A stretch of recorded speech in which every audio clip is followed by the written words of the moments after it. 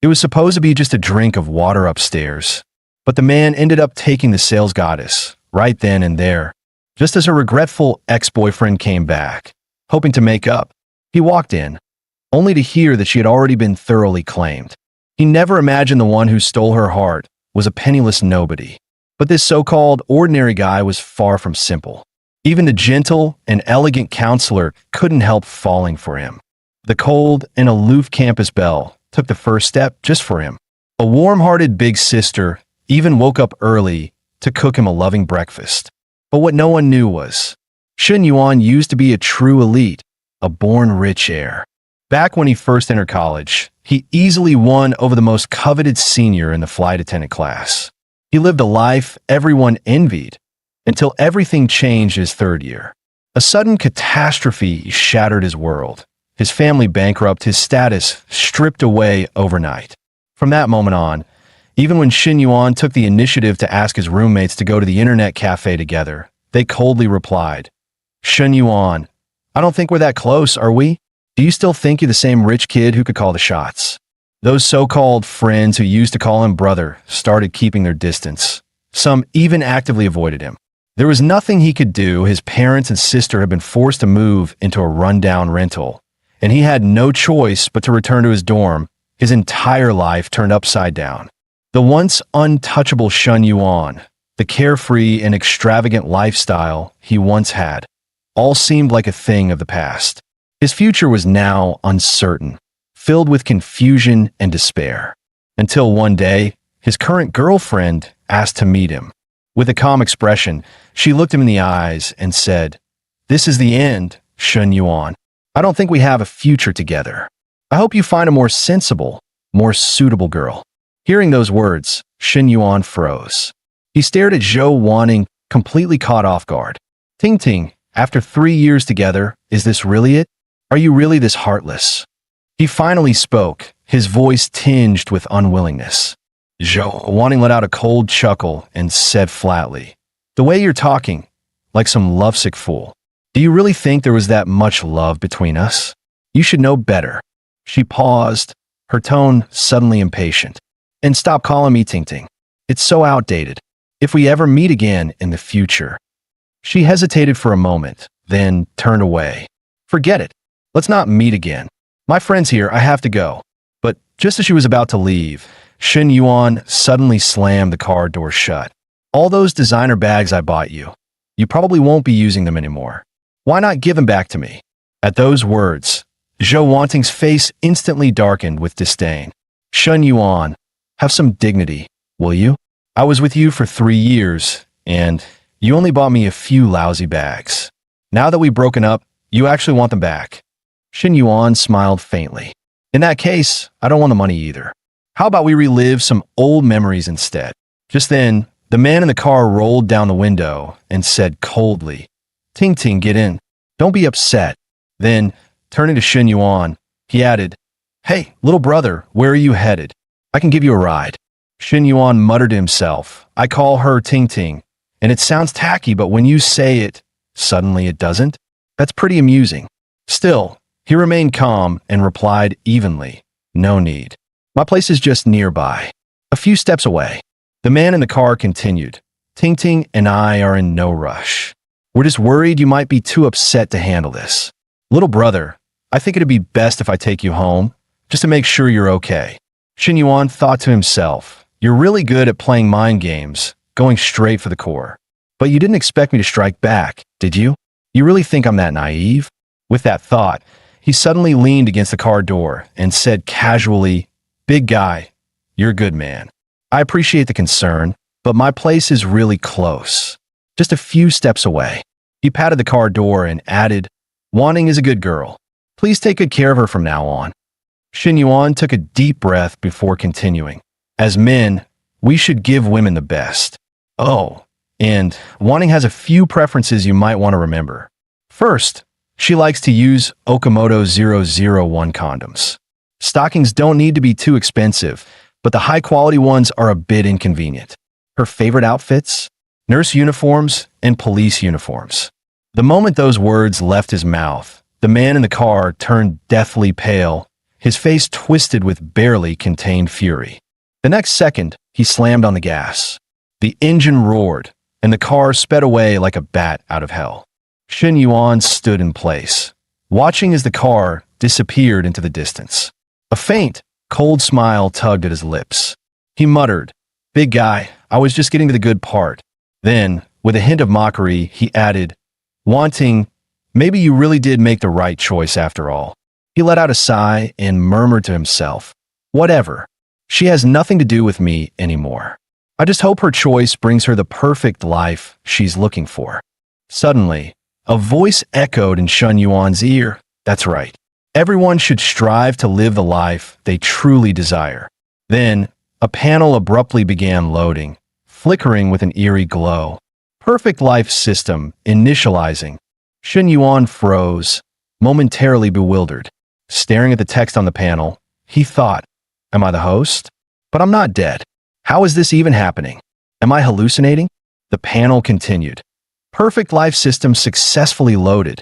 A perfect life requires not only wealth as a foundation, but also the favor of the opposite sex. Time-limited mission activated. Spend money on a female friend with a favorability score above 60 and gain their affection. Mission reward. The system will refund 3 times the amount spent. If the female friend's favorability increases by 3 points within the period, the refund will be doubled. Note: only personal savings or cash can be used for expenses. Shen Yuan suppressed the chaos in his mind and muttered under his breath, "This system has to be rigged. This isn't real. Get out of my head." But no matter how hard he clutched his head and shook it, the panel remained. Suddenly, a familiar voice called out from behind him, "Shen Yuan." The voice was loud and clear, carrying a hint of reprimand. "Come on, dude. It's just a breakup. It's not that serious." Shen Yuan turned around and saw Li Xiao, his student counselor. With a faint smile on her lips, she continued, "Isn't it just bye-bye, on to the next? That's what the guys always say, right?" Shen Yuan suddenly froze. His gaze instinctively shifted to Li Xiao's head, where a number was flickering above her. At the same time, the panel's voice rang out again. Li Xiao's favorability toward the host, 65. Shen Yuan's mind raced. A number and a description above her head? Could the perfect life system actually be real? Wasn't it just a hallucination? Seeing him still dazed, Li Xiao smiled slightly and patted his shoulder. "Shen Yuan, snap out of it. Don't space out." Shen Yuan finally snapped back to reality, internally astonished. Am I actually lucky for once? Scratching his head awkwardly, he tried to cover up his unease. "It's nothing, just a bit sudden, that's all." Seeing that he had calmed down, Li Xiao asked, "By the way, about the scholarship I mentioned last time, what do you think? You need to submit your documents soon. This is the only way I can help you now." However, Shen Yuan responded coldly, "A few thousand yuan won't even make a dent in my family's debt. Why not give the scholarship to someone who actually needs it?" Hearing his words, Li Xiao didn't push further. She simply nodded lightly. "All right, if you ever need anything, feel free to come to me, even if it's just about relationships." With that, she turned to leave. "I'll get going now. If you need anything, don't hesitate to reach out." Watching her walk away, Shen Yuan's mind raced. Li Xiao fits the system's time-limited mission criteria. If I complete it, will I really get double the refund? Should I test it out? With that thought, he suddenly stepped forward and grabbed Li Xiao's hand. "Miss Li, thank you for always looking out for me. Hold on, let me buy you a drink." Smiling, he handed her a cup of milk tea. "Here, Miss Li, this is for you." Seeing the milk tea Shen Yuan handed her, Li Xiao's face instantly flushed. She murmured softly, "Thank you." At that moment, Shen Yuan's phone suddenly vibrated. He checked the message. His balance had originally been 87 yuan. After spending 6 yuan on the milk tea, it dropped to 81 yuan. Then, he received a deposit of 18 yuan, bringing his balance to 99 yuan. It worked. The double cashback was real. A thought struck Shen Yuan. If I can keep Miss Li's favorability above 60, I can keep spending money on her and continuously earn cash back from the system, right? This means I have a chance to pay off my family's debt. And if I play this right, We could even become wealthier than before. Determination filled Shen Yuan's eyes. I'll get back to where I was. No, I'll surpass my former self. But right now, my total funds are only 99 yuan, way too little. The most urgent task is to secure more capital and find the right women to spend money on so I can truly start my comeback. A moment later, Shen Yuan checked his account statements and did some quick calculations. Gold bar credit limit, 8,000 yuan. Loan limit, 20,000 yuan. Business loan, 21,585 yuan. Plus my 99 yuan balance. That's a total of 49,684 yuan. In Miss Lee's eyes, I'm just a student from a fallen wealthy family. If I want her to accept an expensive gift, I need to be a bit more subtle. Time ticked by. An hour later, Shen Yuan had already purchased a handbag and promptly tossed it into the trash. This bag cost 39,800 yuan, part of this year's spring collection. I have to say, this high-quality replica is good enough for Miss Lee to accept. Standing outside Li Zhao's apartment, he knocked on the door while thinking, I wonder if Miss Lee has a boyfriend. The door opened, and Li Xiao looked surprised. Shen Yuan? Is that you? Shen Yuan flashed a casual smile and said lightly, Sorry to disturb you. Miss Lee, were you cooking? Li Xiao studied him with slight suspicion. Is something wrong? Shen Yuan hesitated for a moment before speaking sincerely. Miss Lee, you've looked after me for 3 years in college. I used to take that for granted, but today I truly realized how valuable and heartwarming your help has been. This is just a small token of my appreciation. I really hope you'll accept it. Li Xiao immediately waved her hand, a slightly embarrassed smile appearing on her face. No, Shen Yuan. I'm your teacher. This is just my job. Nothing special. I treat all my students the same way. Shen Yuan smiled slightly, but continued to insist. Actually, it's just a high-quality replica. It's only worth 200 yuan. Miss Lee, you know my family situation. Do you think I can afford to waste money? You've helped me so much, and I don't want to just accept that without giving something in return. This bag may not be worth much, but it's a small gesture of my gratitude. If you don't mind, please take it. After a moment of hesitation, Li Xiao finally nodded. All right, since you're so insistent, I'll accept it. I'll return the favor someday, maybe during a holiday or on your birthday. Just as they were talking, a sudden burnt smell wafted out from the kitchen. Li Xiao's eyes widened in shock. She rushed toward the kitchen, shouting, Oh no, my stir-fry is burning. She peeked her head out from the kitchen and saw Shen Yuan still standing at the door. With a smile, she said, Shen Yuan, you haven't had dinner yet, have you? Stay and eat with us. Shen Yuan smiled to himself, thinking, as long as Miss Lee doesn't have a boyfriend, I can get closer to her. He knew that close interactions could effectively increase her favorability, allowing him to earn more cash back from the system.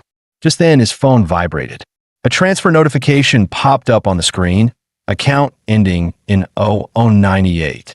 Deposit, 119,400 yuan. Current balance, 120,200 yuan. Seeing his balance surge, Shen Yuan was ecstatic. A 39,800 yuan handbag yielded a cashback of 119,400 yuan, 3 times the amount. After deducting the cost, he had made nearly 80,000 yuan in profit. He had spent 80,000 yuan before, but this was the first time he had actually earned money. Making money on his own felt incredible. This was youth. This was victory. Just as he was basking in his excitement, Li Zhao's voice snapped him out of it. Shen Yuan, sit down and eat. What are you spacing out for? Shen Yuan glanced at the table. There were 2 sets of utensils. With a curious expression, he asked, Just the 2 of us? Miss Lee, where's your boyfriend? Li Xiao was momentarily startled, then let out a soft chuckle. Boyfriend? That's a problem I haven't figured out yet. Realizing the situation, Shen Yuan awkwardly said, Miss Lee, let me help you clean up. It'll just take a minute. However, before he could even move, a sudden voice called out, What do you think you're doing? Shen Yuan turned sharply, only to see Li Zhao's younger sister, Li Meng, standing at the doorway, eyes filled with hostility. Flustered, Shen Yuan quickly explained, "It's nothing." Meanwhile, Li Xiao noticed her sister had returned and smiled. "Why are you home so late today? Come eat." Turning to Shen Yuan, she introduced her. "This is my younger sister, Li Meng." Shen Yuan met her gaze, seeing the clear look of disdain in her eyes. Feeling uneasy, he quickly greeted her, "Hi." Li Meng responded coldly, "I feel sick." The awkwardness in the air was palpable. Sensing the tension, Shen Yuan quickly said, "Miss Li, I already ate before coming. I should head back to school. See you there." Li Xiao seemed a little confused. "But you were about to sit down. Why the sudden rush?" As soon as Shen Yuan left, Li Meng leaned in and whispered into her sister's ear, "Sis, do you even realize what's happening? That guy is totally after you. He's got ulterior motives." Li Xiao's face stiffened slightly. She quickly cut her off. "Don't be ridiculous. Shen Yuan is just my student. Now sit down and eat. Stop overthinking it." Back at school, Shen Yuan walked while deep in thought. Who should I spend money on next? Miss Li was a teacher, which meant he had to be careful. Besides, she didn't seem materialistic like Zhou wanting. Just as he was lost in thought, someone suddenly bumped into his shoulder. Turning around, he saw his roommate, Huang Haibao. Huang Haibao's hands were trembling as he held up his phone. In a hushed voice, he said, "Bro, oh my goddess, Fang Minhui. She just went to the movies with that hitman, Li Jianpeng." Fang Minhui. That's how Huang Haibao always referred to her. She was the flower of the international trade class and the girl he had been secretly in love with for a long time. They had never interacted before, not even spoken a word to each other. Hearing the news, Shen Yuan chuckled awkwardly. "Well, good luck with that." Huang Haibao looked confused. "Bro, what kind of reaction is that? Don't tell me you're laughing at me." Just then, the two of them suddenly saw Fang Minhui appear in front of them. Huang Haibao's eyes lit up with excitement. She just went to the movies with Li Jianpeng. But Yuan bro, they didn't go to a hotel afterward. I'm so happy. That means I still have a chance, right? Shen Yuan glanced at Huang Haibao, feeling a little exasperated. "You like a girl, but you act like her servant. Haibao, what exactly do you get out of this?" But at that moment, Shen Yuan's eyes suddenly widened and his heartbeat quickened. He gasped under his breath. "Damn, she has a number above her head too, and it's even higher than Miss Li's." As Fang Minhui walked by, her friend whispered to her, "Did you hear? Shen Yuan just got dumped by his girlfriend." Upon hearing that, Fang Minhui couldn't help but glance back at Shen Yuan. Her friend continued, "I never liked Shen Yuan. Remember back in freshman military training? I shouldn't have encouraged you to approach him or even bought him that drink. Rich kids all have bad tempers. They think they're superior just because their families have money. That's understandable. But if their family goes bankrupt and they're still that arrogant, who wouldn't dump them? Good thing you two never got together. Otherwise, that would have been 3 years of your life wasted." Shen Yuan suddenly noticed that Fang Minhui's favorability score toward him was dropping rapidly. He frowned. "I finally come across a girl who already has some favorability toward me, and it's suddenly tanking? No way. I can't just sit back and let this happen." In a hurry, he grabbed Huang Haibao's shoulder and whispered, "Haibao, if I start dating Fang Minhui, would you mind?" Huang Haibao struck a pose he thought was his most attractive and smirked. "The problem is, you couldn't even get the campus bell when you were rolling in money. And now you think you can? But if you really want to know, no, I don't mind. As long as she doesn't end up with Li Jianpeng, she can date whoever she wants." Shen Yuan grinned, excitement surging in his chest. "That's what I was waiting to hear. I'm going after her." Before the words had fully left his mouth, he was already sprinting toward Fang Minhui. He shouted loudly, "Fang Minhui!" Fang Minhui and her friend both froze. Neither of them expected Shen Yuan to suddenly call out to her. Her friend quickly stepped in front of her, eyeing him cautiously. "Shen Yuan, what do you want?" Shen Yuan smiled, his tone relaxed. "Actually, I wanted to ask, are you free tomorrow? I reserved a table at Four Seasons Sushi. Would you like to join me for dinner?" Fang Minhui was taken aback by the sudden invitation. Her friend, however, was more skeptical about Shen Yuan's finances. "That Japanese restaurant starts at over 1,000 yuan per meal. Are you sure you can afford it?" Shen Yuan's smile remained steady as he spoke slowly. After dinner, let's take a walk. I have a small request. I'd like you to help me pick out a birthday gift for my little sister. If you're okay with it, just let me know by noon tomorrow. Before Fang Minhui could say anything, Shen Yuan simply smiled and said, I'll head out now. Let's talk tomorrow. Fang Minhui hesitated for a moment and asked, We just watched a movie with Li Jianpeng, and now I'm going to dinner with someone else? Is that really okay? However, her best friend thought differently. She grinned and said, Go for it. This isn't even a big deal. Besides, it's top-tier Japanese cuisine. Her best friend continued, Shen Yuan might be a bit materialistic, but at least he's handsome. Li Jianpeng? He's just rich. If Shen Yuan's family were still doing well, Li Jianpeng wouldn't even be a competition. Fang Minhui hesitated for a moment, but in the end, her friend's words convinced her. With a light smile, she said, All right, it's just dinner and a little shopping. It's not like I'm doing anything shady. I'll text it back later. And so, the next evening, the two of them met at the Japanese restaurant as planned. Before long, the waiter arrived, placing the premium two-person meal that Shen Yuan had ordered onto the table. After the waiter left, Fang Minhui looked at Shen Yuan and said, I heard your family has been going through some tough times recently. You really don't have to waste money like this. Shen Yuan gave a relaxed smile and responded, It's fine. This place serves amazing Japanese food, totally worth it. Observing Fang Minhui's natural expressions and slight shyness, a strange feeling surfaced in Shen Yuan. He reassured himself, Calm down. Stay cool. We haven't played cards together in 2 months. Don't get intimidated by her presence. Just stay calm, stay calm. Fang Minhui couldn't help but feel a little awkward. Shen Yuan's actions touched her, but she was also slightly suspicious. She asked, Did you really invite me to dinner just to help you pick a birthday gift for your sister? Yuan's eyes flickered as he looked directly at her and replied in a steady tone, Honestly, I wanted to ask you out for dinner for a while. I just never found the right opportunity. The moment those words left his mouth, Fang Minhui's favorability score took a sharp dive. Shen Yuan felt a jolt of panic. Was she unhappy with my answer? Why is her favorability suddenly dropping again? Determined to recover, he softened his voice and said sincerely, Back during military training, you used to buy me drinks and chat with me at night. I've always kept those memories close to my heart. Fang Minhui's eyes flashed with surprise. Then she smiled slightly. I'm surprised you actually remember that. Shen Yuan chuckled and scratched his head. How could I forget? The atmosphere between them subtly shifted. Shen Yuan kept reminding himself, Stay calm. Stay calm. An hour later, Shen Yuan paid the bill and left. The meal had cost him 2,700 yuan. Fang Minhui felt a bit touched. That meal cost nearly her entire month's living expenses. By contrast, even though Li Jianping came from a wealthy family, he acted like a total cheapskate during their movie date, saying, We can just eat at the school cafeteria, and didn't even dare to take her to a proper restaurant. At that moment, Shen Yuan's phone suddenly buzzed.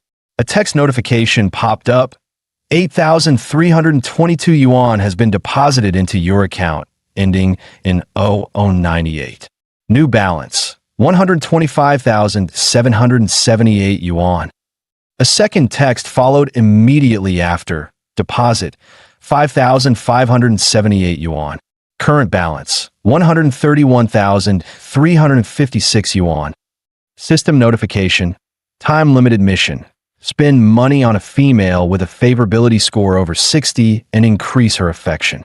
Mission reward. The amount spent will be refunded at a 3x rate. If favorability increases by 3 points, the refund will be doubled.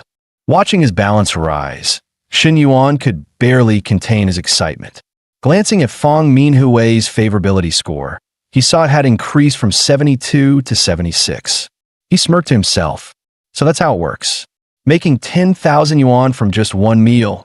Now that's satisfying. The more Fang Minhui looked at Shen Yuan, the more pleasing he seemed to her eyes. She couldn't help but think to herself, so this is what they call the charm of money. She instinctively grabbed Shen Yuan's arm and smiled. Come on, let's go. We still need to pick out a gift for your sister at the International Finance Center. However, just as they reached the entrance, Shen Yuan ran into his ex-girlfriend, Zhou Wanting, and her uncle. Zhou Wanting's first reaction was confusion. Why is he here?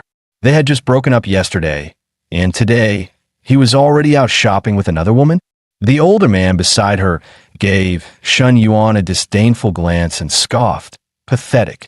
What's a broke student like you doing in a place like this? The uncle was fuming inside.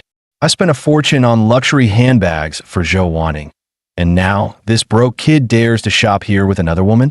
A bankrupt, debt-ridden student. How the hell does he have a girl by his side? Shen Yuan lowered his voice and said to Fong Minhui, "Let's check out another store instead." Seeing this, the older man smirked. "Since you're already at the entrance, why not come inside and take a look? It's free after all." Not wanting to back down, Zhou Wanting sneered. "What are you even doing here? And who is she?" Shen Yuan smiled faintly and replied, "What a coincidence. I'm here to shop for a gift for my sister." The older man let out a mocking laugh. "Wow, shopping here for a gift? You think you can actually afford anything?" Zhou Wanting leaned in close to Fong Minhui, speaking in a deliberately malicious tone. "Miss, I don't know you, but let me give you a word of advice. Don't let yourself get played by guys like him." Shen Yuan's eyes turned icy. He immediately pulled Fong Minhui behind him and snapped coldly, "None of your business." "Played? Who have I played? You? Did I play you?" The older man smirked and continued his ruthless taunts. "Shen Yuan, that's no way to speak to Wanting. A real man should have class. Besides, Wanting is your ex. We all know about your family situation. You're bankrupt and buried in debt. There's no need to pretend you're rich. No one's going to laugh at you." Shen Yuan didn't bother replying, but deep down, his disgust for these two had reached its peak. They really are a perfect match. Absolutely revolting. Just then, a system notification sounded. A perfect life should never be belittled by others. Immediately after, a new limited-time mission appeared. Mission: spend money on a female with a favorability score above 60 while causing negative emotional reactions in others. Reward: for every 5 points of negative emotion generated due to the host will receive double the cashback amount. Note: this mission can be stacked with a regular cashback bonus for spending on females. A smirk appeared on Shen Yuan's face. He quickly checked Zhou Wanting's and the older man's favorability scores. Both were in the negatives. He thought to himself, "I was planning to let this slide. I didn't want to cause a scene in public. But you two just had to push it. Since the system has given me a mission, I see no reason to hold back anymore."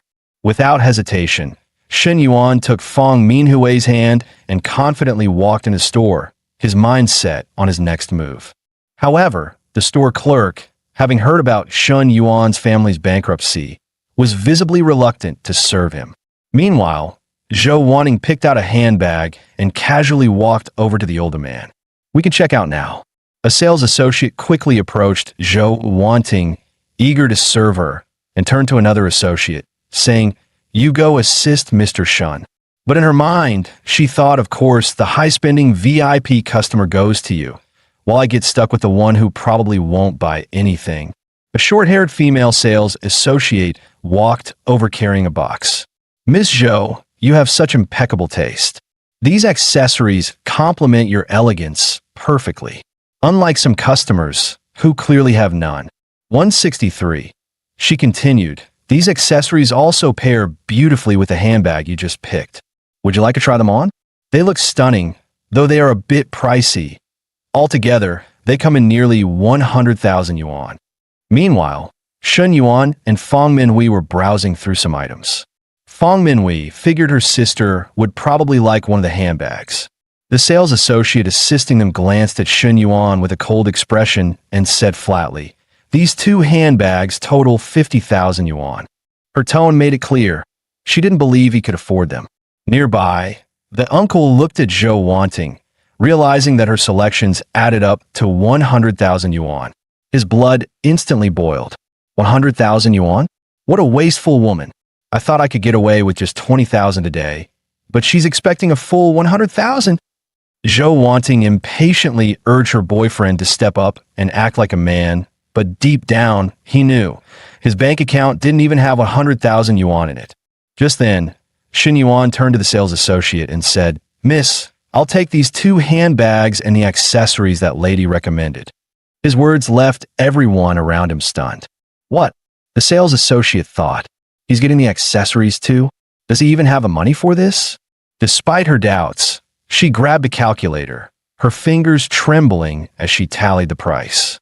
Mr. Shun, the total for the handbags and accessories comes to 131,000 yuan. Shen Yuan's mind raced. Perfect. That's just the right amount to round off my earnings after dinner. Without hesitation, he pulled out his bank card, ready to complete the payment. The sales associate was still processing everything. He didn't just buy 2 handbags, he got the accessories too. Over 130,000 yuan in one go. She never expected that Shun Yuan would be even more extravagant and domineering than before. Zhou Wanting was livid. She stomped her foot in frustration and demanded loudly, Shen Yuan, didn't your family go bankrupt? Where did you get all this money? You didn't take out a loan, did you? Shen Yuan smirked and replied casually, think whatever you like. Besides, it's not like you're short on money. Why not have your man buy you another handbag? It's just a few thousand yuan. Not a big deal for him, right? He continued mercilessly, his tone dripping with mockery. A true gentleman isn't just charming. He should also be generous. Your Audi A8 is worth at least 600,000 to 700,000 yuan. Are you really sweating over pocket change? Zhou Wanting immediately grabbed her boyfriend's arm, whispering angrily, June, step up and be a man. Don't let him. But panic surged in the man's chest. Shit, my 8 was bought on credit. I can't let Ting Ting find out. Feigning a phone call, he quickly turned away, looking for an excuse to escape. Seeing him rush off, Zhou Wanting's expression turned icy. She threw one last glare at Shen Yuan and snapped, mind your own damn business. Then, she spun around and left. As the two disappeared, Shen Yuan noticed that their favorability scores had dropped even further. It was clear he had successfully triggered their negative emotions, fulfilling the system's mission. A wave of indifference washed over him. Whatever. I don't need to waste another thought on them. As long as the mission is complete, that's all that matters. Shen Yuan handed the newly purchased handbag to Fong Minhui. Startled, she quickly waved her hands, refusing. It's too expensive. I can't accept it. Shen Yuan chuckled. It's nothing, just a handbag. After being mocked and humiliated by those two for so long, I feel a little bad. Please take it as an apology. Come on, just accept it. The next second, he handed her the other handbag along with the accessories. Fong Minhui was stunned. Wait, wasn't this the one Shen Yuan said was for his sister? Shen Yuan smiled lightly. I'm not sure if my sister would like it, but at least I know you will. In reality, his thoughts were quite different. Are you kidding me? If I actually gave this to Shun Xian, that little brat would scold me for wasting money and then rat me out to my parents. I always planned to buy these for you. Just take them so I can get my cash back. Fong Minhui felt a little anxious, worried that Shen Yuan might think she was a gold digger. But Shen Yuan simply smiled and reassured her, relax, this is just the beginning. We still have a long way to go. Just take it. If you refuse, I'll be really hurt. Suddenly, a system notification popped up. Host has completed the time-limited mission. Negative emotion points. -15. Triple cashback credited. Bonus for female, spending activated. Total reward, 6x cashback, amounting to 786,000 yuan. Shen Yuan smirked inwardly. Fong Minhui is my personal money tree now. I need to maintain her favorability well. I can't let my previous mistake happen again. Although he was tempted to cash in immediately, he knew that these things couldn't be rushed. Patience was key. Letting things flow naturally was the better approach. So, he decided to take Fong Minhui straight back to campus. On the way, Fong Minhui sighed to herself. He really is different from Li Zhanping. He didn't even suggest going to a hotel. If he had, I honestly don't know what I would have done. Back at the dorm, Shen Yuan saw Li Zhanping surrounded by a group of guys. He was basking in their admiration, proudly bragging about how he had won over the campus beauty. The group of guys worshipped him, as if celebrating his grand victory. As Shen Yuan walked by, Li Zhanping deliberately raised his voice and announced, we should have a full class gathering soon. A dinner together, it'll be fun. Everyone should come. Back in the dorm, his roommates were fuming. Did you hear that? That bastard Li Jianpeng can't wait to broadcast to the whole school that he went to the movies with the campus beauty. He's clearly taking a shot at our dorm, room 503. But Shen Yuan simply smiled with confidence. Relax. There's no way Fang Minhui would ever date Li Jianpeng. His roommates didn't believe him. They scoffed, oh come on. Stop bluffing, idiot. Didn't Fang Minhui literally go to the movies with Li Jianpeng last night? Who knows what else they did? Didn't she reject your date invitation today? Looks like she's really with him now. Ignoring their comments, Shen Yuan glanced at his bank account balance. It was stacked. It's time to go home. The next day, Shen Yuan returned home, only to find his uncle there as well. His father looked at him, smiling. Go inside and wait for a bit. We adults need to talk. Standing outside, Shen Yuan overheard that his uncle was here to collect a debt and that the full amount had to be repaid within 2 days. His mother, clearly displeased, snapped back. Shen Yaoda, how could you? When you didn't have the money to start your car wash business, who lent you 300,000 yuan? And after you borrowed it, did we ever pressure you to pay it back? But now, we lend you just 200,000 yuan, and you keep coming back to demand more. What's the meaning of this? His father sighed helplessly and tried to smooth things over. Let's not make a scene. He's got his own struggles. But his mother scoffed coldly. Struggles? Does he not know our current situation? I even asked his daughter-in-law. There's no financial trouble on their end at all. The so-called uncle waved his hand impatiently. Paying back debts is the natural order of things. Lucky for you, we're family, so I'm being civil about it. If it were someone else, you'd be dealing with real debt collectors by now. His mother exploded in anger. Debt collectors? Unbelievable. The Shen family really has no sense of gratitude. We treated him so well in the past, and now look at what he's become. Shen Yuan's father tried to offer a solution. Why don't you sell some of your gold jewelry? We can always buy it back later when we have the money. At that moment, a system notification popped up. A perfect life should not be burdened by debt. Limited time mission. Repay a debt for your family or yourself. First-time repayment of 200,000 yuan will unlock a 1 million yuan exclusive spending limit for purchasing a car. Shen Yuan sighed. Perfect timing, system. Even though the mission had been issued, he still wanted to help ease his parents' burden. Before long, his mother brought out a wooden box. She had been reluctant to sell her gold jewelry for years, but now it was worth tens of thousands. However, as she went through the items, she suddenly realized 2 gold rings were missing. Hearing this, Shen Yuan felt a pang of guilt. Back in my freshman year, I stole those 2 rings to buy a handbag for Zhou wanting. Dad, Mom, I struck it rich. Without another word, Shen Yuan stepped outside. His parents exchanged glances, thinking he was joking. With the little money you have, you'd be better off reloading your meal card. Shen Yuan didn't explain. He simply transferred 200,000 yuan to his father's account. The moment his father checked his phone, his eyes widened in shock. Son, where did you get all this money? Shen Yuan grinned and casually explained, remember all the allowance you used to give me? I pulled some of it with a friend and invested in Bitcoin. He told me not to touch it, said there was still a lot of room for growth. I only cashed it out in the last couple of days. His mother was moved and praised him emotionally. Son, you really pulled our family out of this mess. His father nodded firmly. I'll go pay him back right now and get rid of this headache. Once the debt was settled, his mother turned to the uncle and said icily, the money's been sent. Now get lost. From now on, let's keep our families out of each other's business. The uncle was stunned, clearly not expecting them to actually pay up. But Shen Yuan's mother had no patience left. Are you deaf? I said get out. Now. After being kicked out, the uncle started to feel a pang of regret. My cousin owed nearly 100 million yuan. As time passed, he became more and more desperate for money.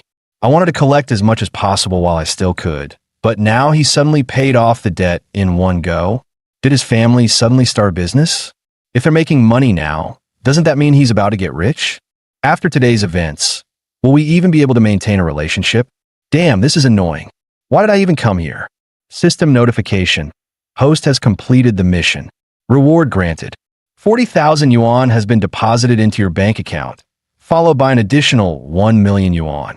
Current balance, 2,186,356 yuan. Aside from the funds designated for purchasing a car, Shen Yuan's net worth had now exceeded 1 million yuan. Who would have thought? This trip home not only solved his parents' immediate crisis, but also brought in such a massive gain. However, it was still far from enough to completely settle his family's debts. Shen Yuan understood that if he truly wanted to clear his family's debt, he would need a lot more money.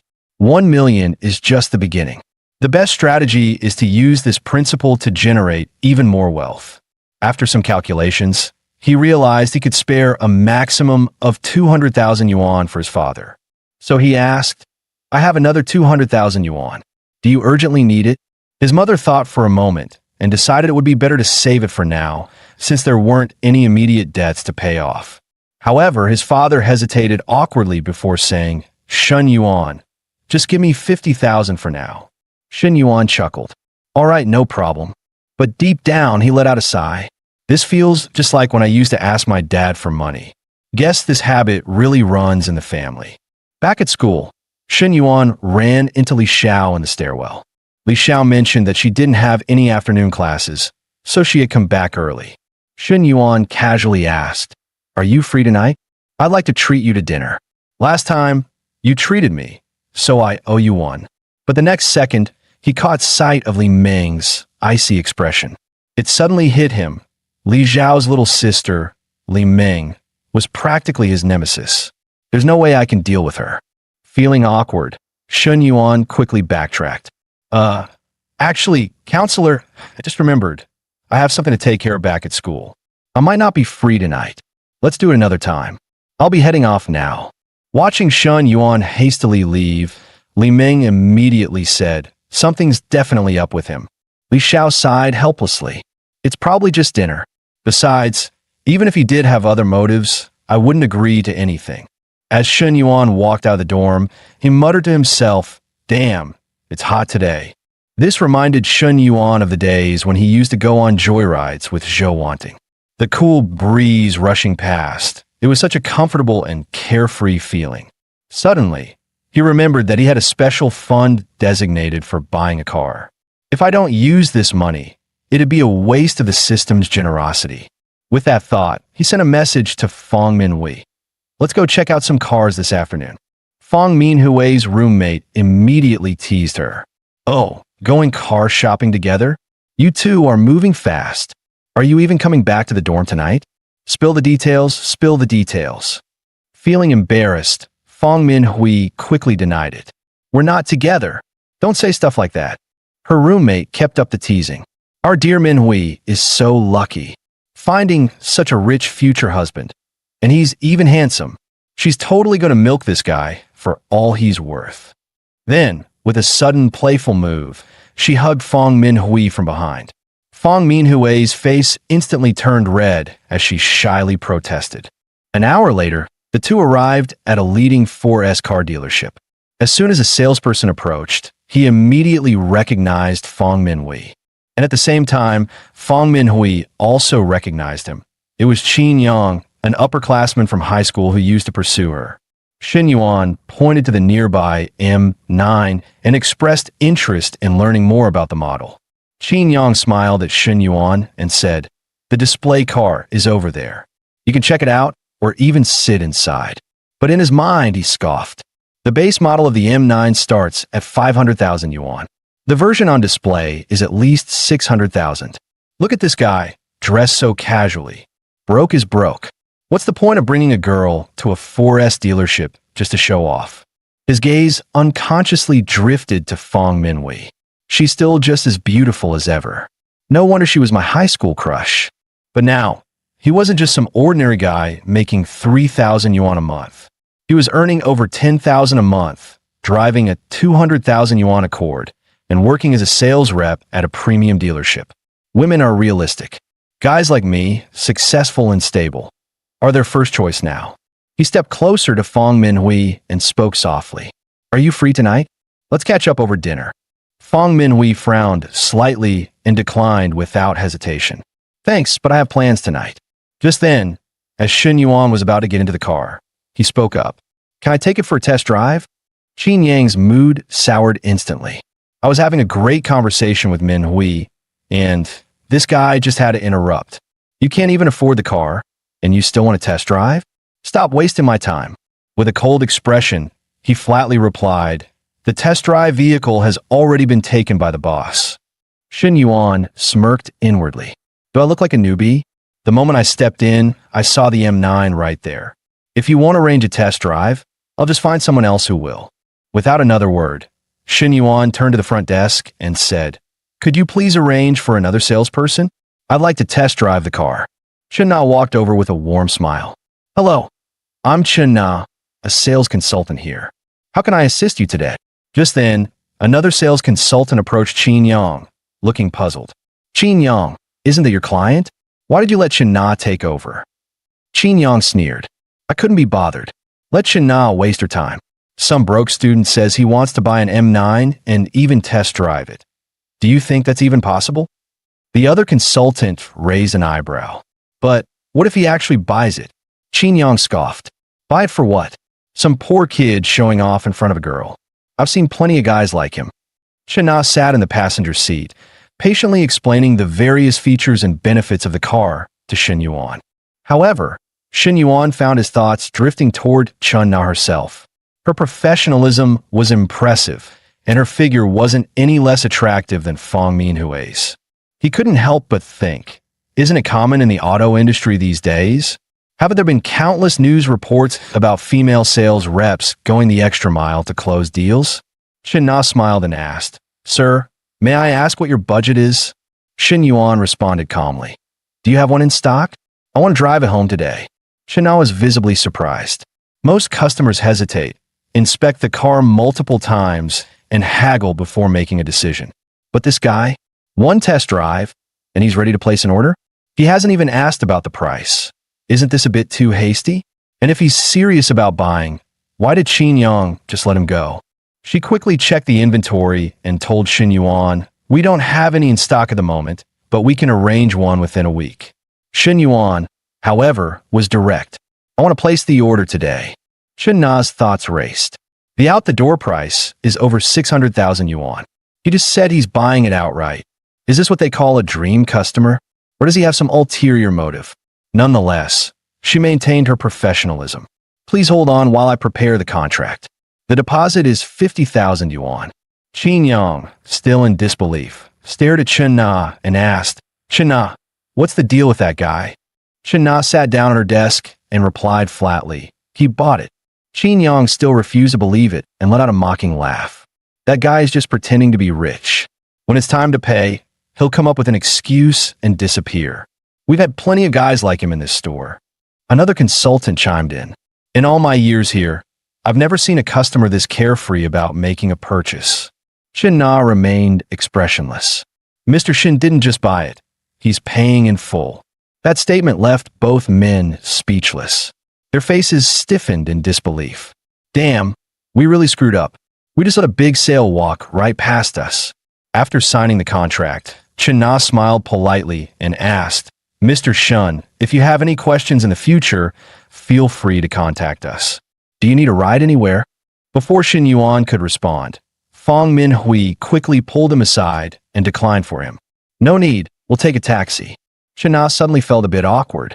She realized she might have been a little too accommodating towards Shen Yuan, which had clearly annoyed Fong Minhui. Shen Yuan glanced at Fong Minhui. Oh, she's jealous. He smirked and said, Minhui, let's go get some dinner. Fong Minhui responded flatly. Oh, Shen Yuan chuckled and explained, she's just a salesperson, and I'm just a customer. That's all. Fong Minhui wasn't entirely convinced. I saw how happy you were chatting with her, and you spent quite a while scrolling through her social media. Shen Yuan waved his hand dismissively. It's just a habit. Every time I add a new friend, I can't help but check out their profile. A sudden, unfamiliar feeling surged through Fong Minhui's chest, jealousy. She realized she was actually bothered by Shen Yuan interacting with another girl. But why? We're not even in a relationship. So why am I feeling this way? Looking at how freely he spent money, she understood. Shun Yuan would naturally attract other women. She needed to find a way to keep him by her side. Sensing the shift in atmosphere, Shun Yuan quickly changed the subject. Let's eat first. After dinner, we'll head to IFC to pick out your gift.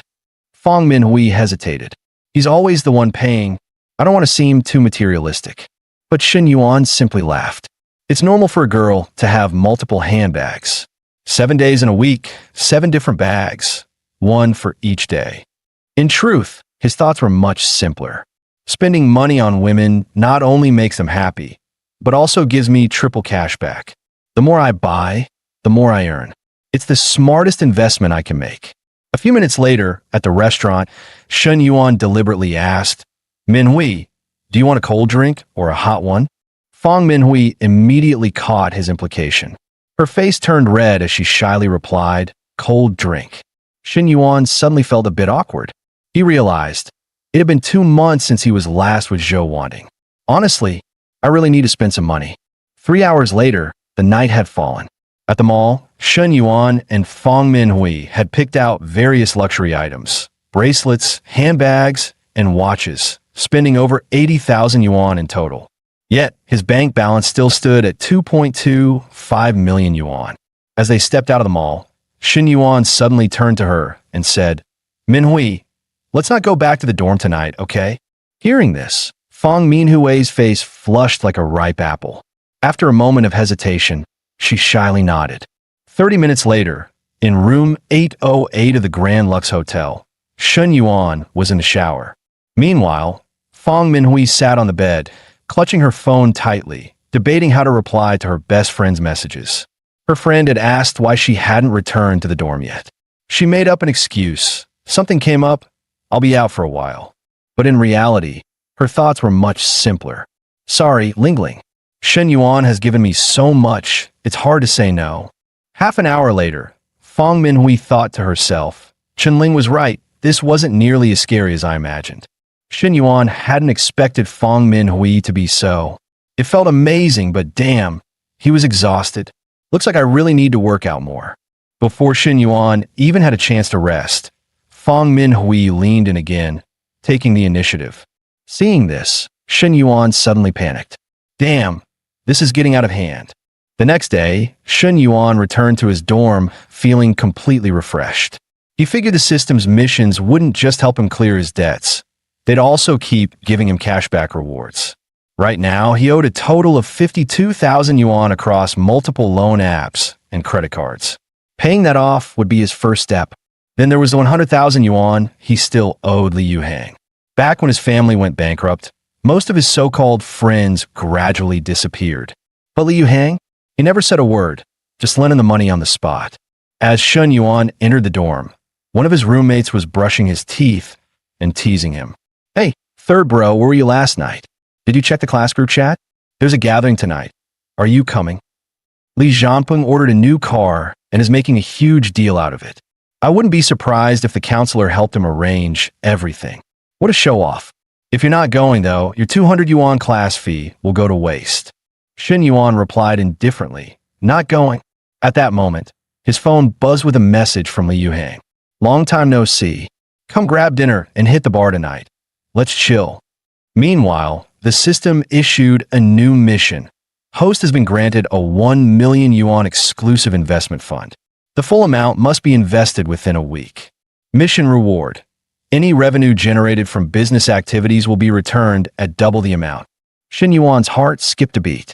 A business-focused mission? This is exactly what I need. I have a lot of money sitting around. I need to find a good investment. Li Yuhang's bar is still under renovation. Maybe I should invest some money and test the waters? Without hesitation, he replied to Li Yuhang. I'm on my way. Inside the Chenglong private dining room at Nanjing restaurant, Lin Guangyao impatiently complained. Li, who are we waiting for? I'm starving. 2 others chimed in. Yeah, aren't all the important people already here? Li Yuhang responded casually. Relax. If you're hungry, order some appetizers. Shun Yuan's almost here. Lin Guangyao frowned. Shun Yuan? Wasn't he bankrupt? Why is he still hanging out with us? Li Yuhang's expression darkened slightly. I'm the one treating tonight, not you. If you don't like it, feel free to leave. Shen Yuan and I have been childhood friends for years. This is different. Soon, the door to the private dining room swung open, and Shen Yuan stepped inside. He explained, I took a taxi, but the driver went the long way. Probably traffic. Lin Guangyao smirked and sneered. A taxi? Look at us. Who here didn't drive their luxury car? You taking a taxi isn't the problem. The real question is, do you already have a personal driver? Before Shen Yuan could respond, the door opened again. This time it was Chen Na. Xia Haijia immediately stood up with a grin. Guys, this is my girlfriend, Chen Na. She's even better than a regular 4S dealership sales rep. If any of you need to buy a car, talk to her. Chen Na's eyes landed on Shen Yuan instantly. She recognized him right away. However, noticing that he didn't greet her first, she decided to play along, pretending they were meeting for the first time. 40 minutes later, Li Yuhang set down his chopsticks, stood up, and said, All right, now that we've all had our fill, let me say a few words. I've been working on setting up a lounge bar, and I want to do it right. Everyone here is a close friend of mine, so I'm giving you all a chance. Who's interested in investing and making some money together? He paused for a moment before continuing. The estimated startup cost is 2.4 million. I'm willing to give up 30% equity, roughly a 700,000 yuan investment. What do you guys think? The room fell silent. Lin Guangyao thought to himself, the Li family makes millions in profit every year. Why would he need others to invest just for a mere 700,000 yuan? His dad must have stopped funding him after his previous failed investments. Xia Haijia calculated in his head. 700,000? I need 2 years just to save that up. Meanwhile, Zhao Zhenggang frowned. We came here just to eat and drink. Why are we suddenly talking about investments? Li Yuhang usually isn't this direct about money. The rest of the group kept their heads down, deep in thought. Whoever speaks first is the fool. Best to just stay quiet. Seeing no one respond, frustration flared in Li Yuhang's heart. These guys have no problem eating and drinking on my dime. They ask me for favors, borrow money without hesitation, but when I need their support, they all go dead silent. Shen Yuan is broke, so I get it. But the rest of them? Feeling disappointed, he spoke coldly. What's wrong? Got your tongues? At least say something. Lin Guangyao finally spoke up. Li, I think it's too early for investments right now. If it's just a cash flow issue, we could all chip in a few grand to get things running. You could just pay us back later once the business makes a profit. Xia Haijia nodded in agreement. Exactly. Jumping in as investors wouldn't be fair to you. This way, you won't feel like you're losing out if you make money later. Right, guys? Although the others remained silent, they all had the same thought. Li Yuhang's track record in business is a disaster. His hot pot restaurant and KTV flopped spectacularly. And now he's opening a lounge bar? Might as well just throw money into the ocean. We all still rely on our families. Our allowances barely cover our expenses. Li Yuhang clenched his jaw. I was offering a legitimate investment opportunity, a way to make real money together. But now, they're treating it like I'm begging for a loan? And Lin Guangyao, he twisted my words on purpose. His expression darkened as he put down his drink. Forget it. If no one's interested, let's just drop it. Lin Guangyao laughed.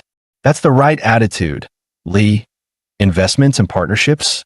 Way too complicated. Let's just eat, drink, and have fun.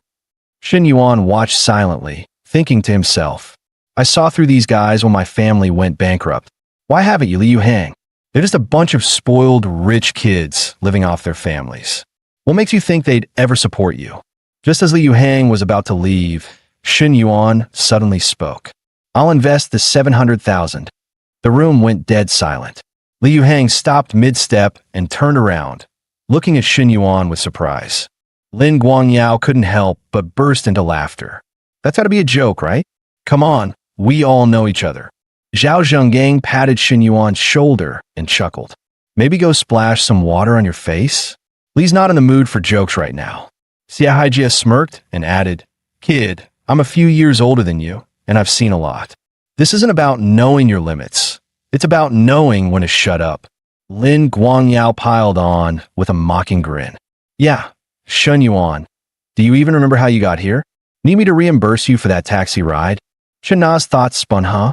Mr. Shun is investing in a 30% stake. Why does everyone think he's bluffing?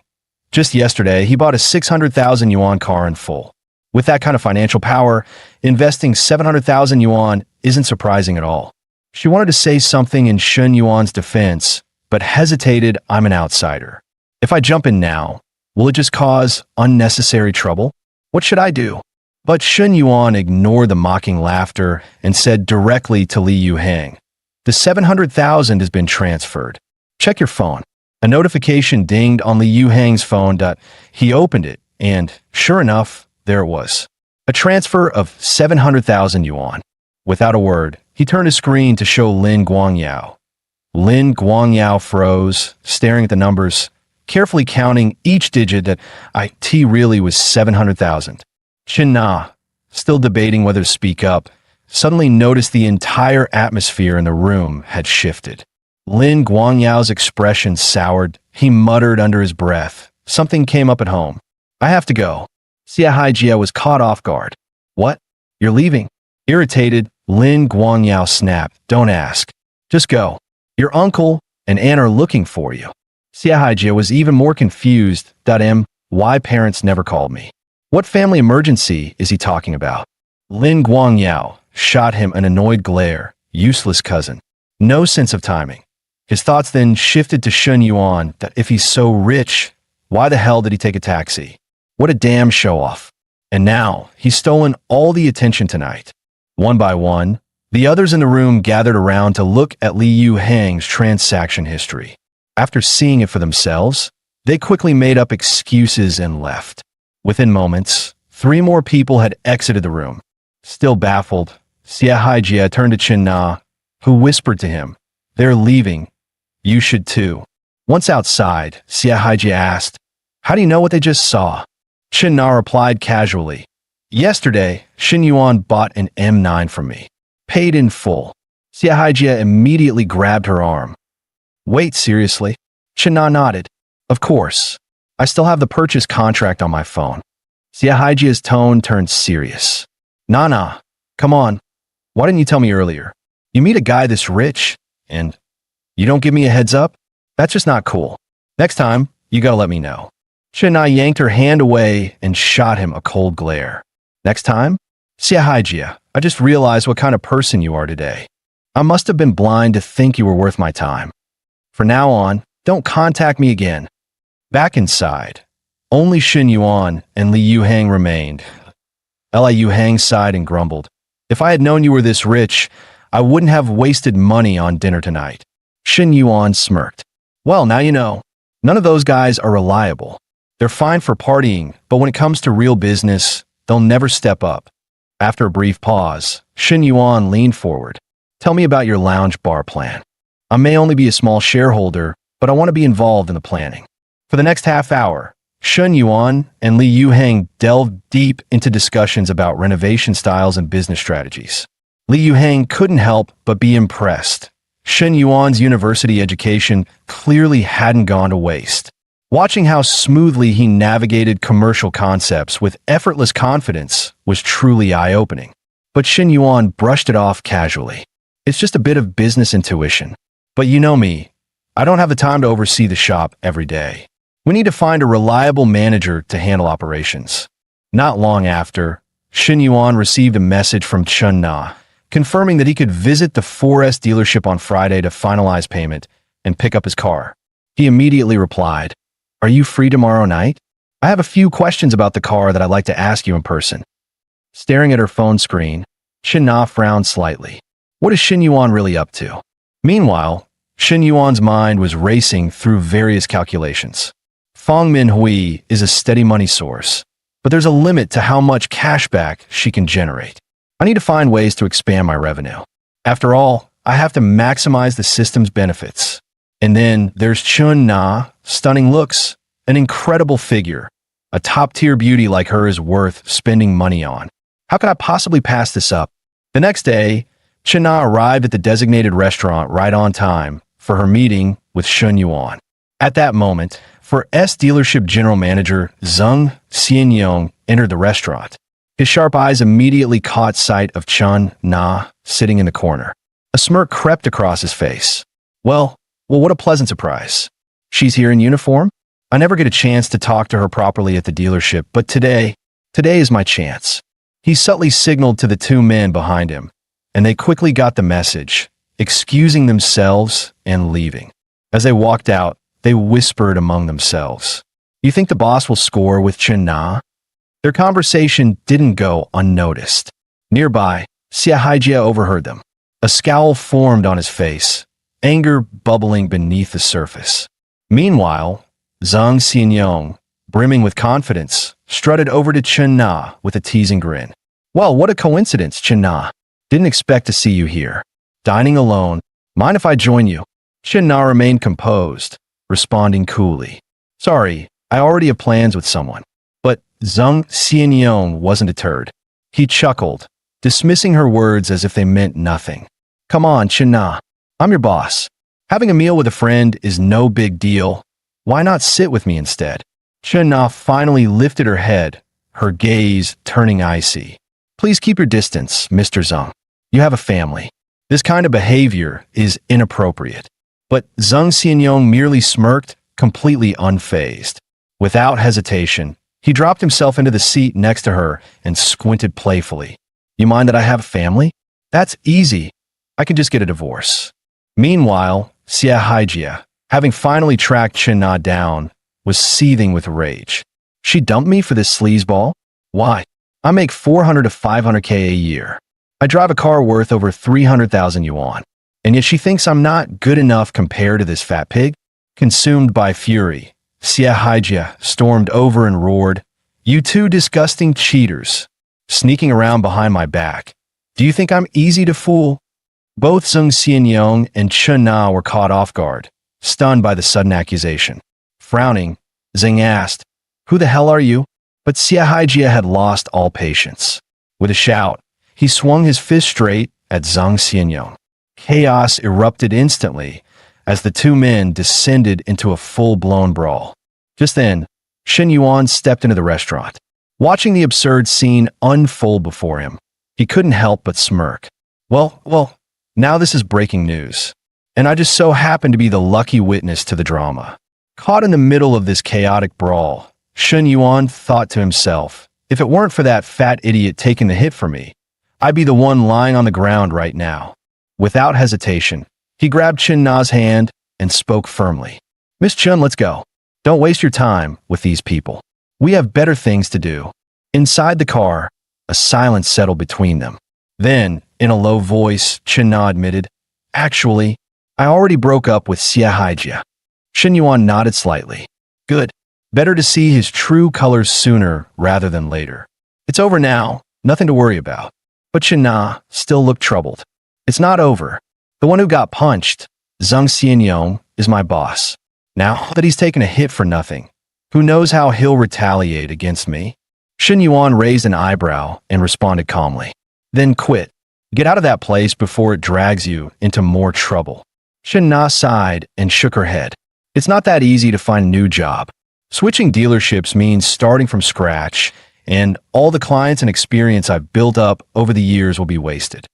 She let out a soft sigh, her voice tinged with exhaustion.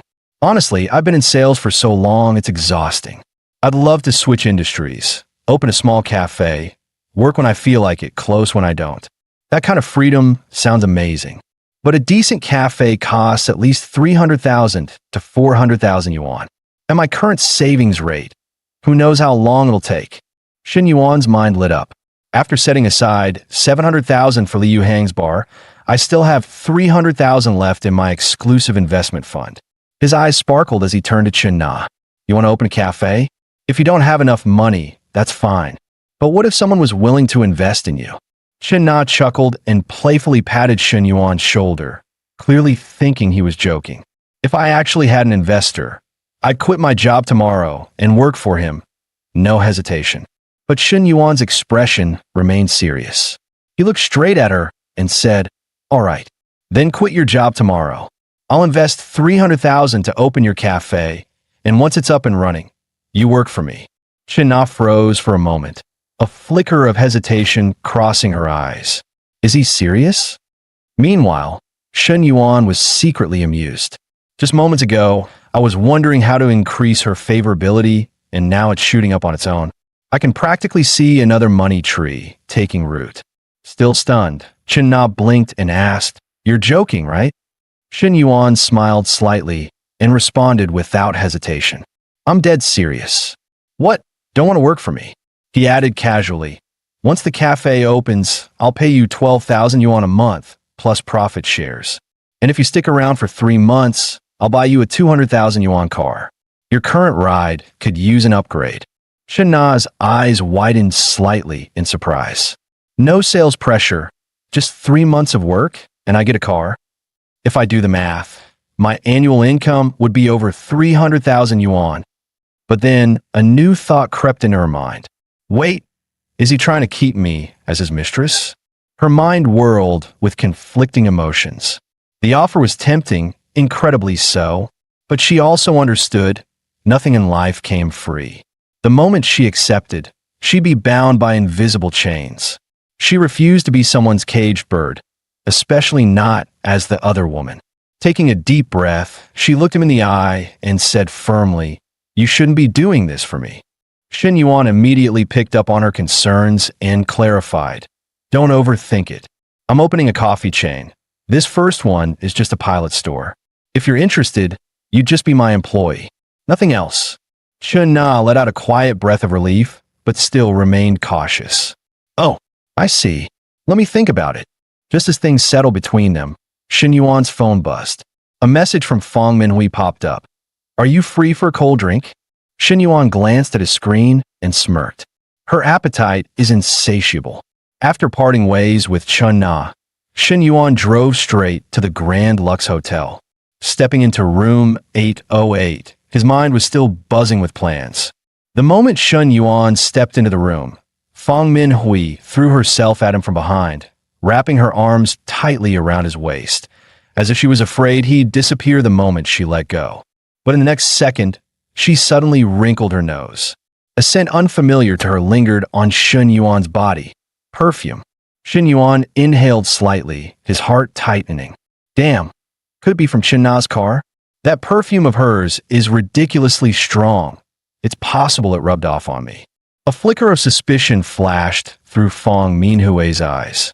She suddenly shoved him away, her voice rising in anger. "Tell me the truth. Did you go see another woman behind my back?" Shen Yuan immediately pulled her back into his arms, his tone urgent. "Of course not. You're the only one for me. I was at the 4S dealership today, handling car paperwork. It must have come from one of the saleswomen there. You know how overly friendly those saleswomen can be." Fang Minhui narrowed her eyes, her anger slightly easing. "Fine, I'll believe you for now. But if something like this happens again, I expect you to tell me first. And those female salespeople, stay away from them, got it?" Shen Yuan nodded quickly, but internally, he scoffed. "This isn't about being unfaithful. This is about the system's missions. I need to spend money on different women to maximize cashback. How could I tie myself down to just one?" Fang Minhui sighed and said she was going to take a shower. But before she could move, Shen Yuan caught her wrist and pulled her close. He whispered, "No need to shower. I like the way you smell just like this." Fang Minhui chuckled softly, leaning in to whisper in his ear. Then we're the same. "Shen Yuan, I love your scent too." A spark of excitement shot through Shen Yuan. "Damn, isn't that supposed to be my line?" "Minhui, you're really setting me on fire here." She murmured against his ear, "Shen Yuan, I like you so much." 2 hours later, Fang Minhui was still glowing with satisfaction, while Shen Yuan let out a helpless sigh. Her stamina is insane. She's even needier than Zhou wanting. She gets all the pleasure, while I'm left completely drained. He smirked bitterly to himself. Why is it that this activity boosts her favorability so damn fast? Last time, one night, pushed it to 86. Tonight, after just 2 rounds, she's already at 90. Suddenly, a system notification popped up, snapping him out of his thoughts. Host has successfully reached a favorability score of 90 plus with an individual. Phase 1 favorability mission complete. Rewards issued. 1 million yuan lottery ticket, 1 million yuan shopping voucher, and 1 unyielding X-ability card. Shen Yuan's eyes widened. 1 million yuan lottery ticket? This means even more cash flow. With this, I might be able to clear my family's debts completely. More importantly, this is my chance to make major moves. But then he froze. Wait, unyielding X-ability? What kind of reward is this?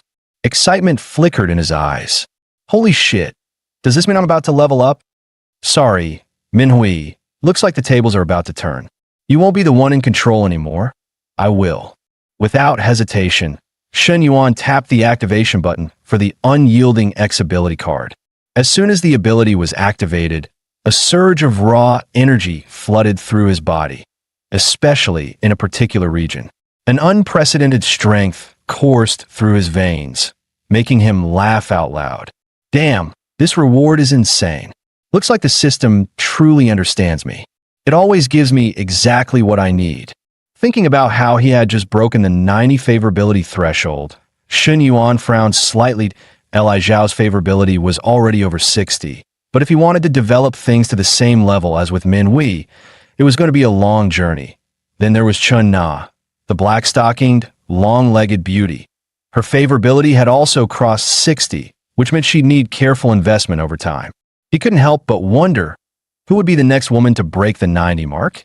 And more importantly, what kind of reward would the system grant for it? But that was a problem for later. Right now, what mattered most was testing out that unyielding X-ability card and seeing exactly what kind of change it would bring. However, Fang Minhui remained oblivious to Shen Yuan's internal calculations. She saw him approaching again and asked, puzzled, "Weren't you going to take a shower? Why are you back?" Shen Yuan smirked, took her hand firmly, and gazed at her with unwavering confidence. "Changed my mind. Decided not to." A hint of confusion flickered across Fang Minhui's face. Tilting her head slightly, she muttered, "Huh? Shen Yuan, you feel kind of different from before." Meanwhile, across town, inside Chen Na's apartment, her roommate Qian sat on the couch, her eyes gleaming with excitement. "Nana, there's this guy who told me he'd invest 300,000 yuan to help me open a store. And after 3 months, he'd even buy me a 200,000 yuan car. Do you think he's trying to keep me as a sugar baby? But he already has a girlfriend." Chen Na paused, a teasing smile playing on her lips. "You sure you didn't run into a scammer?" But Chen Na shook her head, her expression firm. "No way. I've met him a few times. Last time, he even bought a car from me. He's legit." Qian raised an eyebrow, intrigued. "How old is he? Most of your car-buying clients are middle-aged men, right? Wait, he's only 21? And he's already driving a luxury car? What does he look like?" A faint blush crept onto Chun Na's face. Lowering her head slightly, she murmured, "Well, he's kind of handsome." Then, with a playful tone, she added, "He's willing to drop 300,000 yuan to help me open a business and another 200,000 yuan on a car. A guy this young, this rich, and pretty good-looking, what's there to hesitate about?" Qian looked surprised. "But he's 5 or 6 years younger than you. So what?" Chen Na shrugged. "Age isn't a problem. I was a senior when he was a freshman. It's not a big deal. For all we know, he's sitting on a gold mine." But a trace of uncertainty flickered in Chen Na's eyes. "But he already has a girlfriend." Qian scoffed. "So? A girlfriend isn't a wife. Nah, don't be stupid. A guy like that, who cares if he's taken? Hell, if you play your cards right, you could make him yours." Chen Na blinked, taken aback. "What are you saying?" Qian smirked. "If you're really this unsure, then just give him to me. I'll handle all the consequences for you." Chen Na laughed and countered, "Aren't you already in a relationship?" Qian scoffed dismissively. "And if a real financial backer came along, I'd be single in a heartbeat. Anyway, I gotta go. My boyfriend just got home. We'll chat later." 40 minutes later, back in the hotel, Shen Yuan studied Fang Minhui with amusement. "Minhui, don't you think things felt different this time? Stronger, maybe?" Fang Minhui, still catching her breath from earlier, let out a soft chuckle. Thinking back to what had just transpired, she murmured, "That was incredible. 40 minutes. And we went at it twice. I didn't think it was possible." Shin Yuan leaned in, his voice a low whisper. "Did you like it? Then let's go again." Fang Minhui's eyes widened in disbelief. "Wait, you're still good to go." Shin Yuan raised an eyebrow, his voice teasing, playful. "Minhui, if I remember correctly, you used to take dance lessons. Why don't we switch things up? This time, you take the lead." Fang Minhui frowned slightly, looking at Shin Yuan.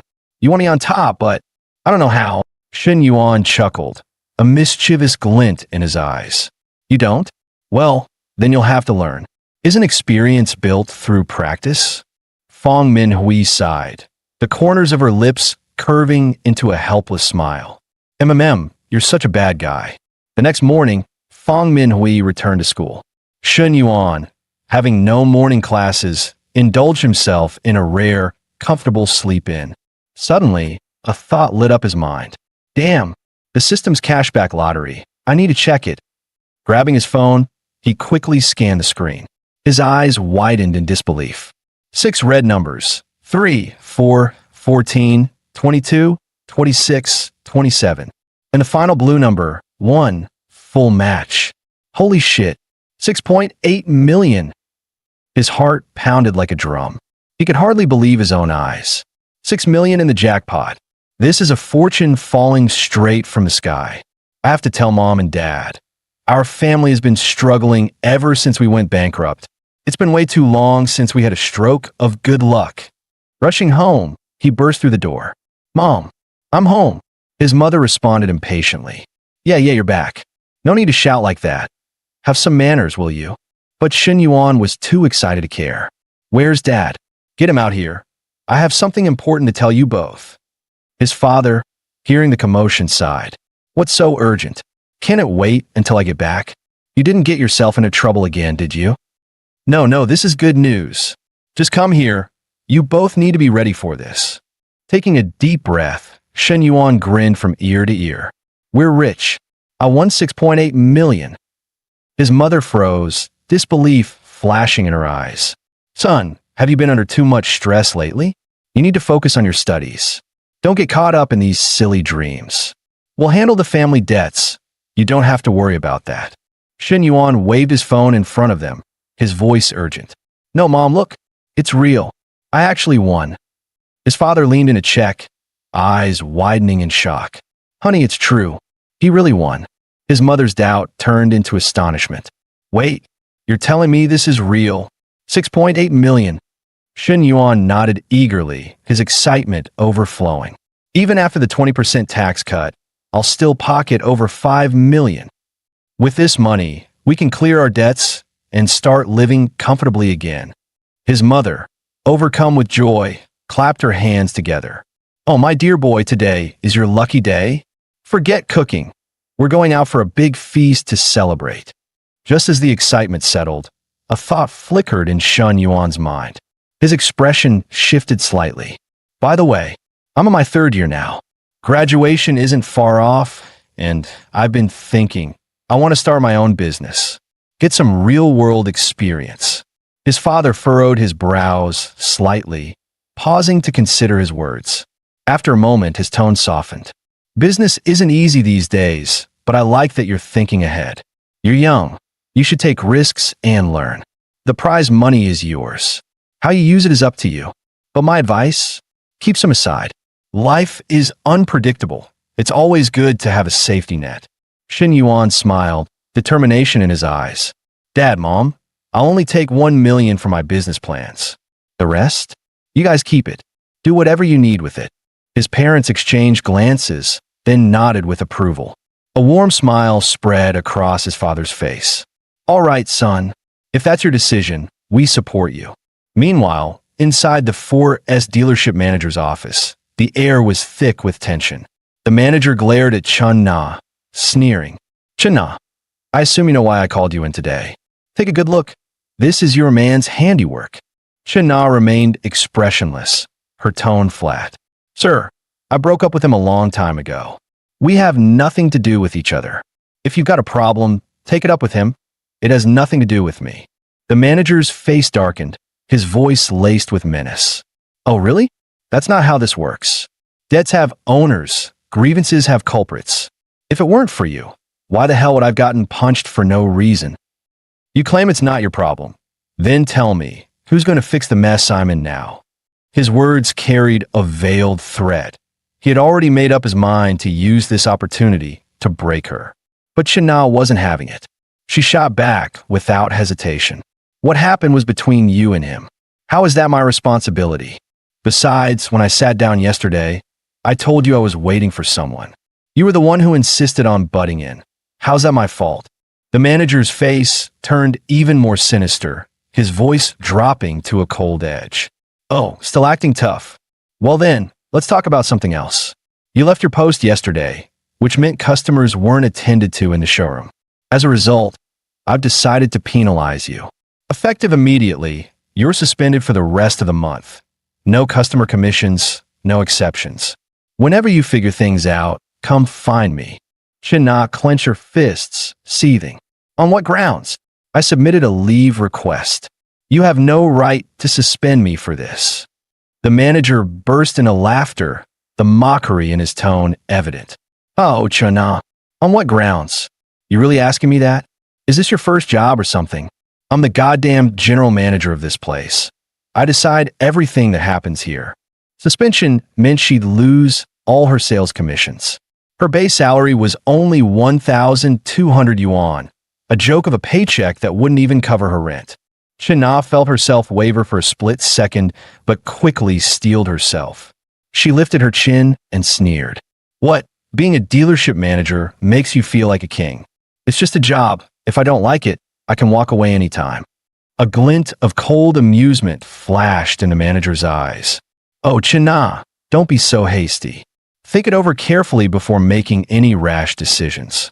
Shana hesitated for a moment before turning to leave. But deep down, doubt started creeping in. Shen Yuan may be young, but he handled things with a level of composure and confidence that was rare.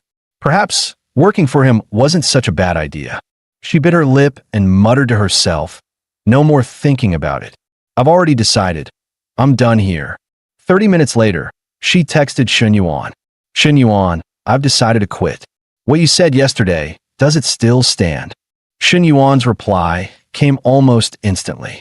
Congratulations on escaping the hellhole. Now you're stepping onto a path filled with sunshine. If you're free, start scouting locations for a cafe. If we find the right place, we'll buy it. Reading the message, Shen Yuan's eyes gleamed with satisfaction. Perfect.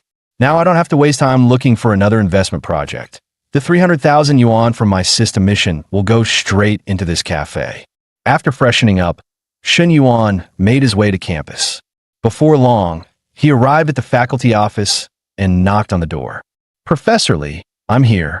Professor Lee looked up, appearing slightly embarrassed. Shen Yuan, I'd hate to trouble you, but could you help me move offices?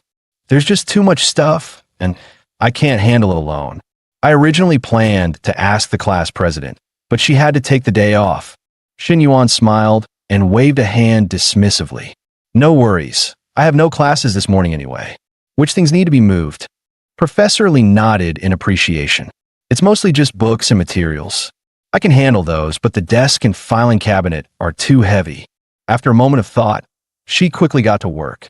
Let's start by removing the books from the cabinet first. Otherwise, they might fall while we're moving it. Shen Yuan saw the opportunity and smiled. Professor Lee, let me help you with that. Shen Yuan didn't hesitate. He leaned in close. The sudden intimacy made Li Zhao's face instantly flush, her heartbeat hammering so loudly that it felt like it was tearing through the air. This time, the distance between them was even closer than before. She could almost feel the warmth of his every breath. A tightness gripped Li Zhao's chest as a thought suddenly surfaced in her mind. Wait, does Shen Yuan actually have feelings for me? She lowered her head shyly and asked in a soft voice, Are we done? Shen Yuan replied casually, Yeah, all set. At that moment, two students suddenly pushed open the office door. Professor, we're here to help. One of them glanced around curiously and hesitated for a moment. Huh? Why does the professor's face look so red? Did something just happen? Shin Yuan quickly redirected their attention. Come on, grab that filing cabinet and move it to the office next door. Fortunately, the students had entered just a few seconds late. Had they come in any earlier, the whole office would have been drowning in awkwardness. Shin Yuan was definitely getting bolder.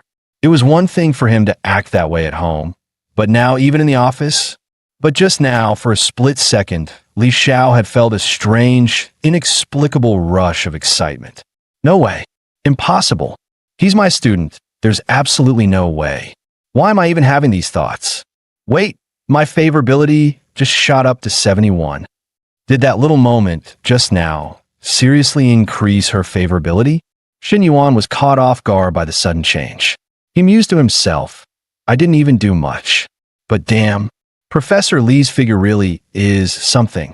A more ordinary girl wouldn't even compare. Since favorability is rising, I guess I should drop by more often, build up some rapport. Saturday, 800 meters south of the school gates, inside a cafe. Li Jianping leaned back, studying the two girls sitting across from him before speaking. I heard you guys bought that car with a full payment, 28 grand, just like that. That's impressive. Still in your junior year, and already driving a BBA. That puts you ahead of 99.99% of your classmates. But in his mind, Li Jianping was cursing. Damn it. Fang Minhui actually rejected me? She doesn't know what she's missing. With my wealth and status, girls should be lining up to worship me. Out loud, though, he flashed them a charming smile. Of course, some people don't even care about driving a BBA. The girls looked surprised. One of them asked, No way, seriously? Who would want a BBA? What kind of background does he have? Are you telling me there are actually people out there who could afford one in just 3 to 5 years, but still don't think it's good enough? Before Li Jianping could answer, his eyes were suddenly drawn to something outside the window. His eyes widened, and he almost spit out his coffee. Holy shit, that girl's legs, they go on forever. What kind of guy has the connections to have someone that's stunning by his side? His voice carried a mix of awe and jealousy as he pointed outside. Look at that. Is that car driving itself? That's insane. What kind of car is that? The car Li Jianping saw was none other than the top-tier M9. One of the girls gasped in surprise. Huh, isn't that Shin Yuan? Li Jianping's heart jolted. Wait, if that's him, then why the hell is he driving that car? Wasn't his family supposed to be bankrupt? As Shin Yuan walked into the cafe, Chen Na greeted him with a warm smile. Li Jianping was utterly dumbfounded. This gorgeous woman was actually waiting for Shin Yuan? Chen Na smiled and explained to him. The owner just texted. She'll be here soon. How's the car driving? One of the girls leaned in and whispered to her friend. Li Jianping, look at Shin Yuan and that girl. Doesn't something about them seem off? Li Jianping clenched his fists, jealousy flaring up inside him. That bastard Shin Yuan. He just broke up with his senior, and now he's already hooking up with some off-campus beauty? Just then, the cafe owner, Lin Yuchong, arrived. She greeted them with a warm smile. Hello, Miss Chun. Sorry, I got held up picking up my child. Lin Yuchong glanced at Shin Yuan and couldn't help but comment. Mr. Shun, you look quite young. Shin Yuan smiled humbly. We're probably around the same age, early 20s. Mrs. Lin, let's sit down and talk. Lin Yuchong didn't waste time and got straight to the point. I'll keep this short. The cafe's business is average, but thanks to its location near the school, foot traffic is decent. However, I've got personal matters and a child to take care of, so I really don't have the time to manage it anymore. I've decided to transfer the store for 300,000 yuan. Shin Yuan quickly ran the numbers in his head. I have 300,000 set aside for investments, but after paying the transfer fee, I'll need to keep 50,000 for startup costs and Shin Na's first month's salary. He immediately made an offer. I won't haggle. 250,000. Take it or leave it. Lin Yuchong felt a pang of disappointment. Shin Yuan's price was lower than her expected 270,000, but considering she was in a hurry to sell and Shin Yuan didn't seem like the type to waste time negotiating, she agreed. All right, 250,000 it is. Can we sign the agreement and process the payment today? Shin Yuan nodded. Yes, once the agreement is signed, I'll transfer the money right away. Lin Yuchong turned to her staff. Xiao Qiu, Mr. Shun is now the new owner of this place. Show him around and help him get familiar with the setup. Xiao Qiu immediately stepped forward, smiling as she greeted Xin Yuan. Xin Yuan returned her smile and gestured toward Chen Na. This is Miss Chen Na. From now on, she'll be in charge of all operations here. I won't be around often, so everything will be under her management. The two girls at the other table whispered to each other, eyes wide. Did you hear that? This is insane. In just a few minutes, he casually dropped $250,000 on a business deal, and he clearly bought this cafe for that girl sitting next to him. Meanwhile, Li Jianpeng's face darkened, his eyes filled with resentment. His jealousy was now practically boiling over. Lin Yuchang's phone rang, and she gave an apologetic smile. Excuse me, Mr. Shun, Miss Chun, I need to take this call. As soon as she walked away, Chen Na leaned in and whispered to Xin Yuan. That woman, Mrs. Lin, she's married to Zhang Xianyong. You remember him, right? The guy who got into a fight with Xie Haijie Agwajin Center? He used to be my boss at the 4S dealership. Xin Yuan's eyes widened slightly in surprise. Then a cold smirk played at the corner of his lips. So that scumbag has such a beautiful wife, yet he still abuses his position to take advantage of female employees? What a filthy bastard. There's no way in hell I'll let that slide. Chen Na hesitated and said, I still have chat records of Zhang Xianyong harassing and threatening me. I was planning to expose him after I get my final paycheck, so people in the car industry could see his true colors. But Mrs. Lin is a good person. I don't want to hurt her. Xin Yuan frowned slightly and replied disapprovingly. Why tell her at all? How do you think she'd react? He paused, deep in thought, before analyzing the situation. If I leak those chat logs, Zhang Xianyong will immediately know who did it. A 40-something-year-old man, suddenly unemployed and still having to provide for his family. I worry he might do something reckless. Tell you what, let me handle this. I'll make sure he pays for what he did, but I won't let it affect you. Chen Na smiled gratefully, her eyes filled with appreciation. Thank you, Xin Yuan. Xin Yuan nodded and smiled. I've already transferred the money to Mrs. Lin. 250,000 is done. And I've also sent you 50,000. 24,000 is for your past 2 months' salary, and the rest is for the cafe startup funds. System notification detected. The host has allocated the full 1 million investment fund. Initial investment mission completed. Investment level upgraded from beginner to intermediate investor. New mission unlocked. A perfect life should have a diverse portfolio of industries. Mission details. The host will receive an additional 10 million investment fund to expand business ventures.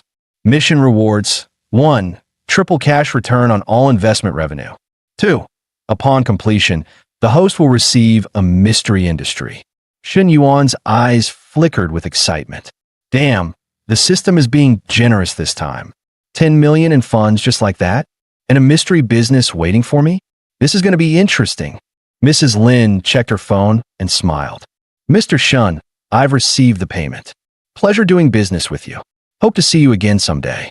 Xin Yuan studied her for a brief moment, noting her delicate hands. Damn, she really does have that mature charm. A few less than honorable thoughts flashed through his mind. Shaking them off, he stood up and shook Lin Yuchang's hand. Yes, let's meet again sometime. Half an hour later, Xin Yuan and Chen Na arrived at a high-end Japanese restaurant. Chen Na glanced at the menu hesitantly. This place looks expensive. Do you come here often? Xin Yuan smiled. Not really, but today's a special occasion. Let's celebrate our partnership. He thought to himself, Chen Na really is a challenge. Any man who spends time around her would struggle to resist her charm. Looks like I need to be ready for more tests ahead. He looked at Chen Na and casually suggested, why don't you sit next to me instead? Come a little closer. Spending 300,000 on the cafe was just the beginning. Now, he had to start recouping his investment. Because let's be real, was he actually doing all this just for the cafe's profits? Mrs. Lin had already admitted the shop barely broke even. And for him, the real investment was in Chen Na herself. Sensing Xin Yuan's subtle movements, Chen Na whispered, Xin Yuan, stop, the waiter's coming in. Xin Yuan chuckled. Relax, the food won't be here that fast. He leaned in closer, his hands beginning to wander. A few minutes later, the waiter knocked on the door, reminding Shun Yuan that the dishes were ready. Shun Na immediately pushed Shun Yuan away and quickly tidied herself up, trying to appear natural. Shun Yuan simply smiled and said to the waiter, "Come in." He picked up a piece of food and placed it in Shun Na's bowl, speaking in a relaxed tone. "Try this. It's their signature dish." Shun Na looked at Shun Yuan, a complicated emotion flashing through her heart.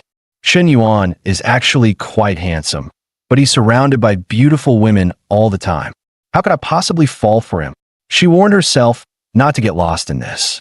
Unfortunately, reason was one thing, reality was another. She was already on this boat, and there was no turning back now. 40 minutes later, Shun Yuan settled the bill, 2,652 yuan in total. As he paid, Shun Yuan mentally calculated.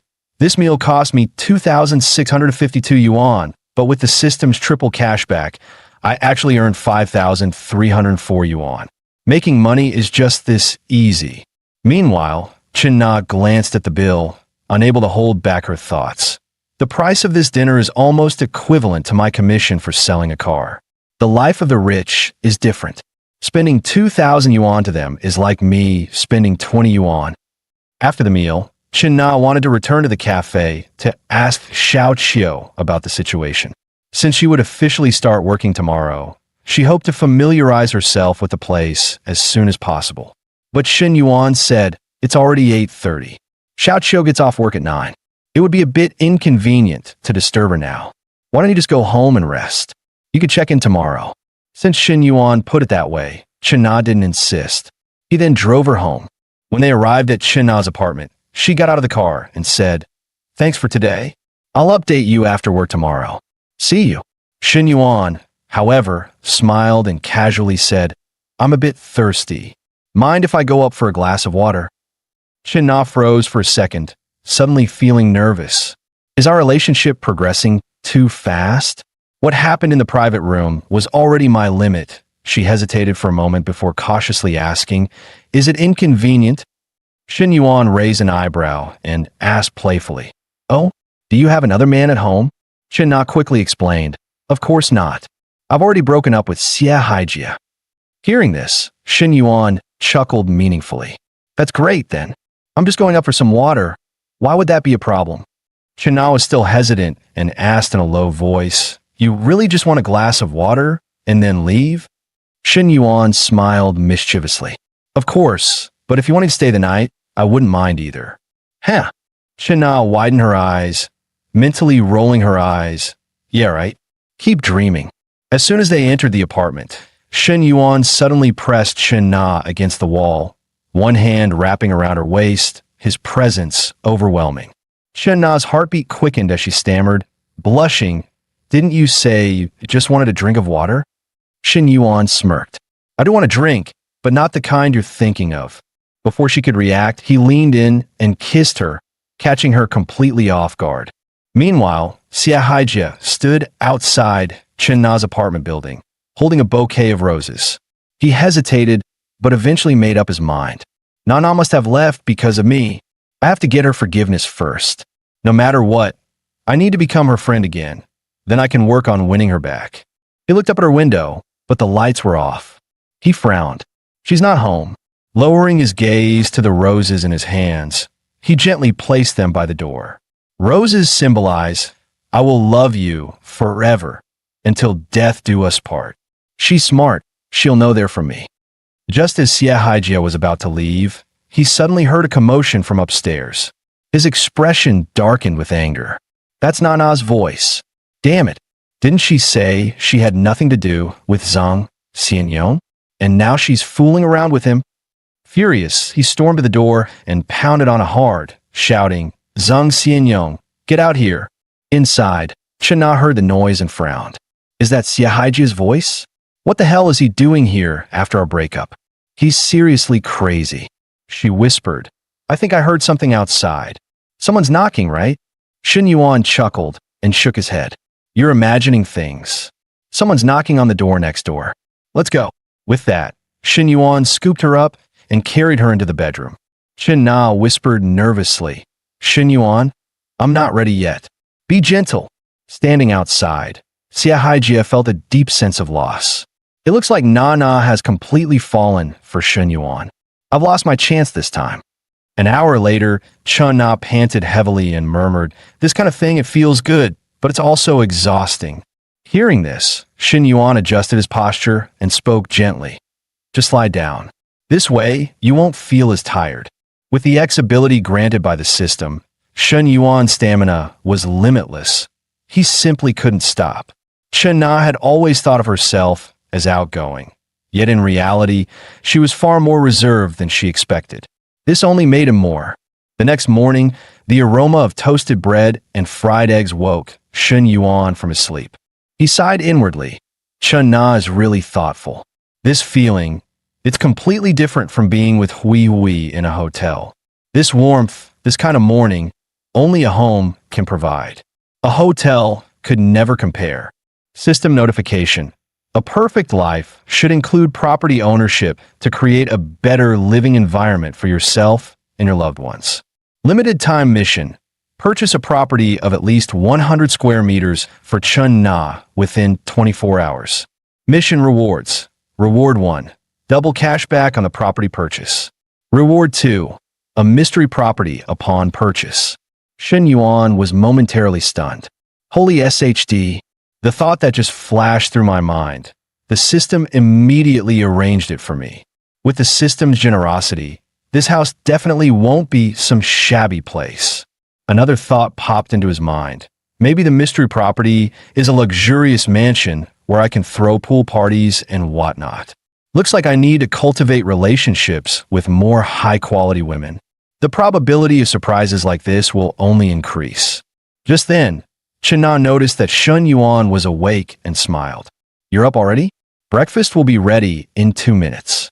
Shen Yuan thought to himself, I wonder what reward I'd get if Chen Na's affection level reached 90. Then he grinned at her and said, Is breakfast the only thing on the menu this morning? Suddenly, he pulled Chen Na into his arms, startling her. She yelped, Huh?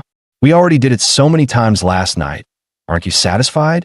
Besides, it's daytime now. Shen Yuan chuckled softly. You focus on making breakfast. I'll focus on mine. He looked at Chen Na, a sly glint flashing in his eyes. By the way, if you're free this morning, let's go buy a house. My treat. When Shen Yuan said he wanted to buy her a house, Chen Na froze on the spot, her face full of shock and disbelief. He had already spent 300,000 yuan helping her take over the cafe. And now he was talking about buying her a house? In Star City, even the cheapest apartments cost over 1 million yuan. She had already given him everything. There was nothing left she could offer. What was he after? Could it really be just because she pleased him last night? Shen Yuan spoke gently. Why so quiet? Don't you want it? Chen Na turned her head slightly, her cheeks flushing. No, it's just too sudden. And it's too expensive. Your money didn't fall from the sky. But in truth, it almost might as well have. Shen Yuan had more than 3.5 million yuan readily available just for property purchases. Even if he spent it all, his savings would still comfortably cross into 8-digit territory. Don't try to save money for me. It's only right to buy a house for my woman, and it better be at least 120 square meters. I'm not letting my woman settle for less. Chen Na's nose turned sour at those words, and tears slipped down her cheeks. Shen Yuan whispered, We were so intense last night, and the soundproofing here is terrible. The neighbors on both sides probably heard everything. We really can't keep renting this place. It's all your fault, she murmured with a soft complaint. I admit I was partly responsible, but your voice really was loud, Shen Yuan teased with a grin. Chen Na blushed fiercely and quickly turned her head away in embarrassment, refusing to meet his eyes. Suddenly, Chen Na remembered something. Oh no, I almost forgot. I made plans with my 2 best friends to check out a cafe at 10:30 this morning. How about we go to the cafe first, then look at apartments afterward? After all, buying a house isn't like picking vegetables. It takes time, paperwork, and patience. Even a whole afternoon might not be enough, so better to leave some buffer time. Chen Na quickly sent a message to her friends. Something urgent came up. I can't make it to the cafe today. Can we reschedule for tonight? But just as she sent the message, her friend replied, "We're almost at the cafe already." Huh? Why? The woman driving was Lu Meng Lu, another of Chun Na's close friends, a top-tier fitness coach with an impressive track record and a fierce, commanding aura. Honestly, I think this whole cafe thing might be a bluff. Or maybe Nana's just exaggerating again. Lu Meng Lu scoffed. What kind of man would be that gullible? Who would just throw 300,000 yuan away for a woman he barely knows? But deep down, Lu Meng Lu knew Chun Na wasn't the type to show off or talk nonsense. If she said it, there had to be something more behind it. Besides, it had been years since she herself had met a young, handsome man worth paying attention to. And now that Chun Na had snagged one first, she simply had to see for herself what made this man so special. So Qian messaged Chun Na again, trying to pry out more details. The moment Qian revealed that the man was planning to buy a house for Chun Na, Lu Meng Lu slammed the brakes in shock, nearly losing control of the car. Are you serious? He's taking her house hunting. This isn't some handbag or a few lipsticks we're talking about. It's a house. Even a tiny apartment costs at least 700,000 to 900,000 yuan. Add the cafe on top. And this guy is willing to burn over 1,000,000 yuan for a woman he's only known for 2 weeks. Lu Meng Lu made up her mind on the spot. I have to meet this guy in person. She was certain men like that never had just one woman. But when it came to winning hearts, Lu Meng Lu had full confidence she could outshine anyone. Qian, ask them which real estate project they're visiting. Tell her we're coming to help her pick. Better to have a few more eyes than let her choose blindly. In her heart, Lu Meng Lu thought, if someone's going to benefit from a rich man, it might as well be one of her own sisters, not some random vixen off the street. And just like that, the two of them made their way to the sales office. Half an hour later, they arrived at the sales center. The moment they stepped inside, Lu Meng Lu was stunned. This was Songhu Tiandi, where even the smallest units cost over 1,000,000 yuan. A man gifting a house like this to a woman? If being a mistress came with 1,000,000 yuan properties, she wondered when fortune like that would ever come her way. Nah, long time no see.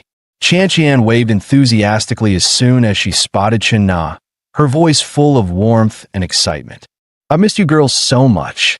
Chun Na rushed forward and clasped Qian's hands, smiling brightly. Meanwhile, Lu Meng Lu's eyes were already fixed on the handsome man beside her. Hey, who's that hump by your side, Nana? Aren't you going to introduce us? Chun Na quickly gathered herself and made introductions. This is Shun Yuan, my friend. She paused slightly, then gestured toward her two besties. This is Lu Meng Lu, a fitness coach, and this is Ho Qian. She works in sales at Farala. Meng Lu, Qian, this is Shun Yuan. Lu Meng Lu stepped in with a playful smirk, inching closer to Shun Yuan. Nice to meet you, Shun Yuan. You're a bit on the lean side. Maybe come train at our gym sometime? Build up those muscles. But in her heart, envy was already rising. This young, handsome sugar daddy was simply too desirable. Better not, Shun Yuan replied with a chuckle, completely unfazed. If I trained at your gym, I'm afraid I wouldn't be able to focus at all. Lu Meng Lu raised an eyebrow in surprise. He didn't shy away, not even in front of Chun Na. If he was really her boyfriend, wouldn't he be more reserved? Maybe they weren't an official couple after all. But then her gaze fell on Chun Na's slightly bruised knees. Ah, that explained a lot. Last night must have been intense. No wonder the man was so generous today. He'd clearly been well pleased. Hello, Shun Yuan. Qian chimed in with a warm smile. If you ever think about upgrading your car, drop by Farala. We'll get you something perfect. Shun Yuan nodded politely. Sure, I'll come find you when the time comes. After just a few casual exchanges, Shun Yuan could already sense it. Both of Chun Na's friends were starting to take a real interest in him. He couldn't help but wonder, were these two really her best friends? But either way, this kind of situation only worked in his favor. Another woman with over 60 favorability was another potential money tree. A win-win scenario he certainly wasn't going to refuse. Soon enough, Shun Yuan walked into the sales hall with 3 stunning women by his side. The moment they entered, all eyes turned to them. 3 gorgeous women with distinct charm, instantly becoming the center of attention. Buying a house while flaunting 3 top-tier beauties? Who's he trying to show off for? Muttered a nearby, middle-aged man, jealousy practically oozing from his pores. But envy was all he could manage, nothing more. Sir, we currently have units available in buildings 3 and 9. The average price is around $15,000 per square meter. Would you like to take a look at the model layout first? Shen Yuan waved his hand casually. No need. My budget is 3 million yuan. Just show me the units and floors that match that. Understood, sir. Please come with me to the discussion room. I'll provide a more detailed and tailored recommendation. The sales rep's eyes lit up instantly. Recognizing a big spender when she saw one, she quickly ushered him into the private room with extra enthusiasm. Meanwhile, Lu Menglu stood behind them, completely stunned. Damn, what level of rich is this guy? Throwing out a 3 million budget like it's nothing. Her thoughts grew firmer by the second. This was a premium-grade benefactor, and she had to find a way to cling to him. No way she'd let an opportunity like this slip by. After all, as she always said, better to keep the benefits within the sisterhood than hand them over to some vixen on the street. Shortly after, the sales agent returned with a proposal. Based on your budget, I'd recommend this 165 square meter unit. It faces south, has an ideal layout, and comes to a discounted total of 2.98 million yuan. It's a perfect fit for what you're looking for. That's too expensive. China was visibly startled by the price. Her hand instinctively reached out to tug at the hem of Shen Yuan's jacket, her voice soft and uncertain. The price tag had far exceeded anything she'd expected. 3 million yuan was an unimaginable luxury to her. Don't worry, don't stress over the money.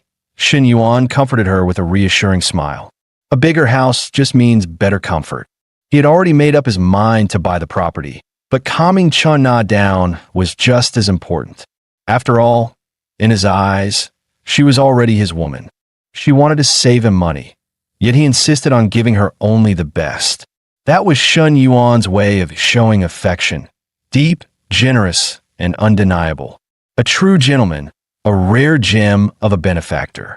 Watching this unfold, the two best friends could only stare, their hearts twisting with envy. Still, Shen Yuan wasn't a fool. Even if he had the money, no one liked being taken for a sucker. Let's be honest, he said, turning to the sales rep. Give me a real discount, beautiful. I know you have room to negotiate. Sir, if you can confirm the purchase today, I'll apply for the maximum discount on your behalf. The sales rep replied eagerly. Shen Yuan smiled and cut in, forget the discount. Just give me 2 parking spaces instead. That'll even things out. Watching Shen Yuan handle the negotiation so smoothly, Lu Menglu's heart was pounding. A man like this, decisive, generous, powerful, was someone she absolutely had to win over. Without thinking, she began playing with her hair, throwing out subtle cues. Shen Yuan noticed her little gestures almost immediately. He couldn't help but feel puzzled. What exactly was Lu Menglu trying to do? Her eyes kept lingering on him, her movements laced with ambiguous undertones. Catching his gaze, Lu Menglu doubled down. She unleashed her most practiced flirtation techniques. A lingering smile, seductive glances, a subtle lip bite. Her moves were calculated and polished. And truth be told, Shen Yuan felt a flicker of temptation. Now that he really looked at her, this woman was a bombshell. That body, that gaze, she was undeniably alluring. If something were to happen between them, well, let's just say it would be far from ordinary. But Shen Yuan quickly snapped back to focus. This wasn't the time to get distracted. The most important thing now was to finalize the house purchase. In the end, he bought a 165 square meter apartment for Chun Na at a price of 2.98 million yuan. Shen Na's 2 friends were practically losing their minds with envy. So casually, so effortlessly, he bought her a luxury apartment. And the most outrageous part? He put it under Chun Na's name only. When will a windfall like that ever fall into my lap? They both silently lamented. At that moment, Shen Yuan received his triple cashback reward. His account balance now exceeded 15 million yuan. Even during his father's most glorious days, The family's finances had never reached such numbers. The message was clear. Expanding favorability among female NPCs was truly the golden path to success. Meanwhile, a new system prompt chimed in. Congratulations, host. You've been awarded a Green City Qingzhou Lake Villa. Please collect the property at the sales center tomorrow at 9 a.m. Shen Yuan's eyes lit up with delight. Damn, that's one of the top 10 luxury villas in the entire city. The sales agent, equally impressed, couldn't help but marvel. In today's sluggish market, Shen Yuan not only bought a property outright, but gifted it to a woman who didn't even seem to be his girlfriend. Men like this are a rare breed. With a sweet smile, she added, Mr. Shun, the contract is signed. I'll follow up with Ms. Chun regarding the remaining procedures. By the way, perhaps we could add each other on WeChat. If you have any future real estate needs, I'd be happy to assist. Shen Yuan didn't hesitate. He simply pulled out his phone and added her contact. It was always better to keep connections open for future convenience. Watching the sales agent so easily connect with Shen Yuan, Lu Menglu was furious. Who does this vixen think she is, trying to touch my cake? Without missing a beat, Lu Menglu stood up and spoke with a hint of playful charm. Shen Yuan, I'm actually thinking about buying a small apartment myself soon. I might need some expert advice from someone as seasoned as you. Oh, and if you ever feel like getting into fitness, my gym's always open for you. As she spoke, Lu Menglu took the initiative to scan Shen Yuan's WeChat QR code. Shen Yuan, unsurprisingly, didn't decline. He smiled and nodded sure. After all, expanding multiple relationship lines was very much part of his long-term strategy. Nah, I got a few things to handle this afternoon, so I won't be joining you guys, Shen Yuan said gently, reaching out to softly ruffle Chena's hair. You three can catch up, grab a meal, or hang out at the cafe, whatever you like. Chena nodded obediently, a touch of reluctance in her eyes, but said nothing more. He's not even staying for a meal? Am I really that unappealing? Lu Menglu felt a pang of disappointment. Despite all her subtle flirting, Shen Yuan still seemed indifferent to her presence. Menglu, Qian, let's go grab something to eat first. I'll take you to see the cafe later, Chena suggested with a smile. Qian teased, we're definitely treating ourselves today. You're officially a $3 million woman now. Menglu and I are beyond jealous. Exactly, Lu Menglu chimed in, though her smile looked a little forced. Her thoughts weren't on lunch anymore. They were entirely on Shen Yuan. About half an hour later, Shen Yuan returned to campus and headed to the cafeteria for a quiet meal. As he walked in, he noticed a familiar figure sitting alone in a corner, his counselor, Li Xiao. It was rare to see her dining by herself. Even more curious, some students nearby were whispering and casting furtive glances in her direction, as if something had happened. Just as he was approaching, Shen Yuan overheard her on the phone. I understand. I'll prepare the materials this afternoon. The report should be ready by tomorrow. Yes, I've checked. Tech University, Agricultural University, and even the business school all have similar startup bases. Tomorrow night? I'm afraid I already have a prior engagement. Apologies, Secretary Liu. It's just a bit of a personal matter this time. Yes, thank you. Goodbye. She ended the call with a sigh, her brow slightly furrowed, fatigue written all over her face. At that moment, Shen Yuan sat down across from her. Everything okay, Miss Li? You look pretty swamped just now. Li Xiao didn't hide it, letting out a light sigh. The school's planning a student entrepreneurship base. I'm part of the project team. That call was about the coordination. Shen Yuan wasn't particularly familiar with the so-called entrepreneurship-based project, so he decided to ask Li Xiao for more details. It's a support initiative the school is planning, Li Xiao explained patiently. For students who have entrepreneurial ideas, we'll provide funding, workspace, and mentorship. But there's a problem. We're short on capital, so we have to seek partnerships with outside companies. And what exactly can our school offer these companies in return? Shen Yuan asked, intrigued. Li Xiao gave a faint, wry smile. The only leverage we have is talent. We'd sign contracts promising to send a certain number of qualified graduates to these companies each year. Shen Yuan chuckled, shaking his head. Let's be honest. Do we really have that kind of leverage? Our graduates can't hold a candle to those from top-tier universities. Li Xiao, herself a graduate of a double first-class university, knew he was right. If companies don't see real value, they won't invest a single yuan. Her face darkened slightly. She remembered something that had been weighing on her. Her supervisor had actually suggested she attend dinner parties with corporate executives to build connections. Just the thought of a university lecturer being reduced to that made her feel disgusted. What am I, a teacher or a glorified hostess? Watching her troubled expression, Shen Yuan started to seriously consider the idea. He had a dedicated fund of 10 million yuan for investments, but any project needed to be profitable. For that to happen, the student success rate had to hit at least 30%. Given the school's current standing, he doubted it could even reach 20%. Actually, I was thinking, Shen Yuan began, but Li Xiao interrupted. You're interested in starting a business too? She assumed he wanted to join the project. Shen Yuan smiled, a little interest maybe. Not much. In truth, he wasn't an entrepreneur. He was the investor. Well, it's good to have that mindset, Li Xiao said with a light smile, but her voice turned a little doubtful. But honestly, the project's not even off the ground yet. Without an investor, it's unlikely to get anywhere. Just then, a system prompt appeared. New mission. Invest in the university's entrepreneurship project to earn reputation points. Reputation reflects how much teachers and students respect and acknowledge the host. This mission will only calculate reputation within the university. Shen Yuan was momentarily stunned. He hadn't expected this to trigger a task. It was just about gaining reputation. If profit wasn't the concern, then this project was actually a great opportunity, and it'd help Li Xiao out of a tough spot too. Why not? Exactly. I'm the investor, Shen Yuan thought smugly, the corners of his mouth curling up.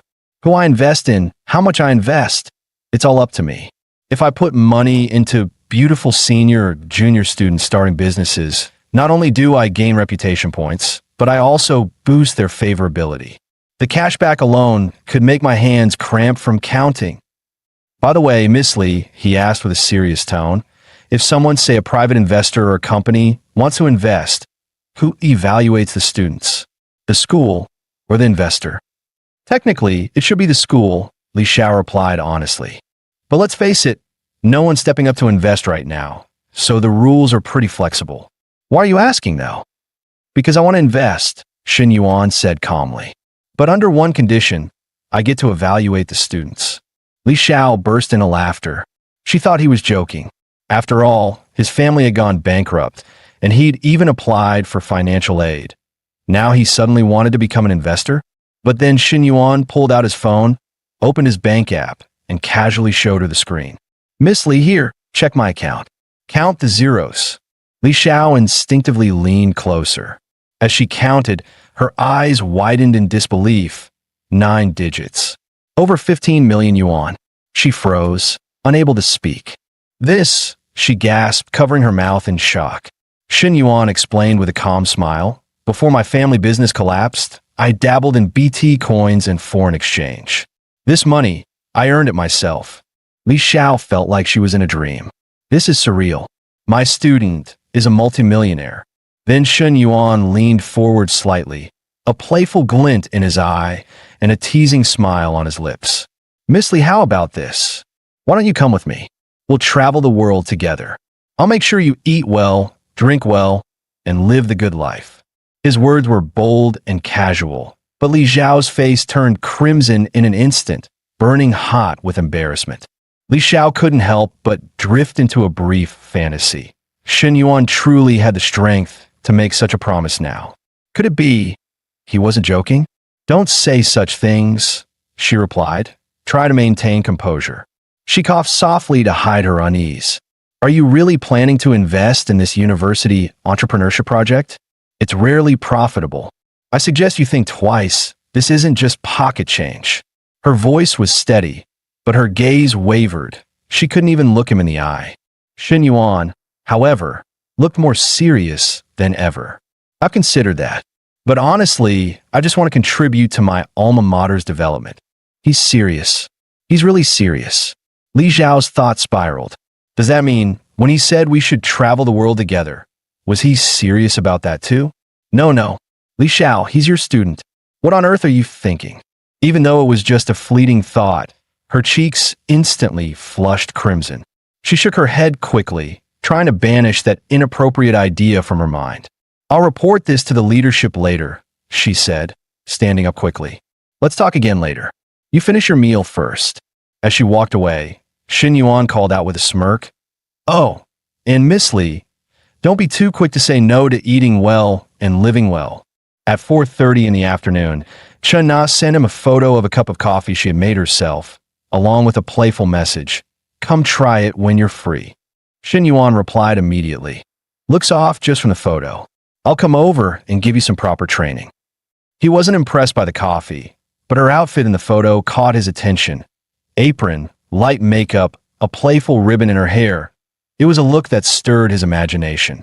Meanwhile, elsewhere on campus, Xiaoi, why are you still thinking about Xin Yuan? He's no longer a rich kid. He's probably working part-time just to pay tuition. The speaker was another girl from the neighboring class, named Song Xiaoi. You're the one who keeps talking about him. Xiaoi rolled her eyes. What about you, Yuping? Why are you still chatting and going out with Xin Yuan's roommate, Huang Haibao? Yuping sighed with a scowl. Don't bring it up. I've rejected him so many times, but he keeps clinging like a leech. He's driving me crazy. Even if he asks you out, at least you'd get a free meal. But if you get involved with Xin Yuan now, you'd be the one paying the price. The short-haired girl leaned in and whispered, Xiaoi, you really need to think this through. Just as she finished, she caught sight of Xin Yuan approaching from the other side. She quickly nudged her friend. Shoo, he's coming.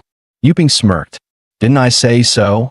He really does look like he's headed for part-time work. It's around 3 p.m. now. Perfect timing for a restaurant prep shift. Should we follow and see which shop he's working at? One girl teased. You guys don't dare ask. I'll do it myself. Xiaoi frowned slightly. Come on, that's inappropriate. We're classmates, not paparazzi. But Yuping wouldn't let it go. With a condescending tone, she called out, Xin Yuan, haven't seen you lately. Been busy with part-time work, huh? Which place are you at? Maybe we'll drop by and support you. Xin Yuan didn't really want to argue, especially out of courtesy to Huang Haibao. But he wasn't about to let it slide either. With a faint smile, he replied, Yeah, I've been working at a cafe. If you're so interested, why not come along? I'll make you some coffee myself. Moments later, they arrived at the cafe.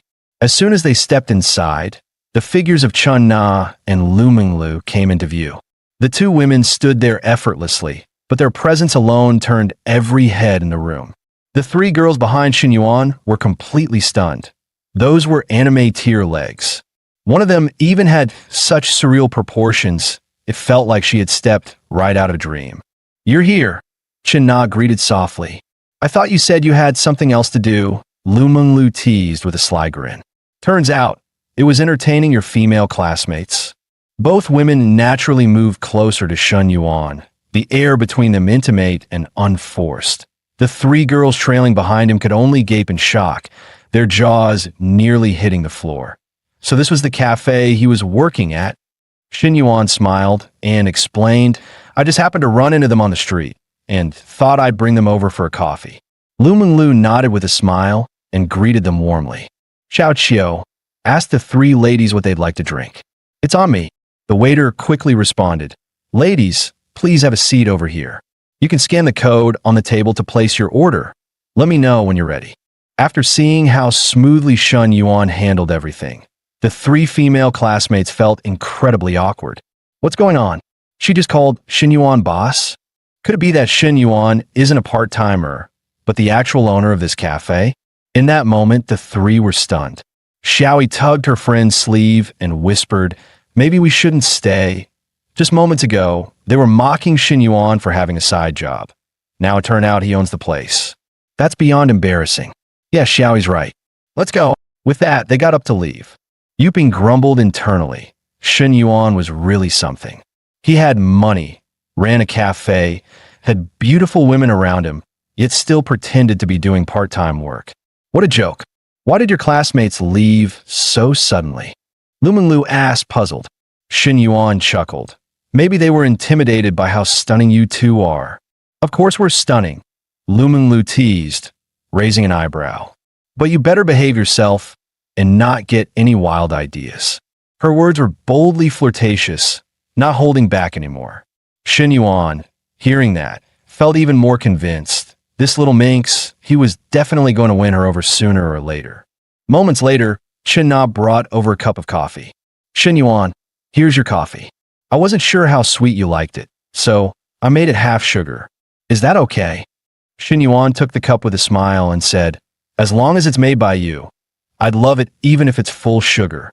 Lu Menglu chuckled softly at that. Seriously?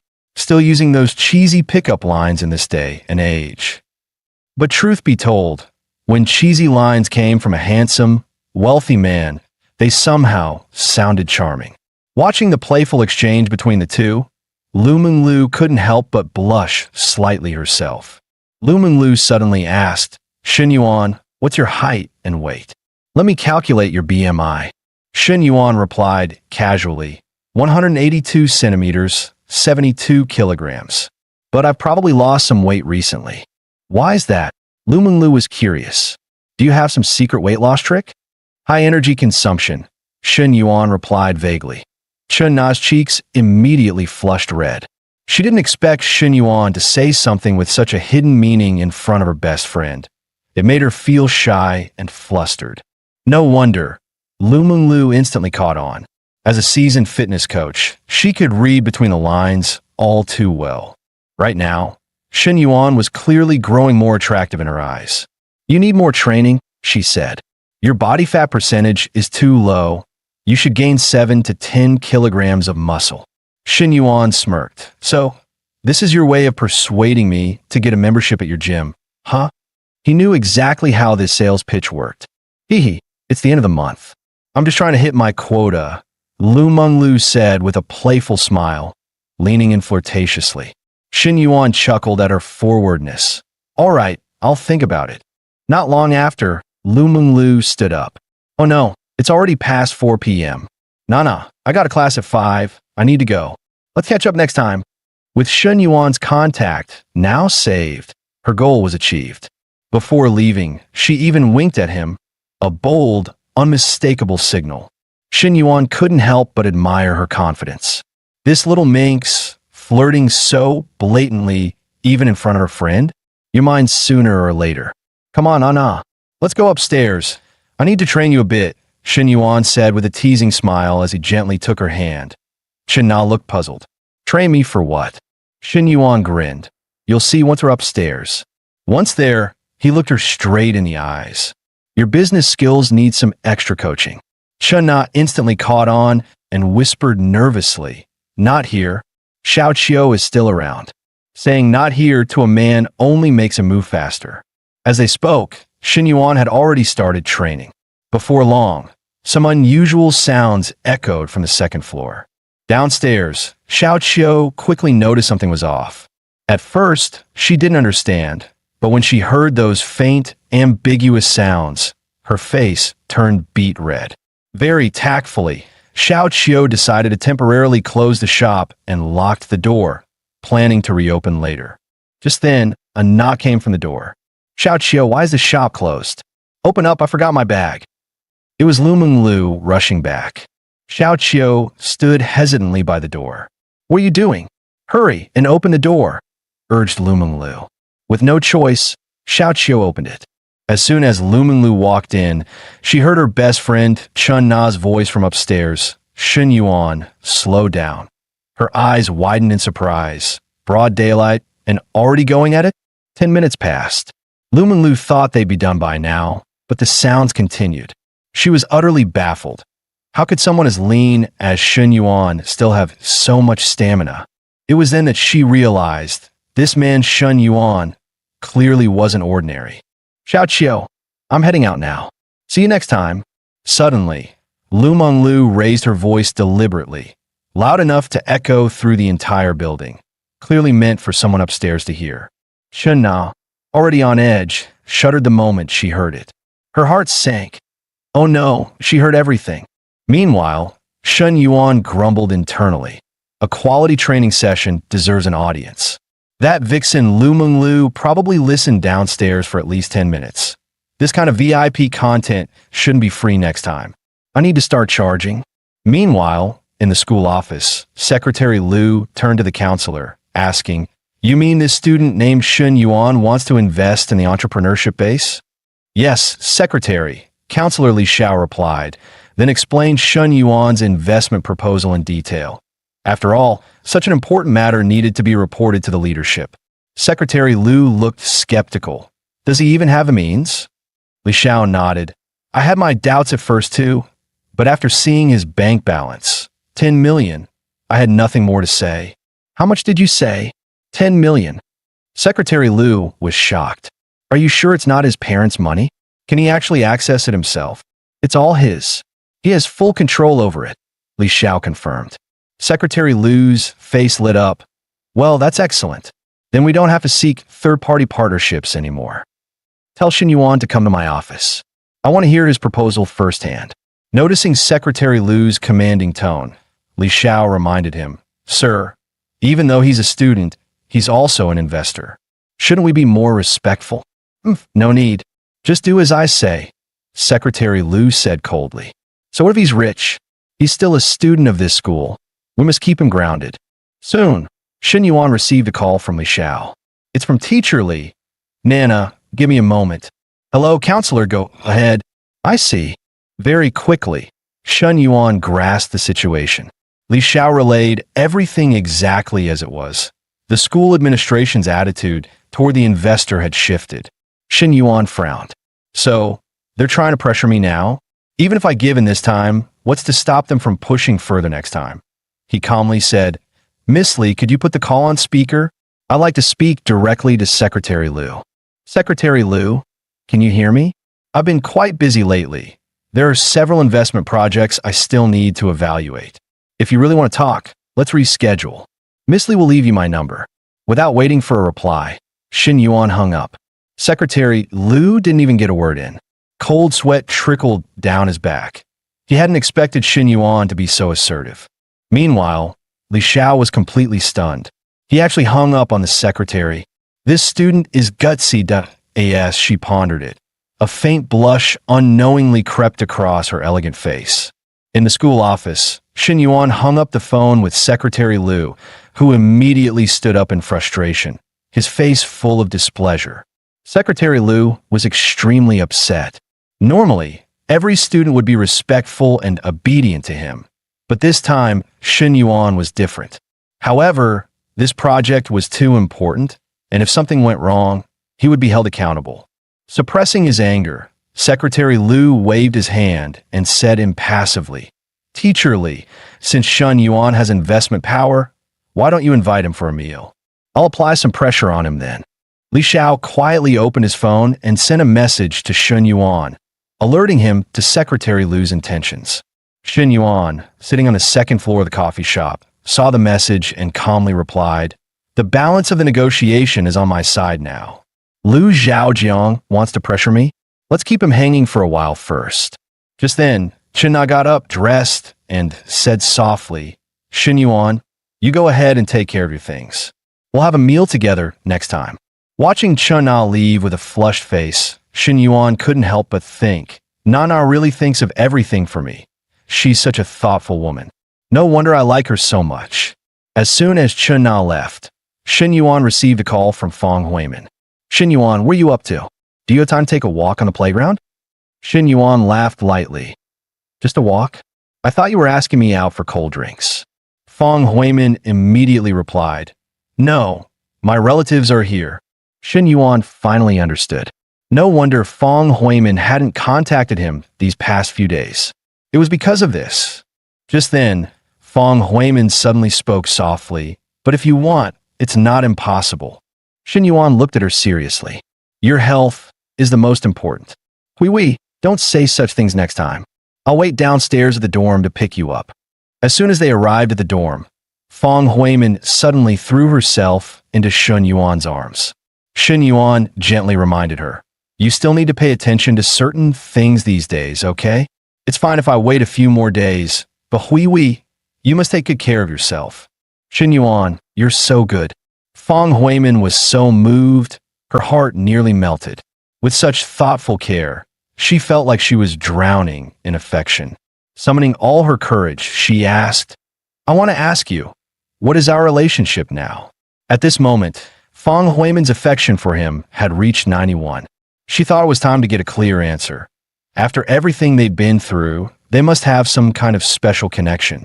After all, what girl doesn't want to know where they stand? Shin Yuan knew this was a tough question to answer, but seeing her affection rise further, it was clear she truly liked him.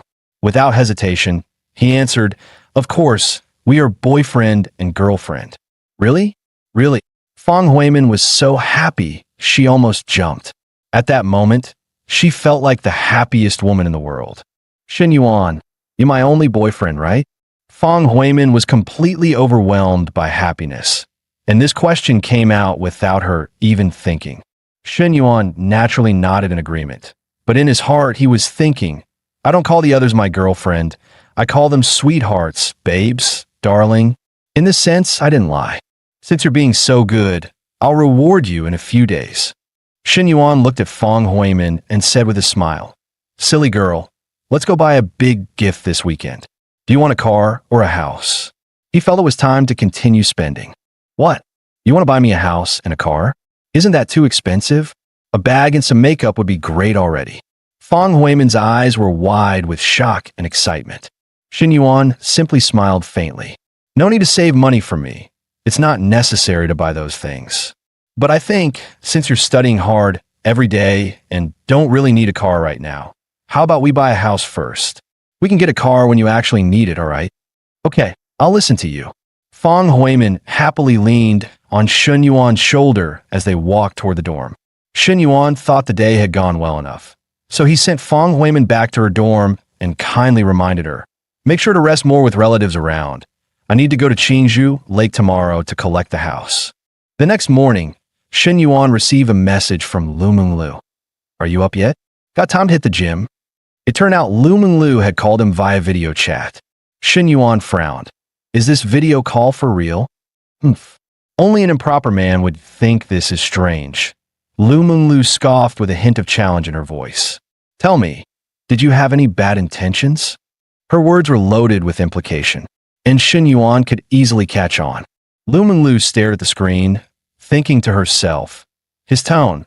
It sounds like he doesn't even see me as an outsider. Let's see how long he can keep this up. Coach Lu. This was one of Lu Menglu's clients, here for a personal training session.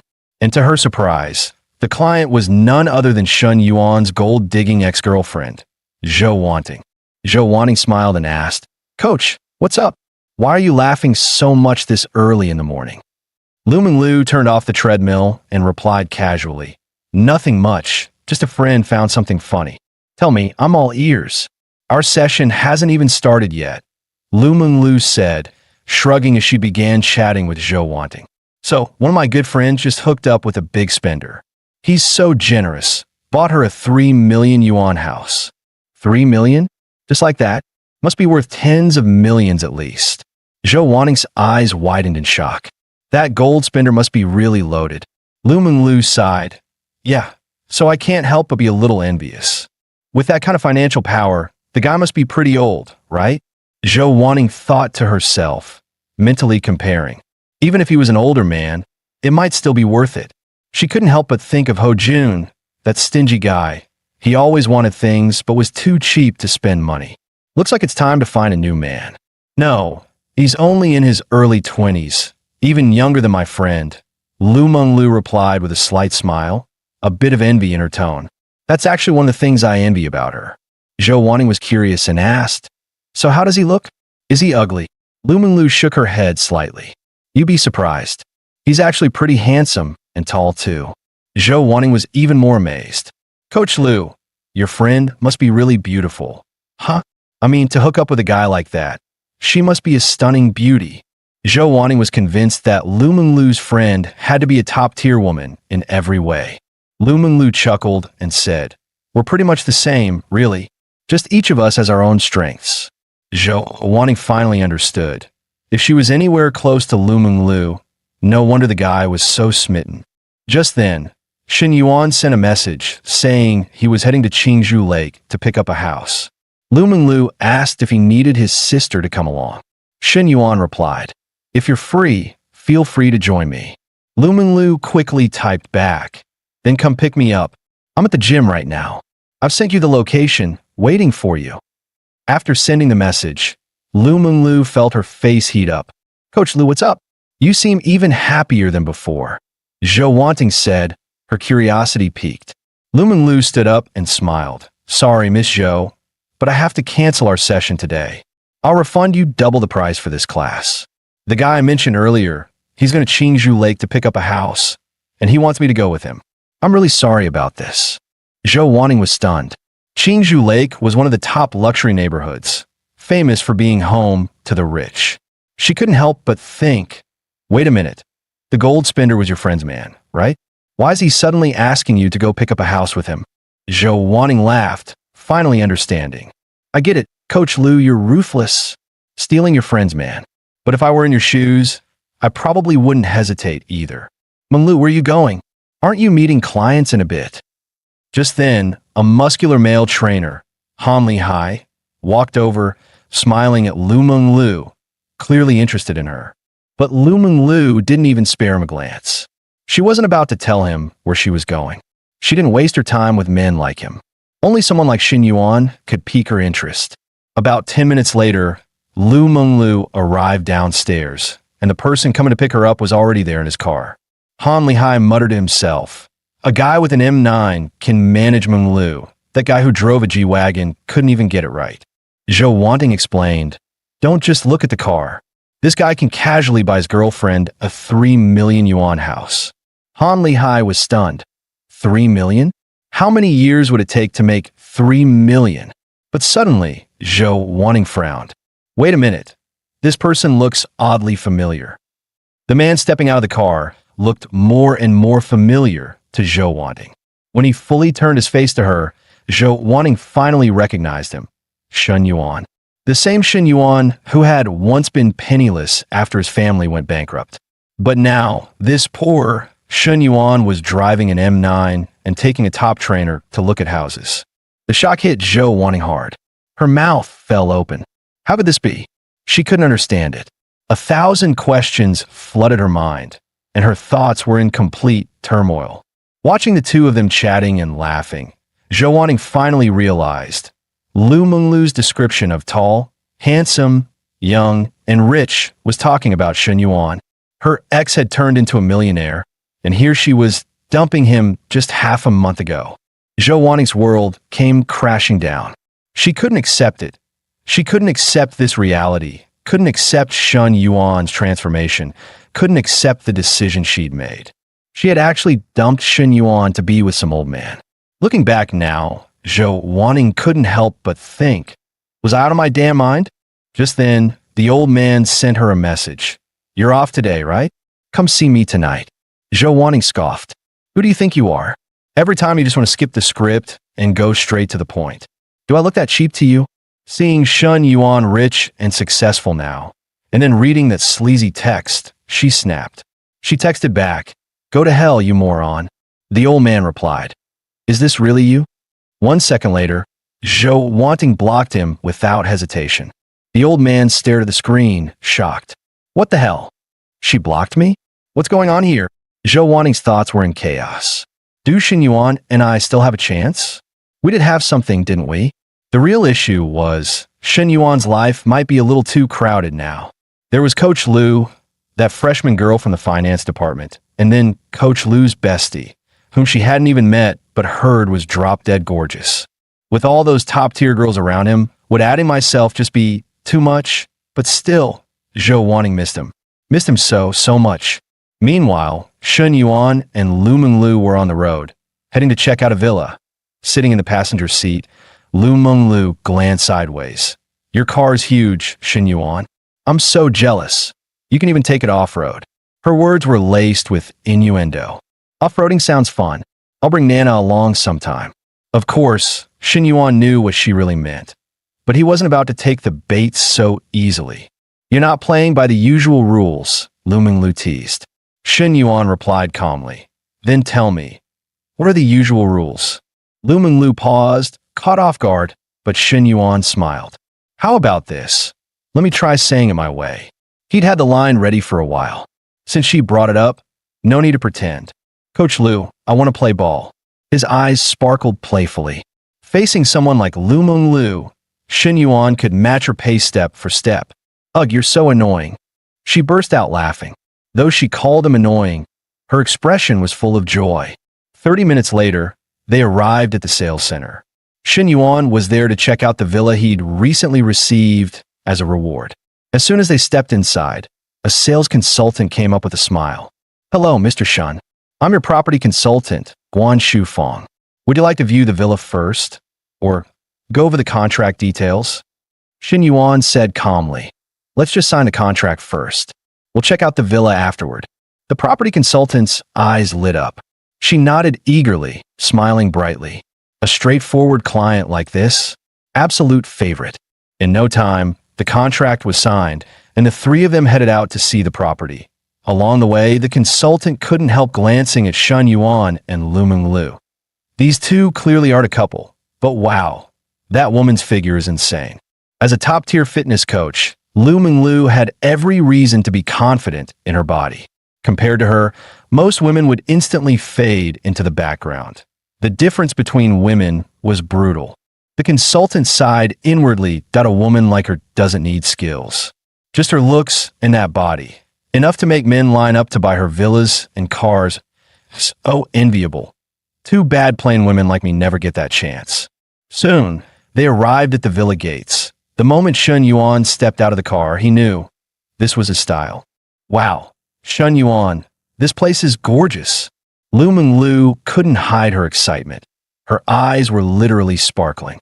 In a city filled with concrete towers, a private villa like this was a rare gem. If I could live here, my life would completely change that I have to win Shen Yuan over. No matter what.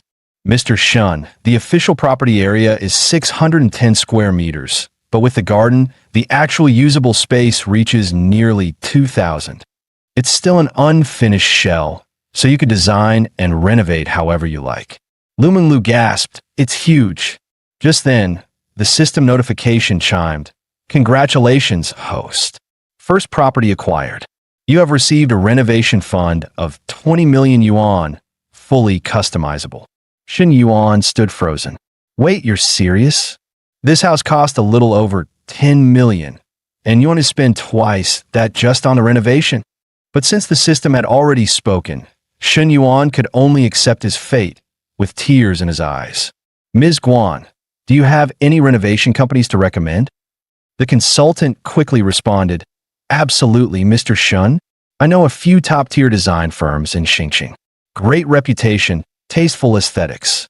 I'll send you their contacts on WeChat. All right, it's just a bare-bones unit anyway. Nothing more to see. Shen Yuan turned to leave, but Lu Menglu raised her phone with a grin. Mind if I take some photos and videos for Kuei-shen? Shen Yuan nodded. Sure, just don't show my face. Lu Menglu chuckled. Basically monk-level temptation. I wouldn't dare post your face. What if other demons come after you? She wasn't some naive girl like Chen Na. A man like Shen Yuan wasn't meant to be shared. Suddenly, Shen Yuan asked, How many followers you got on Kuei-shen? Lu Menglu replied, A little over 50,000. Mostly local. She smirked. Yup, majority's local. What, you planning to secretly watch my videos, you perv? 50,000 guys have seen them. Why can't I? Shen Yuan smirked back. His game wasn't weak either. Lu Menglu teased, they only get the public version. You get the premium content. Send me your account later. I've got a video from a lounge bar we're promoting. If you're down, you could try it out. Lu Menglu's eyes lit up. Seriously? You in a lounge bar too? I'll send you my account right now. Coach Lu, where you headed next? Gym. Lu Menglu gave a playful look. Where else do you think I'm going? I thought you were taking me to play ball. Shen Yuan said bluntly this time, dropping all pretense. Lu Menglu scoffed. In your dreams. You men are all the same. Bullying Nana at that kind of place yesterday. I haven't even started grilling you about that yet. But before she could finish, Shen Yuan suddenly slammed on the brakes. Lu Menglu lost her balance, lurching forward, only to land right in Shun Yuan's grasp. He smirked. You've got some nerve. Listening downstairs for that long last night? I haven't even charged you for that. If you're so heartbroken over Nana, how about you take her place? No more hints now. That was as direct as it gets. Not a chance. Lu Menglu refused, but her tone wasn't exactly firm. She definitely wanted to get close to Shun Yuan, but not too fast.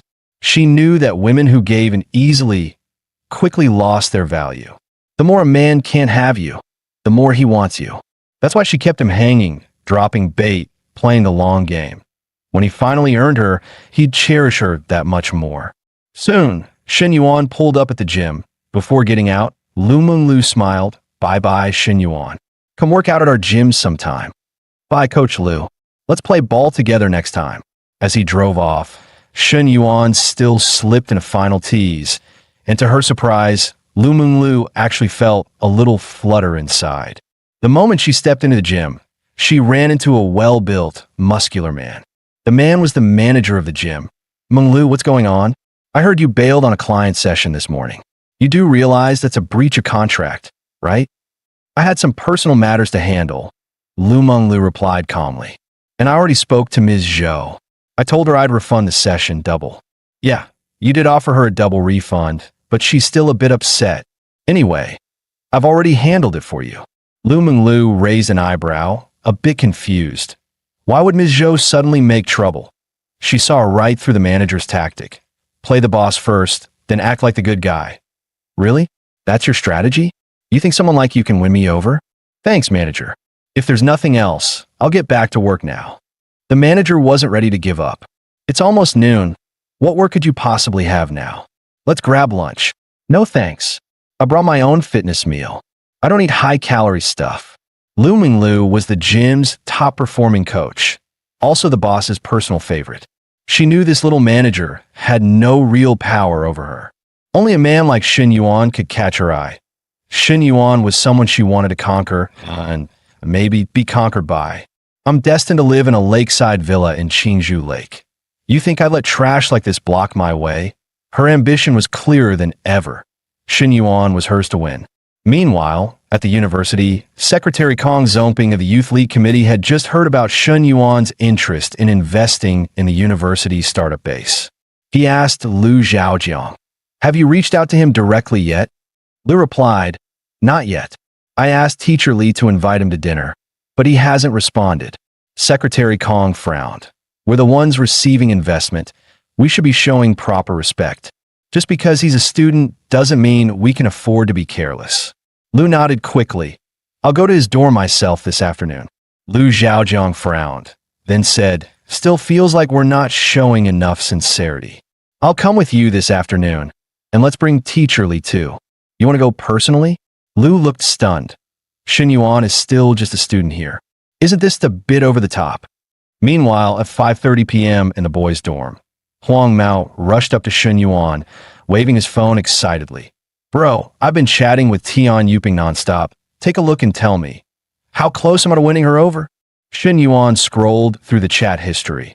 It was a full wall of messages from Huang Mao, brimming with care and concern. Tian Yuping's replies?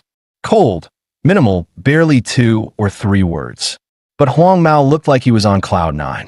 Shen Yuan was speechless. 3 years, and no growth whatsoever. If Huang Mao managed to get the girl this way, it had to be some kind of black magic.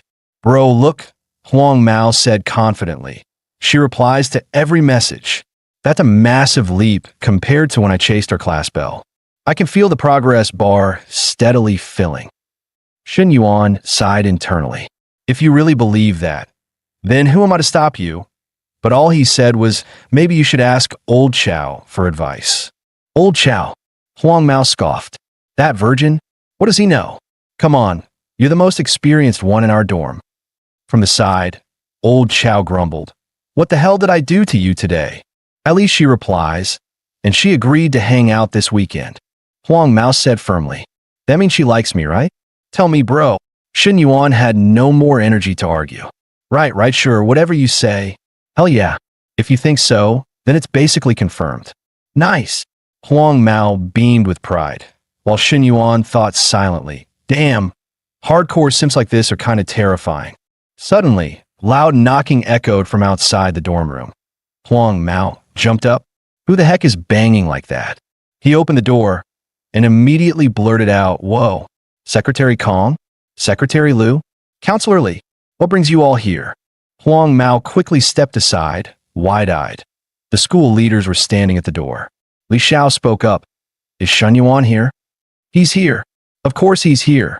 As he let them in, Huang Mao was thinking, 3 big names coming for a bro?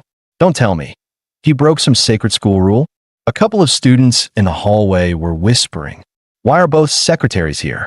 Are they here for Shen Yuan? Didn't his family go bankrupt? Now, he suddenly has a car and a girlfriend from outside school. He's probably up to something shady.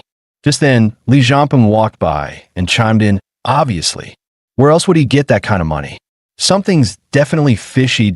They're probably here to hold him down until the cops arrive. Li Jianpeng, you dumbass. Quit spreading crap. Huang Mao snapped. I Jianpeng smirked. We'll see who's full of crap soon enough. Li Xiao turned to Shen Yuan with a smile. These are Secretary Kong and Secretary Liu from the Youth League Committee. Shen Yuan quickly stood up. Hello, Secretary Kong. Kong Zomping nodded and got straight to the point. Shen Yuan, do you have time tonight? We'd like to invite you to dinner. Talk about the startup base. Tonight? Sure, I'm free. Shen Yuan nodded casually. Secretary Kong immediately beamed. Great. I'll book a place now. It's getting late anyway. Let's go and have a proper chat. And with that, the 3 leaders walked out with Shen Yuan in the middle, leaving a hallway full of stunned students whispering behind them. Bro Peng. Doesn't really look like they're trying to detain Shen Yuan. It's more like officials showing up for an inspection. Li Jianpeng scoffed. Obviously, they're saving face for him. Even in the news, criminals wear hoods during escort. Come on, stop talking crap, Huang Mao shot back. They're taking our bro out to dinner. 2 secretaries. Imagine how big that is. Seriously, what kind of boss move did Shen Yuan pull to get the school leadership to treat him like this? Huang Mao's voice dripped with sarcasm. I Jianpeng turned red with anger. And the others, they realized Shen Yuan wasn't in the same league as them anymore. Soon, the 4 of them arrived at a private room in a fancy restaurant. Secretary Kong got straight to the point. Shen Yuan, tell us your plans and any conditions. I want to fully understand your vision. Since you want me to invest, Shen Yuan replied calmly, then my conditions must be met. Don't worry. They won't conflict with the school's interests. Secretary Kong nodded. No need to hold back. Speak freely. All right, Shen Yuan said, voice firm. I want full autonomy, meaning who gets funding and how much will be decided solely by me. The school doesn't interfere.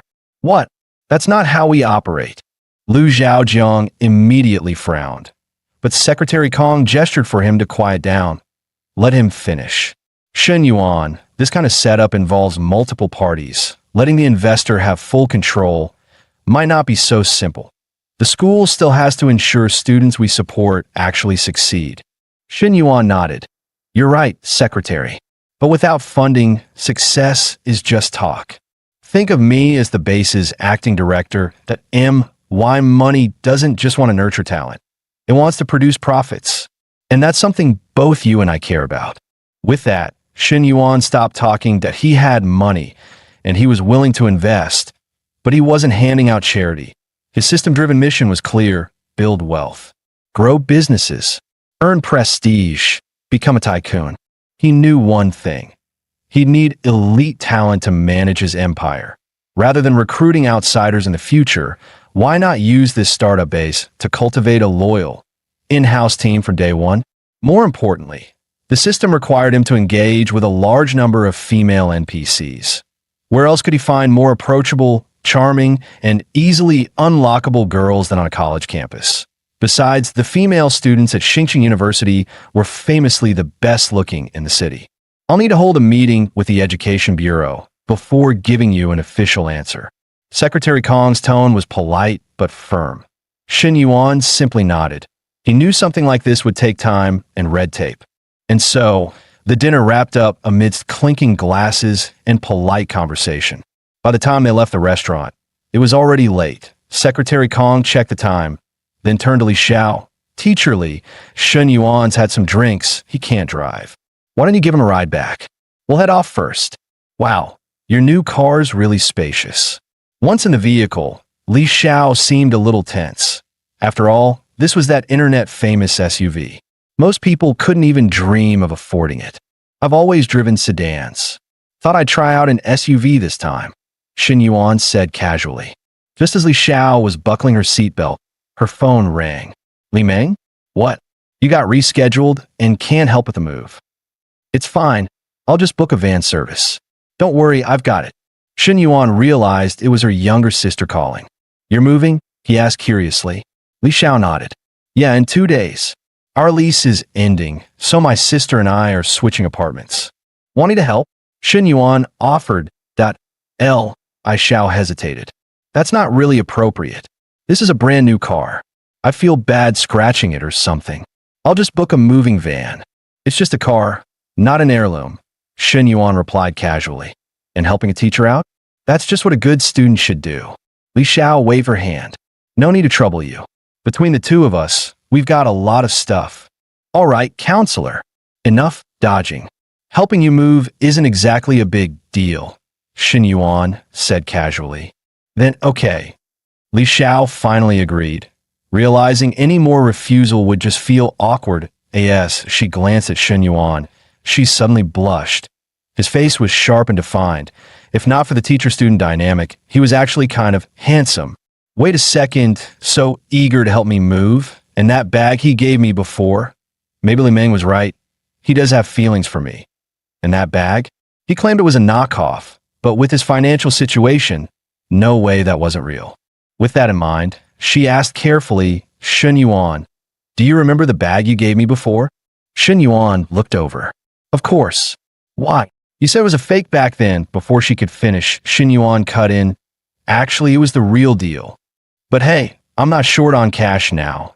So, giving a nice gift to a favorite teacher. He froze mid-sentence and quickly corrected himself.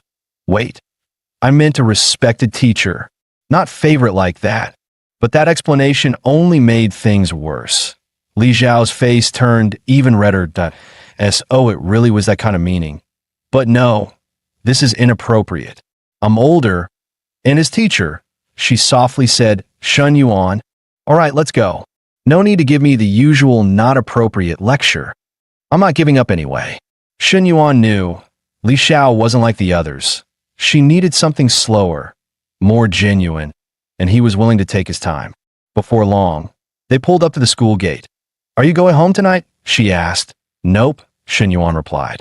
No room for me at home. I'll sleep in the dorm. Then I'll leave the car here. You can drive it tomorrow. She handed him the key. But in the very next moment, Shun Yuan leaned in and gently kissed her on the cheek. For that split second, time froze. The world went completely still. Li Xiao was shocked. This guy was getting bolder by the day. First, he kissed her during dinner at home, then in the office, and now he dared to do it again in public? What a shameless rogue. Shun Yuan, you shameless brat, she snapped and stormed off. Shun Yuan watched her retreating figure, a smirk curling on his lips. It's fine. I'll just blame it on the alcohol tomorrow. Just then, his phone buzzed. It was Chun Na. Shun Yuan, are you still at school? Ms. Lin Yuchong left some stuff at the cafe. Could you help unlock it for her? She's on her way, and I'm too far to make it in time. Sure, I'll go. 10 minutes later, Shun Yuan arrived at the cafe. A striking silhouette was waiting at the door. Sorry for the trouble, Lin Yuchong said with a soft smile. I forgot to take my kids' toys last time. No problem at all, Shun Yuan replied as he pulled out the key and unlocked the door. He flipped on a light while she headed to the bar counter and began looking around. She gathered a few toy cars and plastic diggers, gently tucking them into a bag with careful hands. How old is your kid? Shun Yuan asked casually, just to make conversation. 3.5. A real handful, she chuckled. Then she reached under the counter and pulled out 2 bottles of wine, placing them into a separate bag. Shun Yuan blinked. Did she often drink alone here? After packing everything, Lin Yuchong walked to the door but paused, glancing back at the cafe with a complicated look in her eyes. What's wrong? Can't bear to leave. Xin Yuan asked. She gave a faint smile. Not exactly, just remembering all the nights this place got me through. You know, you can always come back to visit, Xin Yuan said softly, that he couldn't help but think. Women really are emotional creatures. But deep down, he figured it wasn't just the place that made her sentimental. Most likely, it had something to do with her relationship with that guy, Zhang Xianyong. If it weren't for heartbreak, she wouldn't be drinking alone in a cafe at night. I don't think I'll be coming back, Lin Yuchong replied with a faint shake of her head. Then how about a drink together? Xin Yuan nodded toward the wine in her bag with a playful grin. She tucked a few stray hairs behind her ear and gave a charming smile. Is that really appropriate? What's inappropriate about it? Xin Yuan raised an eyebrow. Only one dim light hung above them. Xin Yuan picked a table at random and sat down, while Lin Yuchong brought over 2 wine glasses and took a seat across from him. You look troubled, he said, uncorking a bottle and pouring her a glass. Let me guess, it's about your family? Lin Yuchong blinked, slightly surprised. How did you know? Xin Yuan chuckled. I know your husband, Zhang Xianyong, right? General manager at that car dealership. Heard a few things about him. Chen Na your friend? She used to work under him, but quit because of him. Lin Yuchong's eyes widened. Wait, you mean he did something to Chen Na, too? Xin Yuan shook his head. Not exactly. He kept harassing her, so she finally had enough and left. Lin Yuchong sighed in relief. Well, at least nothing worse happened. Otherwise, that'd be one more crime on his record. She took a sip of wine, then muttered, I've been preparing to file for divorce. I've gathered plenty of evidence, affairs, messages where he blackmailed his employees. We've been married for 5 years. I never thought he was this kind of man. But still, he's my kid's father. I'm scared the divorce will mess up the child's mental state. Growing up in a single-parent family can be hard. Xin Yuan looked her in the eye. That's exactly why you need to end it. The longer you stay in a toxic environment, the more harm it does to you and to your kid. The right choice isn't always the easy one. Lin Yuchong's gaze toward Xin Yuan had subtly changed. She used to see him as just a generous, cheerful young man. But tonight, his calm demeanor and quiet maturity caught her off guard. He had a natural charm, sharp features, a roguish grin that somehow wasn't annoying. It was something she had never experienced with Zhang Xianyong. She used to believe that judging a man by his looks was shallow. But now, she realized, being around someone who was pleasant to look at really did make everything feel lighter. Lost in thought, she suddenly said, Thank you. No need for that, Xin Yuan replied, his tone warm. He didn't shy away from her bashful glance. Meanwhile, the wine bottle on the table had quietly run dry. Shall we go? She suggested as she stood up. Yeah, Xin Yuan nodded, rising to his feet and following her toward the door. But just a few steps out, Lin Yuchong stumbled with a soft gasp. Her high heel had caught on something, throwing her off balance. Xin Yuan reacted quickly, catching her by the waist. A wave of her perfume lingered in the air between them. Flushed and a bit shaken, she whispered, Sorry, I lost my footing. Then, without warning, she tiptoed, wrapped her arm around his neck, and planted a light kiss on his cheek, quick as a breeze. Before he could react, she grabbed her bag and the plastic sack and rushed out of the cafe. Xin Yuan stood there, stunned, touching his cheek. Wait, that's it? Just one kiss. Outside, Lin Yuchong felt like her heart was about to leap out of her throat. She had no idea what came over her. Must have been the alcohol. Thinking back, she already regretted it. For years, she had kept her distance from other men, living like a proper wife. Never had she done anything so reckless. Xin Yuan glanced at the time, 10:40 p.m. The dorm had definitely locked up by now. After a brief hesitation, he called Chen Na. Hey, I'm locked out. Can I crash at your place tonight? I promise I won't do anything. Just a hug. That's all. 20 minutes later, he stood outside her door. After 2 knocks, Chen Na, dressed in her pajamas, hurriedly came to open it. The moment she opened the door, a wave of beer fumes hit her nose. Her brows furrowed instinctively. Oh my God. How much did you drink? Half a case. Maybe, Shin Yuan replied lazily. Seeing him like that, Chen Na couldn't help but worry. Sit down first. I'll make you some tea to sober up.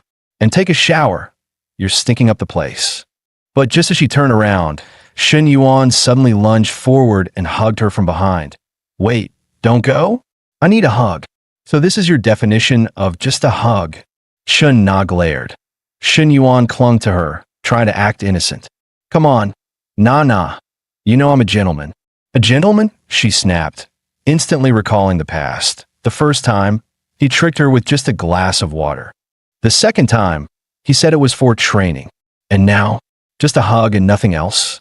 Seriously? She sighed, fuming. I swear, why do I keep falling for your lame excuses? Moments later, they were in the bedroom. Nah. Is our trust really that fragile? Shin Yuan tried to play the emotional card.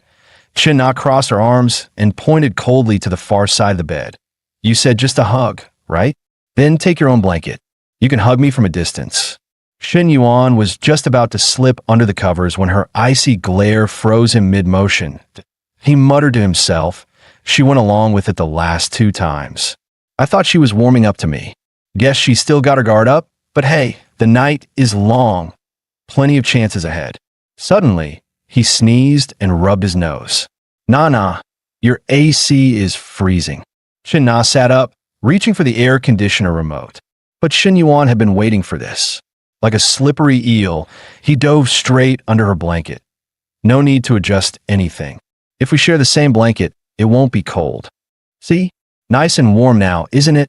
The next morning, Shin Yuan sat up in bed and noticed a neatly folded set of clothes on the nightstand, along with a handwritten note from Chen Na. I've gone to the cafe. Bought you a new t-shirt and jeans like you usually wear. Socks are by the shoe rack. I'll wash your dirty clothes, but they're still drying. Breakfast is in the steamer, buns and congee. Heat it up if it's cold when you wake. Reading that, Shin Yuan felt his chest tighten. Damn, where do you even find a woman like this? Definitely deserves a reward. Bought her a house last time. Maybe a car this time. Right then, his phone buzzed. It was a video call from Lumeng Lu. The moment he picked up, her sultry voice came through. Shin Yuan, when are you coming to the gym? I've been waiting for you. He held the phone away and shook his head. Seriously? First thing in the morning. This is Na's best friend. Eyes forward. Don't look. Don't react. But Lumeng Lu flashed a teasing smile. Why are you holding the phone so far away? Afraid I might eat you? Shin Yuan raised an eyebrow, lips curling into a smirk. This woman's clearly flirting with me. Well then, guess it's time I taught this top-tier trainer a lesson in her own language. Just as Shin Yuan was about to launch into full flirt mode with Lumeng Lu, a call from his advisor interrupted everything. Talk about a buzzkill. He quickly turned back to the video chat. Gotta go. Something important just came up. Lumeng Lu pouted playfully, but waved her hand. All right, I'll let you off this time. Talk later. He answered the call. On the other end, Li Zhao's excited voice rang out. Good news. The school board and the education office both approved it. Promotions can start in a couple of days. Once all the applications are in, I'll be the one reviewing them. Shin Yuan seized the moment. Oh, by the way, can we add fields for height, weight, and a passport-size photo on the form? Li Xiao paused. Huh, why would you need those? What do height and weight have to do with starting a business? Shin Yuan replied with a straight face. Everything. A person's posture and look reflect their self-discipline. A good entrepreneur should have presence. You know me, I've got high standards. Li Xiao felt something was off, but couldn't quite put her finger on it. Blushing a little, she said, all right then, I'll ask the student union to coordinate with you. Just as they were about to end the call, Li Xiao hesitated, then softly asked, Shin Yuan, my sister and I are moving tomorrow morning. Would you be free to help? That hit him like a bolt of lightning. He jumped out of bed, nearly knocking over the blanket. Free? Absolutely free. I'll be there on time. Count on me. Half an hour later, just as Shin Yuan finished breakfast and was about to head out, his phone buzzed again. Lumeng Lu calling. What are you doing? Didn't you say you'd be here in a bit? It's been ages. Are you ghosting me? Shin Yuan sighed and explained patiently. I'm actually heading to the design firm to talk over the villa plans. It's serious business. Hearing that, Lu immediately perked up. Well, can I come too? I'll just be a cute little third wheel, I promise. He laughed. You're calling yourself a third wheel and still want in? But hey, if you really want to tag along, fine. I could use a mood booster during negotiations. Truth be told, for all her antics, Lu was great at reading the room, and having a knockout like her nearby never hurt in business talks. You said it. No take-backs, she giggled like a schoolgirl. I'll be waiting at the gym. Come pick me up. Before long, Shen Yuan arrived at the fitness center. As he stepped out of the car, a cocky male voice rang out from nearby. Hey bro, waiting on someone? Let me guess, a girl. Shen Yuan gave a calm nod.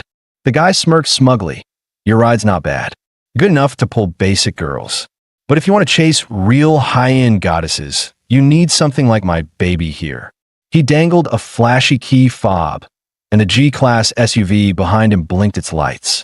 Shen Yuan didn't even flinch. Nice car, he replied coolly, but it's not about what you drive. It's about who's willing to sit in your passenger seat. Right on cue, Lu stepped into view, wearing sleek athletic wear that hugged her curves. With a killer combo of sculpted features and smoldering charm, she practically turned the sidewalk into a runway. Just as Shen Yuan moved to greet her, the guy with the G-Wagon rushed forward instead. Lu, finally off work? I've been waiting forever. Let's grab lunch, my treat. Lu smiled politely, gently waving her hand. Sorry, I already made plans today. I even messaged you earlier. In her eyes, this so-called G-Wagon guy might be rich, but most of it came from daddy. Compared to Shen Yuan, who had real control over his assets, this guy didn't even register. But Mr. Fan wasn't giving up. No worries, Lu. I can tag along. Lunch is on me. Let's all go together and make it a party. That's when Shen Yuan finally stepped forward, cool as ever. Sorry, bro. I've got a weird personal rule. I try to avoid eating with guys who drive G-Wagons. Lu blinked in surprise, but quickly recovered. She simply turned to Shen Yuan with a smile and said, let's go. Then, without hesitation, she opened the passenger door and got into his car like she owned it. Mr. G-Wagon stood frozen, watching the woman he'd been chasing for weeks casually ride off with another man. What the hell? I drive a $2 million SUV and still lost to this broke-looking guy in some entry-level sedan. Inside the car, Lu tried to play it cool. That fan guy? He's a VIP at our gym, dumped a ton of cash into his membership. His family's got some money. That G-Wagon costs over $2 million. He's been chasing me for a while, but I never said yes. Shen Yuan drove in silence, replying only with vague and yes sounds. Lu pouted, visibly annoyed. What's with you today? You're being so not you. Shen Yuan gave her a sideways glance, a smirk playing on his lips. What am I supposed to say? You got other guys chasing you. Just trying to maintain some emotional distance, to preserve my dignity. Of course, he knew exactly what she was doing. Classic emotional bait, trying to stir up some jealousy. But he wasn't taking the bait that easily. Instead, he chuckled and added, come on, men only get energetic when they're working out, or about to. And since you won't play ball with me, I'm running low on motivation. Lu blushed instantly, giving him 2 light punches with her little fists. Shen Yuan, you're so annoying. Are all guys like you this pervy? Shen Yuan put on an innocent face. I was talking about basketball. You're the one with a wild imagination. Lu rolled her eyes so hard they almost got stuck. Basketball? Please. Don't think I didn't notice how you snuck upstairs with Na last time at the cafe the moment I left. Don't play dumb. I know exactly how your brain works. Shen Yuan winced internally. Great, she's never letting that go, is she? He quickly changed the subject. Aren't you usually super busy? How do you have time to hang with me today? Lu smirked proudly. Of course I'm busy, but I postponed several personal training sessions just for you. If you feel even a little guilty, then treat me to something amazing later. No problem. $1 billion meal? Name the place. He teased with a grin, her cheeks flushed red. Ugh, you're impossible. Always flirting. Seeing her flustered, Shen Yuan decided to ease off. All right. Let's grab lunch first. Then we'll head to the design firm. At 2:30 in the afternoon, Shun Yuan brought Lu Meng Lu to Guantang Interior Design. The moment they stepped in, a professional staff member greeted them. "Hello, Mr. Shun. I'm Fu Jingmei, the lead designer. Let's head to the conference room." She pulled up the presentation. "Based on your budget and style preferences, we've prepared 3 concepts: modern European luxe, neo-oriental, and minimalist contemporary. You can take a look and let us know what direction you'd like to refine." As the elegant floor plans appeared, Lu Meng Lu gasped. "Wow, these designs are gorgeous. But wait, Xin Yuan, how much is your renovation budget?" Xin Yuan answered casually, 20 million. Her eyes went wide, almost popping out of her head. 20 million just for renovations? And the villa already cost over 10 million? That's nearly 30 million total. His net worth might be way higher than I thought. At that moment, Lu Meng Lu finally realized she had completely underestimated Shun Yuan's true capabilities. She bit her lip, thoughts racing. Okay, those old tricks clearly aren't enough. Time to step it up. 15 minutes later, Shun Yuan stood up after reviewing the plans. "Miss Fu, please incorporate the adjustments I just mentioned. Once it's revised, send it over and I'll take a closer look. I've also scheduled a meeting with another firm. I'll decide after comparing both." Fu Jingmei smiled professionally. "Of course, Mr. Shun. Comparing options is wise."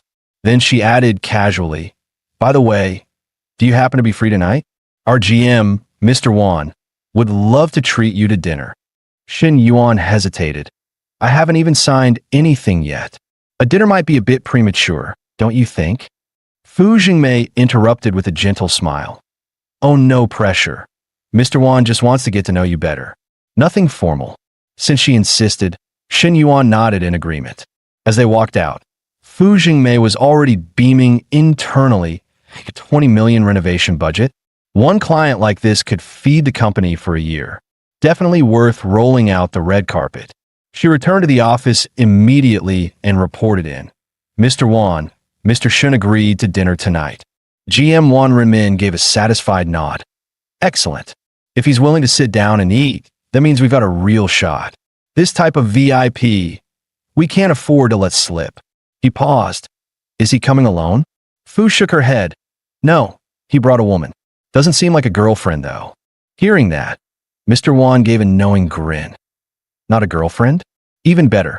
Bring Insu Xiu away tonight. If we're landing a whale, we need to bait with the best." Meanwhile, in the car, Lu Meng Lu was still working her charm. She leaned slightly toward him and teased, "Shen Yuan, is the AC even on? It's so hot in here." When he didn't respond much, she quickly shifted gears. "By the way, where are we going next?" Shen Yuan glanced at the time and replied coolly, "Shouldn't you be heading back to work? Or are you planning to score another free dinner off me?" Lu Meng Lu grinned playfully. "Today, I'm just going to tag along with you. Eat your food, drink your drinks, your loyal little shadow." Shen Yuan burst out laughing. "My tag-alongs follow the full package deal, day and night. What's with this only daytime nonsense?" Lu Meng Lu blushed hard, punching him lightly. "You perv, Shen Yuan, your brain is seriously full of dirty thoughts." Even though she was complaining, she made no move to get out of the sea. ARIT was obvious. She was already mentally prepared for overtime. Right then, her phone rang. IT was her bestie, Ho Qianqian. "What are you doing?" "Just chilling in the car," Lu Meng Lu replied casually. Ho Qianqian immediately assumed the obvious. With Fan and his G-Wagon again, Lu Meng Lu scoffed, "Nope, I'm with Xin Yuan." That single sentence made Ho Qianqian explode. "Wait, what? Since when did you two start hooking up?" Lu Meng Lu smirked proudly. "Not hooking up, yet he just invited me to check out some renovation plans. He bought this insane villa, over 10 million. And get this, he's spending another 20 mil just on the interior." Ho Qianqian practically choked on air. "Are you kidding me? He just spent 3 mil buying Na Place yesterday, and now he's tossing another 30 mil into a house. Xin Yuan's not just a sugar daddy. He's the damn final boss." At that moment, Ho Qianqian's entire worldview started to crack. China already won the lottery. and ascended overnight. Now, even Lu Meng Lu, that sly little fox, was lining up to board the golden yacht. Why them? She screamed internally. Just because they're prettier than me. Bigger boobs? Longer legs? A full-blown jealousy meltdown began brewing deep in Ho Qianqian's soul. As the evening settled in, Wan Rinmin waited patiently at the entrance of Nanjing Pavilion. Just then, a familiar voice called out, "Uncle Wan, you're dining here too." It was Lin Guangyao. Wan smiled, Xiao Yao. Just here to entertain a client. The moment Lin heard client dinner, he straightened up. Anyone who could get Uncle Wan to host in person wasn't ordinary. "I've got a dinner too," he said with a grin. "I'll come toast you later." As he turned to leave, Lin's eyes landed on the woman beside Wan, and his steps almost froze. Damn, when did Uncle Wan start rolling with girls this stunning? If he weren't going to be my father-in-law one day, I'd ask for a number on the spot. 2 minutes later, a sleek car pulled up to the curb. Shun Yuan stepped out, Lu Menglu gracefully following behind, her aura drawing every eye in the vicinity. One instantly stepped forward, beaming. Mr. Shun, sharp, punctual, and impressive as always. He glanced at Lu Menglu with a curious tone. "And this young lady, is she your girlfriend, perhaps?" Before Lu Menglu could answer, Shun Yuan smiled and waved it off. "Oh no, Mr. Wan, don't misunderstand. We're just friends. Her surname's Lu. She had some free time today, so she came along." Wan felt a weight lift off his shoulders. Not the girlfriend? Great. That means tonight's plan is still in play. Meanwhile, Lu Menglu pouted slightly. "Seriously? You clarify that fast? No one was even pressuring you, jerk." Once everyone was seated, Wan casually added, "Right, Mr. Shun, let me introduce someone. This is our company's design assistant, Su Xiuwei. Nice to meet you, Mr. Shun." Su Xiuwei stood up with a soft blush and extended her hand, her demeanor reserved but graceful. Her skin was smooth and pale, fingers light and gentle, radiating an unpolished innocence that stood in stark contrast to the more glamorous women usually in Shun Yuan's orbit. Noticing the subtle glance Shun Yuan gave Su Xiuwei, Wan Rinmin grinned inwardly. "Looks like Mr. Shun's interested. If we can build rapport tonight, locking the deal will be a breeze." He raised his glass with enthusiasm. "Mr. Shun, let's forget business for now. Tonight is all about friendship. Cheers!" Right on cue, Fu Jingmei gave Su Xiuwei a discreet nod, signaling her to go make her move. Su Xiuwei nervously picked up her glass, voice trembling. "Mr. Shun, I'd like to offer you a toast." Watching Shun Yuan clink glasses one by one, Lu Menglu finally couldn't hold back. She leaned in with a playful tone. "Xiao Shan, aren't you going to toast with me too?" Without even looking up, Shun Yuan replied, casually, "You better save it. Who else is going to drive me later?" Lu Menglu blushed, puffing her cheeks in mock annoyance. "Ugh, fine. I'll be good. Listen to you." She couldn't tell if he was teasing or being thoughtful, but that feeling of "you take care of me, I've got your back," warmed her heart nonetheless. Before long, Su Xiuwei returned with another glass in hand, clearly gearing up for round two. Shun Yuan could see right through the setup. This was all part of Wan Renmin's scripted hospitality, but he didn't play along. Instead, he casually pointed at her teacup. "Tea's fine. No need to force yourself." Su Xiuwei blinked, uncertain, and instinctively glanced toward Mr. Wan as if seeking approval. Wan jumped in quickly with a laugh. "Mr. Shun is so considerate. Xiuwei's actually still a senior at Southern University. Smart girl, and she shares a lot of the same interests as you. Great chance for future interaction." He followed up immediately, nudging things forward. "Xiuwei, come on, add Mr. Shin on WeChat. Good connections are worth building." Lu Menglu rolled her eyes so hard she almost saw her own brain. There it is, the old fox finally shows his tail. Saying no business talk tonight, but every word is a setup for a deal. Then she glanced at Su Xiuwei's awkward, nervous posture and silently sighed. This girl's clearly a rookie. Getting shoved into a dinner like this just to pour drinks? That's basically softcore escorting. Just as she was roasting in her head, the private room door opened again. Lin Guangyao walked in with a drink in hand, grinning. "Uncle Wan, let me toast to you." Wan Renmin stood up cheerfully, clinking glasses with him in one smooth motion. He then gestured toward Shen Yuan. Xiao Yao, come meet Mr. Shun. You two are about the same age. Never hurts to make new friends. Lin Guangyao felt smug hearing that if Uncle Wan's personally introducing him, this guy must be loaded. Even if we don't do business, just knowing him makes for top-tier bragging rights. He walked over with a practiced smile, until he saw who was sitting in the main seat. Shen Yuan, his whole face changed. What the hell is he doing here? Shen Yuan had been watching him the whole time. With a calm, slightly amused grin, he lifted his glass. Come on, Lin Guangyao, let's toast. Lin's smile twitched as his mind went into overdrive. Uncle Wan just told me to toast him. What am I now, a public foot liquor? No way. No. Freaking way. Sensing something off in the air, Wan quickly stepped in. Oh, you two know each other. Shen Yuan smiled and nodded.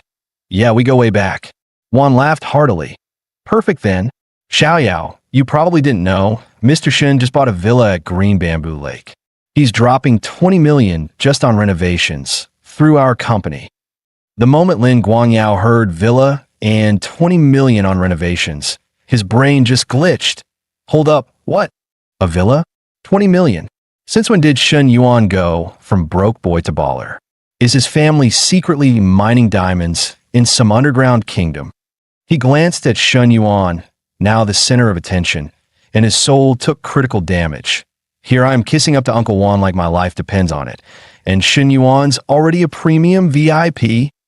Damn it, I'm still stuck in level 1 while he's speedrunning the whole game. 2 seconds of silence. Then Lin clenched his jaw and accepted fate fine. I'll toast. I'll lick boots. If even Uncle Wan's doing it, then what's my pride worth anyway? Survival first. Fast forward 2.5 hours. The dinner was going great. Wan Renmin, sensing the timing was perfect, smiled and offered, Mr. Shun, how about we keep the party going? Bar? KTV. Shen Yuan turned to Lu Menglu, smirking. Coach Lu, you coming? Lu Menglu hesitated. Her figure didn't come easy. Strict diet, tight schedule, and zero nightlife. Clubs were usually off limits. Noticing her inner conflict, Shen Yuan made the decision for her. Don't push yourself. Go home, sleep early. Health is the real flex. Lu Menglu was about to nod when she caught a glimpse of Shen Yuan. Then, out of the corner of her eye, Su Shuwei. Her gut screamed, nope, not safe. If I back out now, someone else is going to swoop in. That someone has long hair and an innocent act. That girl, Su Shuwei, and Uncle Wan with his sly little grin, it suddenly all clicked. First the drinks, then the push. Next thing you know, she's helping him to the hotel room. Her heart raced. The way Shen Yuan looked at her tonight, if he gets drunk, something's definitely going to go down. If she gets ahead of me now, I'm losing a huge slice of the pie, and that's not happening.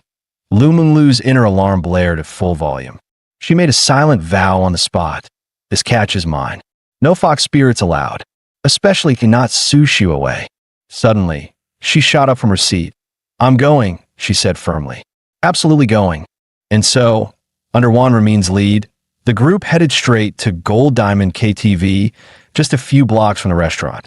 Barely a few minutes into their booth session, Su Shuwei once again approached with a glass in hand, clearly aiming for another round with Shen Yuan. But this time, Shen Yuan gently stopped her hand. That's enough. You've had more than enough tonight. I'm guessing you're not used to scenes like this, right? If you don't like coming to these, then don't. It's just a job, not a life sentence. Su Shuwei looked up at him, her eyes full of conflicted emotion. She gave a slight shake of her head. Thank you, Mr. Shun. She didn't elaborate, but Shen Yuan could hear the unsaid truth behind those words. Girls from modest families didn't get to say no to this kind of thing easily. He let out a quiet sigh. From the side, Lu Menglu puffed her cheeks and grumbled, wow, look at you. So considerate. How come you never ask if I want to be here? Shen Yuan smirked. Coach Lu, you need me to ask? With that harem of yours? Like that G-Wagon guy. Bet he's texting you again right now. Lu Menglu flicked her hair, pretending to scoff. Ugh, you really know how to ruin a moment. But inside, she felt a twinge. Damn it, every trick I've used on him just falls flat.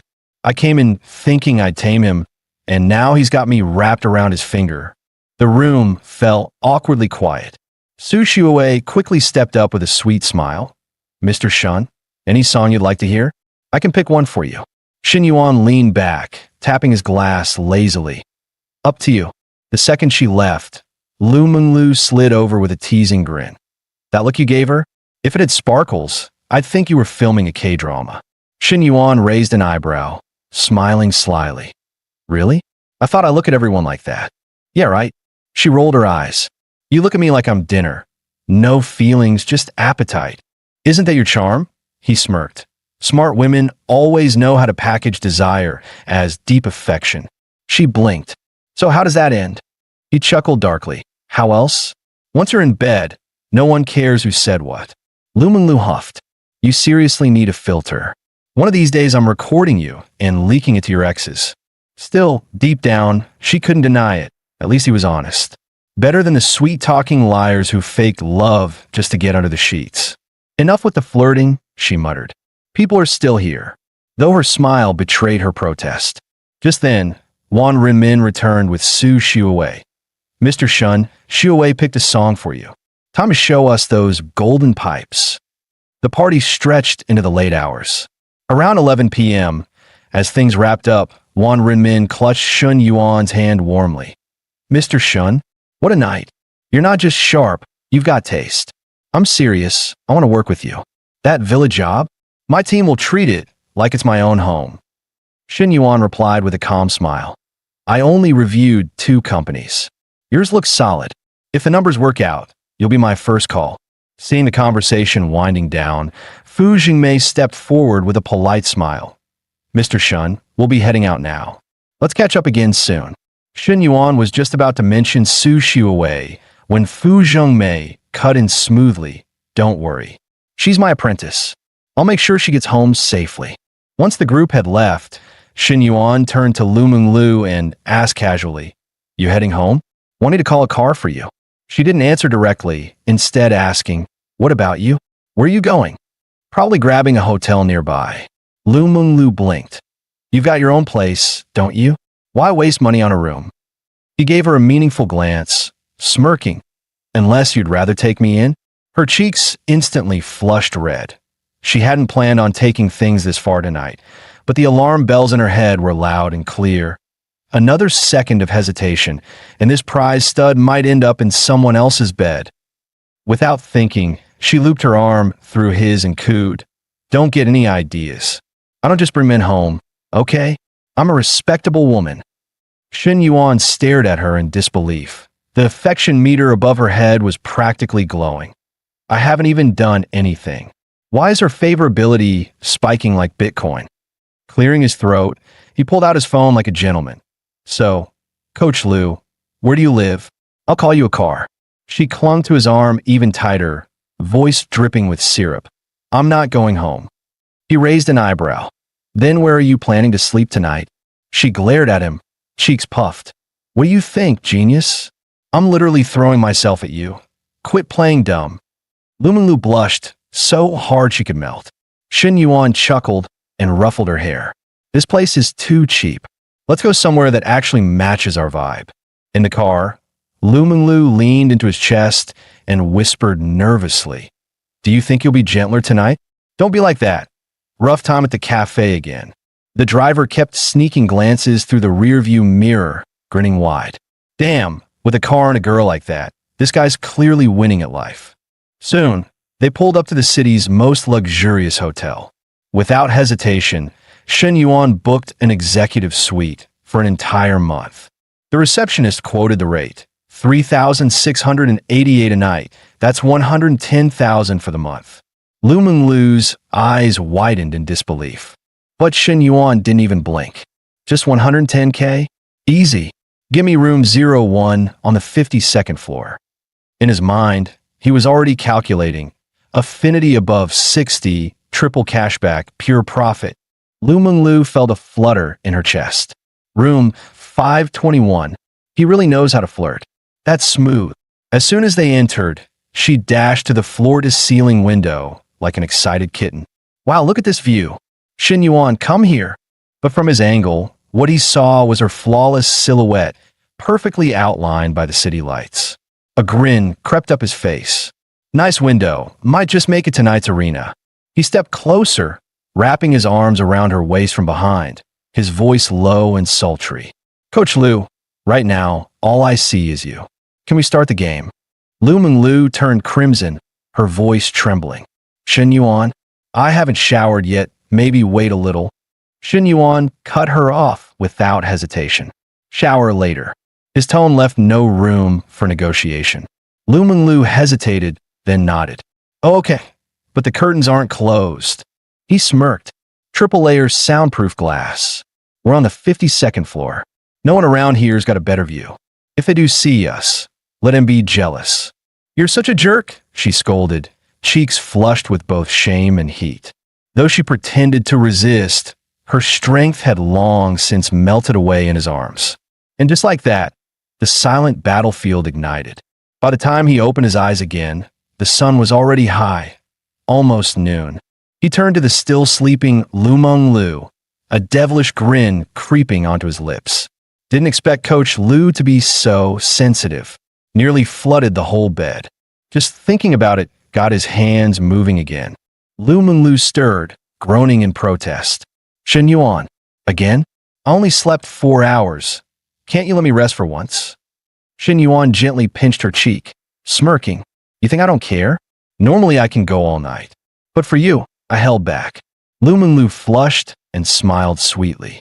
All right. You win. Let me sleep a bit more. I need the energy to keep up with you later. Then she shyly added, and stop calling me Lulu. That's Nana's nickname. I'm not sharing that. He grinned. Fine, Coach Liu. You did great last night. So here's your reward. Sleep in as long as you want. When you're up, we're buying you a car. Anything under 3 million, your pick. Before he even finished, Lu Menglu shot upright like a rocket. Are you serious? Her face lit up like she just won the lottery. She dove into his arms and smothered him with kisses. Shen Yuan, I freaking love you. Shen Yuan chuckled. The more I spend, the more cash back I get, sure. But I gotta think about Nana too. I only spent 3 million on her house. If your car costs more, she might get salty. Lu Menglu quickly chimed in. Then I want a Porsche 911. I've loved that one for years. It's only around 2 mil. Shen Yuan nodded. Done. Consider it yours. She was practically bouncing. I remember talking to Nana about dream cars. She said she was more into Maseratis. Totally different vibes. He asked instinctively, she likes Maseratis? She tilted her head. Why? Planning to buy her one too. He nodded seriously. Hey, no point pretending. I've got a lineup to manage. Gotta keep things fair. You can't spoil the new and forget the old. Lu Menglu looked a bit sulky. Nana's already got a house and soon a car. Over 5 mil total, but she quickly perked up. It's fine. This is just the beginning. As long as I keep our dear sponsor happy, everything I want will come rolling in. Just then, her bestie Ho Qianqian texted, Menglu, did you really stay at the Grand Hyatt last night? Lu Menglu replied without hesitation, playing the pitiful card. Yeah, I got conquered last night. Qianqian immediately fired back. By who? Who else? Shen Yuan, obviously. I was too soft-hearted and just ended up going with him. She looked like a victim, but inside, she was doing victory laps. Ho Qianqian was about to explode. You too. First Nana, now you. Out of the 3 of us, why am I still the only one left behind? Is it because they've got better curves and prettier faces? She jabbed at her screen angrily. Lu Menglu's such an actress. She practically threw herself at him, and now she's pretending she got seduced. Shen Yuan glanced at Lu Menglu, eyes full of indulgence. Coach Liu, go pick the car yourself. Once you've decided, send me your account. I'll wire the money. Lu Menglu blushed and nodded shyly. Okay. Meanwhile, above her head, the affection bar was shooting sky high. Shen Yuan smirked to himself. After last night, it peaked at 82. Now it's already 86, getting close to that juicy 90-point bonus. Just as they stepped out of the hotel, his phone rang. It was Nana. She said gently, I've been practicing hand-pour coffee. When are you free to try some? He chuckled. Been a little busy lately. Hard to say when, but I'm thinking of buying you a car. Check some out if you got time. There was a pause on the other end. Then Nana softly replied, Didn't you just give me a house? Now a car too? Shin Yuan, don't waste money on me. I already have one. It's just for commuting, nothing fancy. This time, Shin Yuan didn't sugarcoat anything. Cut it out. I like spoiling my woman, especially the one I care about. Just pick your favorite ride. Nana hesitated, a little stunned by his tone. Something simple is fine. Just enough to get around. No need to go overboard. He scoffed. Simple? You're my girl. Anything under 2 mil is an insult. And with your birthday coming up, this car's your gift. Don't worry about the money. If you really want to thank me, save it for when I see you next. His voice dropped suddenly. Nana, if something did happen between me and Lu Meng Lu, would you hate me for it? Silence stretched. Then came a soft, choked voice. It would hurt, but I know I can't stop you. The fact you told me means I still matter. Just don't tell me again. I'm not strong enough to hear it twice. That hit him harder than he expected. Nana, you're the only one I truly keep close. That spot in my heart. Locked. No one else has the key. She whispered. You've never said that to anyone else, right? He answered like a vow. Only you. Not even once to anyone else. She sniffled, then chuckled softly. I believe you. I don't need much, just a day or 2 a week. A coffee date, a simple dinner, that's enough. Shin Yuan paused, then sighed. You're not like the others, you're real. His voice turned gentle. I'll come see you tonight. You deserve it. Nana teased faintly. You mean actual quality time? He laughed. Of course. I'm nothing if not a gentleman. At least when I want to be. Nana couldn't help but laugh. Your morals? Since when did you have morals? Anyway, I've got customers. See you tonight, lover boy. After the call ended, Shin Yuan leaned against the wall, sighing dramatically. Damn, being a player is exhausting. How do those guys juggle 5 women and still sleep soundly? 30 minutes later, he showed up at his counselor's place right on time, only to find Li Xiao struggling to drag 2 oversized boxes through the doorway. He rushed over like a hero. Whoa, Director Li, let me handle these. Heavy lifting is my specialty. But as soon as he grabbed the box, the latch popped loose with a click. In the next moment, the box toppled, spilling a colorful avalanche of lace, silk, and suspiciously tiny garments across the floor. Shin Yuan froze. His eyes locked on the scene like a moth to flame. And yeah, his gaze got a little too curious. Li Xiao glared at him, her face crimson. Shin Yuan, are you seriously ogling pink ones? Or do you prefer white? Wait, don't tell me. Are you into the blue-gray ones too? Mortified, she dropped to her knees, frantically stuffing everything back into the box. Go grab the other box. This one is off limits. Not long after, Li Zhao's younger sister, Li Ming, arrived to help. There was just too much stuff. One trip wasn't going to cut it. You two go ahead and deliver this batch, she said, her eyes locked on Shin Yuan like a hawk guarding a nest, as if afraid he'd snatch her sister away the second she blinked. Knowing full well he'd just witnessed a walking embarrassment, Shin Yuan kept his mouth shut. Once Li Xiao sent in the address, he gunned the engine and shot off like he was fleeing the scene. The car ride was quiet until Li Xiao spoke softly, trying to ease the tension. Don't take it personally. My sister's just protective. She's not really targeting you. She wasn't always like this, she continued with a sigh. She had a boyfriend in college, bookish type with glasses. Looked super trustworthy. Everything was fine until they went long distance. She surprised him on Christmas, and bam, caught him red-handed in a hotel room with another girl. Shin Yuan practically barked. What a scumbag. Guys like that should be banned from society. Breathing the same air as them is a health hazard. Li Xiao giggled. You sure you're not one of them? I remember you weren't exactly lucky in love. Didn't Zhou wanting dump you right in front of the school gate? He sat up straight. That was a dark chapter, okay? But me? I'm a gentleman. Pure heart, clean slate. Then he shot her a sly grin. What about you, Director Li? What's your take on guys? She paused for a beat, then smiled faintly. I haven't had my heart broken, so I guess I'm not that guarded. If someone feels right, I'll go with the flow. As soon as the words left her lips, Li Zhao's face turned crimson, and her heartbeat kicked into overdrive. The air between them thickened. Neither spoke, but the tension spoke volumes. Shen Yuan quickly chuckled to break the silence. Relax, I was just messing around. You're acting like I proposed or something. Li Xiao bit her lip and turned to stare out the window, the blush refusing to fade. Deep down, a quiet question surfaced. If it hadn't been a joke, would I have said no? Over 2 hours later, Shen Yuan finally dropped the last moving box in the living room, dripping with sweat like he just finished boot camp. Ai Xiao immediately handed him a cold bottle of water, smiling sweetly. That's everything. Thank you so much. How about I treat you to dinner? Before she could even finish, Shen Yuan moved in. Using the water bottle as cover, he pulled her into his arms. You know, gratitude doesn't always need food. And just like that, he leaned down and kissed her, soft, warm, and completely unexpected. Li Xiao's eyes widened in shock, frozen in place. Her hands pressed against his chest instinctively, but they had no strength. It was like she was under a spell, her body refusing to resist. Just as the moment began to heat up, knock, knock, knock. A voice rang from outside. Sis, open the door, I forgot my keys.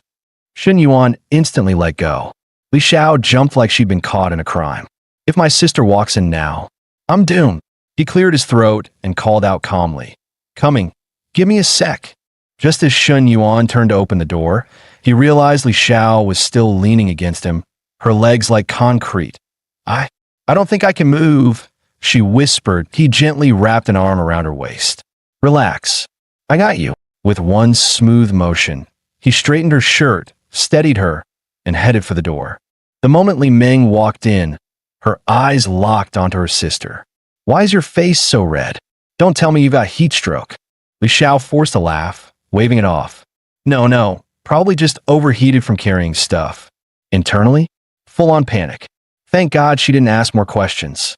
If she knew what almost happened, I'd never live it down. Shen Yuan, you've got guts, I'll give you that.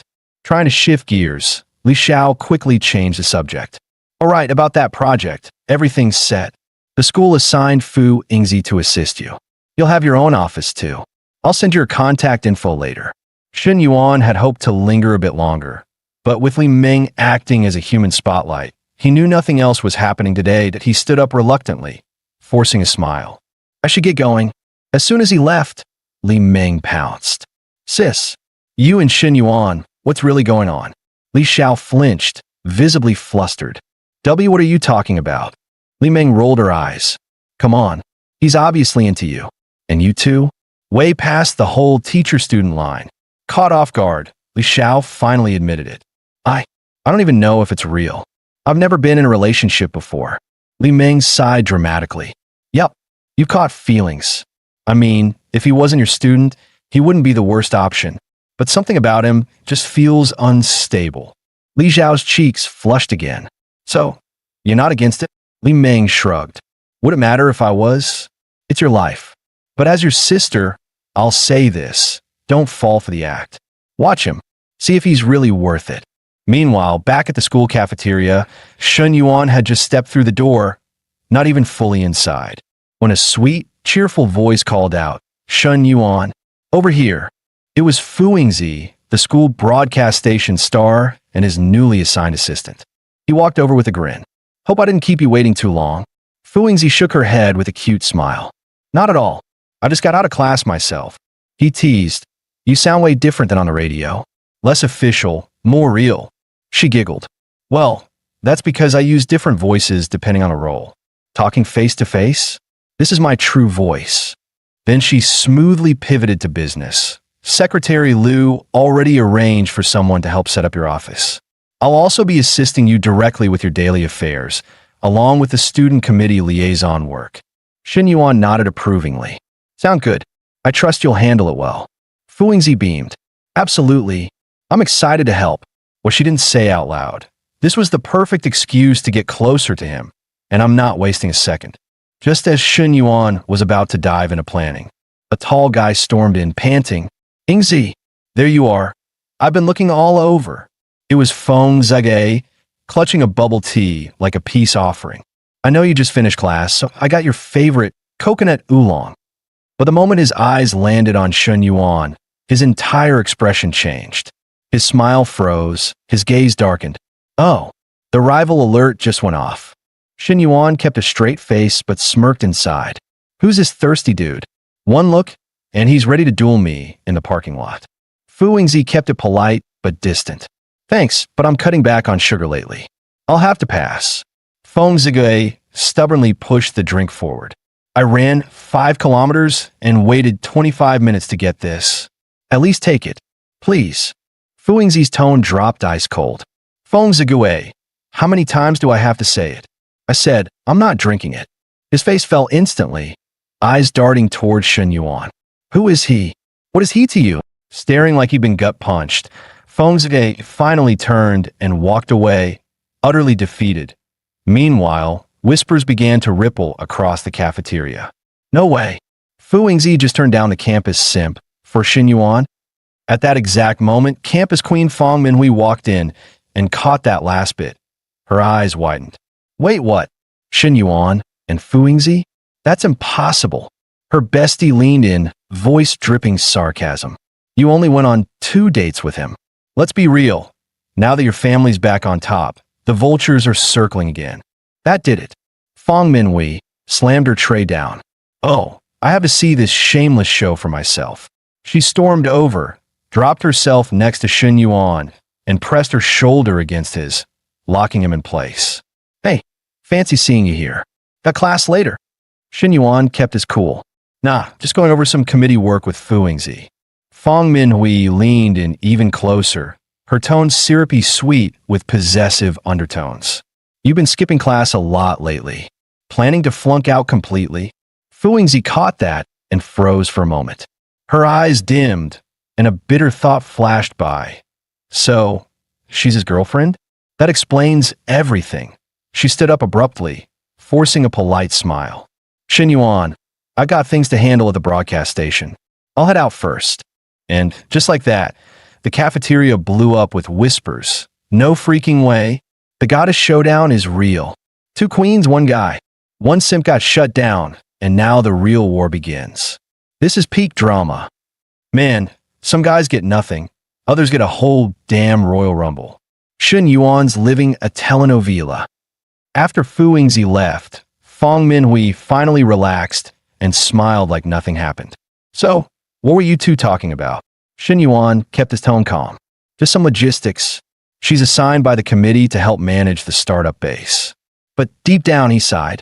Minhui's possessiveness is getting intense.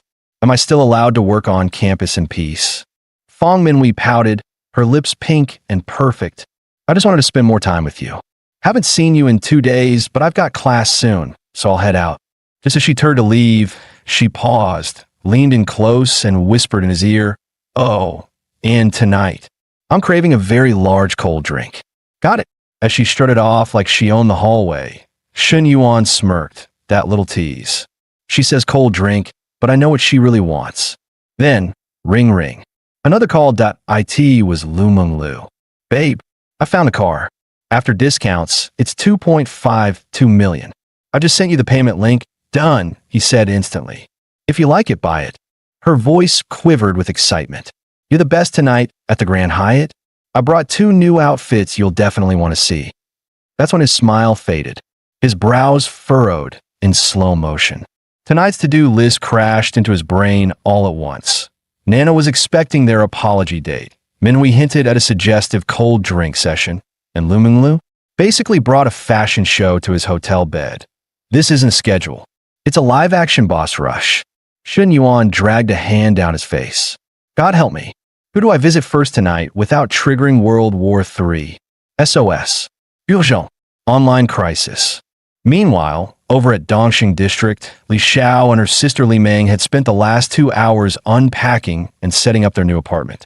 Just as Li Xiao was about to start cooking, Li Meng piped up, Hey sis, why not invite Shen Yuan over for dinner? After all, he did help out a lot today. It's only fair. Li Xiao froze for a second. Her cheeks instantly turned pink, and she nearly dropped the plate in her hands. Li Meng smirked. What's with that shy look? Just dinner, not a proposal.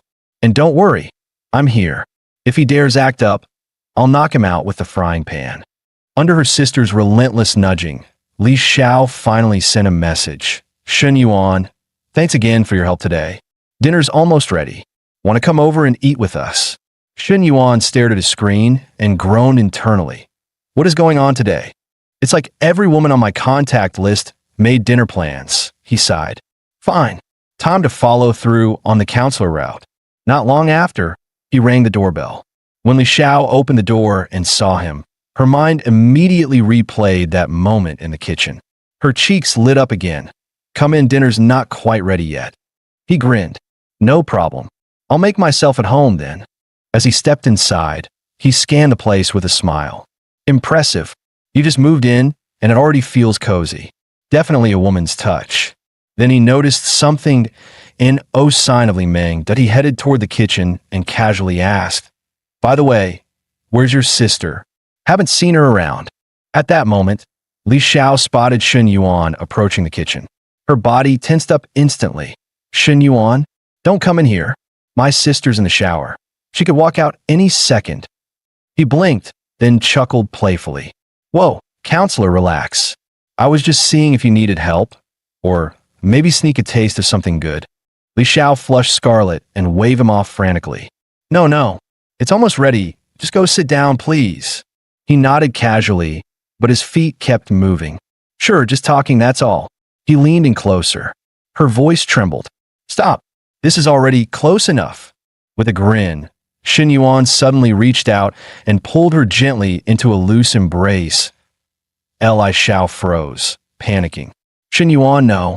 My sister could walk in any second. Shen Yuan leaned close, his voice soft and teasing. Relax. Showers aren't that fast. We got plenty of time. His tone was light, but his touch was getting bolder. Li Xiao's face burned as she tried to stop him. Shen Yuan, don't. That's not okay. Before she could finish, he moved in suddenly, cutting off her words, not with a full-on kiss, but with something just as disarming. The space between them disappeared, and so did her ability to form sentences. 2 minutes later, the sound of the shower turning off broke the tension like a thunderclap. Li Xiao jolted, quickly stepping back. She straightened her clothes in a panic, face beet red, eyes unfocused like she was still lost in that dizzying moment. She whispered in a breathless warning, half scolding, half flustered. Shen Yuan, you can't keep doing that. If you push again, I won't speak to you. But Shen Yuan only chuckled softly. Counselor, you know I'm not just teasing. Soon, dinner was ready. 4 dishes and a steaming bowl of soup, all laid out neatly on the table. Shen Yuan's eyes widened. Counselor, this is gourmet level. I swear, Flavors of the Planet needs to film in your kitchen. Li Xiao blushed and lowered her head, too shy to respond. But Li Meng wasn't having it. Cut it out, Casanova. That stuff doesn't work on my sister. Then she suddenly changed gears, narrowing her eyes. All right, Shen Yuan, serious question. How many girlfriends have you had? 2. He replied calmly. Li Meng raised an eyebrow. Only 2. He almost choked on his rice. Just 2?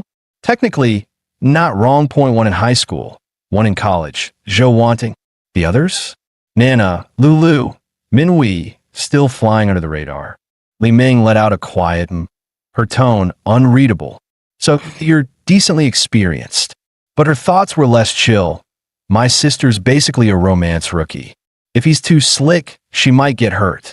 Shen Yuan caught the subtle tension in her eyes and chuckled internally that if she knew about the full roster, she'd probably flip the whole table. And this ain't even the final boss round yet. Li Meng kept going. Do you have any siblings? Shen Yuan replied smoothly. Yeah, 1 little sister. Senior year of high school. She just turned 18. And with that, the interrogation continued. For 30 straight minutes, Li Meng asked everything from family background to romantic history, like she was prepping a background check. By the end of it, Shen Yuan let out a quiet sigh of relief. If she's digging this deep, that means Li Xiao's definitely mentioned me. She's warming up, and her sister's not shutting the door either. Progress unlocked. Feeling a little bold, he nudged Li Xiao's ankle under the table with his foot. She nearly jumped out of her seat, retracting her leg like she touched lava. Shen Yuan, Are you out of your mind? My sister's right here. But he just grinned and nudged again, like nothing happened. Li Xiao panicked. Terrified of being caught, she stood up quickly. I am going to slice some fruit. Just as she headed toward the kitchen, Shen Yuan gently reached out and caught her wrist. No need, counselor. It's late, and you've both had a long day. Don't worry about the fruit. I'm good. Li Meng stared at her sister's back, eyes narrowing. Something's off. She's too quiet, too obedient. That's not my usual sister. She doesn't look in love. She looks under siege. She turned back to him. You sure you don't want to stay a little longer? Shen Yuan smiled and waved her off. I've got some things to handle tonight. I'll swing by another time. As he walked out, he couldn't help but smirk. Point one battlefield down. Gotta know when to hold and when to fold. Push too far, and I lose the war. Besides, the next arena is waiting. Once the door closed, Li Meng turned to her sister, nudging her lightly. I got all the answers you didn't dare ask. My advice? Don't fall too fast. Keep testing him. Li Xiao nodded absent-mindedly. Yeah, he's more mature than most guys I've met. But that boldness of his, it's kind of scary. Li Xiao slowly sat down, her heart still pounding as she leaned against the coffee table. We're not even officially together yet. But my defenses up top and in the middle, already in ruins. She bit her lip in frustration. At this rate, 1 or 2 more encounters, and the bottom line's going to collapse too. I won't even have an excuse to resist anymore. Meanwhile, on the other side of town, Shen Yuan had already launched his next campaign. The moment he saw Chen Na, he didn't even let her settle in. He dragged her straight back to the apartment. Wait, what? She protested. Weren't we going to the cafe to try my new latte recipe? Why the sudden U-turn? He ignored her confusion, leading her inside with a smirk. Hey, do you still have that gray suit? The one with the black stockings? Chen Na instantly understood, pouting. Really, Shen Yuan? You promised a proper, respectful evening. You said you wanted to restore my trust in you. He rummaged through the closet, grinning like a teenager. This is proper. I'm offering premium emotional compensation, worth billions. In the end, she gave in and changed. Standing in front of the mirror in her gray blazer and stockings, she muttered with exasperation. Why are men like this? There's nothing to unwrap anyway. Wouldn't it be easier without all the drama? Shen Yuan didn't answer right away. Instead, he gave her a sly smirk and leaned in, whispering, Don't worry, you'll understand very soon. An hour and a half later, the room was soaked in heat and tension, each round only making things more intense. Suddenly, the system chimed in frowny face target update. Chen Na's affection level has surpassed 90. Emotional bond upgraded. Ding. Milestone reached. Rewards granted exclusive skill card ×1. 5 million vehicle fund. Link plus? Shen Yuan's eyes widened to the final reward. Wait, what? Is that what I think it is? He chuckled devilishly. Nah, looks like tonight's not over yet. You might want to stretch a bit more. Right on cue. Chen Na gasped as she noticed something different. Wait a sec, Shen Yuan, what's going on with you tonight? He leaned close, voice a smooth whisper in her ear. Didn't you always wonder why guys are into this outfit thing? Well, he grinned wickedly tonight. I'm giving you the full answer. Satisfied yet? After nearly 3 hours of nonstop intensity, Chen Na collapsed on the couch, barely able to catch her breath. Shen Yuan, what the hell was that? You feel completely different. He leaned back lazily against the headboard, smirking. What do you mean by different? Chen Na thought for a moment, cheeks flushed. I don't know, it just felt more intense, more satisfying. Seeing her so flushed and content, Shen Yuan couldn't help but smile. That look right there, that's the ultimate compliment a man can get. He chuckled to himself. If I can level up again, who knows how far this could go? With that thought, he opened the newly unlocked, exclusive skill pack from the system. His eyes lit up. A screen full of skills popped up. 2 of them immediately caught his attention. First, combat skills. When you've got money and women, trouble's bound to find you. Better be ready to throw hands. Second, appliance repair, just in case something breaks at the counselor's place. Perfect excuse to show up, fix things, and maybe stir up some sparks while he's at it. He pictured her handing him a glass of water, dabbing sweat from his forehead, cheeks faintly pink. Damn, this repair gig's got real potential. Even better, note, instant mastery. No training required. Click to activate. Looking back at the loot, Shun Yuan saw a clear pattern. The second heroine's rewards were leagues above the first. Oh, what about the third girl? Once she hit 90, he grinned wickedly. All right, time to push the next progress bar. Just as things were starting to settle down, Chen Na's phone suddenly rang. She picked it up, and her face instantly went pale. Mom, what? That's serious? Do you have enough money? I could transfer it now. No, don't worry. I'll come home first thing in the morning. But promise me, call me immediately if anything else happens. After she hung up, her face was a storm of panic and guilt. Shen Yuan stepped forward, his voice soft but firm. What happened? You can tell me. Chen Na's voice broke as she spoke. It's my dad. He ended up in the hospital again. Drank too much. He already has high blood pressure. And it's all my fault. They've been begging me to come home for blind dates, and I kept making excuses. If I'd just gone back like they asked, maybe he wouldn't have gotten this upset. Tears streamed down her face as her voice cracked. Seeing her like that, Shun Yuan didn't hesitate. He pulled her into his arms and held her close. Do you want to go back now? I'll drive you. She shook her head. Mom said traveling at night's not safe. She told me to leave in the morning. He nodded and gently whispered, Don't worry. Whenever you need me, I'll be there. Hearing his gentle promise, Chen Na's heart softened, but reality quickly caught up to her. We're not officially together yet. And with my dad in the hospital, showing up with a guy might only stir up more trouble. She smiled faintly and shook her head. Thanks, Shen Yuan, but I'll go home alone. He didn't push it.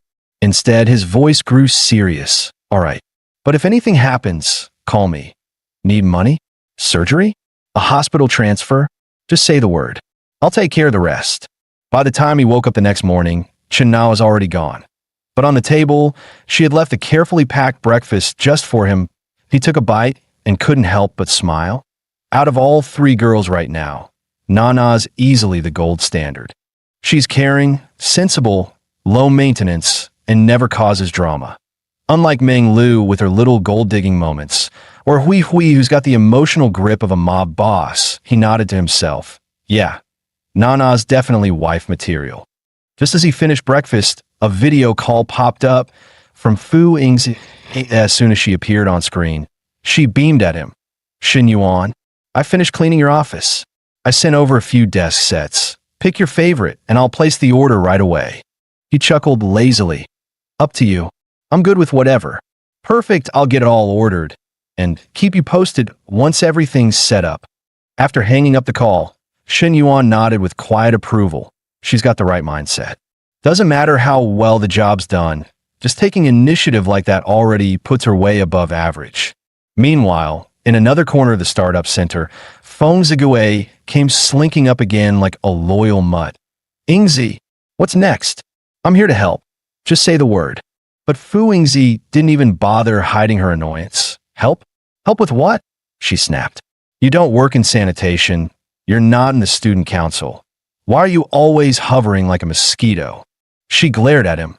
One more step behind me, and I swear I'll blow up. Try me. Zigui stood frozen, heart sinking. I've chased her for 3.5 years, and she dumps me like this? Meanwhile, Shen Yuan shows up yesterday and already gets flirty video calls? All because he's rich and has a pretty face? That's all it takes now. But Fu Yingzi was laser-focused. This startup project? Total money pit. Anyone willing to throw cash at it is either dumb or loaded. But Shen Yuan tossed 10 million like he was paying for lunch. If that's pocket change, his real wealth must be in the billions. And he's only 21. 20. Freaking. 1. Even if I can't be his girlfriend, being his assistant, secretary, or even a glorified sidekick, anything that keeps me close, that's still a golden ticket to a whole new level of life. Right now, Fu Yingzi had only one mission. Show her worth, skill, initiative, and sharp instincts. This is a once-in-a-lifetime rope, and I'm not letting go. Meanwhile, Chen Na had just rushed back to her hometown. She was ready to head straight to the hospital, until her mom stopped her cold at the front gate. What she saw next made her freeze. Her critically ill father was lounging on the couch, chatting away, full of energy like he just won the lottery. Chin's mom gave a sheepish smile. "Well, sweetie, your dad's fine. We just needed to lure you home. You're turning 27 next month and still single. Look at Xiaoli and Tingting. 2 kids each already. You think we're not worried?" Just then, someone in the living room stood up and beamed. "Nana, you're back. Perfect timing. Let me introduce you. This is Dong Chi-Tao. Came all the way from the city. Bright future, great family, and guess what? He's your cousin's best friend." And he hyped him up like she was pitching a stock investment. Chi-Tao runs his own company now, manages dozens of employees, makes millions a year, bought his car and house outright. A real catch. She threw him a not-so-subtle look. Dong Chi-Tao caught on instantly, pulling out his car keys and twirling them like he was holding a golden ticket. Ah, nothing fancy. Just a little BMW 5 Series. Chen-Na almost cringed. Seriously? Is this a job interview or an audition for worst actor? Still, she held back her sarcasm and nodded out of politeness. Sounds okay. But the man wasn't done. He grinned and pulled out a jewelry box. "Annie, I brought some wine and cigarettes for Uncle. And this little something for you. Picked it up from Old Temple Gold. Real 24K. Cost about 3 grand. Nothing too extravagant." Chen's mom lit up like a Christmas tree. "Oh my, so generous. You really know how to win hearts. 3 grand? What a solid young man." Annie chimed in like a hype woman on commission. "Just look at Chi-Tao. So thoughtful, so respectful to elders. He's husband material, no doubt about it." Chen's dad joined in cheerfully. "Come sit down, don't just stand there. Let's all chat a bit." Before things got worse, Chen-Na dragged her mother into the bedroom. "What are you doing, pulling me away like that?" "Little Dong's still out there," her mom grumbled. Chen-Na exploded. "You faked a medical emergency just to get me on a blind date? Are you even listening to yourselves?" Her mother sighed. "We're just worried. Look at Xiao Li upstairs. Same age as you. Already has a toddler. Can you stop comparing me to everyone else's life?" Chen-Na rubbed her temples in frustration. "I'm done arguing. I need a break." She fired off a text in rage. "Shin Yuan? My dad's totally fine. It was a setup. They tricked me into coming home for some lame matchmaking. I'm leaving this afternoon." But he replied in one cool line, frowny face. "I'm almost off the highway. Send me your location." Chen-Na froze the second she read the message. "Wait, Shin Yuan's coming here? To my house?" Her brain went full speed. Is he storming the place? Meeting the parents? Launching a full-on counterattack? Her mood flipped instantly. She sprang up and told her mom, "Mom, just a heads up. I've got a friend dropping by." Her mom raised an eyebrow. "Guy or girl?" Chen-Na flashed a sly grin. "You'll see soon enough." 15 minutes later, the doorbell rang. There stood Shin Yuan, suit on point, arms full of gift bags like Santa on a mission. Chen-Na's eyes nearly popped out. "Why do you look like you're hosting a charity gala?" Shin Yuan chuckled and turned to her mom. "First time visiting the elders. Can't come empty-handed, right?" He bowed politely. "Nice to meet you, Andy. I'm Shin Yuan, Na's boyfriend. You could just call me Xiao Shun. These are humble gifts. Hope you don't mind." Dead silence. Annie's jaw dropped. Dong Chi-Tao stood frozen like someone just hit pause on his entire life. Chen-Na's parents both stared at her in shock. "Nah, what are you talking about, a boyfriend? Since when? Why didn't you say anything?" But the moment Shin Yuan started lining up bags and boxes on the table, each looking like it came from a luxury boutique, her mom's tone did a full 180. "Oh, Xiao Shun, you shouldn't have. Coming over is enough. Why bring so many gifts? It's too much." Shin Yuan smiled warmly. "Don't mention it. Nana is my girl. Your family is my family." Her mom gingerly picked up a gift box, eyes widening. "These must have cost a fortune." Shin Yuan waved it off like it was nothing. "Not really. Barely 300 grand. Silence. Literal dead silence. The entire room collectively gasped. Annie looked like she was about to faint. Dong Chi-Tao's jaw hit the floor, and even her dad blinked in disbelief. 300 grand? What the heck did he buy an island? Dong Chi-Tao's face dropped instantly. He thought a $900 gift made him look impressive, until Shun Yuan casually dropped over $45,000, turning him into a background prop. As insecurity crept in, Annie leaned in and whispered, "Relax, Chitao, I just found out about this too." But think about it. If her boyfriend's really that loaded, why bring him home now, of all times? Chitao caught on fast. "Wait, you think this guy's fake?" Auntie nodded slowly. "Could be just a performance, so I'm gonna go feel him out." She switched to a friendly tone and approached Shun Yuan. "Hey Shun, right? I'm Nana's aunt. You look pretty young. How old are you?" Shun Yuan replied with a polite smile. "Nice to meet you. Annie, I'm 21. Her voice shot up. 21. That's 6 years younger than our Nana. The moment she said it, her suspicions felt confirmed. No way a 27-year-old woman actually landed a rich toy boy like this. That IT had to be staged. Even Nana's parents were starting to look uneasy. Something felt off. "So, Shun Yuan, you're already this wealthy at such a young age. What do you do for work?" Shun Yuan smiled. "I'm still in college, but I run some side businesses, investments mostly, finance and real estate." Annie nearly rolled her eyes. "Finance and real estate? Seriously? Everyone and their dog claims that these days." She kept digging. "Then I assume you bought a place? I mean, if you and Nana plan to get married, there has to be a house, right?" Shun Yuan nodded calmly. "Of course, we have 2.1 under my name, 1 under hers, both in Star City." Chitao's jaw almost dislocated. .2 apartments in Star City. The lies just kept escalating, but Annie gave him a subtle look. "Don't lose your cool. Let him dig his own grave, I'll handle it." Auntie gave him a kind reminder.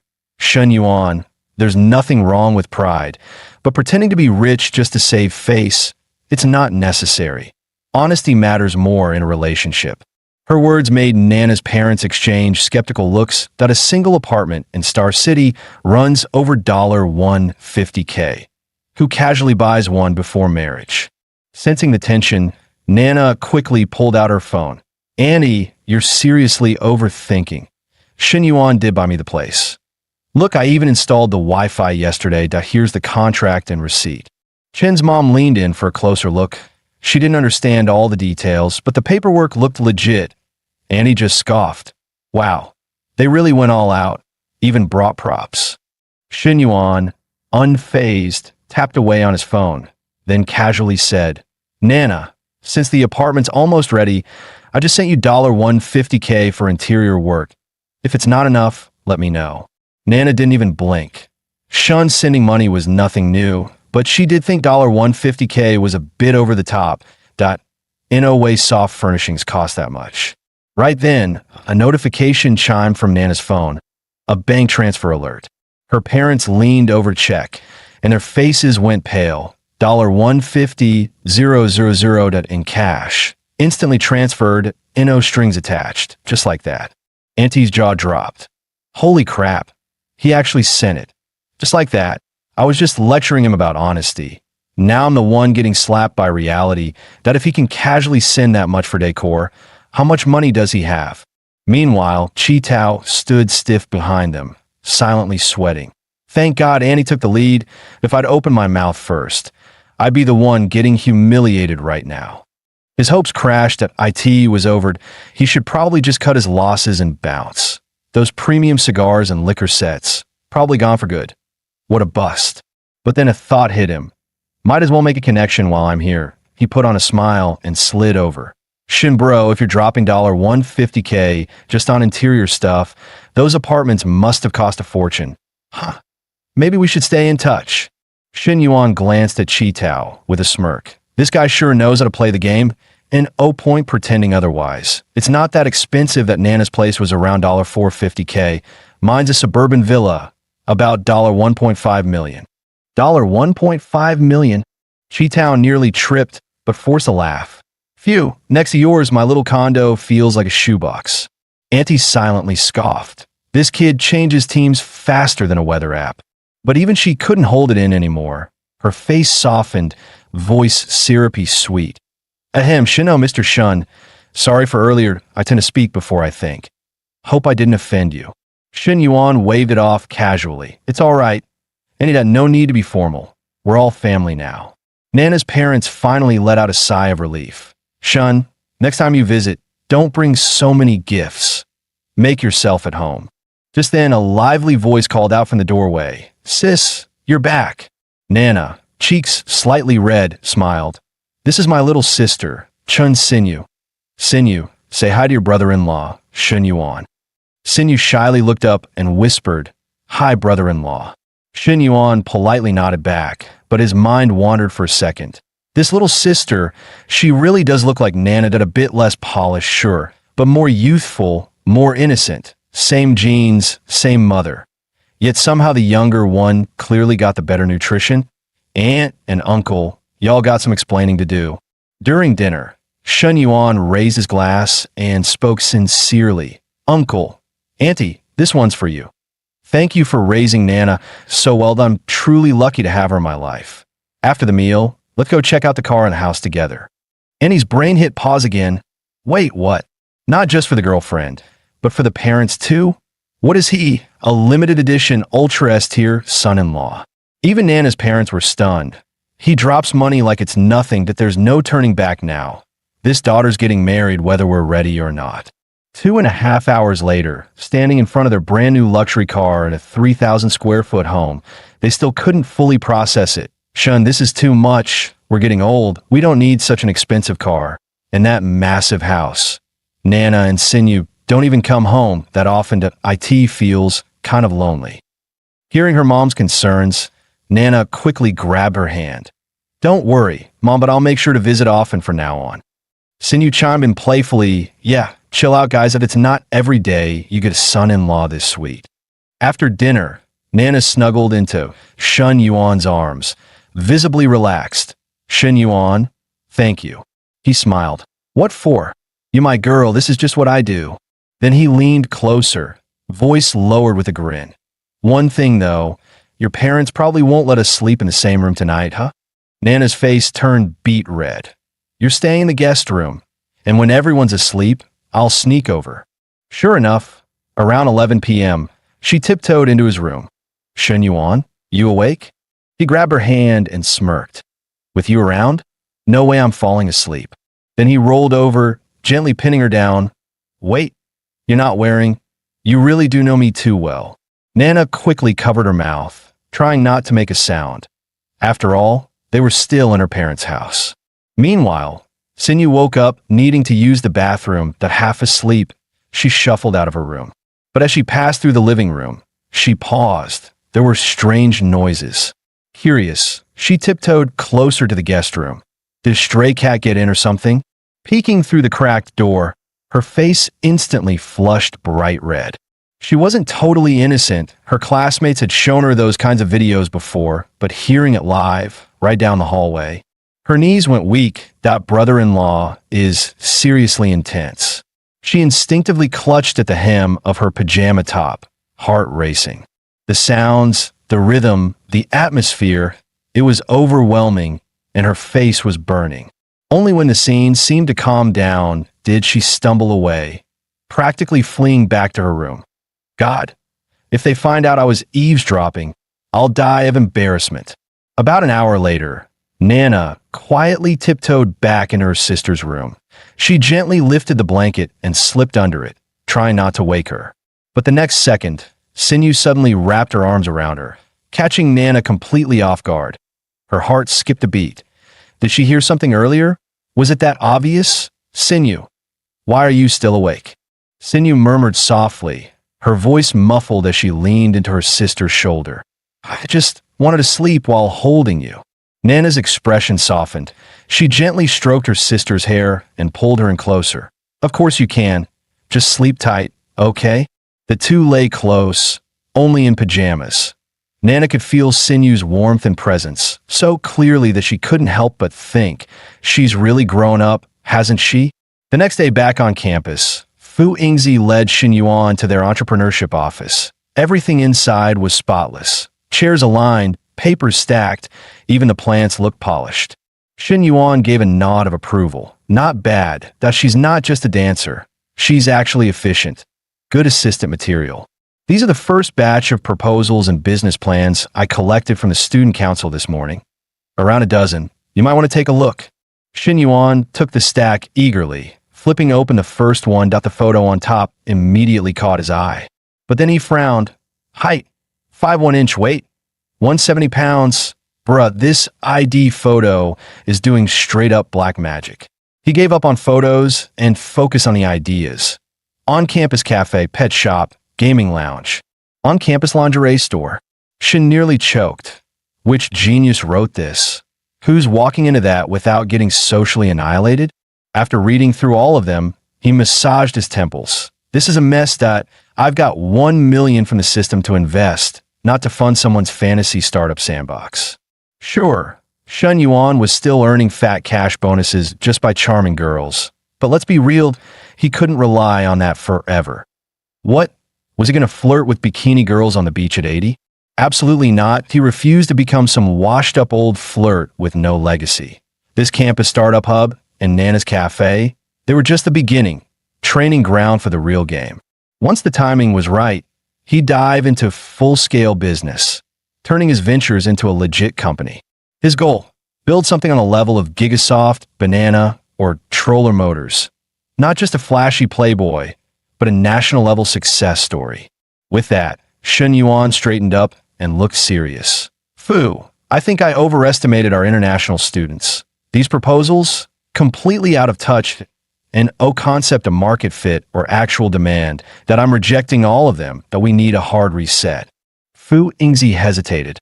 It might just be too small sample size? Shen Yuan nodded. Maybe. Can we expand the outreach? Talk to the student council and PR team? Fu responded without missing a beat. Of course, Secretary Liu already told me to give you full support. Starting tomorrow, I'll have a campus radio broadcast announcements twice a day, and we'll push it out through our school Weibo, official account, and Quine pages. Sound good? All right, let's lock that in. Also, draft a second-round exam. Make sure it covers business management, investment theory, marketing, psychology, and international trade. Anyone who passes the first round has to take it. Fu Yingzi nodded, jotting everything down in her notebook with laser focus. Watching her work, Shen Yuan couldn't help but sigh in satisfaction. Having a secretary is amazing. Just say it once, and it gets done. Ever since getting the system, he'd enjoyed the thrill of spending and earning money. But this was different. This was the high of delegating, of commanding, of control. Money didn't just buy cars, houses, and women. It bought authority to a T-shaped structure. What he needed now wasn't just charm. He needed people. Soldiers like Fu Yingzi who could actually execute that. It was time to start building a real team. Meanwhile, at the fitness center, the gym manager was absolutely losing it. Lu, do you even know what time it is? Showing up now? Are you trying to get fired? Menglu shot him a cold glance. I texted you about the leave, and I already let the class members know I'd be late. Oh, you texted me? He barked. And who the hell said I approved it? You think you run this place now? As a manager kept pushing it, Menglu finally snapped. Want to read your own text out loud? Lunch with me, and you get approved? Seriously, Manager Gong? Is that still your go-to move? The manager turned red with embarrassment, then blurted, whatever, I didn't officially approve it. This counts as skipping work. You know how much your paycheck gets docked for that? Menglu didn't even flinch. She turned on her heel and walked away. Doc, at the end I'm done here, I quit. Another trainer cautiously approached. Boss, I think Menglu actually quit. The manager just scoffed. She'll be back. All her clients are with us. Without this gym, she's got nothing. Just then, a younger coach pointed toward the window. Boss, you might want to check out what she's driving. The manager turned and nearly dislocated his jaw. A freaking Porsche 911. Holy crap. When did she land a sugar daddy? Meanwhile, inside her car, Menglu dialed Shen Yuan. Babe, I got fired, and old boss dumped me. Aren't you going to come comfort me? Shen Yuan chuckled. That's perfect. Actually, Coach Liu, you're now officially free to become my full-time private trainer. She grinned, shifting gears. Private coach, huh? Sound fancy? To what's the pay like? Shen Yuan smirked. Oh, you'll be well rewarded that I'll swing by later for a little workout and maybe drop a few million in your account while I'm at it. Menglu formed a finger heart. Okay, then I'll be waiting in the executive suite. Love you, moi. At 8:30 p.m., Shin Yuan knocked on her hotel room door. Meng Lu pouted. You're this late and still expect me to let you in? Shin raised a brow, totally reading the room ditto. So she wants to play games, huh? He turned dramatically. Well, if I'm not welcome, I'll just go. She panicked instantly. Wait, babe. Don't go. I was just messing with you, okay. Don't be mad, it's just part of the vibe. Seeing her do a full 180 in attitude, Shin Yuan smirked. If you want me to stay, you'll have to ask nicely. Let's see how sincere you really are. Meng Lu leaned in with a playful sparkle in her eyes. Babe, don't I look extra sincere right now? Feeling the softness press against him, Shin Yuan instantly felt his mood lift. All right then, just for them, I guess I'll stay tonight. He dove straight into her arms, and her heartbeat instantly sped up. Hearing he was staying over made her eyes light up with excitement. Tugging at his sleeve, she whispered with a coy smile, I was a little naughty just now. Don't you think I deserve a little punishment? Shin Yuan raised an eyebrow, grinning. What did you just call me? Say it again. Her lips trembled as she repeated it softly, cheeks glowing red. Shin Yuan's voice dropped to a low rumble. Good. I heard that loud and clear. Let's crank tonight's training up a notch. After another intense training session, Coach Liu was completely wiped out, cheeks flushed, limbs jelly, and brain halfway offline. Honestly, forget the cars and money. Just this kind of stamina alone made Shin Yuan dangerously addictive. Meanwhile, Shin Yuan was just getting started. He gave a wicked grin. Coach Liu, didn't you say you'd be my full-time trainer? That was just the warm-up. I'm ready for round 2. Don't tap out on me now. And so, round 2 began and lasted another full hour. Only then did Shin finally stretch out, satisfied. Phew. Solid cardio, muscle activation 100%. Meng Lu lay motionless, lips trembling. Oh my God. I'm done for. You promised to take it easy. Shin Yuan smirked. That was easy. Did I only use half the intensity one used with Nana? Meng Lu gave him the side eye. Half? You're right. I heard your 5% energy levels back at the cafe. This was a full-blown power mode. You were basically running at 12 out of 10. And don't even get me started on the stamina difference from last time. Shun just grinned, saying nothing. That she's not wrong, that it's like the difference between being 5'7" inch and 5 feet 11 inches, subtle at first until you experience it. And with a relentless mode, active, unlimited stamina. Honestly, at this rate, I'm starting to feel a bit lighter again. Been burning too much lately. Shin Yuan quickly pulled up his system stats. And sure enough, he'd lost 2 full kilograms in just 2 weeks. Even his health rating had dropped by 3 points. That hit like a wake-up call. Dude, 6 feet tall and barely 140 pounds. One more workout, and I'll be all skin and bones. Time to let Coach Liu shine in her actual profession. He flopped back onto the bed, looking serious. Coach Liu, let's schedule a real training session tomorrow morning. But Meng Lu blinked and blurted out, You're already planning tomorrow's round? What if you want to train again later tonight? Shun Yuan face-bombed. Can you not be so one-track minded? I'm talking about actual fitness training. Look at me. I'm disappearing here. Realizing he meant gym training, Meng Lu perked up with confidence. Took you long enough to admit you're a skinny twig. The tone hit him like a challenge. That Shun's smile faded. Keep that attitude up, and you won't be walking straight tomorrow for real. Meng Lu instantly flipped her tone, hands clasped like a puppy. I'm sorry. I'm so sorry. Please don't punish me, okay? Shun Yuan grinned. That's better. Now, since you're a coach, how about drafting me a real plan? Grateful to escape doom, Meng Lu stood up. I'll hit the shower first. Then I'll prep your meal plan and training schedule. That you got to balance cardio and strength work if we want to bulk you up properly. The hotel gym here is actually solid. Let's use it. I'll swing by my place tomorrow to grab my gear and pick you up a couple legit training outfits. And excuses. Shin Yuan nodded, just as a familiar ding echoed in his ears. System notification. Host has voluntarily initiated fitness planning. Fitness panel unlocked. New time mission. Reach 75 kilograms in body weight with a body fat percentage between 12%-15% within 30 days. Reward frowny face perfect physique mode. Duration, 2 years. Shin Yuan's eyes lit up. Man, this system's got perfect timing. Every time I yawn, it hands me a pillow. Only body weight and body fat. That's manageable. That I just need to focus on those too, and hope Coach Liu doesn't hold back on the drills. Just as Shin Yuan was about to close the panel, he noticed a small, grayed out button near the bottom. Curious, he tapped it. His eyes widened instantly. A hidden list of locked attributes appeared, and fitness was just one of them. Turns out by completing certain system tasks, he could unlock skills like investment management, HR strategy, even advanced business leadership. Stuff that takes people years to master, he could unlock in a month. Absolutely busted.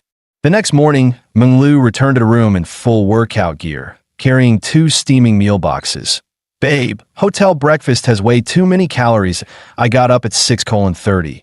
Went home and made you some lean meals for breakfast and lunch. Eat up. Shin Yuan opened the box to find a perfectly balanced fitness meal. Protein, greens, carbs, all beautifully arranged. He gave her a big thumbs up. Coach Liu, this is next level. Looks amazing. Menglu puffed her cheeks. Glad you noticed. But next time, maybe don't wear me out like that again. Shin Yuan smirked. Just worn out? That's all. Not even a little bit enchanted, blown away, emotionally moved? Menglu's cheeks turned bright red. Too flustered to continue the topic, she quickly waved him off. Yes, you're amazing, okay? Now hurry up and eat. We've got a gym day downstairs. Soon after, Shin Yuan, fully geared up, followed her to the hotel's fitness center. IT was Saturday, so the place was already buzzing. The moment Menglu walked in, heads turned out a lot of heads. Her athletic build paired with tight leggings and a cropped workout top? Yeah, no one was prepared. Dude, since when did our gym get a literal goddess as a coach? Bro, those proportions aren't even legal. But when they noticed her attention locked entirely on the scrawny dude beside her, the collective male ego took a critical hit. Wait, that guy's her boyfriend. Jealousy hit max level. How does someone with zero muscle mass land someone like her? Just then, a familiar voice popped up. Ho Jun, yo, isn't that Shin Yuan? Wasn't he at IFC with a different hottie the other week? New girl already? Man's on rotation mode. Meanwhile, Menglu glanced at Shun, who was already out of breath. See, that's what happens when you skip the gym for too long. But hey, for day one, not bad. Here, drink some water. Slow and steady wins the gains. Shun took the bottle with a cheeky grin. Slow and steady. Huh. So, when do I get to unlock the real bonus round?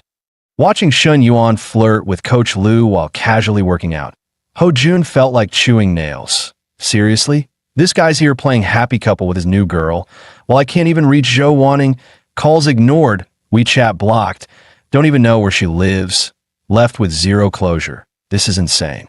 This dog better not be juggling multiple girls. If I expose him, no decent woman would stick around after that. Let's see him talk his way out of that mess. Putting on his best fake-friendly grin, Ho Jun walked over. Well, Shin Yuan, what a coincidence. Didn't expect to see you here too. Shin Yuan glanced sideways. Oh, it's you, something you need? Ho Jun kept his smile pinned in place. Nah, just saw a familiar face and thought I'd say hi. Shin replied with a flat. Right? I'm gonna keep working out then. Meanwhile, Menglu's expression was plain as day. You can leave now. She didn't even bother to be polite. The awkward air thickened, but Ho Jun pressed on. By the way, where's the girl you took to IFC last time? Looked like you two were pretty tight. Bought her all kinds of gifts, right? Ho Jun's eyes narrowed with a flash of petty malice that he glanced at Menglu, giddy in his head. If they're really dating, now's the perfect time. Call him out. Get mad. Storm off. Come on, girl. Give us a show. But 25 seconds passed, and nothing. Menglu didn't flinch. She just kept smiling sweetly, leaning on Shin Yuan like she hadn't her word. Wait, what? Not even a raised eyebrow. Ho Jun frowned, then raised his voice. Hey, did you not hear what I just said about your boyfriend?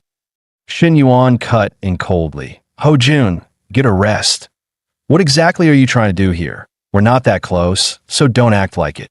Ho Jun's face turned red, but he pushed on. I'm just warning you. Miss, don't let him fool you. He's too timing, I swear. Menglu blinked once, then smiled. And what if he is? Even if he's dating 8 girls, I still choose to be with him. That's none of your business, thanks. Ho Jun was practically vibrating. I'm just saying, he bought another girl 2 designer bags. That's like over 10 grand. I'm doing you a favor. But Menglu lit up even more. Only 2 bags? That's cute. She turned to Shun Yuan, eyes soft. He bought me a car worth over $300K. Clearly, I'm the favorite. Then with a proud smile, it's his money. He can spend it however he wants. If it makes him happy, then I'm happy too. Menglu threw in one last jab before turning away. Oh, and could you take your drama somewhere else? Your face is ruining my workout vibe. Ho Jun looked like he'd swallowed a brick. His eyes bulged, jaw clenched so tight it could snap steel. And yet his brain still couldn't compute what just happened. What the hell is wrong with her? She knows she's being played, and she's still smiling. These girls today must be built different. Watching Ho Jun stomp off like a kicked puppy, Shun Yuan chuckled. Gotta admit, the guy's kind of funny. But if you're gonna mess with me, at least do your homework first. He glanced at Menglu. That's my personal trainer/house manager. Girl knows her role, knows her worth. She's not gonna flip over a couple designer bags. 2.5 hours later, Menglu was massaging his sore muscles, grinning. You did really well today, solid form all around, but tomorrow we're cranking things up. Shun Yuan smirked. So this is revenge for last night, huh? I give you intensity after dark, you give me hell in the daylight? Menglu pouted playfully. Knew today was just the basics. Gotta build that foundation before we stack the plates. Anyway, you're all stretched out. Go shower and I'll prep your meal plan for tomorrow. Originally, Shun Yuan had no plans for a round 2. Gotta conserve some stamina for more practical affairs. But Menglu, being her playful self, wasn't having it. She dragged him in a round 5 like it was part of the fitness program. As they left the gym, she casually asked, So, you heading back to campus or staying here tonight? Hearing he had things to do, Menglu shrugged. Cool, I'll head back to my apartment then. This suite's too big to be alone in anyway. She was just about to leave when Shun Yuan smirked. Hey, one more thing. Say it again. Menglu paused, then giggled shyly. Daddy. Ding. +2 favorability. Now she was at 88. That Shun Yuan's eyes lit up. Almost at 90. Come on, system. Gimme that next tier reward. I'm ready. Back at school, Shun Yuan stepped into the entrepreneurship office, only to spot another guy standing next to Yingzi. His brows immediately furrowed. This clingy dude again. Does he ever give up? Noticing his mood shift, Yingzi quickly explained. He insisted on coming. I told him no like 5 times. Phone de Gouet stepped in too, trying to ease the tension. Don't blame Yingzi, man. I just wanted to help out. Extra hands and all. Shun Yuan rolled his eyes. We don't need your help. And honestly, you couldn't help even if you tried. With that, he grabbed Yingzi and walked straight into the office. Phone the simp tried to follow, but the door slammed in his face. Left outside, Phone de Gouet started panicking. Just the 2 of them, doors shut, blinds closed. What the hell's going on in there? Why does a school office even need blinds? His brain short-circuited as his imagination spiraled into questionable territory. Are they in broad daylight? Meanwhile, Shun Yuan leaned back in the chair like a boss. How's the promo campaign going? Yingzi reported calmly. The school's official accounts have posted everything. WeChat, Weibo, Fast Talk. Engagement is decent, but translating that into actual business proposals will take some time. Shun Yuan nodded. Not enough heat that I want to trigger a second wave. Make it explode. Yingzi blinked. You got something in mind? Want me to assist? Shun Yuan had a plan. To tie the entire startup hub to his name without revealing it too soon, he leaned forward with a smirk. Post something that grabs attention. Stuff like, no way, someone just dropped 10 million into our school startup center, or turns out the mystery investor is just a student, or even we actually have a real-life billionaire classmate. Don't drop my name yet. Let the rumors stew. Once everyone's curiosity hits its peak, that's when I show up and blow their minds. Yingzi didn't quite get why Shun Yuan wanted to throw himself into the spotlight like this. But as his assistant, it wasn't her job to question, only to execute. Shun Yuan had 3 reasons for the whole stunt. First, boost his reputation in school and the education sector. Second, attract and filter out truly capable girls on campus. And third, the moment that 10 million was fully invested, the system would unlock a bonus industry reward. But for all that to work, he couldn't let anyone know he was the man behind it. At least not yet. He turned to Ingzi. Any issues on the execution side? She thought for a moment, then said, no problem. I'll have an unofficial account post first, then use 2 burners to spark some buzz in the comments. Good, let's roll with that. He nodded, then suddenly changed the topic. Now let's talk about you. What exactly are you hoping to get from working with me? Ingzi froze, caught off guard by the bluntness of his question. She had originally approached Shen Yuan, thinking maybe, just maybe, something romantic could develop. But clearly, this guy was already surrounded by women, and she wasn't even on his radar that way. After a short pause, she admitted, internships start next semester, but, well, you know how it is. Our school doesn't carry much weight, and I'm majoring in marketing. It's tough to find a good job out there. I figured working with you might earn me more than what the average internship pays. Shen Yuan wasn't surprised at all. Still just a college kid. Thin-skinned, if she'd said she wanted me instead of a job, maybe I'd be tempted to play along. He smirked. So, when you say more money, how much are we talking? When Shen Yuan asked her to name her price, Ingzi hesitated, then cautiously offered, maybe around $100 a month? It was already way above the starting salary for most fresh grads, and even she wasn't sure she'd gone too far. But Shen Yuan didn't even blink. I'll round it up to 10K. DOL, and you'll get bonuses too from now on. You're on my team. Ingzi's eyes widened in disbelief. Did he just raise the offer on his own? And that last line, on my team, was that just about work or something more?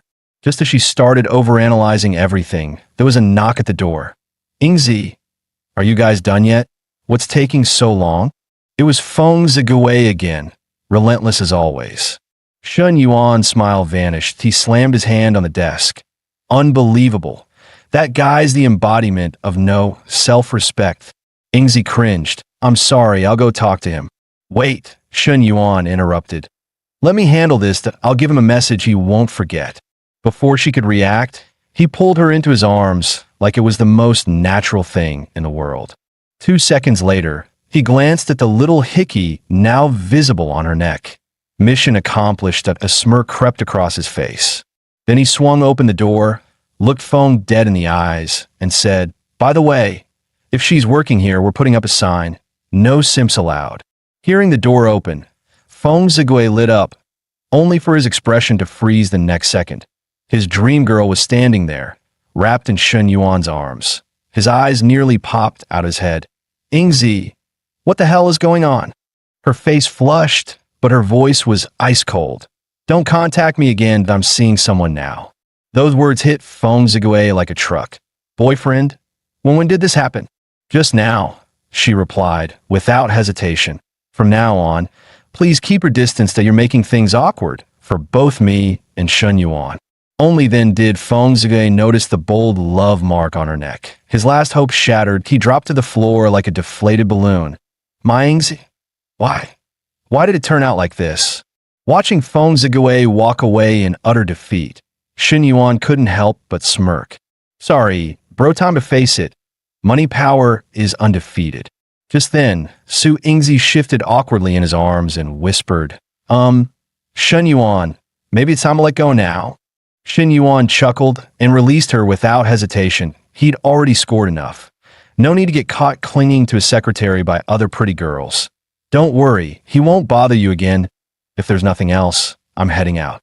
Su Ingzi nodded, clearly relieved, but there was a trace of something unreadable in her eyes as she watched Shen Yuan walk away, falling deep into thought.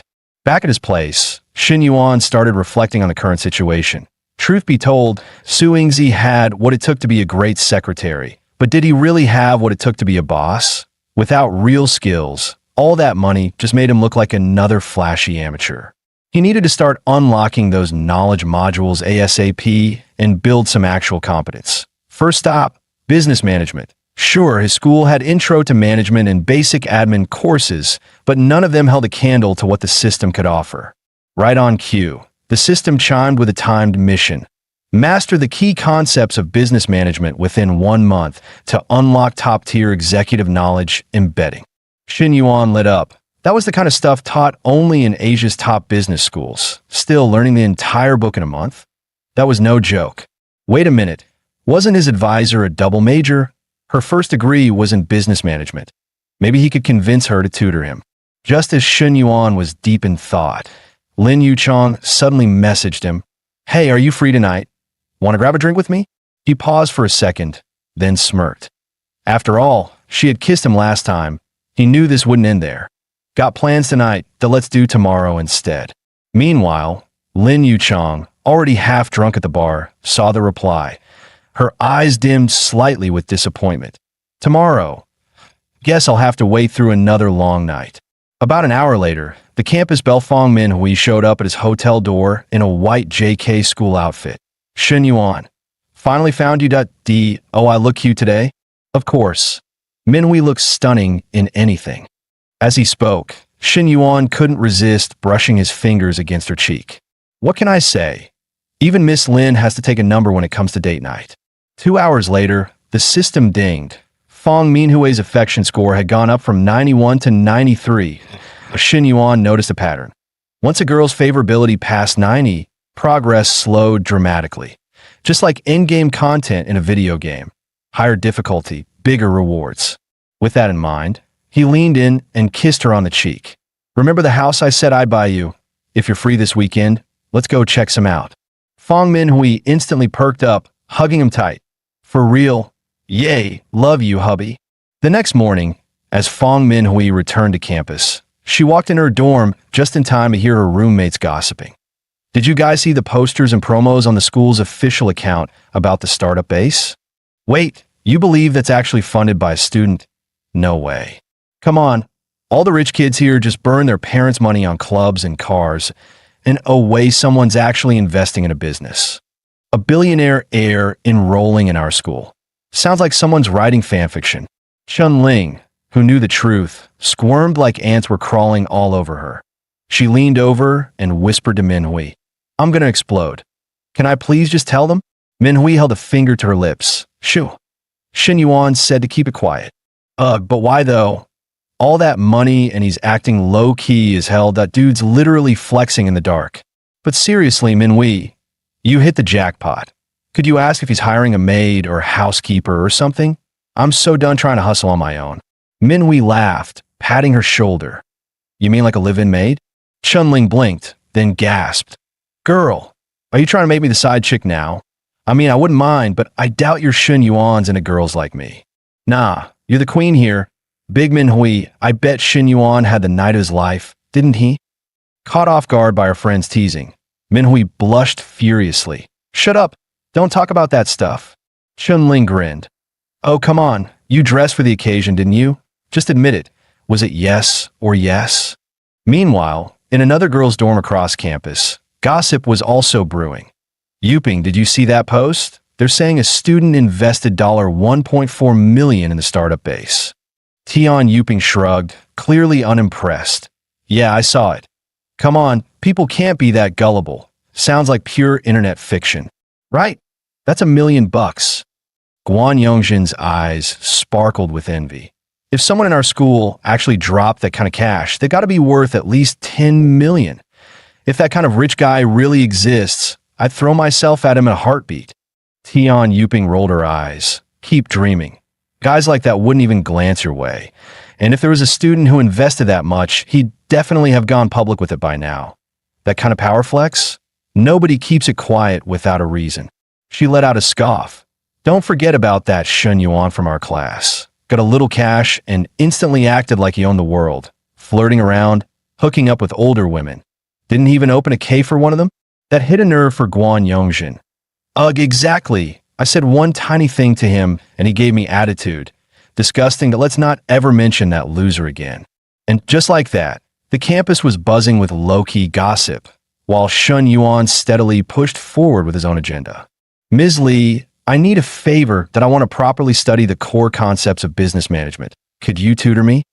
Li Xiao narrowed her eyes with suspicion. What are you scheming now, Shun Yuan? I'm serious this time, that I really want to learn something useful. That I'll head over to your place in a bit. Her expression turned uneasy. My place? Don't tell me you're planning something again. Come on. You know I'm a gentleman, that I swear. No funny business, just pure academic pursuit.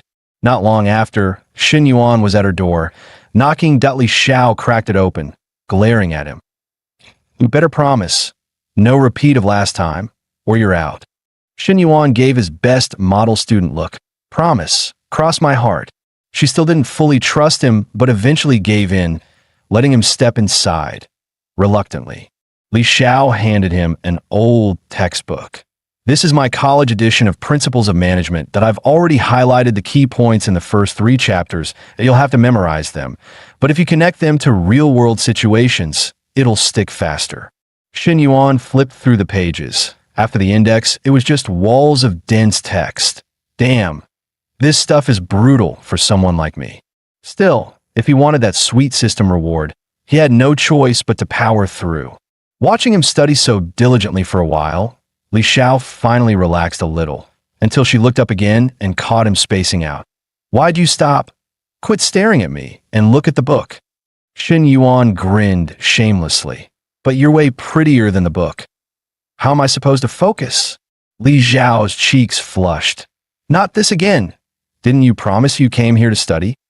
I did, but I also want to make you my girlfriend. Those goals aren't mutually exclusive. He leaned in closer. Her face turned redder as she stood up to escape.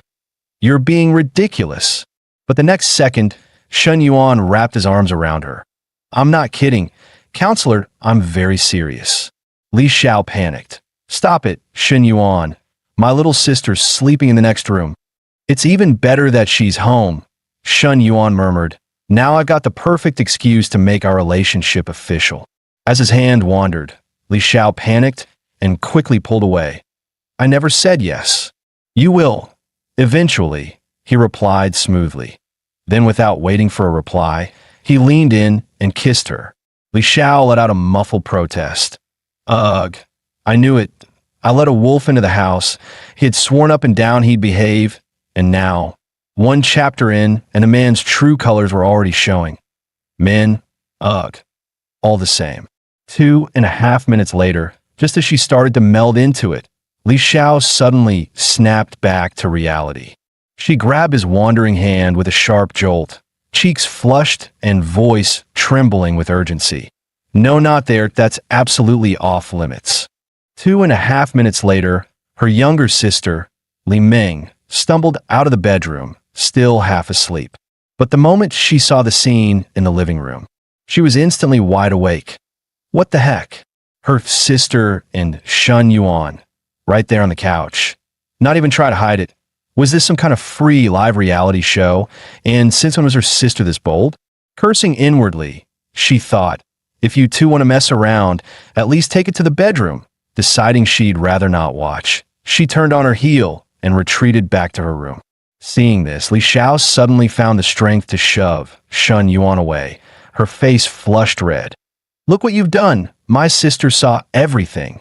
Xin Yuan just grinned shamelessly. She's going to find out sooner or later. Isn't it better to tell her now? No, it's not.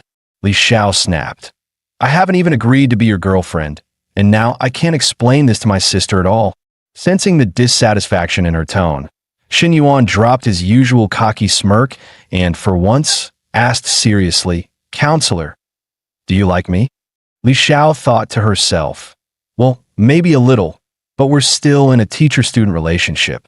Xin Yuan glanced at the 73 affection points floating above her head and instantly understood. Not high enough that Tio break through that barrier. He'd need at least 80. Too bad she wasn't materialistic. Throwing money wouldn't work. And no matter, it's a long race that I'll get her eventually. With that in mind, he put on a deliberately downcast look. It's fine, Counselor, I won't give up. Just think about it. No rush to answer. Li Xiao only nodded sheepishly. Realizing things wouldn't progress tonight, he stood up. I'll head out. See you next time, Counselor. After he left, Li Xiao calmed herself and called toward the bedroom. You can come out now. Li Ming stepped out, glancing at her sister tidying up some books, and looked stunned. That's it. Looked good on the surface, but only lasted 2.5 minutes? Sis, did you make it official with him? Should I start calling him brother-in-law? Li Xiao shook her head. Not yet. Li Ming's eyes went wide. Wait, you're not even official yet. And you two already, you know? Li Xiao didn't expect her sister to be so blunt. Her face turned crimson. We haven't gone all the way yet. Then what are you even thinking? Li Ming frowned at you're already at this stage, and you still haven't made it official? Li Xiao's mind was a mess. She truly didn't know what to do. Seeing this, Li Ming gave her a knowing look. Already fallen for him and doesn't even realize it, my silly sister. Meanwhile, after leaving, Xin Yuan headed straight to a cafe. There, the alluring Lin Yuchang had been waiting. Shun Yuan, sorry to bother you, that I've been feeling a bit down lately and wanted someone to talk to. I'm not taking up your time, am I? Not at all. Ms. Linda, what's wrong? You don't look too happy. He sat down across from her without hesitation. At his question, Lin Yuchang slowly lowered her head. Zhang Xinyong's been getting worse, staying out all night, not even bothering to hide it anymore. Every time he comes home, he reeks of other women's perfume. Just thinking about it made her angrier. Why is it fine for him to mess around outside, but I can't even grab a drink with another man? With that thought, her so-called moral boundaries loosened. After all, it was just a drink, just some conversation. And honestly, even if she did put a green hat on him, so what? Hers had been bright green for a long time already. After a few drinks, Lin Yuchang suddenly shifted the topic to him. Xin Yuan, is China your girlfriend? Xin Yuan neither denied nor confirmed it, simply replying something like that. Then, does she know you're out here drinking with me? Xin Yuan shook his head. No, but even if she did, she wouldn't mind. Hearing that, Lin Yuchang immediately felt relieved. At least she wouldn't be interfering in someone's relationship. Her gaze turned sultry. Xin Yuan, can you hug me just once? Xin Yuan raised an eyebrow. Knew it. This beautiful married woman definitely has an agenda tonight. He patted the seat beside him and said with a grin, then come here. Without hesitation, Lin Yuchang got up, but instead of sitting next to him, she slid right onto his lap. Shun Yuan's smile deepened. Does he know you're out here drinking with me? Don't mention him. Before he could react, Lin Yuchang suddenly leaned in and kissed him. For a moment, guilt flickered in Shun Yuan's chest. This was Nana's cafe, and here he was with another woman. But just as quickly, he cursed himself in his head. The hell am I thinking? I'm a scumbag. Own it. Just as Xin Yuan was about to take things further, Lin Yuchang shook her head. What? Don't tell me you expect me to just eat vegetarian tonight. With that, she tried to switch to another way of pleasing him. But Xin Yuan still refused. Nope, tonight I'm eating meat. 30 minutes later, Lin Yuchang felt as if she'd ascended straight to heaven. It had been far, far too long since she'd felt this way. That's when Xin Yuan noticed something. Her affection points had appeared for the very first time. Strange. Normally, any woman who got this far with him already had a score over 60, but for her, it only showed up after the fact. At that moment, the system chimed, "Congratulations, host! You now have 5 NPCs with over 60 affection points. Phase mission complete. Rewards: 2 high-efficiency study cards, 1 exclusive skill pack exchange card, and 2 perfect life lottery draws." The high-efficiency study card allowed him to memorize any book perfectly for 1 hour. Definitely a good find. Normally, slogging through textbooks took forever. With this card, he could knock out an entire business management course in just hours. As for the perfect life lottery, it offered all kinds of prizes, stat boosts, real-world items, businesses, cash, and more.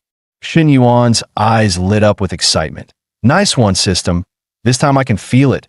Might just pull something insane that if I could get a DQO card, that'd be perfect. At that moment, Lin Yuchang, already tidied up, spoke with a smile. You look happy. That I guess feelings really are contagious. That half hour, I was happy too. Happier than I've ever been. Come on. Xin Yuan, I should head back. And next time we continue. Seeing the faint blush on her face, Xin Yuan froze for a second. Next time, she's aiming for something long-term? After leaving the cafe, he returned to his executive suite at the hotel, ready to spin the system's lottery.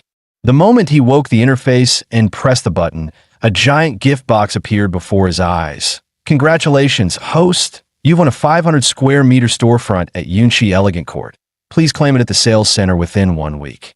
Shen Yuan couldn't help blurting out, a Yunxi Elegant Court storefront? That's the most high-end development in the city. With it, he'd have a whole new stream of income, and even if he never opened a shop, being a landlord sounded pretty sweet. He quickly tapped for the second draw.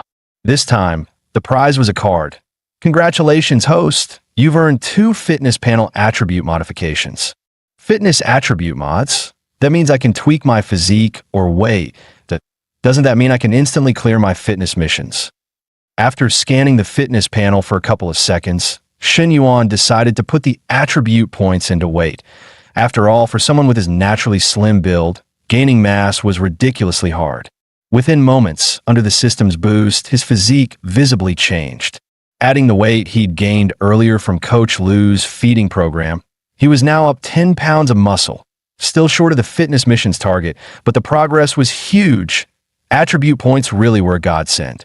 From what he could tell, the system had 2 main rules. 1. Boosting affection points triggered rewards. 2.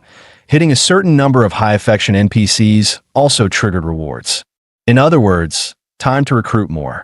He'd originally planned to study while getting closer to his counselor, but now, with the high-efficiency study card, he could speed through the coursework and have more topics to talk about with her. Over the next few days, he balanced training and studying, buying Chun Na, an MC-20, and picking up a G63 for himself.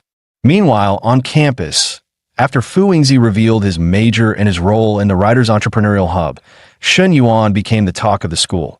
Still, most students remain skeptical. Did you see the forum? They're saying the investor for the startup hub is from the international trade major at the business school and drives a G-Wagon. Seriously, like the comments say, rumors are free. That SUV costs over $3 million. No way someone driving that would be at a second-tier private university like ours. Let's just focus on the job fair. Around this time, Tian Yuding and Guan Yongjin also arrived at the venue. Senior, doesn't your family run a company? Why would you come to a job fair like this? Seeing the admiration in Tian Yuding's eyes, the senior felt a wave of pride. I'm here to learn from other companies' experiences and strategies. Running a business means you can't just stand still. You have to keep up with the times. Before he even finished, Guan Yongjin shyly asked, Senior, if I can't find an internship, could I maybe join your company? No problem. If you're interested, send in your resumes that I'll put in a good word for you. It's no big deal. The moment he said that, Tian Yuding and Guan Yongjin were practically swooning. Really? Thank you so much, Senior. The bleached hair guy was also riding the wave, pointing at a few guys behind him. And if you guys can't find internships, my company's an option too. We're all alumni. I'll take care of you. Hearing that, Huang Haibao and the others couldn't help scoffing. These clowns aren't here for the job fair. They're here to show off and pick up girls, as if flexing their cash wasn't enough. Now, they've got to drag us down too. If Old Third were here, he'd dump a bucket of yellow paint right over their heads. Our senior's got real skills and still stays humble. Not like Shen Yuan, who just runs a caffeine flirts with married women. Running a cafe versus running a company, that's night and day. Shen Yuan's got no vision and no class. Guan Yongjin nodded in agreement. Don't even mention him. After the way he treated us last time, it's clear he's got no sense of the bigger picture. Whatever filter I had for him is shattered. Tian, are you free this afternoon? Let's grab dinner after the job fair. Faced with the senior's invitation, Tian Yuding was quick to nod. Sure. Just then, a silver SUV slowly rolled in, its imposing design instantly drawing every pair of eyes. Wait, aren't off-campus cars banned from driving in here? What's going on? Hold up, that's a G-Wagon. The exclamations immediately caught Tian Yuding's attention. A G-Wagon? People have been talking about it all week. That student who invested $10 million into the startup hub, he's the one driving it. A real big spender. If he's actually from our school, he's way more worth knowing than the senior. Guan Yongjin's mind was already working. If Tian Yuding could latch onto a senior, maybe she could land someone even richer.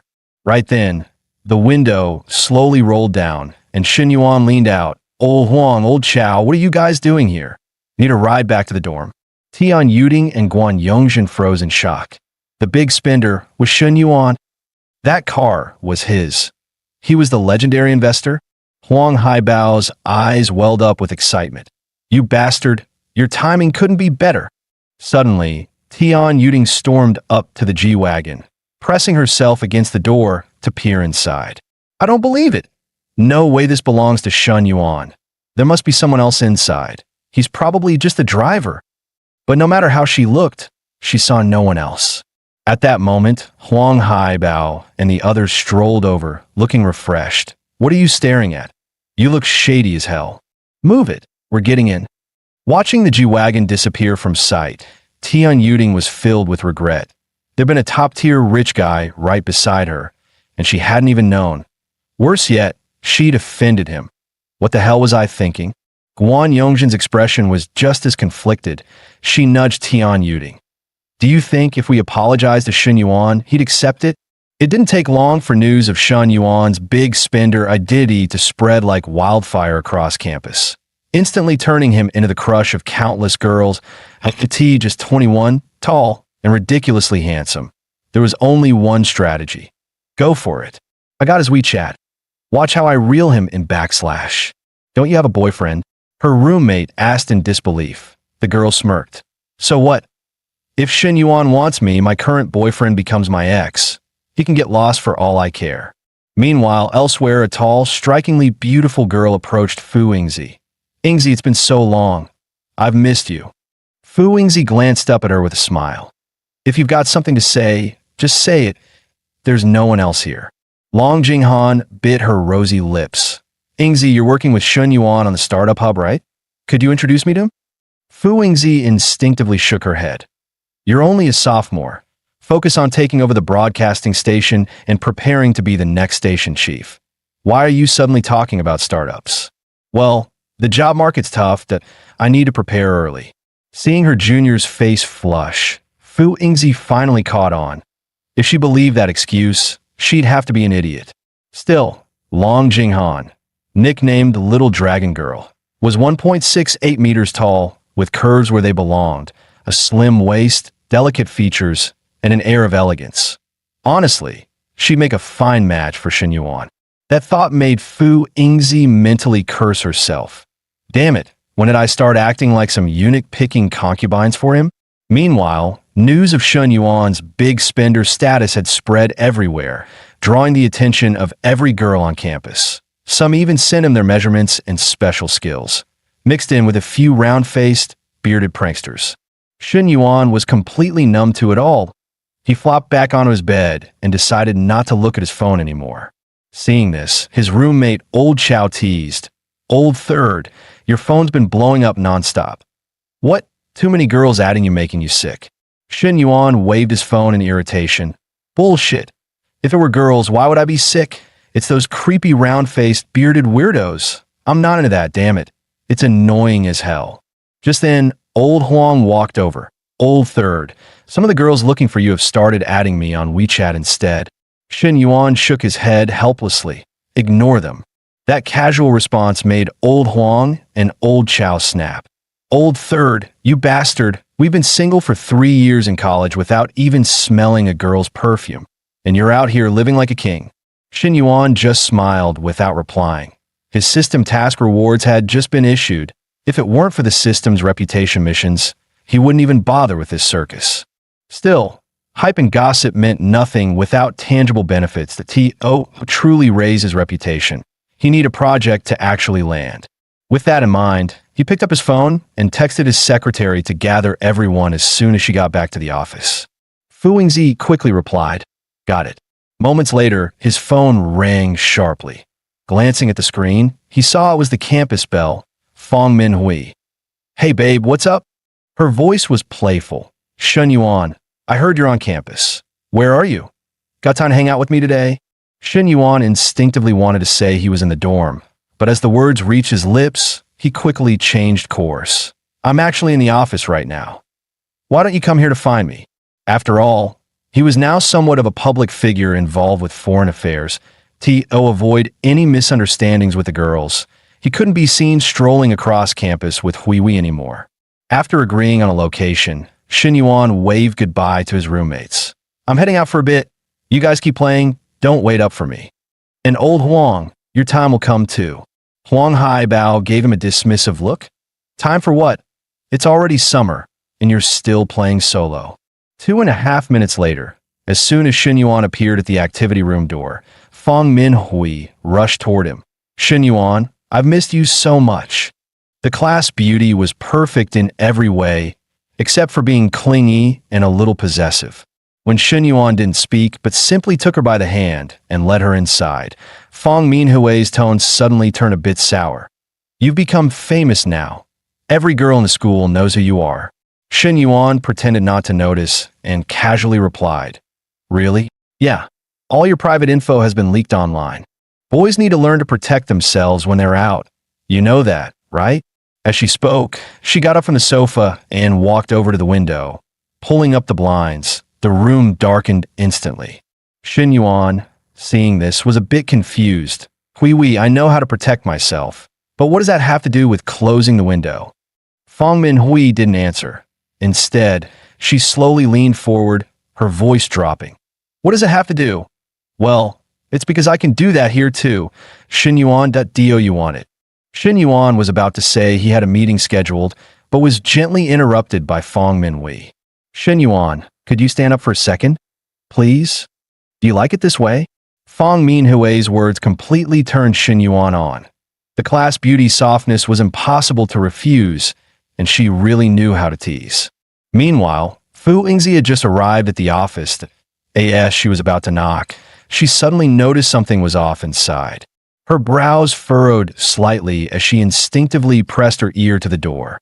Upon hearing the sporadic sound of a card game inside, her smile immediately turned into a flushed grin as so, the boss called me here, just to listen to this, huh? Although Fu Yingzi was inexperienced, the sounds and intensity were enough to paint a clear picture in her mind. MY boss is definitely strong, but he's too unprofessional. At tea times like this, it was the secretary's job to keep watch and prevent others from overhearing her boss. An entire class passed, and Fu Yingzi's legs were starting to go numb. How long is this going to take? He's really going for it. Just then, the door suddenly opened. Fang Minhui walked out of the office, her face flushed, a satisfied smile lingering on her lips. As she brushed past Fu Yingzi, her head proudly lifted. You heard everything, didn't you? Now, you know, Shin Yuan is mine. Stop getting any ideas. Fu Yingzi, unaware of Fang Minhui's thoughts, walked into the office and quietly asked, Boss, what's up? Upon hearing Shin Yuan's praise, Fu Yingzi immediately buttered him up. It's really all thanks to your leadership, boss. Otherwise, I wouldn't have come up with all those ideas. Shin Yuan nodded. With this level of attention, the startup hub should attract many applicants. But when you collect the applications, please filter them first. This way, we can select projects that can be implemented quickly. Fu Yingzi nodded.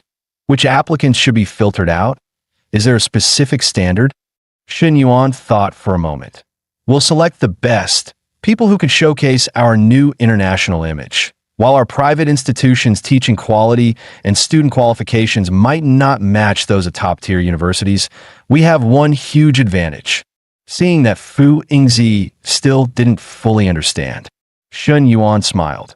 Our advantage is the international girls. They're gorgeous.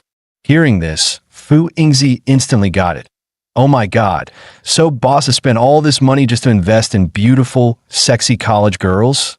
But choosing women in school is too obvious, and now I'm the eunuch picking concubines. With that thought, Fu Yingzi carefully asked, Boss, is this really appropriate? Shin Yuan asked seriously, what's inappropriate about it? We're offering entrepreneurial opportunities for international students. This could change their futures. Since so many people will apply, why not select a few who are pleasant to look at? Fu Yingzi couldn't help but silently mock him in her mind. Boss is really something, making the whole selection process sound so dignified. But she knew that no matter what he said, she had no choice but to follow his orders. Got it, boss, I'll filter them first and pass them to you.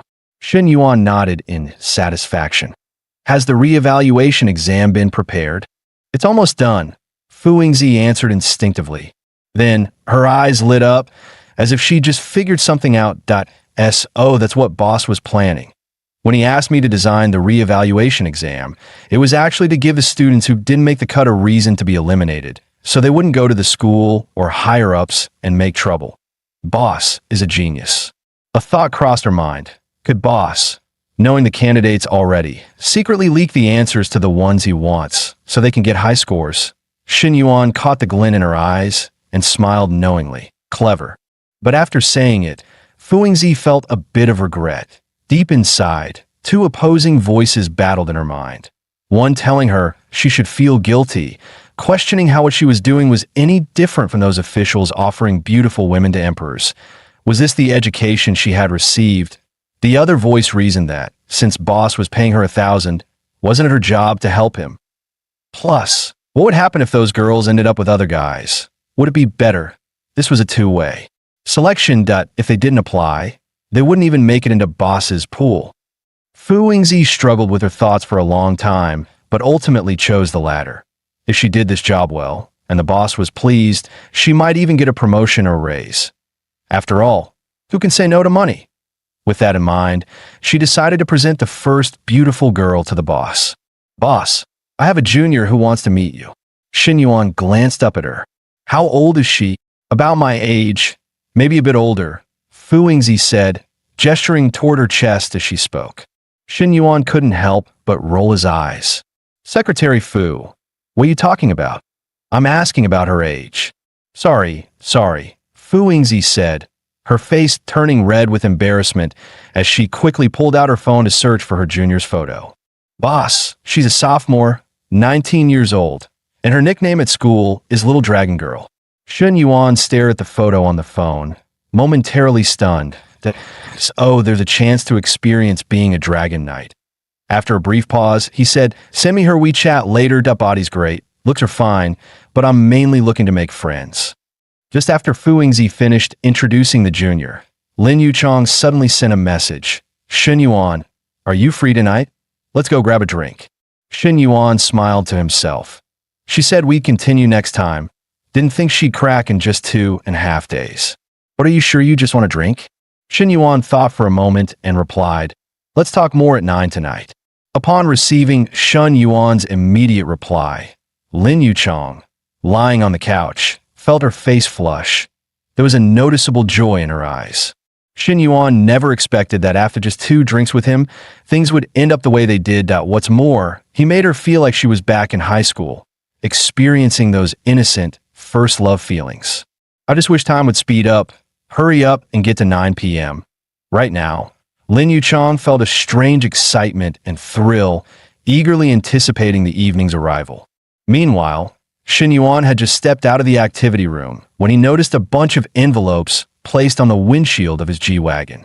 He picked one up, and to his surprise, they were all filled with WeChat IDs and self-introductions. Shin Yuan was instantly speechless. No photos, just some random messages. They think they're going to get a deeper connection? What a pipe dream. Just as Shin Yuan tossed all the letters into the trash and got ready to get in his car, a pair of sisters walked over with smiles on their faces. Hey, Shin Yuan, we'd like to go shopping. Could you give us a ride? While their outfits were decent, they were still nowhere near the level of Chun Na and Chun Xingyu. Shin Yuan decisively declined. Sorry, I'm picking someone up later. No space. The 2 girls looked a little disappointed, but didn't give up. Oh, then can we add you on WeChat?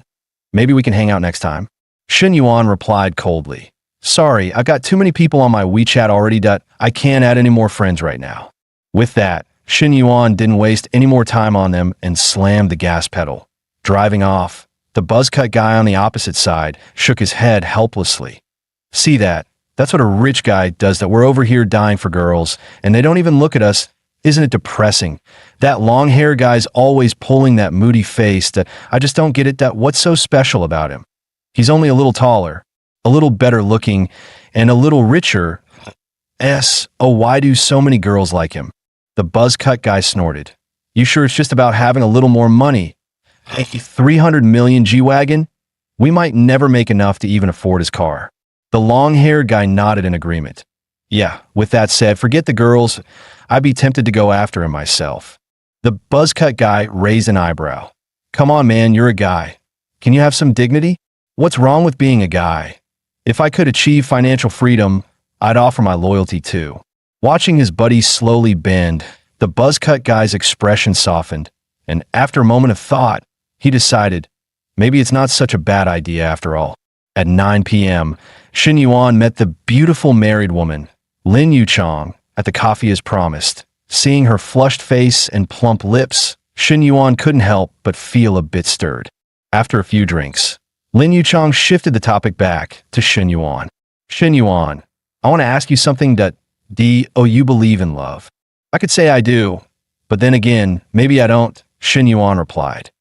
Back in high school, he did believe in it.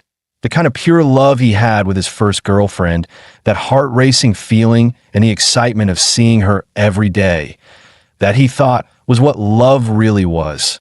But after breaking up, he couldn't find that same feeling with Zhou Wanning, and even when he was with Nana, Lulu, or Hui Hui, it didn't quite hit the same.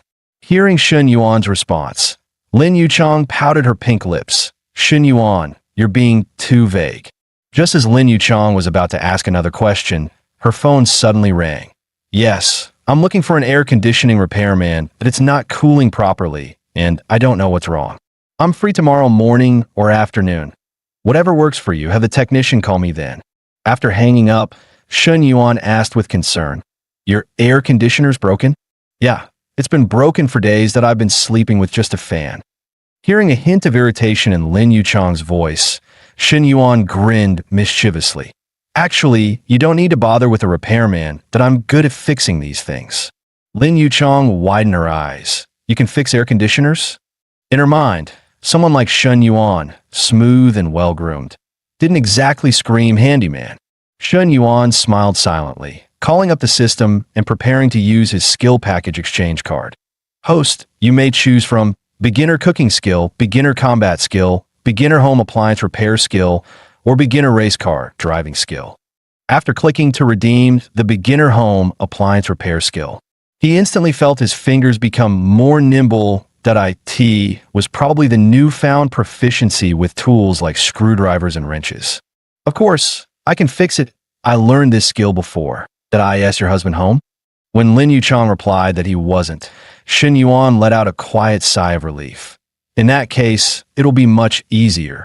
Before long, Shin Yuan and Lin Yuchong arrived at her place. Watching Shin Yuan focus on fixing the air conditioner, Lin Yuchong couldn't help but feel a quiet sense of relief. Since Zhang Xianyong said he wouldn't be home tonight, and the kid was staying with the grandparents in the countryside, Shin Yuan was brought back to Lin Yuchong's place. Although it was just for fixing the air conditioner, the situation felt a bit off. Before stepping inside, Lin Yuchong worried. What if Shin Yuan tried something? But it seemed she was just overthinking at the same time. She couldn't help but feel a little disappointed. Could it be that Shin Yuan isn't interested in me? We're alone in the room, and he really just wants to fix the air conditioner. Realizing her thoughts were taking a dangerous turn, Lin Yuchong quickly tried to change the subject to clear her head. Shin Yuan, thank you that I'm going to take a quick shower. Shin Yuan nodded. Sure, the air conditioner's just been collecting dust for too long. Cleaning the filter should do the trick. 15 minutes later, Lin Yuchong, fresh from the shower, walked out wearing a small tank top, feeling the coolness of the room. Thanks for your help, Shin Yuan. I really don't know how to thank you enough. Shin Yuan sat on her bed and patted the spot next to him. Want to thank me? Come over here.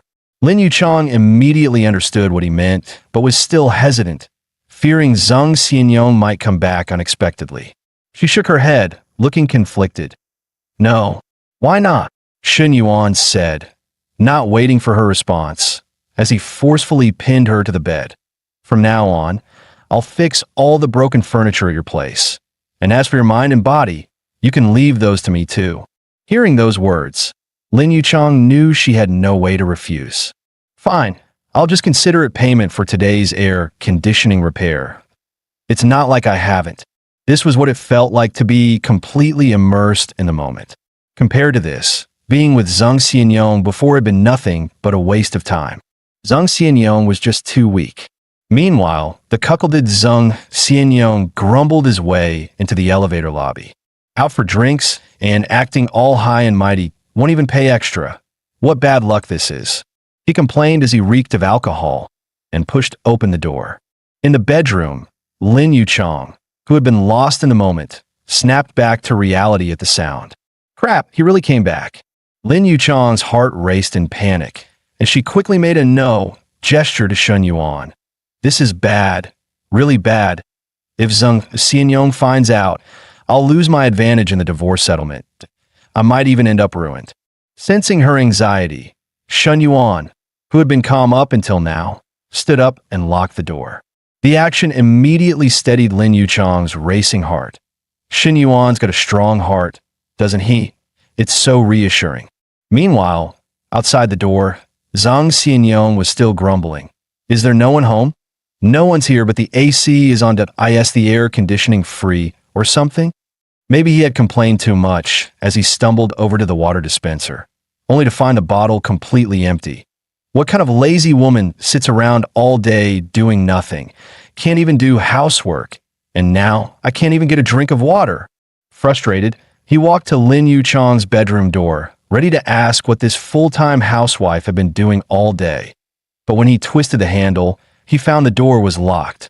The noise outside unknowingly added a little more tension inside the room, almost making Lin Yuchong cry out loud. Dear, you don't want to put your husband in an awkward position, do you? Hearing this, Lin Yuchong quickly pressed her hand against her mouth, trying to suppress any noise. Zhang Xianyong, getting no response, assumed his wife was sulking and intentionally ignoring him. So what if I came back late? Sitting in my place isn't like I'm not doing something productive.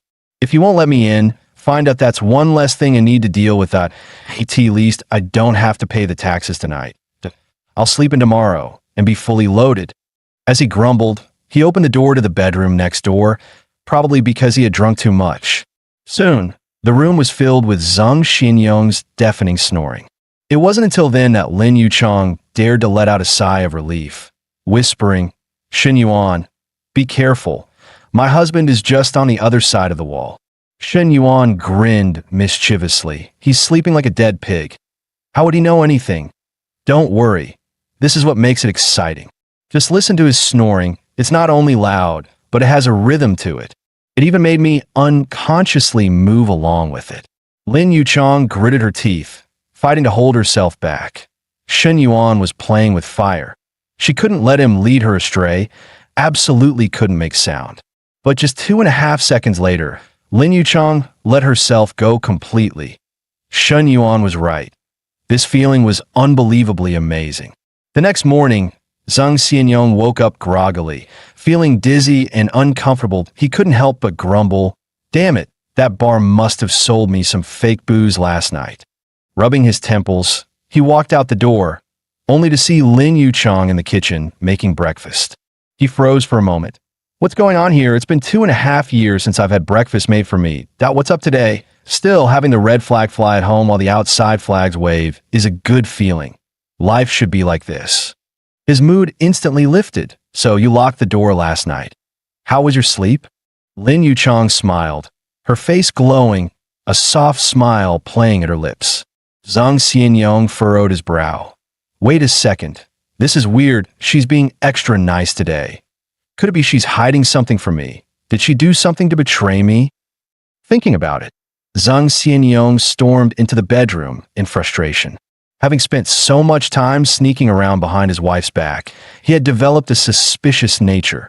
The bed didn't have any hair from a man, nor was there any strange liquid.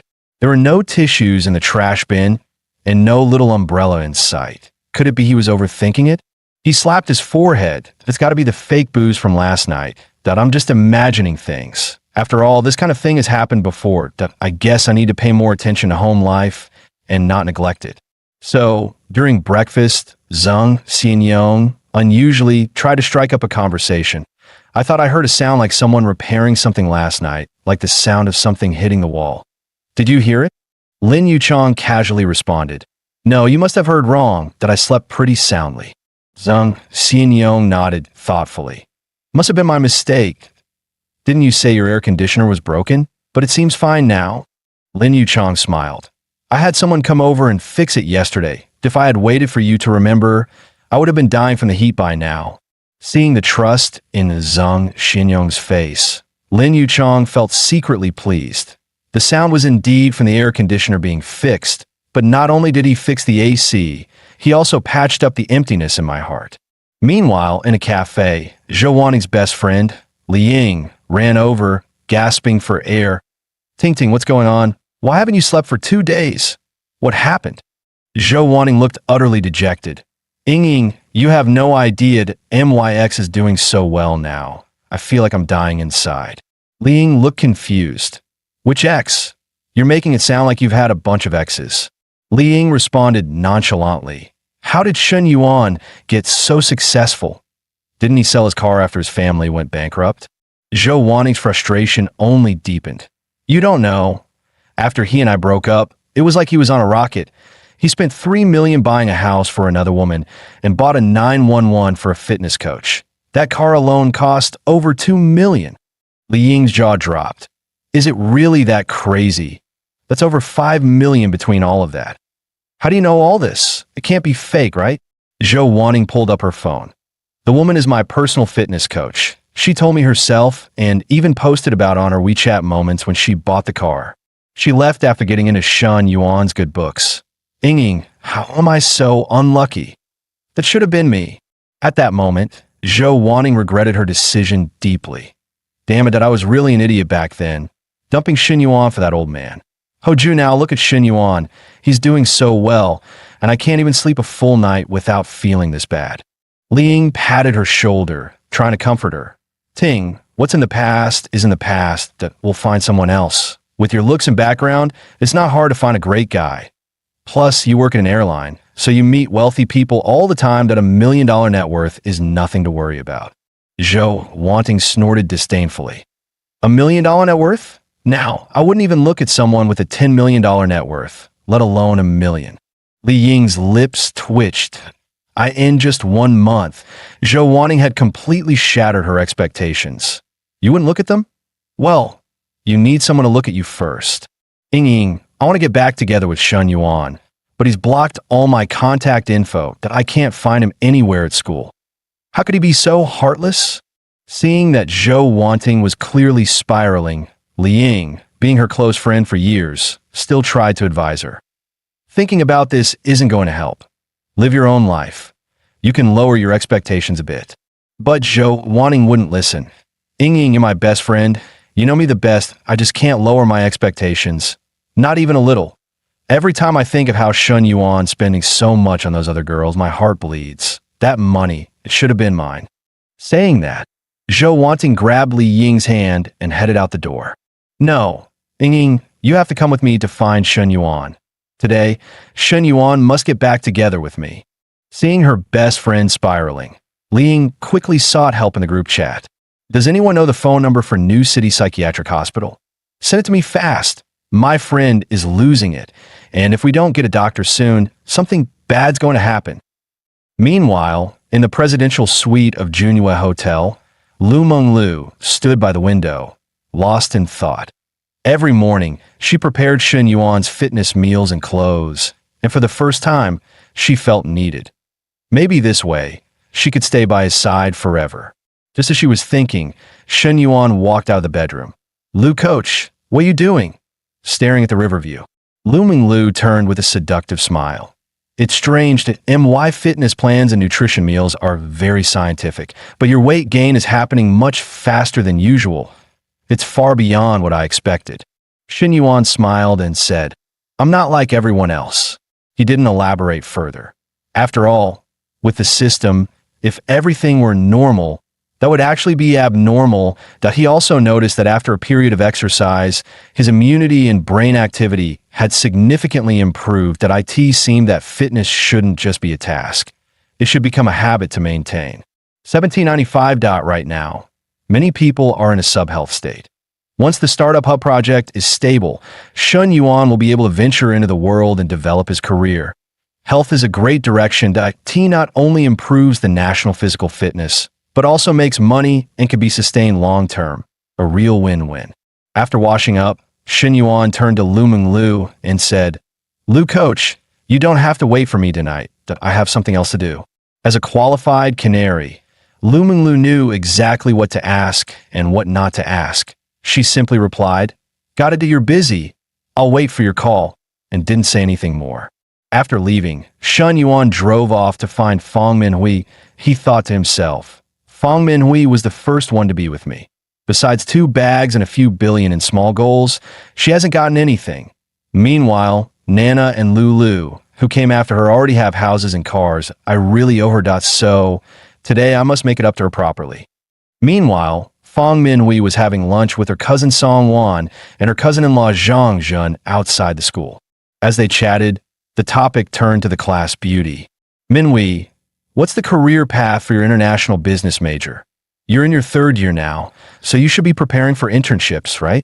Fang Minhui didn't really want to engage with her cousin-in-law, so she replied casually, "Internships start next semester. As for my career, I haven't really thought about it yet." Zhang Zhen, however, continued unbothered, "Well, you should be thinking ahead. Your school's just a 2nd-tier one, so you really need to plan carefully." Fang Minhui held back an eye roll, forcing herself to respond, "Got it." Just then, her cousin Song Wan suddenly spoke up. "By the way, Minhui, do you have a boyfriend? It's fine if you don't date in college, but it'll be hard once you're out in society." Zhang Zhen chimed in, agreeing, "Your cousin's right that my cousin's son is studying at Xi'an University, and he's interning at a top 500 company. Once he gets his degree, he's set to be hired full-time. Minhui, if you don't have a boyfriend, maybe you should get to know my cousin's son." Without missing a beat, Fang Minhui politely declined. "No need, cousin-in-law, I have a boyfriend." Song Wan paused mid-motion, clearly surprised. "When did you get together?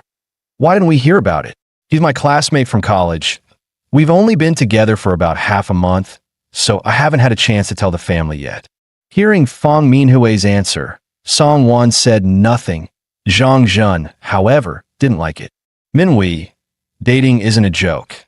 Your school's just a 2nd-tier one, with students of varying quality, that if you pick any random boyfriend, life in society will be tough. You've never worked, you haven't broadened your horizons, that I need to warn you.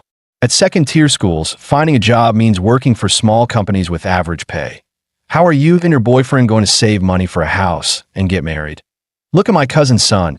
He's a Xi'an University grad and is already in a top 500 company." Song Wan couldn't take it anymore. She knew Zhang Zhen was trying to help, but there was a limit to how much advice one could give. After all, no woman wants to hear others criticize her boyfriend. All right, enough.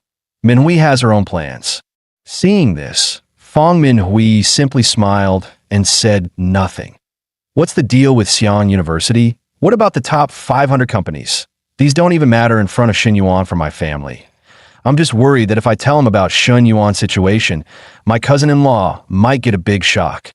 After dinner, Fang Minhui stood up and said, "Sister, you guys can head back to the hotel to rest. I have something to do this afternoon, so I won't be able to stay with you."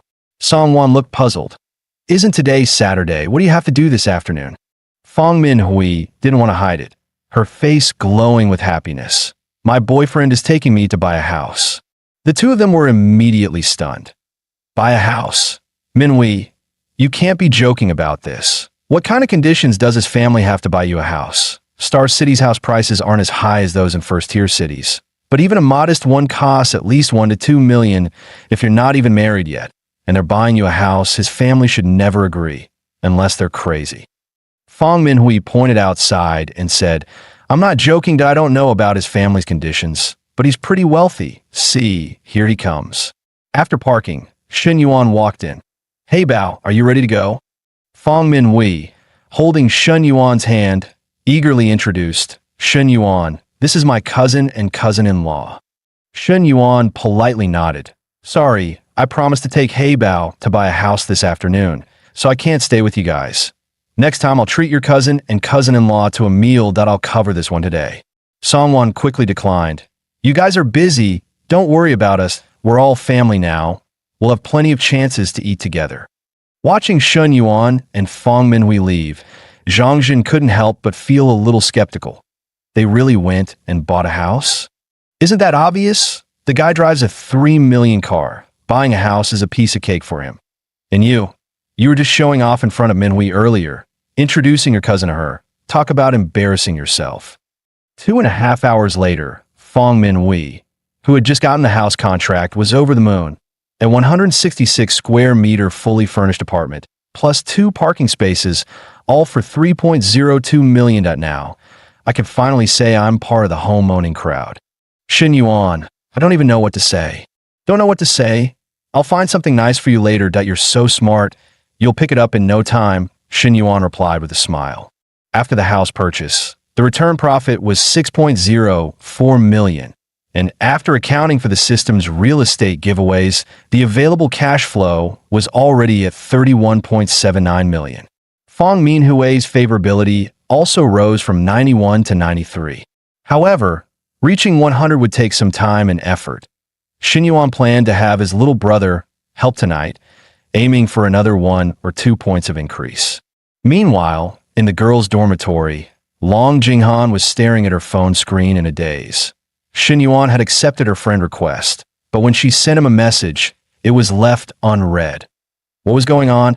Even if he was busy, he should have had time to type a few words. She, who always hated being the puppy, had now become the type she despised most. At that moment, a few dorm mates grabbed their notebooks and were ready to head out. Girls, don't get swayed.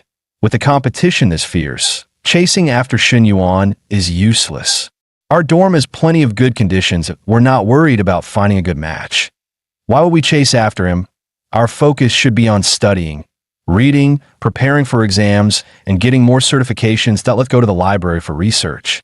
Long Jinghan couldn't help but mutter to herself, I haven't stepped foot in the library for 2.5 years of college, and now I'm going there to do research. Honestly, it's just sneaking out to write a business plan that it's nothing to be ashamed of, but they're acting like it needs some performance first. Still, their approach isn't wrong.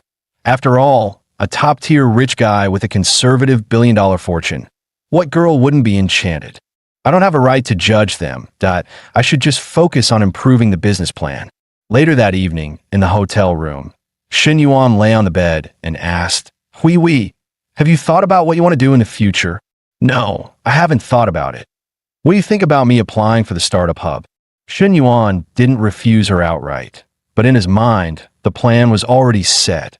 With Hui's possessive personality, if she was hanging around campus every day, keeping tabs on him, he'd have no room to operate. If he wanted to steadily build his own team, she couldn't be in the picture. He then smiled and handed her his phone. Didn't you say you wanted to learn something new? Here are plenty of seasoned instructors. Which one do you want to learn from? Hui's cheeks flushed slightly as she asked in surprise. Shin Yuan, how do you know so much? I just looked it up online. How else would I know? She didn't bother to press further, already mentally prepared for anything. All right then, I'll just close my eyes and pick one at random. 20 minutes later, Hui, having mastered her new skill, eagerly began to show it off. Honey, do you like it? If I do this, will you come see me more often? Shin Yuan couldn't help but suck in a sharp breath. Damn, a thoughtful campus beauty like this? I could take a dozen more. The next morning, Shin Yuan was still fast asleep when his phone started ringing nonstop. Li Yuhang? Seriously, bro? Calling me this early? Trying to give me a heart attack? What's going on? Shin Yuan, cut the crap. I just sent you my location. Get over here now. Hearing the urgency in Li Yuhang's voice, Shin Yuan froze. What the hell? Don't tell me something's happened. At that moment, his buddy called, saying he was at Shuiyun Pavilion, and asked him to meet there. Man, I just got dragged here by a few friends. Honestly, I'm not into this place at all, the friend explained. Shin Yuan cut him off coldly. Cut the crap. Get done quickly. I'm waiting downstairs. If you keep me hanging for more than half an hour, I'll break your legs.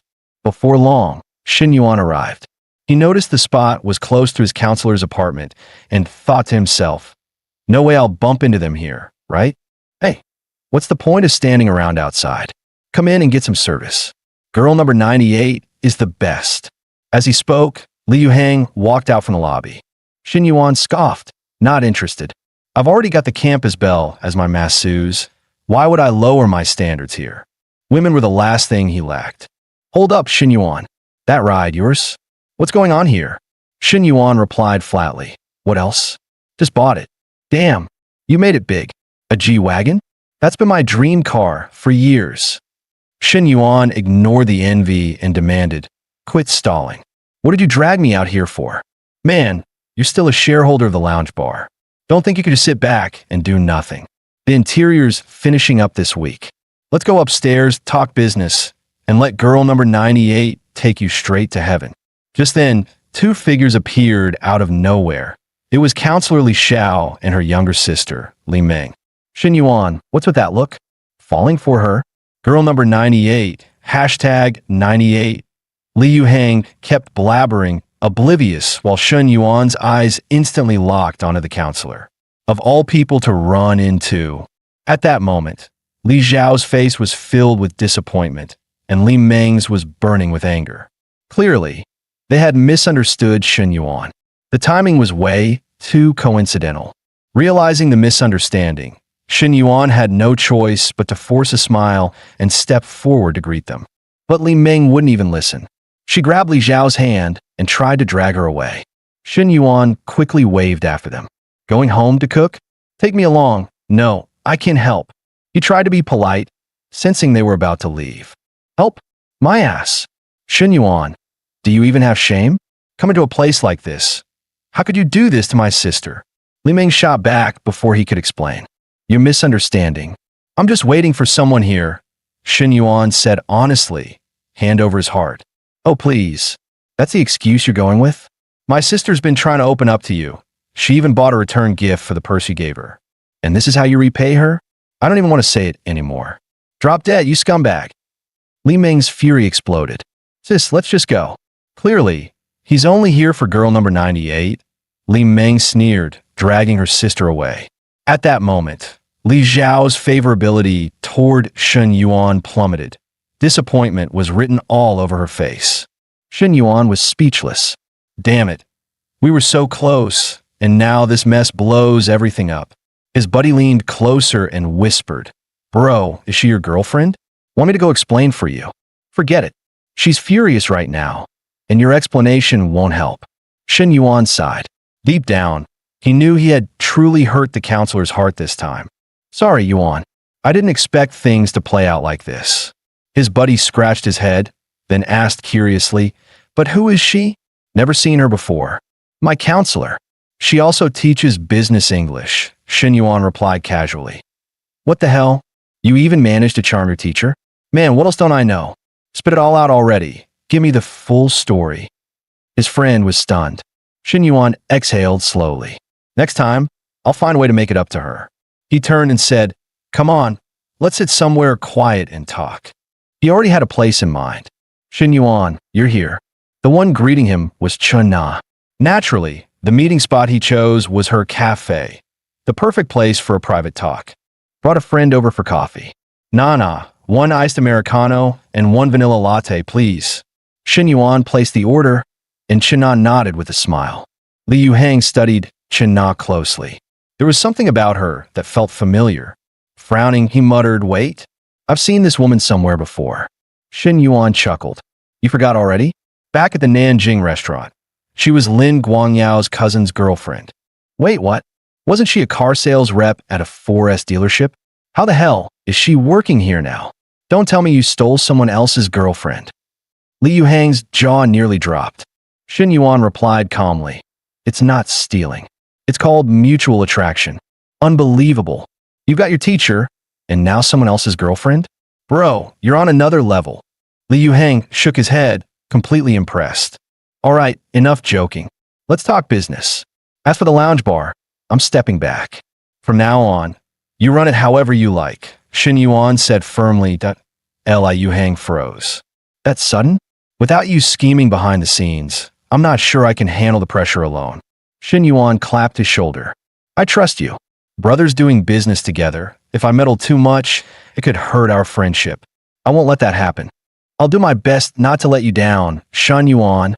Li Yuhang promised with determination. Your coffee's ready.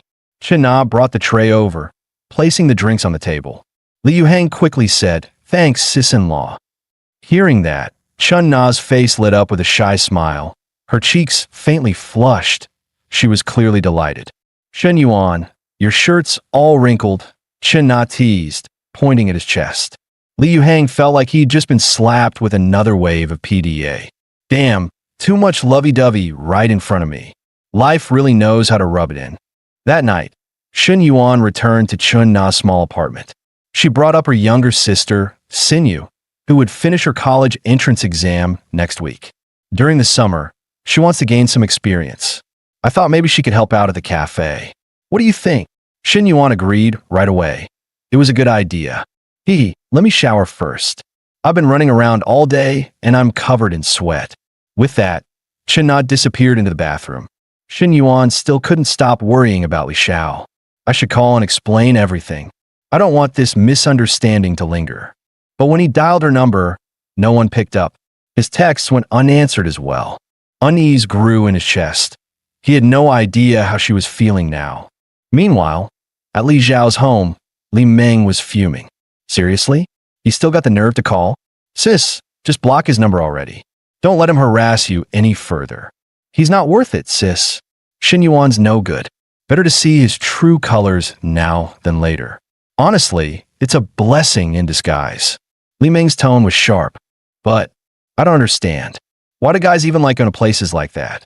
Li Xiao's voice was heavy with confusion. Isn't it obvious?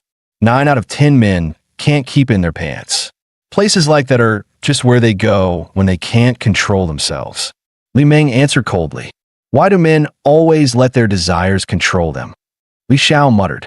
Li Meng shrugged. They've got needs. When they can't get what they want, they look for thrills. I heard women in those places know exactly how to please men. At those words, Li Xiao suddenly recalled the moment when Shen Yuan tried to hold her, but she pushed him away. Maybe I made things too hard for him. Maybe he only went there to relieve himself? A wave of self-blame washed over her. It's my fault, all my fault, she whispered. Li Meng's face darkened, and she snapped. Sis, what are you thinking? That's ridiculous. Don't go down that path. Being blinded by love is dangerous. Look at me. Think about how I ended up when I let love cloud my judgment. Li Xiao stared at her sister's serious expression. Her heart wavered slightly. She knew her sister was right. She couldn't let emotions rule her. She had to restrain herself, had to stay rational. Meanwhile, Shen Yuan's phone buzzed nonstop. Dozens of messages poured in, mostly from classmates he rarely talked to, now suddenly fawning, hoping he could pull strings for them. Among the flood of notifications, one name caught his eye, Long Jinghan. She was acting like a desperate admirer, bombarding him with message after message, even though he hadn't replied to a single one. Long Jinghan's photos looked flawless, fair skin, soft features. But Shen Yuan knew appearances could be deceiving. To judge her properly, he'd need to meet her in person. She had the potential to be a reserve candidate, but he'd watch her a while longer. He typed back a short reply, busy, talk later. Shen Yuan understood girls like her, the clingy type who kept texting no matter what. The less he said, the more restless she'd feel. That sense of chasing something just out of reach was exactly what kept them hooked. Just then, the bathroom door opened, and Chen Na stepped out, fresh from her shower. A playful smile curved her lips. She'd changed into Shen Yuan's favorite outfit, and even put on glasses, knowing how much he liked the look. Nah, you're throwing off my cultivation heart today, Shen Yuan joked, surprised by her initiative. Nah, ever done horseback riding? I could be your saddle for free. Next time, we'll go riding together. Shen Yuan smirked. Chen Na blinked, suspicion in her eyes. That kind of riding, you're not really talking about horses, are you? Exactly. Same thing. Why don't you climb on and see for yourself? His grin widened, teasing. Shen Yuan realized, with a mix of surprise and amusement, that Nana really did have the spirit of someone who knew how to take the reins, bold, confident, and ready to ride. The next morning, the student union building was packed. Dozens of students had shown up, resumes in hand, all hoping to join Shen Yuan's team. By now, his reputation on campus was legendary. Last week, hardly anyone applied for the entrepreneurship program. Why did a flood of girls suddenly appear? Did something big happen over the weekend that I don't know about? One student muttered. Meanwhile, Shen Yuan was on the treadmill at the gym when his secretary called. Beside him, Lu Menglu immediately perked up, asking cautiously, "Who's that?" "Boss, we've just received the first wave of applications and business proposals. Total count, 653, the secretary reported. Shen Yuan switched off the treadmill and asked casually, "What's the gender ratio?" "Female applicants, 628. Male applicants, 25, came the reply. Shen Yuan chuckled lightly. "Filter them. Keep the essence, cut the waste." The secretary hesitated. "So, should we reject all the men by default?" "No. If a guy has a solid proposal, let it through as well." Shen Yuan's tone was calm, measured.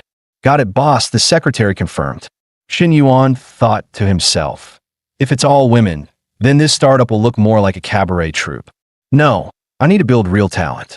Otherwise, when the system hands me industries in the future, I'll have no one capable to run them." "Shen Yuan, you never answered my question earlier," Lu Menglu suddenly said. Shen Yuan gave a faint smile.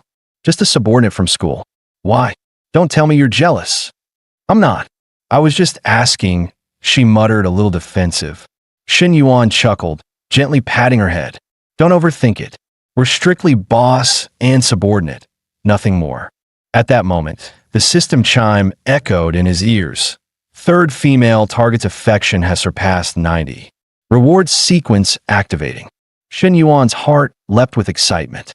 "My sweet Menglu, who would have thought a simple reassurance could unlock another jackpot?" The system had always been generous when affection crossed 90, but this time it was even crazier. 3 rewards at once, and one of them stood out like a blazing star. When the list appeared, Shen Yuan froze.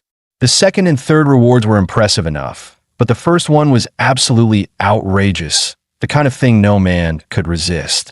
Without hesitation, he activated the first reward. In an instant, a surge of heat spread from his lower abdomen. Within the blink of an eye, he could feel it.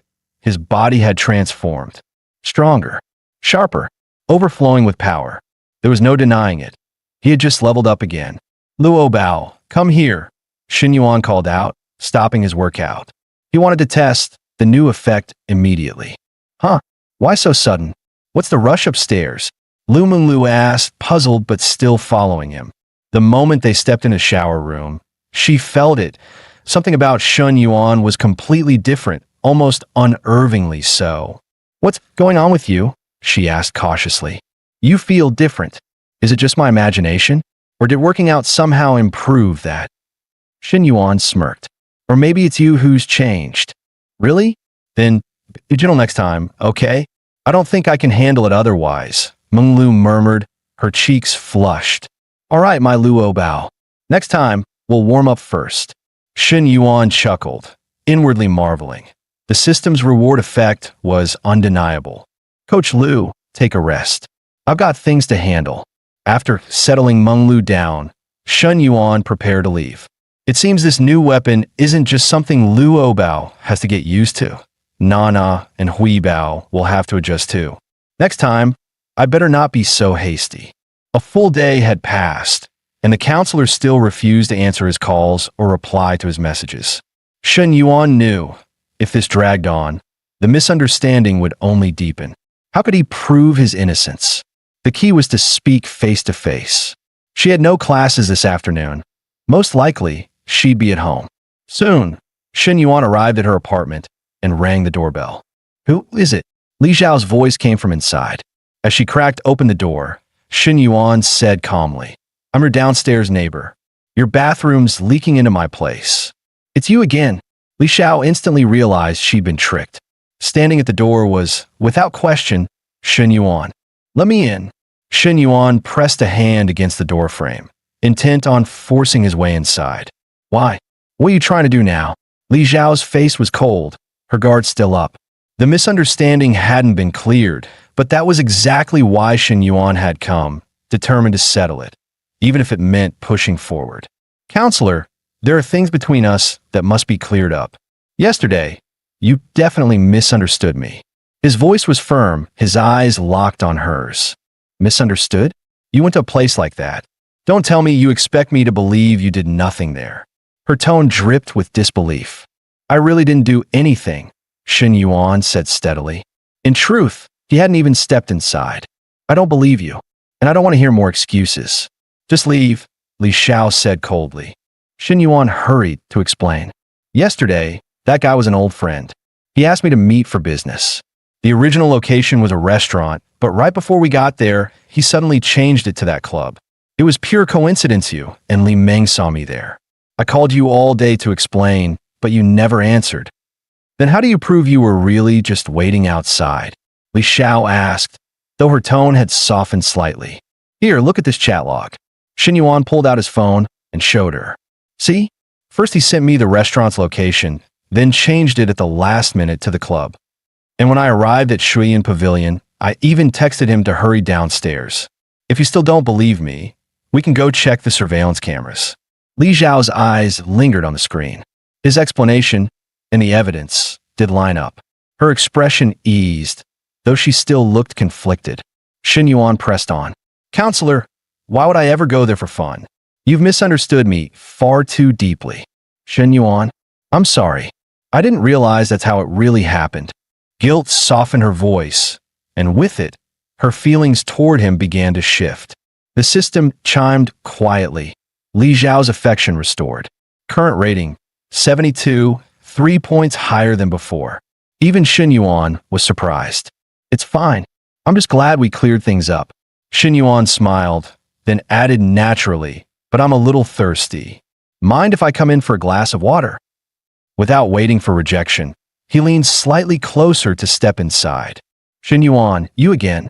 Do you want to pull the same tricks as before? The last 2 times you crossed the line, I still remember them clearly. Li Zhao's tone was cold, her guard high. I swear, I'm just thirsty. Shen Yuan spread his hands, his voice tinged with helplessness. I came straight here after lunch, and my throat's been burning. Just a glass of water. I'll drink and leave. Really? Li Zhao's eyes narrowed with doubt.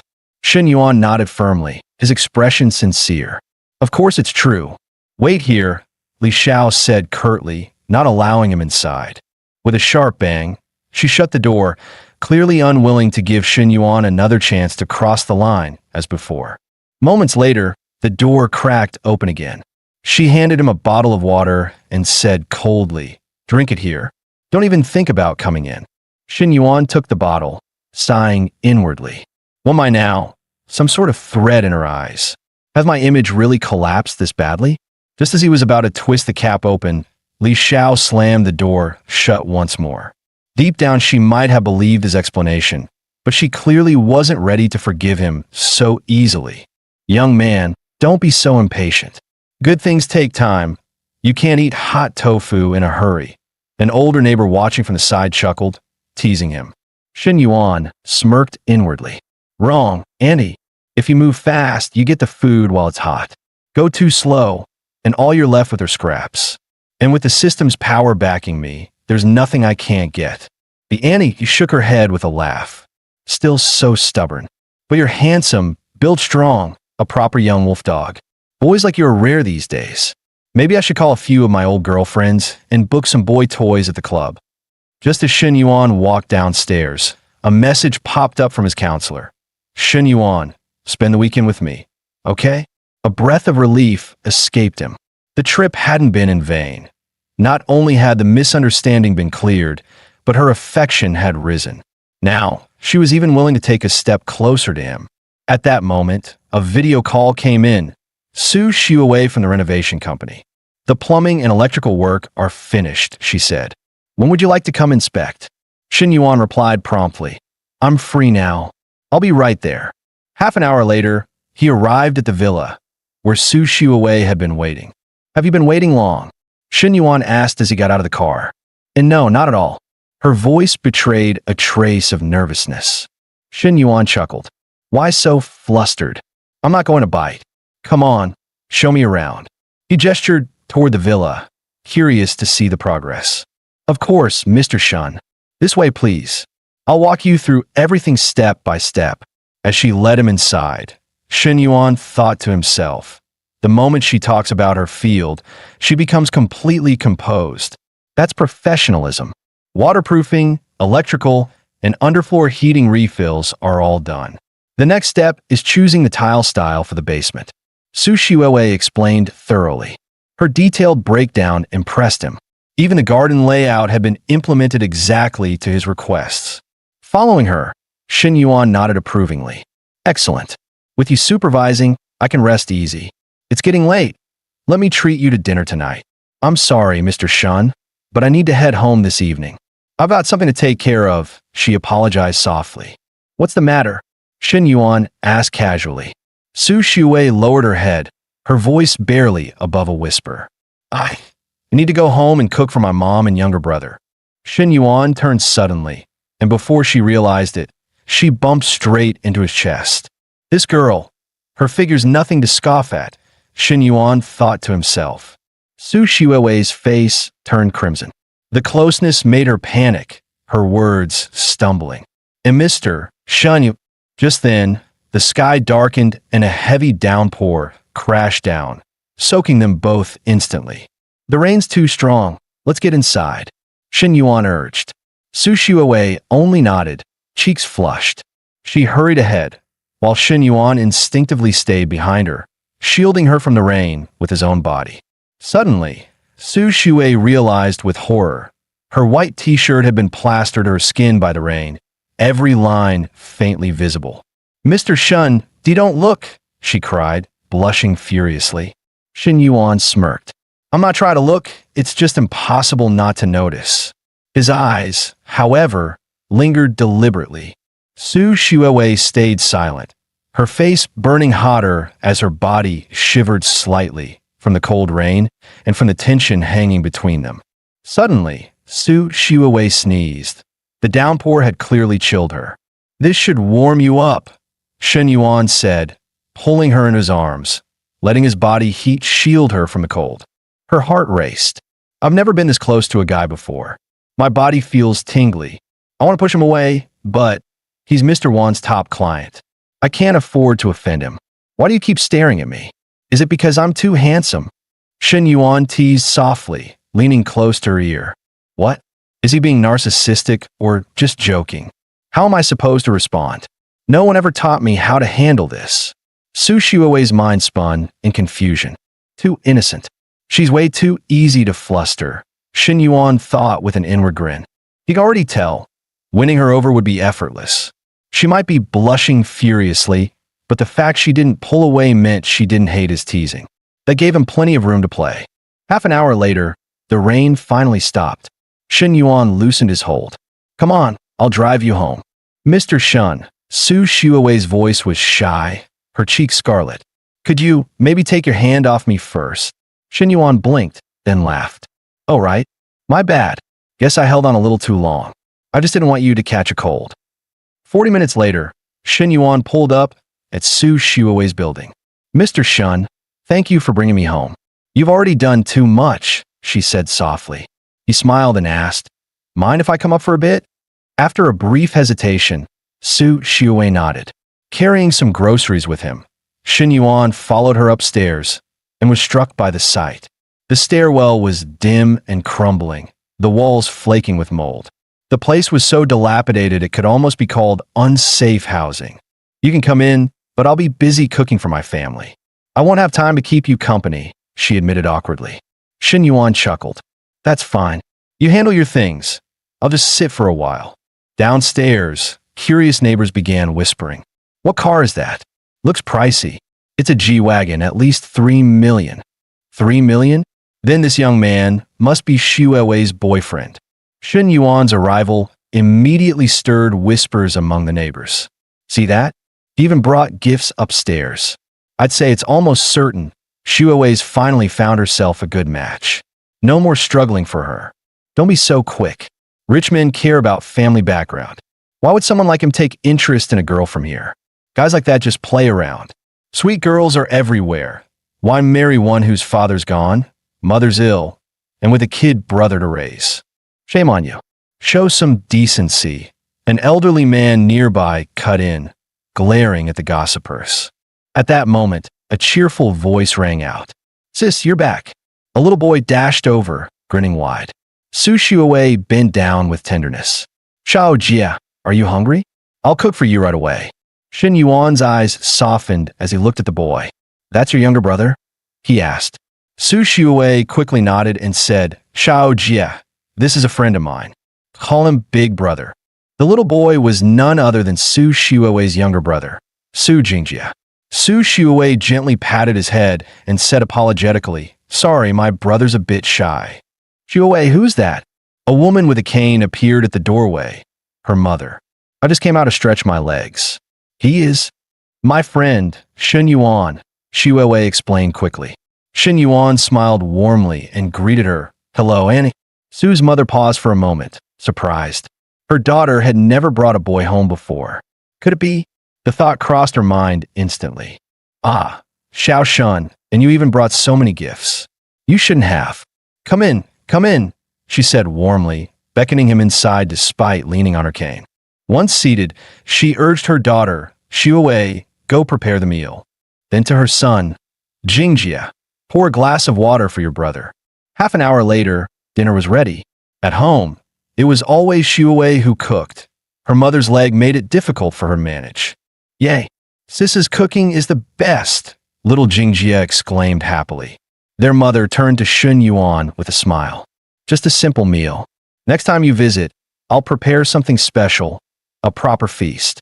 Shin Yuan laughed lightly. Auntie, you're too kind. Just tasting Xiuwei's cooking is already a treat for me. Is that so? Then eat more. As long as you like it, that's all that matters, Su's mother replied warmly. Watching how capable and considerate Su Xiuwei was, Shin Yuan finally understood why her aura felt so different. At a young age, she'd already become the pillar of her family. She had no choice but to grow strong. After dinner, Shin Yuan stood to leave. Xiuwei hurried after him. Mr. Shun, wait, you brought so many things today. Let me transfer the money back to you. Let me see your phone for a second, he said, stepping forward and taking it gently from her hand. I'll get going. See you next time. After a few quick taps, he returned the phone and walked away without looking back. Only then did a notification pop up. Shin Yuan had transferred 50,000 yuan to her. The sudden weight of it left Xiuwei stunned. Shin Yuan, wait, she called out, chasing to the stairwell. He, however, kept a calm pace, as if he hadn't heard. To him, 50,000 wasn't much, but it could ease her family's burden for a while. He wasn't sure whether she'd accept it. There was no affection meter floating above her head. If she refused, he'd find another way. Even so, he felt something subtle returning to him, something he'd thought was slipping away. What was it? As he got into the car, his secretary called. Boss, the shortlist is ready. From 653 applications, we selected 12. The gender ratio is 1 to 11. I've emailed the dossiers and lifestyle photos for the 11 female candidates. Good work. You'll get a bonus this month, Shin Yuan said calmly. On the other end of the line, his secretary's excited voice replied, Thank you, boss. I'll let you focus. Call me if you need anything. Hanging up, Shin Yuan's mind shifted to his schedule. Friday is Old Shin's birthday. Tomorrow, I'll need to prepare a gift. With 30 million in filial funds, he and Ms. Li are living well enough. As for Hui Wei, Nana, and Coach Lu, one night each, no favoritism. Balance is key. That's how a true master keeps the peace. Meanwhile, outside Su Xiuwei's home, neighbors whispered among themselves. That young man who just came over, could he be Xiuwei's boyfriend? Her mother shook her head. I don't know. She hasn't said anything to me. He looks rich. That car he drove? At least 2 or 3 million. At this, her mother's eyes widened. That expensive? Yeah. If Xiuwei really ends up with him, your life, and little Jingjie's too, will be much easier. You should talk to her, guide her a bit, one neighbor suggested with a knowing grin. Su's mother shook her head. Her marriage is her own decision. I don't want to burden her or force her into someone she doesn't truly like. What matters is her happiness. Happiness, sure, but that young man clearly has feelings for her. Otherwise, why would he show up at your home? Even if Xiuwei downplays it, as her mother, you should still encourage her. Another voice cut in with a scoff. You people think too much. Maybe you just came to sit for a while. After seeing this place, his interest probably cooled off already. Hearing their chatter, Sue's mother quietly closed the door. Her heart felt heavy and conflicted, hoping her daughter might find a good match, yet fearing the cruel reality of disappointment and heartbreak. "Shuawei, be honest with me," her mother said, stepping up behind her as she washed the dishes. Her tone carried unusual weight. "Mom, what is it?" Shuawei asked. Her mother hesitated before pressing, "That young man from earlier. What's your relationship with him?" Of course, she wanted to know more about Shen Yuan. "He's a major client of our company. He came to inspect the construction site today. When it started raining, he offered me a ride home. That's all. There's nothing between us." Her mother narrowed her eyes. "But do you think that client might like you?"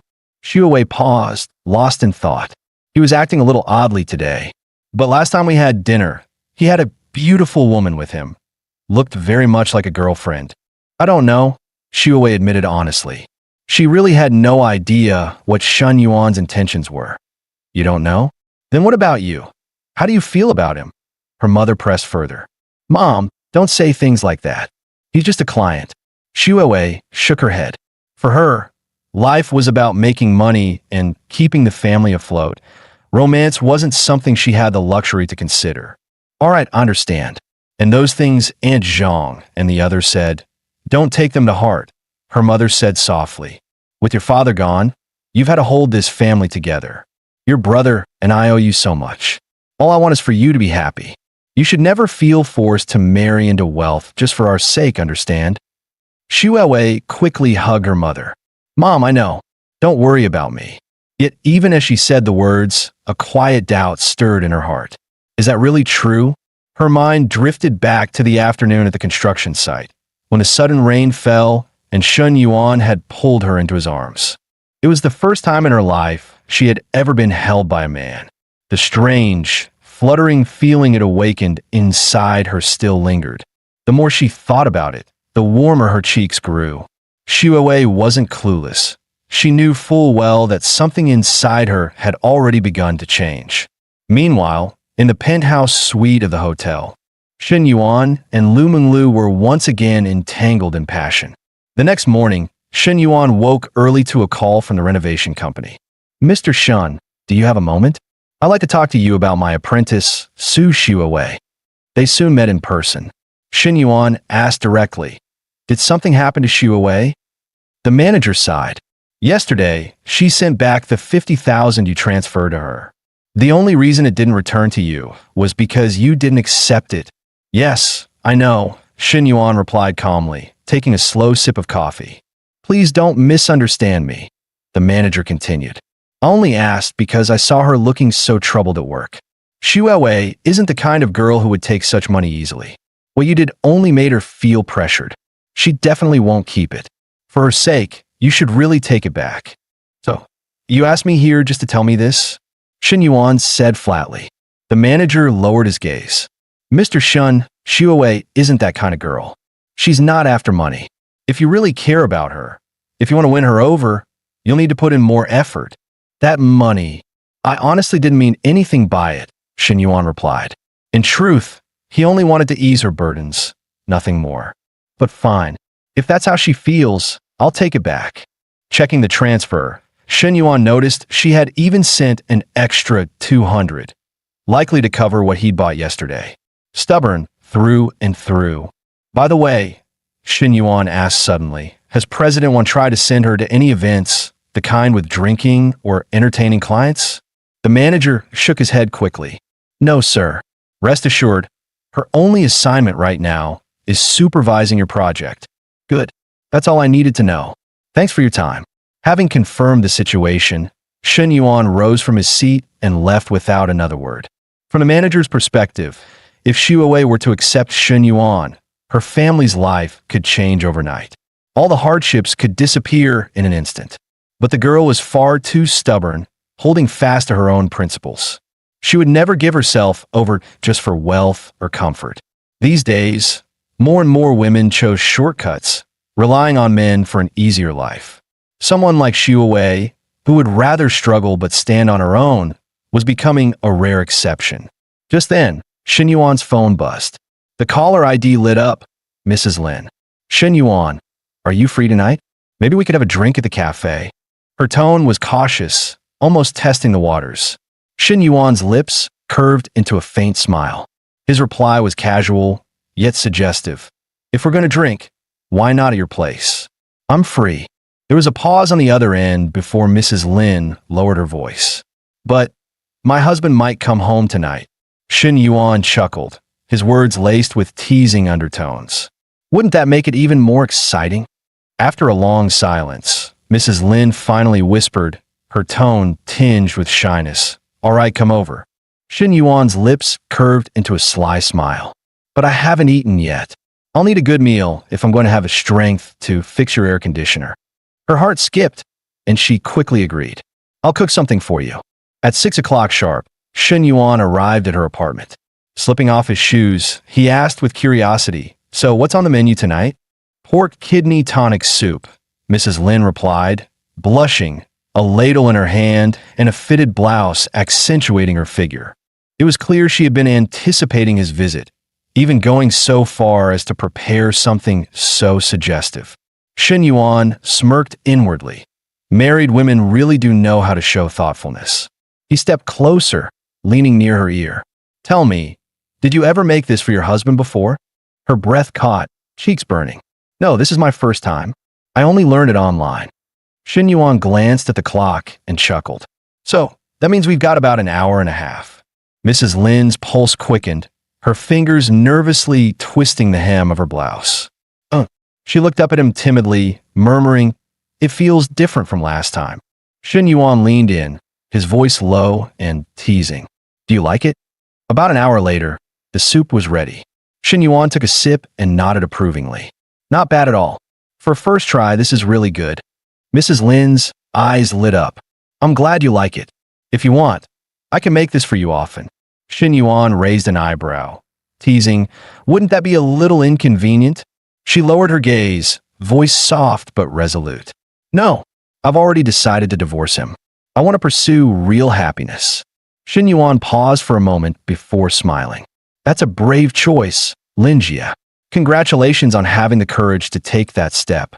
Deep down, part of him still relished the thrill of playing the scoundrel, but he knew her happiness mattered more. Thank you, Shen Yuan. It's because of you, because you appeared in my life, that I finally had the strength to decide. Her eyes shimmered, and in his mind the system chimed. Affection +8. Shen Yuan thought wryly to himself. This isn't a burden I should carry. I'm not out here to wreck marriages. Yet when he playfully brushed her cheek with his hand, her affection rose even higher. Mrs. Lin hurried to explain, flustered. No, that's not what I meant. Shen Yuan only smiled faintly, but inside he was already calculating. If she divorces, I can spoil her openly. She's got the kind of personality where a little gesture sends her affection soaring. A few more times putting out her fires and a couple of indulgent outings, I could probably push her affection straight to 90. A G-Wagon? Since when has anyone in our neighborhood drive that kind of chick magnet? At that moment, Zhang Xianyong returned to his apartment complex. As he walked past the lot, he noticed a man getting into the car. Something about him felt familiar. Suddenly it clicked. Wait, isn't that the rich kid who bought a car from Chen Na's place? The one rumored to be keeping her? What the hell is he doing here in my neighborhood? Stepping into his apartment, he grinned. Oh, soup on the table? You actually made me tonic soup? Getting more thoughtful these days, huh? Mrs. Lin quietly took a sip, hiding the smile tugging at her lips. Sorry, but this soup wasn't made for you. Why is it so hot in here? No AC, just that useless fan? Don't tell me you're trying to save a couple bucks on electricity again. Mrs. Lin replied flatly, I'm fine. Not hot. Inside, her thoughts whispered otherwise. I just don't want the room to still smell like Shen Yuan. Completely oblivious, Zhang Xianyong chuckled. I get it. Soup's good for stamina. Once I'm out of the shower, I'll give you a good time. But when he came out, towel around his waist, he found the bedroom door locked. What the? Didn't the soup mean you were in the mood? Why lock the door? Did I shower too long and you fell asleep? He muttered, annoyed, Tisich. Your loss. I'll save my energy. Tomorrow I'll just find some younger girl instead. Little did he know what, or rather, who, had already been his home that day. The next day, the campus was buzzing with a shocking piece of news. Shun Yuan's so-called entrepreneurship project had officially begun. Following his instructions, the secretary had tweaked the previous 1:11 ratio. 2 male candidates were added, but most of the list remained filled with the school's most celebrated female icons. At the top was Senior Yin from the Empty City class, 175 centimeters tall, beautiful, accomplished, the kind of girl every junior and senior secretly dreamed about. Then there was freshman Elsa, already nicknamed Little Dilraba for her striking looks, who had caused a sensation across campus the moment she enrolled. And of course, cosplay goddess Zhongman, whose Mai Shiranui costume had gone viral on Douyin, earning over 200,000 new followers overnight. Standing among such dazzling competition, Long Jinghan glanced at her own simple outfit and nearly wilted. Damn, I really underestimated this. I look way too plain. There's no way I can compete with them. Meanwhile, Yin Song, the class monitor from Shun Yuan's own class, was visibly irritated. Hold up. All these girls are the school's top-tier talent? This doesn't look like a startup incubator at all. It looks like a damn harem audition. Realizing he had somehow been included on the pre-selection list too, Yin Song nearly exploded. What the hell? Am I supposed to be the eunuch in your harem? Shun Yuan, you son of a... This is next-level shameless. By now, the harem group was essentially assembled. Every candidate present, just waiting for Shun Yuan to handpick them. His secretary had already laid all the groundwork. The stage was set. It was time for the boss's show. At the selection venue, the atmosphere buzzed with anticipation. A male student hurried up, grinning. Hey, I'm Imogen Wang. Finally, another guy here. Shun Yuan blinked, surprised. Class monitor? You too? I didn't expect you to need a startup project. Yin Song straightened, answering seriously, Mr. Shun, I come from an ordinary family. If anything, that means I need opportunities like this even more. Just then, the crowd erupted in squeals. It's Shun Yuan. He's here. His arrival was like a celebrity entrance. The girls' eyes lit up instantly, their excitement filling the room. Shun Yuan scanned the room, pausing at the only 2 male faces. He smirked. I remember. Your name's Mo. Mo something. Boss, I'm Imogen Wang, the student said eagerly. Shun Yuan nodded. The reason you two passed the first round is simple. Your business plans were practical, not just empty talk. For campus entrepreneurship, you need to start with real needs, food, daily life. If I recall, one of you planned a fried snack shop and the other a fruit stand, right? Mo nodded quickly. Yes, mine's the fried snack shop. Shun Yuan smiled faintly. There's no fried snack shop on campus yet. That's a gap you can fill. As long as your flavors are good and price is fair, you'll do well. And as for the fruit stand under the girls' dormitory, that's practically guaranteed business. Hearing this, Mo was stunned, his heart racing. Could it be we're actually the chosen ones? He felt flattered beyond belief. But Yin Song wasn't fooled. He understood perfectly. They were there as token males to balance the overwhelming female lineup. If the so-called startup base were entirely women, the backlash would be explosive. Shun Yuan's maneuver was nothing short of shameless. Still, Yin Song thought grimly, if it gets me funding, who cares if I'm a pawn? Shun Yuan glanced at the application form and asked, Mo, it says here you once worked as a social media opinion leader? Imogen Wang quickly nodded. To put it plainly, I used to run an online troll army. Shun Yuan raised a brow. Do you have your own team? Mo answered at once. Yes, I manage a group of over 100 people. We've fought side by side in several campaigns and even organized multiple large-scale operations. Shun Yuan lifted a hand to cut him off. All right, that's enough. You two can head back for now, but if I ever build my own company, those resources of yours might come in handy.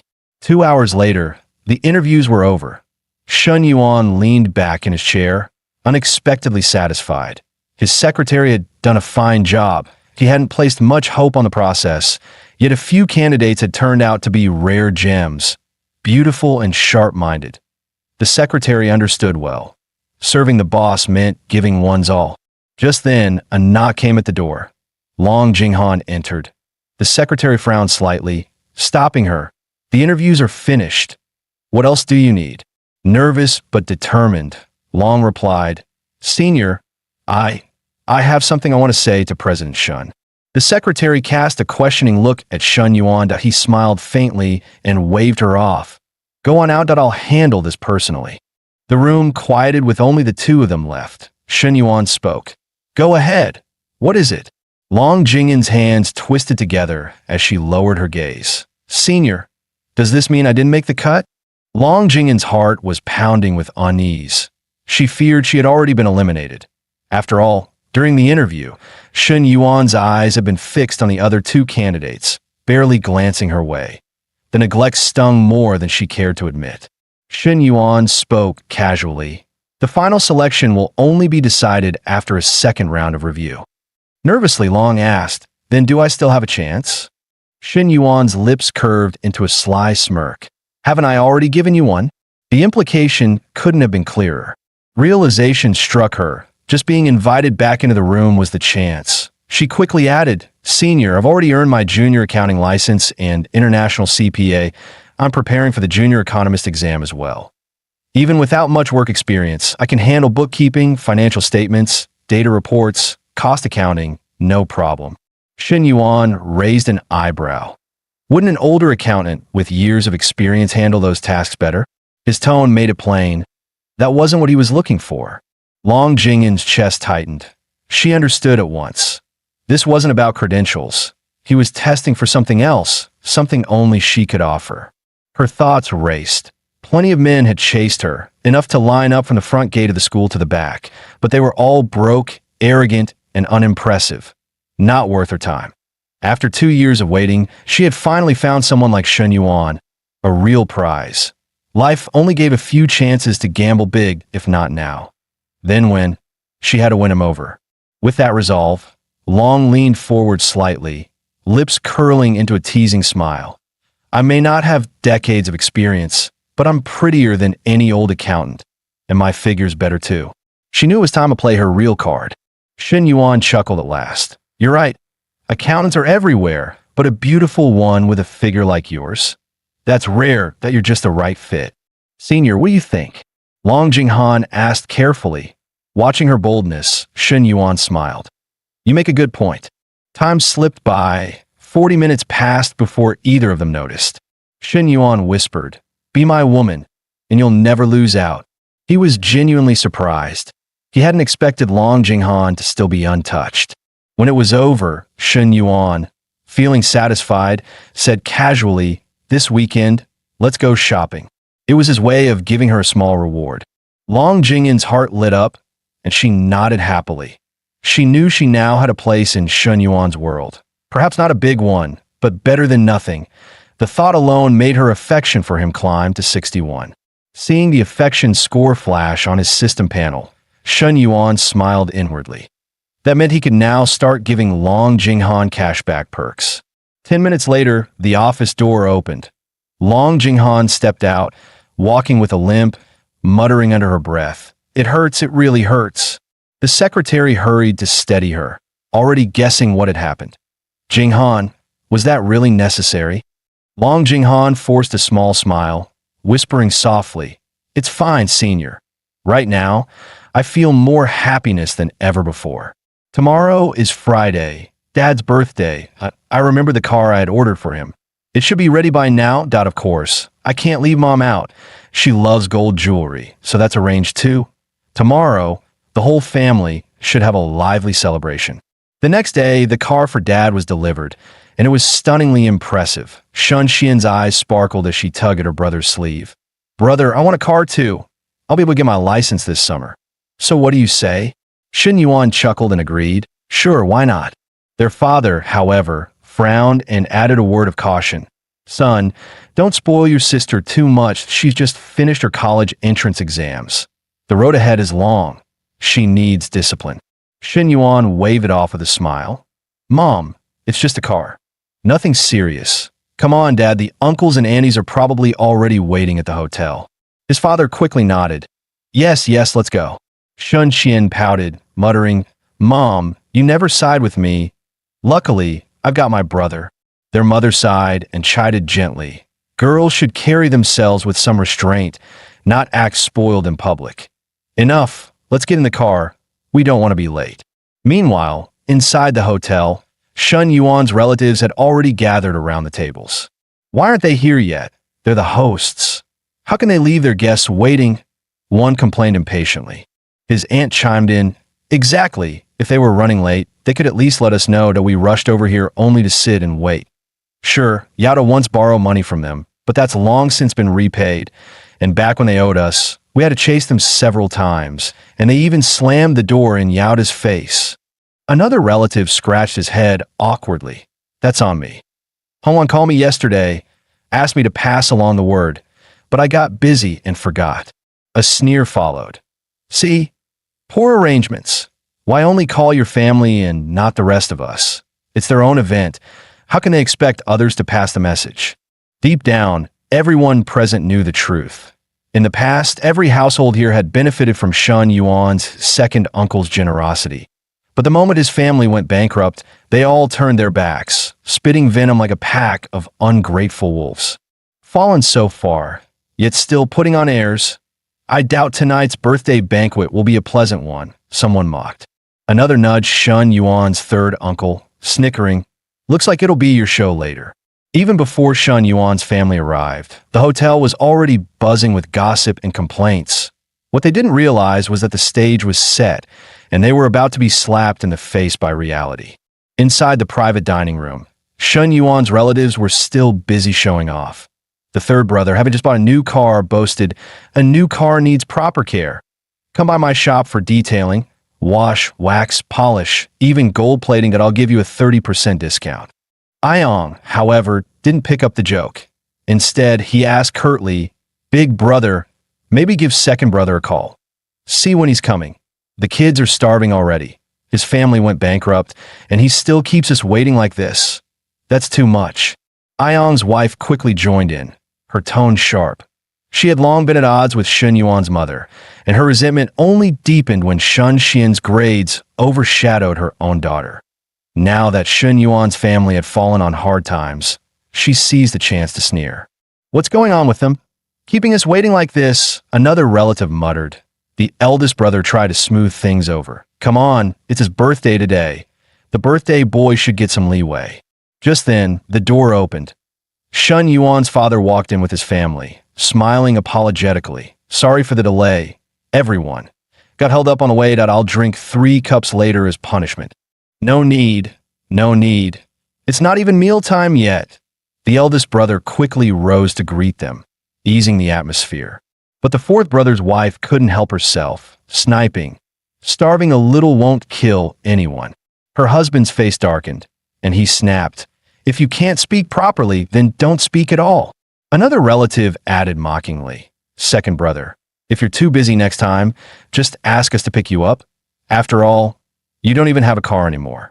The gloating in his tone was obvious, years of suppressed jealousy bubbling to the surface.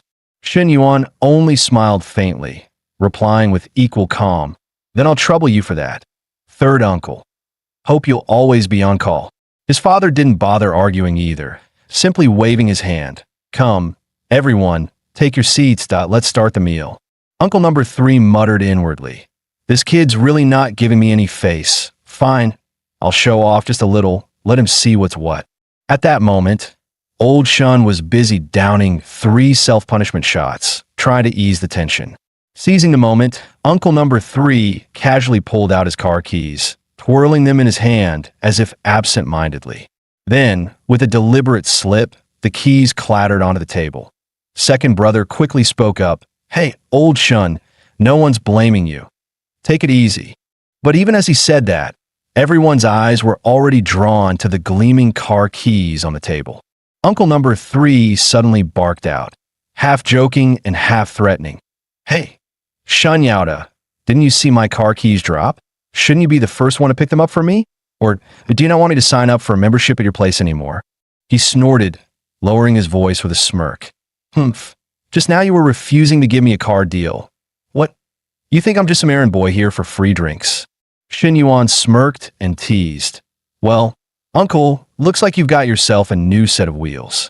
He bent down, picked up the fallen car keys, and handed them back, his eyes glinting with a trace of amusement. Uncle gave a casual shrug, pretending it was no big deal. That old Volvo was way past its time that I figure it was about time for an upgrade. Shin Yuan smiled lightly. Oh, and what did you upgrade to this time? A BMW X7. Nothing too expensive, Uncle number 3 said casually, though his smug grin betrayed him. Shen Yuan chuckled. Come on, Uncle. That car's at least 100 grand even before extras. You call that not expensive? You're really keeping it low-key. Uncle puffed up proudly. Well, I only got the mid-range trim, about 110,000 all in. Shen Yuan, I've told you before, real business is about solid industries. That tourism line of yours, too risky, not reliable. Shen Yuan smiled politely.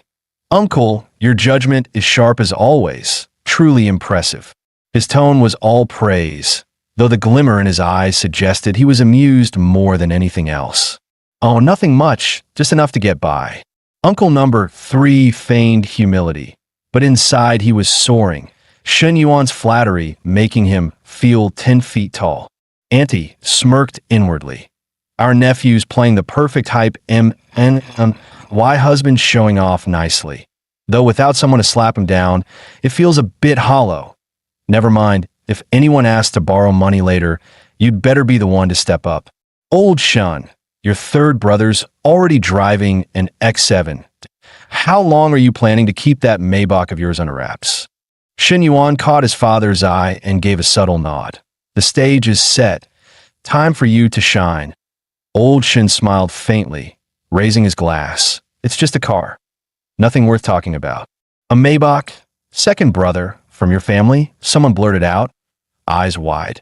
Even the entry-level model costs nearly 180 grand. Didn't your family go bankrupt? Where on earth would you get that kind of money? Old Shun gave a faint smile. Just thanks to my son, Shun Yuan, he insisted I take a good car. Come on, keep your jokes reasonable. Everyone here knows Shin Yuan's a spoiled kid. He's still in college. How could he possibly buy you a Maybach? Yeah, old Shun, you used to be the steady one. Did those 3 penalty shots go to your head? Several relatives chimed in, scoffing. Uncle number 3 sneered outright. Second brother, you really expect us to believe this? Shin Yuan bought you a Maybach? Ridiculous. Shin Yuan just sat there, lips curled in a knowing smile, shooting his father a look that clearly said, Uncle showed off enough. Time to put him in his place. Old Shin sighed, adopting the tone of a weary father. Honestly, I told Shin Yuan not to waste money like that, but he wouldn't listen. He insisted, point 300 grand. Of all the things to spend on, he goes and buys me a car this expensive. With that, he reached into his pocket and slowly set a sleek black key fob onto the table. 300,000? Gasps rippled around the room. The table fell silent in shock, all eyes glued to the key glinting under the light. 300 grand, just like that? The relatives were dumbfounded. Their image of Shen Yuan, a so-called spoiled college kid, had just been shattered. Before the shock wore off, a waiter stepped in. Excuse me, sir, is that silver G-Wagon outside yours? It's blocking another car. Could you please move it? Shen Yuan simply nodded. Sure, I'll take care of it. The room went dead silent. His car was a G-Wagon? First the Maybach, now a G-Class. Together that's well over 600 grand. This wasn't just doing a little better. This was a full-blown comeback. Uncle number 3 forced out a laugh. Ha, congrats, second brother. Those cars need good care. Bring them to my shop. I'll even give you a 30% discount on service. Old Shun's smile vanished. Shun Yauda, you've got some nerve. Back then you hounded us for debts without mercy. And now you show up peddling memberships? Uncle number 3 froze. Face burning, he glanced at the Maybach key fob on the table and suddenly realized. In this whole dinner, he was nothing but the clown. The meal ended in an awkward, heavy silence. Bro, you were awesome back there. His sister grinned, clinging to his arm. Shun Yuan chuckled. That was grown-up business. What would you know? I'll drop you off at home. I've got things to do later. No way. Home is boring. That I'm coming with you. And don't even try to hide it. I can tell what you're up to the second you move. Shin Yuan laughed. Guess my sister knows me too well. Fine, come along. You might as well meet your future sister-in-law. Soon they pulled up to the spot. His sister gasped. Whoa, this car is insane. How much does one of these cost? Shen Yuan answered casually. About 2.73 million yuan on the road. 2.7 million. She nearly fell over. How do you even know the exact price? Shen Yuan gave her a sly smile. Because it belongs to your sister-in-law, and I bought it. What the? She froze, eyes wide. Bro, how rich are you now? The door opened. Shen Yuan, you're here. Come in. Lu Menglu greeted him warmly, her smile practically glowing. Shen Yuan tugged the girl from behind him forward. By the way, this is my sister, Shen Xian. Ah, your sister. No wonder you two look alike. Menglu stepped aside, ushering them in. Inside, Chen Na and her friend Qian Qian were already waiting. They had arranged this little gathering earlier. You're adorable. Here, have some fruit. Want some coffee? The three beauties showered Shen Xian with attention, almost overwhelming her. Shen Xian froze. Three gorgeous women, all treating her so warmly, almost like they were competing for a favor. What on earth was going on here? She sneaked a glance at her brother, who sat there calm and collected, a faint smile tugging at his lips. Nervously, she whispered, Bro, seriously, which one of them is my sister-in-law? The atmosphere in Chen Na's apartment was cozy. Lu Menglu laughed. Qian Qian and I are just here helping with the housewarming. Then she introduced them properly. I'm Lu Menglu. Just call me Sister Menglu. And this is Chen Na, the owner of the place. You can call her Sister Nana. Shen Xian's eyes flicked immediately to Chen Na. So, you're my sister-in-law, right? She asked bluntly, her curiosity plain as day. The blunt question made Chen Na flush instantly, her hands fidgeting as she avoided eye contact. Lu Menglu, on the other hand, smirked, clearly enjoying the show.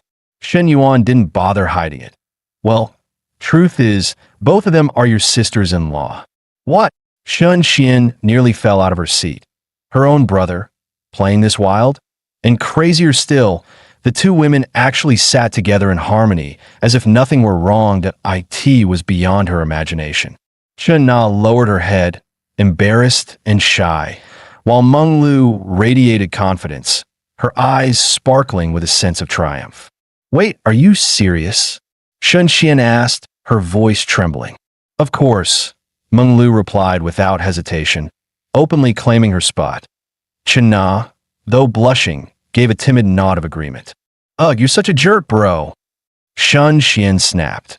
Shen Yuan just smiled wryly to himself. Silly little sister, this is only the beginning. That if two already shake your worldview, just wait until the circle expands. Best you get used to it early. Lu Menglu held Shen Xian's hand warmly. Tell me where you want to go. I'll take you. Chen Na added with a smile. My sister also just finished her college entrance exams.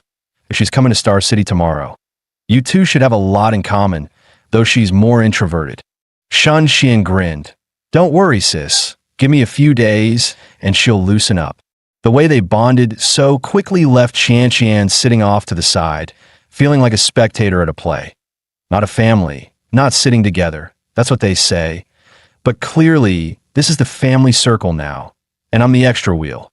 Came here for housewarming, but ended up watching a full-blown harem gathering. She remembered asking Menglu once, how can you two still get along after all that? Menglu had shrugged. Men are men. Friends are friends. Even in ancient times, sisters shared a husband. It's not that big of a deal for close friends to do the same. Qian Qian rolled her eyes inwardly. Yeah, easy for you to say. Why not just call each other directly instead of always using me as the go-between? And when Shen Yuan bought those sports cars, you both cashed in me. I didn't even get a whiff of it. Yet I'm still stuck running errands. Honestly, total fake friend energy. Shen Yuan stretched. You girls chat. I'll go rest for a bit. With that, he headed toward the bedroom. Chen Na caught Shen Xian's hand with a smile. Since your brother's resting, why don't we go shopping? We'll get you some clothes, shoes, maybe a bag or two. Shen Xian hesitated. But you both have such amazing style that I'm not sure I could pull it off. Lu Menglu squeezed her hand reassuringly. Don't worry, I'll teach you all my styling tricks. Really? That's awesome. Shun Xian lit up, her earlier shyness forgotten. The group made their way down to the garage, ready for a shopping trip. Just then, Menglu suddenly stopped. Oh no, I left my purse upstairs. Qian, wait for me a sec. 10 minutes later, Qian's phone buzzed, got a message from Menglu. Something came up. You guys go without me. Attached was a red packet. Qian rolled her eyes so hard they almost stuck. Really? What something could possibly come up in Nana's apartment? Skipping out while we babysit the kid's sister, smooth, and who gets stuck making excuses for you? Me again. Ugh, thinking up cover stories for you two is draining. Meanwhile, Shen Yuan was dozing in the bedroom when he suddenly felt something press softly against him. He opened his eyes slowly, only to see Lu Menglu hovering over him, lips dangerously close to his ear. This woman, bold, doesn't even begin to describe her, he thought. Are you out of your mind? He muttered. Menglu leaned in closer, whispering, They've gone shopping, it's just the two of us in the house now. And why didn't you go with them? Shen Yuan raised a brow. I'd rather stay with you, she answered bluntly, eyes gleaming with mischief. Shen Yuan understood at once. This was her deliberate move, slipping away under the guise of an errand. Classic stealth play. An hour and a half later, Chen Na and Shun Xian returned from shopping, arms full of new clothes. Bro, Shun Xian called on the phone, excited. Qian left early. She said Menglu had something else to do with her. I've almost finished shopping with Nana. When are you coming? On my way. Shen Yuan hung up the phone, his G-Wagon roaring as it pulled up to the curb. The headlights cut through the night, immediately drawing stares from people nearby. Wow, what a beast of a car, the front desk manager muttered in awe. But then his brows furrowed, something nagging at the back of his mind. As Shen Yuan stepped out, the manager's eyes narrowed. Wait a second, I know this kid. Memory clicked, and he slapped his thigh. That's right, just 3 months ago he came here to cash out his cards, said his family had gone bankrupt, and he needed money to buy some bag for a girl named Zhou Wanting. The manager shook his head at the thought. He maxed out everything, credit cards, Huabei, whatever he had, then went straight to the mall, bought a LV bag, and even thanked me on the way out. Man, it's only been a month, and that guy's already rolling up in a G-Wagon. Money coming in way too fast. What's next? He hit the cartel jackpot or struck some shady overseas deal to get rich overnight. Looks like your girlfriend really spoiled you this time. Meanwhile, Shen Yuan met up with Chen Na and his younger sister. So that's it. Turns out he found himself a rich, older woman. Damn, being young and good-looking really pays off. Land yourself a sugar mama, a few years older, treat her right, and suddenly everything falls into place. From the boss's point of view, Shen Yuan must have hooked up with some wealthy woman. Otherwise, how could he be driving a G-Wagon just a few months later? Chen Na bought his sister a whole bunch of gifts, so many that Shen Yuan himself felt it was a bit too much. Chuan's about to start college. Of course, she needs new clothes and a new bag, Chen Na said, adding a few presents for Shen Yuan's parents as well.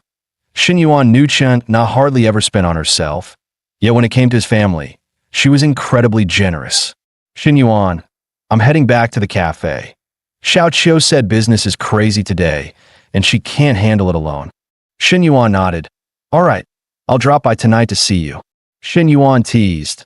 Look at you grinning like that. How much did she spend on you? While fixing her makeup, his sister replied, something like 40 grand. You're supposed to be the Shun family's princess. Smiling over a few tens of thousands. Where's your dignity? She instantly pouted. Oh, come on. Big bro, even when our family was doing well, mom and dad never spoil me like this. You know what to say when we get home, right? Of course, I'll just tell mom you found me 2 sister-in-laws. Shen Yuan shot her a look. You trying to get mom to break my legs? You know better than anyone, she's always been the strictest when it comes to that kind of stuff. She burst out laughing. Relax, I'm just messing with you that I know what to say. But how are you going to thank me? Didn't you just walk away with 40 grand worth of gifts? Yeah, but that was from her, not from you. So what? You're trying to shake down your own brother now. She giggled. Shake down? No, I call it smart business. Shen Yuan sighed. Fine. Next time you've got your eye on something, just tell me. The moment he said that, his sister cheered in delight, like she'd just scored the jackpot. Didn't you say you were just going out for a stroll? Why did you come back with so much stuff? Their mom stared in shock at the mountain of shopping bags. Mom, these are gifts from my sister-in-law for you and Dad, his sister explained, eagerly pulling items out of the bags and talking about her. Sister-in-law, their mom pressed. Son, when did you start dating again? What's the girl like? She bought all this and didn't even come home, so we could meet her. Shin Yuan said, We've been together for a while, that I didn't mention it before. I didn't think it was the right time. His sister chimed in, Mom, she's amazing to, oh sweet, caring, and totally wife material. With that, Mom and Dad bombarded his sister with questions about the mystery girlfriend, turning the living room into a full-on Q&A session. Shin Yuan quietly breathed a sigh of relief. Thank God his sister was there to cover for him. Otherwise, he would have cracked under the pressure. Still, his plate was full.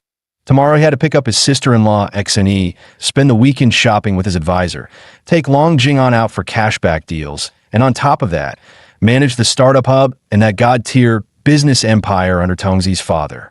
At 10 that night, Shin Yuan arrived at Shin Na's place. Nana, since we're picking up Sinyu tomorrow, I'll just crash here tonight. Shin Na gave him a sultry smile. Sure. Perfect timing. I just learned something new, and I've been dying to try it on you. Something new.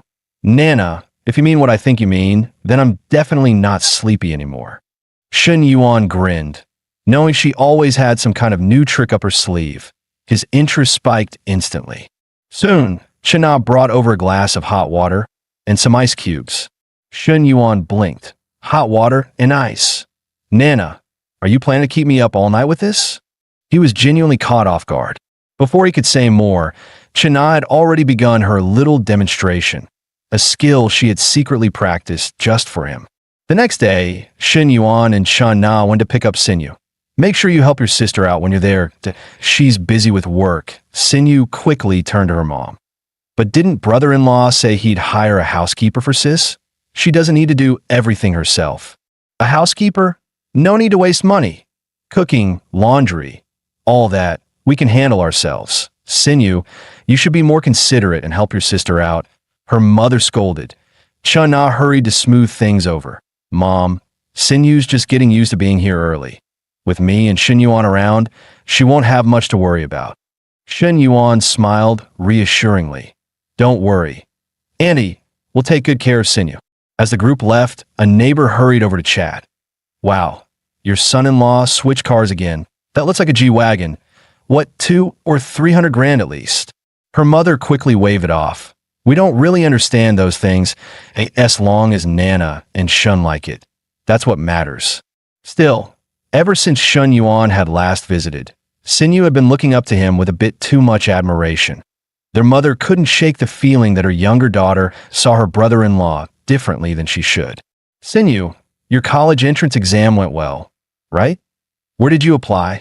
Sinyu replied softly, in Xingqing. Good. Staying in Xingqing means you'll always have someone to look after you. Your sister's already kept a room for you. My sister's room. Doesn't that mean I'll get to? At that moment, Sinyu couldn't help but recall the scene she once witnessed late at night. Her brother-in-law with her sister. And no, I don't think that's a good idea, the brother-in-law. Sis, I'd be afraid of disturbing you too. Sinyu's voice wavered. The thought of intruding on their private world made her uneasy. Disturb us? Don't be silly. Your sister gets lonely at home. You should keep her company more often, Shen Yuan urged. Chen Na added with a gentle smile. Exactly. Besides, your brother-in-law doesn't stay at home all that often anyway. Sinyu thought to herself. Brother-in-law isn't even that much older than me, and he always speaks so gently. Because of him, Mom and Dad have earned the neighbors' respect, and our whole family feels different now. But why does my heart start racing whenever I look at him today? Before she realized it, she had developed a subtle crush on Shen Yuan. Shen Yuan, on the other hand, was baffled. Where the hell did this affection meter come from all of a sudden? This girl better not be seeing me through some ridiculous rose-tinted filter. Is she trying to tempt me into a crime here? Nana, you keep Sinyu company that I've got things to take care of, so don't wait for me at dinner. After dropping them off at home, Shin Yuan turned to leave. Chen Na quickly waved him off with a knowing smile. I get it. Go handle your work. Half an hour later, Someone was still lingering downstairs at Li Xiao's place. Ming Ming, give me another chance. I only made the kind of mistake every man makes. Please, don't be like this. Honestly, I didn't even want it to happen that time. Just come down and let me explain in person. It was Li Ming's ex-boyfriend. And no wonder she held such a grudge against cheating men. Last time at the club entrance, she tore into him mercilessly. And for good reason. The guy cheated, then still had the nerve to cling on. Xin Yuan smirked to himself. Well, guess I'll step in and give Ming Ming a hand that I don't need her owing me, but the counselor will understand my intentions that can't help it. When you like someone, you protect what's hers. What kind of parking is this? You're blocking my car. The man suddenly barked, his tone fell. Xin Yuan frowned. Guy's hogging 2 spots and still dares to yell. Fine, no need to play nice. So what if I parked here? Yeah, I'm blocking it. Big deal that it's not even my car inside anyway. His ex-boyfriend snapped back, angrier than before, glaring at Xin Yuan. You block my car and act like you own the place? What? Think money makes you better than everyone else? Xin Yuan narrowed his eyes. You're Li Ming's ex, aren't you? The bespectacled man stiffened. Who are you? Xin Yuan gave a slight smile. Why don't you guess? Why you? You're a new boyfriend, aren't you? The ex panicked instantly, jumping out of the car and slamming the door shut with a bang, like a cat whose tail had just been stepped on.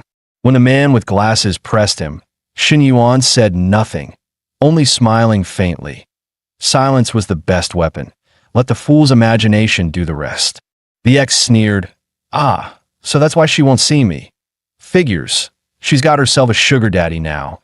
But with Li Ming's nasty temper, you two won't last. Mark my words. You don't even know, do you? Li Ming was with me for 2 years. The reason she hasn't moved on is because she still can't forget me. Even if you're with her now, you'll never get the whole of her. He smirked, convinced the words would cut Xin Yuan deep. Xin Yuan chuckled inwardly. Man, this is hilarious. This is the same trick I once used to mess with Ho Jun's head. Compared to that, this clown's attempt feels even cheaper. Xin Yuan replied, lazily. Doesn't bother me. I never cared about having the whole of her. I'm satisfied just having her body. What? You mean you and her already? The words landed like a hammer blow, draining the smugness from the man's face. Rage took over him instantly. 2 years together, and he'd never even gotten close. Yet this bastard had already slept with her. Counselor, over here. Xin Yuan called out quickly as Li Xiao stepped outside. Wait a minute. Her eyes shifted to the man with glasses. There was something she needed to say to him directly. Lu Bin, don't ever come back here again, and my sister will never see you. Not after everything you've done. Li Xiao's tone was sharp. She knew all about his mess and had no intention of letting her sister get dragged back in. Let's go, Xin Yuan. The ex was left dumbfounded. Hold on. Aren't you Li Ming's boyfriend? Why does it look like you're a couple with her sister too? Xin Yuan smirked. Don't worry about rich people's business. Ever heard of 2 sisters, 1 prize? Country bumpkin. What the hell? That can't be real. Right? The ex muttered in disbelief. Xin Yuan ignored him completely, started the engine, and drove off with the counselor. The man exploded on the spot. So that's what money buys you. Breaking all the rules, living out the ultimate fantasy. 2 sisters serving 1 husband. Holy shit. Xin Yuan, what are you even talking about? What do you mean buy 2 sisters, 1 prize? Xin Yuan chuckled. Relax, counselor. I just wanted to piss that idiot off. If he keeps bugging your sister, it'll upset her. And if she's upset, that means you'll be upset too, right? There you go again, talking nonsense that who's your sister-in-law? I haven't agreed to anything with you. Still, thanks to your little stunt, he probably won't bother Li Ming anymore. Without him, she can finally move on. All right, enough about that buzzkill. Let's hit IFC Mall, grab dinner, then catch a movie. Li Xiao frowned. IFC's too expensive. Let's just go to Desi Chin. Expensive, cheap, doesn't matter that I'll pay. She cut him off firmly. No, I don't want to spend your money. You already bought me that ridiculously pricey bag last time. Xin Yuan explained quickly. Actually, my sister's birthday is coming up that I want to surprise her. That's why I was hoping you'd help me pick something at IFC. Fine, but let's be clear, if you try to sneak in anything for me, I won't take it. Xin Yuan nodded without hesitation, but inwardly he smirked. Once we're there, I'll make sure she ends up with a gift anyway. Soon, the two arrived at the IFC mall. Counselor, try whatever you like, Shen Yuan said casually. The styles here look great on you. Excuse me, could we get this one in a small? Shen Yuan asked the sales associate. She hesitated for a moment. With that full bust, a small might be way too tight. Maybe a medium would be safer.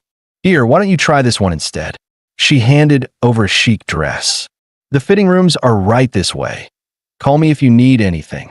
With that, Li Xiao stepped inside the fitting room. A few minutes later, Shen Yuan's phone buzzed. What's up, counselor? Shen Yuan. The zipper's stuck on my back. The clerk isn't here. Could you call her for me? Shen Yuan chuckled. No need to bother her over something this small that I'll handle it. Just wait. He walked straight toward the fitting room. Turn around. I'll fix it for you. Li Xiao gasped. Why, you can't just come in here? She never imagined he'd be bold enough to actually step inside. Relax. What are you thinking? I'm just zipping it up, then I'm gone, Shen Yuan said with complete calm. Fine, but hurry. Her heartbeat quickened. This was far too embarrassing.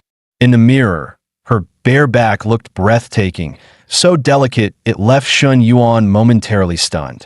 Shen Yuan, please, just zip it already. Li Xiao urged, flustered. He finally reached out, slowly sliding the zipper upward. I know you're nervous, but rushing might break the dress. And then you'll have to pay for it, he teased. Shen Yuan. Don't. Not here. There are people outside. Her voice trembled, as if she feared he was about to cross the line. Shen Yuan leaned in, lowering his voice. Let me ask you something.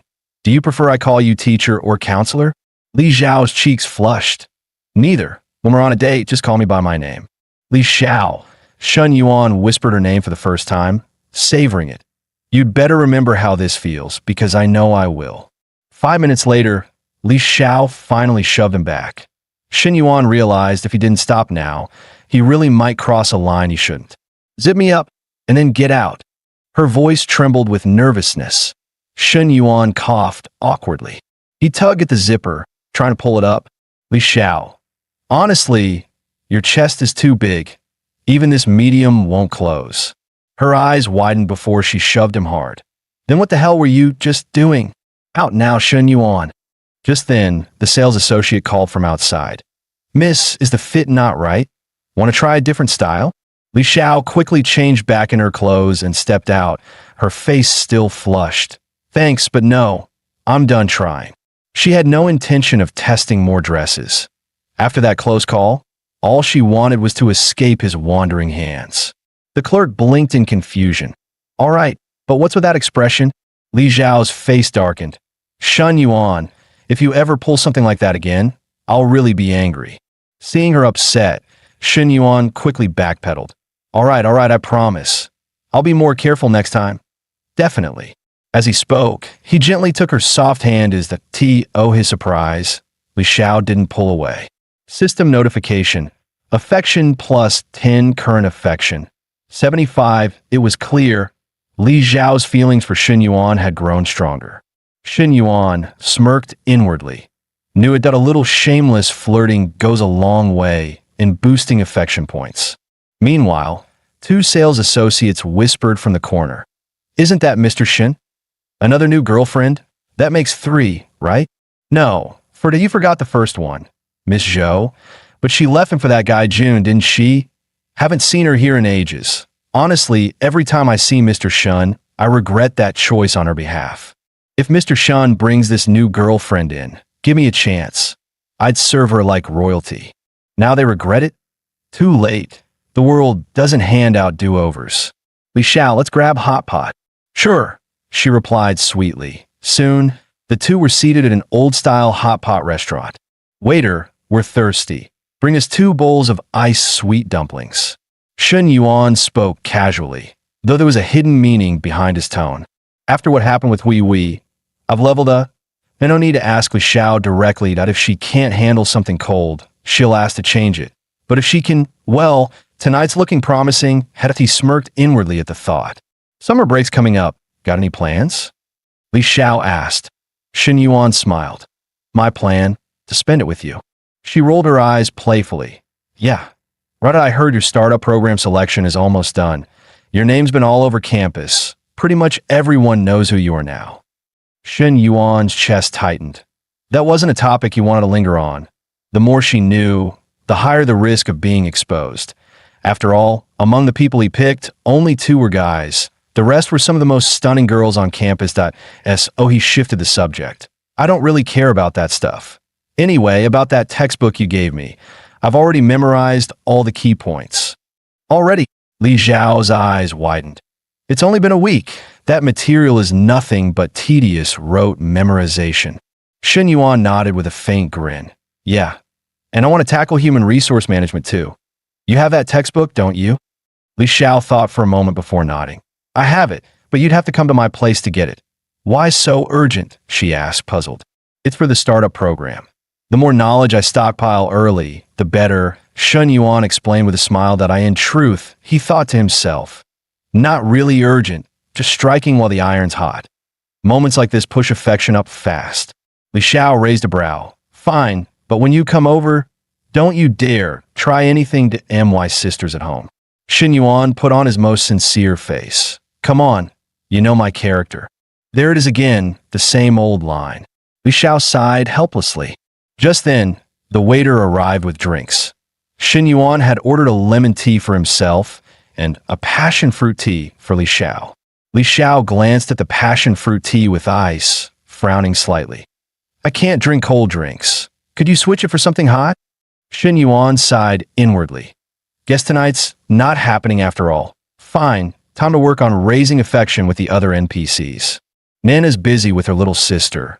Huey's on her period.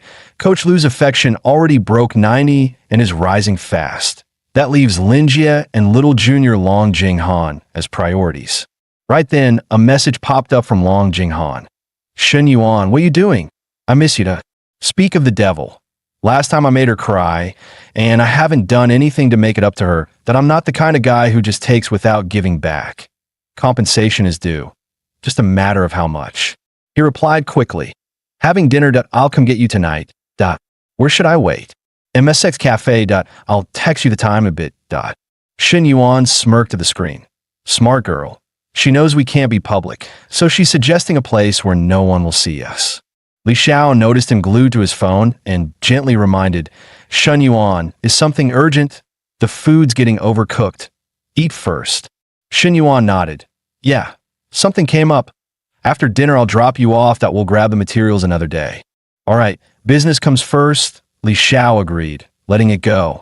An hour later, the moment Long Jinghan spotted Shen Yuan's G-Wagon, she clutched her small purse and quickly slid into the passenger seat. Shen Yuan, where are we going? She asked timidly once inside. To the hotel, he said bluntly. Long Jinghan froze. After what happened last time, the weight on her heart wasn't as heavy, but still, being treated like nothing more than a tool left her feeling hollowed. If only there could be a little real emotion between us. The moment they entered the room, Shen Yuan suddenly hit her with an overwhelming move, catching her completely off guard. Terrified, Long Jinghan backed away a couple of steps, tears welling in her eyes as she pleaded, Shen Yuan, you're scaring me. This is too much. Her heart ached with the thought. Even without love, being treated this way feels so unfair. Shen Yuan, expressionless, pushed her down. Shen Yuan, she whispered, her eyes shimmering with tears, helpless and vulnerable. Only then did he speak evenly. Relax, that I just got carried away. Role play. That's all. You're okay, right? Our role play? She whimpered, glancing at him with confusion. You know, the whole domineering guy, obedient girl scenario, he explained. Hearing this, her face crumpled, her voice catching as she sobbed. Then couldn't you have told me first? I thought that's who you really were. Her tears brimmed, threatening to spill. Shen Yuan reached out, gently brushing away her tears. Next time, I'll tell you in advance. Long Jinghan sobbed even harder, but this time it was tears of relief. Between sniffles, she asked, but what about my clothes? Shen Yuan chuckled. Tomorrow morning, I'll have a few sets sent over. 2 hours later, he forwarded her the photos LV and Pro Boutique clerks had just sent him. Take a look, Junior. New handbags and dresses. They'll be delivered straight to your room in the morning." Her eyes lit up, and she asked cautiously, "Shun Yuan, I can really pick from all of these?" "Of course," he replied smoothly. "Don't worry about the price. Just choose what you like." Staring at the pictures, Long Jinghan felt a rush of excitement that a rich man can make boutique staff work at 11 p.m. in shop without even glancing at the price tag. This feels unreal. A strange pride swelled in her chest. Out of all the girls in school, being one of the few who's been with Shun Yuan, that must mean something. Just then, Shun Yuan's phone lit up with an incoming call. Contact name, Big Baby Who's Never Full. Shun Yuan quickly put a finger to his lips, signaling Jinghan to stay quiet. Before answering, "Oh, Huey's pulling surprise inspections now." "Huh," he thought. On the other end of the line, Fong Minhui's voice carried a mix of pout and complaint. "Shun Yuan, you haven't called me in days." "I've just been busy. You know how it is," he replied casually. "But I miss you so much. When will you come see me? Didn't you say your thing won't be over for another 2 days? So it'll have to be Monday or Tuesday at the earliest." "Ugh, that long. That's torture. You better behave yourself until then." Long Jinghan overheard everything, and her heart tightened. The way he talks to her, gentle, patient, always making her feel cared for, that he's never treated me like that. She sighed softly to herself that, if only one day he could talk to me that way. The next morning, Shun Yuan had already left to meet Coach Lu for morning training that a boutique assistant smiled at her. "Miss Long, are you satisfied with everything? If not, I can bring new pieces right away." "No, thank you. Everything fits perfectly," she answered politely. These were items Shun Yuan had already paid for, totaling 112,000 yuan. The kind of luxury life I once only fantasized about. It's right here in front of me. And yet, as she touched the expensive clothes and bags, she realized what she longed for wasn't material. Does Shun Yuan's heart hold a place for me at all? Will he ever show me the kind of tenderness he gives others? Her feelings, tangled and uncertain, grew even more complicated. Meanwhile, thanks to Long Jinghan's sudden boost in affection, Shun Yuan's purchase triggered a 4x critical hit, netting him a profit of 448,000. Perfect. With odds like that, she's clearly a prime NPC candidate to develop further. He smirked to himself. Good. Next time, I'll have to push things harder. Besides role play, what else should I try with her? Soon after, he met Coach Lu at the gym. A moment later, Lu handed him a bottle of water, scolding softly. "It's just a little lateness. You don't have to push yourself this hard. Here, drink." Shun Yuan didn't reply. He twisted the cap open, down a mouthful, then pulled up his training panel. Despite his furious workout, the numbers had barely budged. Body fat down by 0.2%, body weight unchanged. Only 2 weeks left on this celebrity experience card mission that I need to pick up the pace. Starting tomorrow, higher intensity sessions and stricter meal adjustments. The MY bulk up progress is still way too slow. All right, Lu answered softly. Back at the suite, she gazed at him, her voice sweet with a teasing lilt. "Daddy, you're looking more handsome by the day." Shun Yuan chuckled awkwardly. "Knew it, you little fox. Stop with the green tea lines. Just tell me straight. What do you want this time?" Lu cooed softly, her tone dripping with sweetness. "What? I'm just worried about you. Baby, are you hungry?" Shun Yuan smirked, raising a brow. "A reward? Huh. Then show me how well you can perform." With a sultry smile, Lu leaned in close. Her so-called gourmet meal wasn't from the kitchen. It was the intimate feast she was about to serve herself. The next day, the signing ceremony for Shun Yuan's startup investment project was held in the small auditorium. His first deal was with the university itself.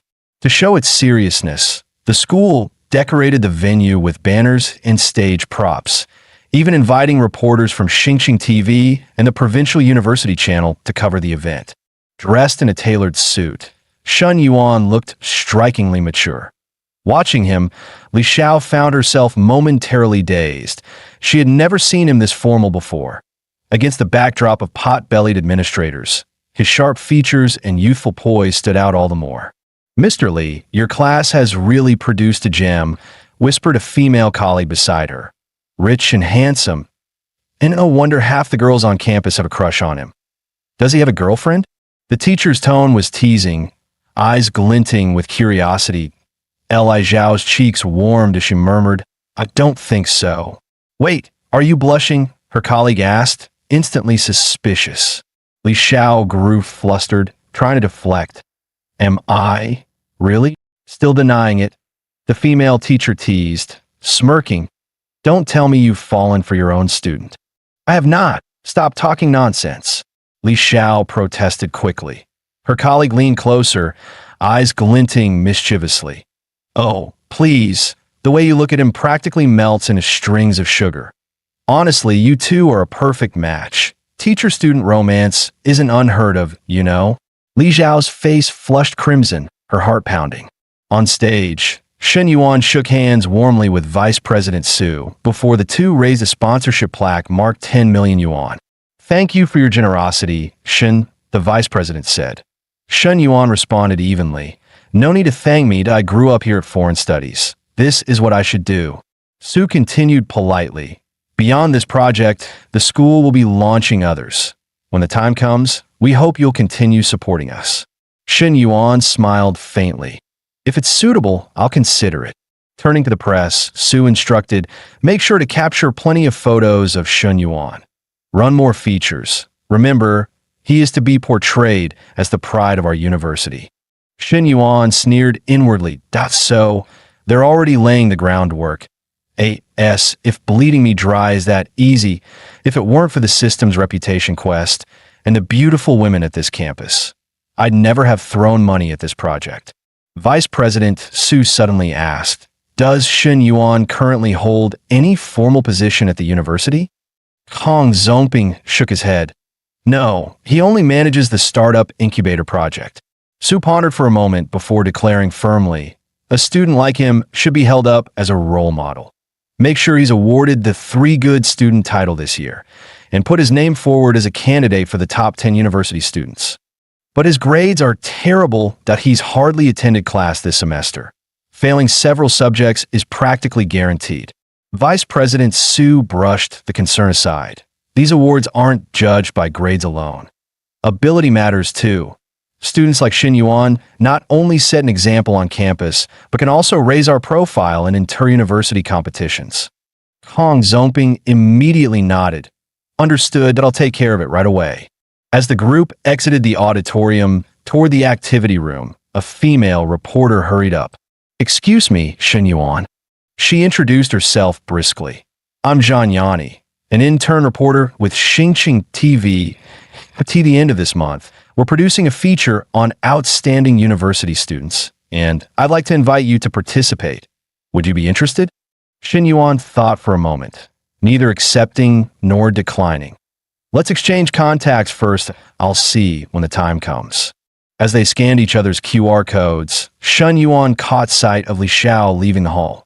Great, the counselor's here. If she misunderstands me and this reporter, that'll ruin everything. Better tread carefully. We'll handle the details over WeChat. I have to go now, he said politely. Then, maybe we could grab dinner sometime? Zhang Yani pressed, hopeful. Sorry, I've already got plans tonight. Shen Yuan deliberately raised his voice so Li Xiao could hear. Without looking back, he strode away. Though a little disappointed, Zhang Yani felt comforted by at least securing his contact. Mr. Li, your student is something else, a female colleague teased, linking arms with Li Xiao. A gorgeous reporter asked him to dinner, and he flat out turned her down. Li Xiao had felt a pang of irritation earlier when she saw Shen Yuan exchange WeChat with the reporter. But hearing his firm refusal cleared the cloud from her mood in an instant. Back in the activity hall, Shen Yuan's secretary, Fu Yingzi, respectfully handed him the short list from the second round of reviews. Boss, after yesterday's re-exam, here are the candidates for the Incubator Point 2 male students, Yin Song and Mo Jinwang, and 5 female students, final year Japanese major senior Lu Xinyue, ethnic dance student Shiji Xuan, flight attendant trainee Peng Yin, first year student from Xinjiang Aisha, and cosplay enthusiast Xiaolei. Fu then presented a shareholding plan.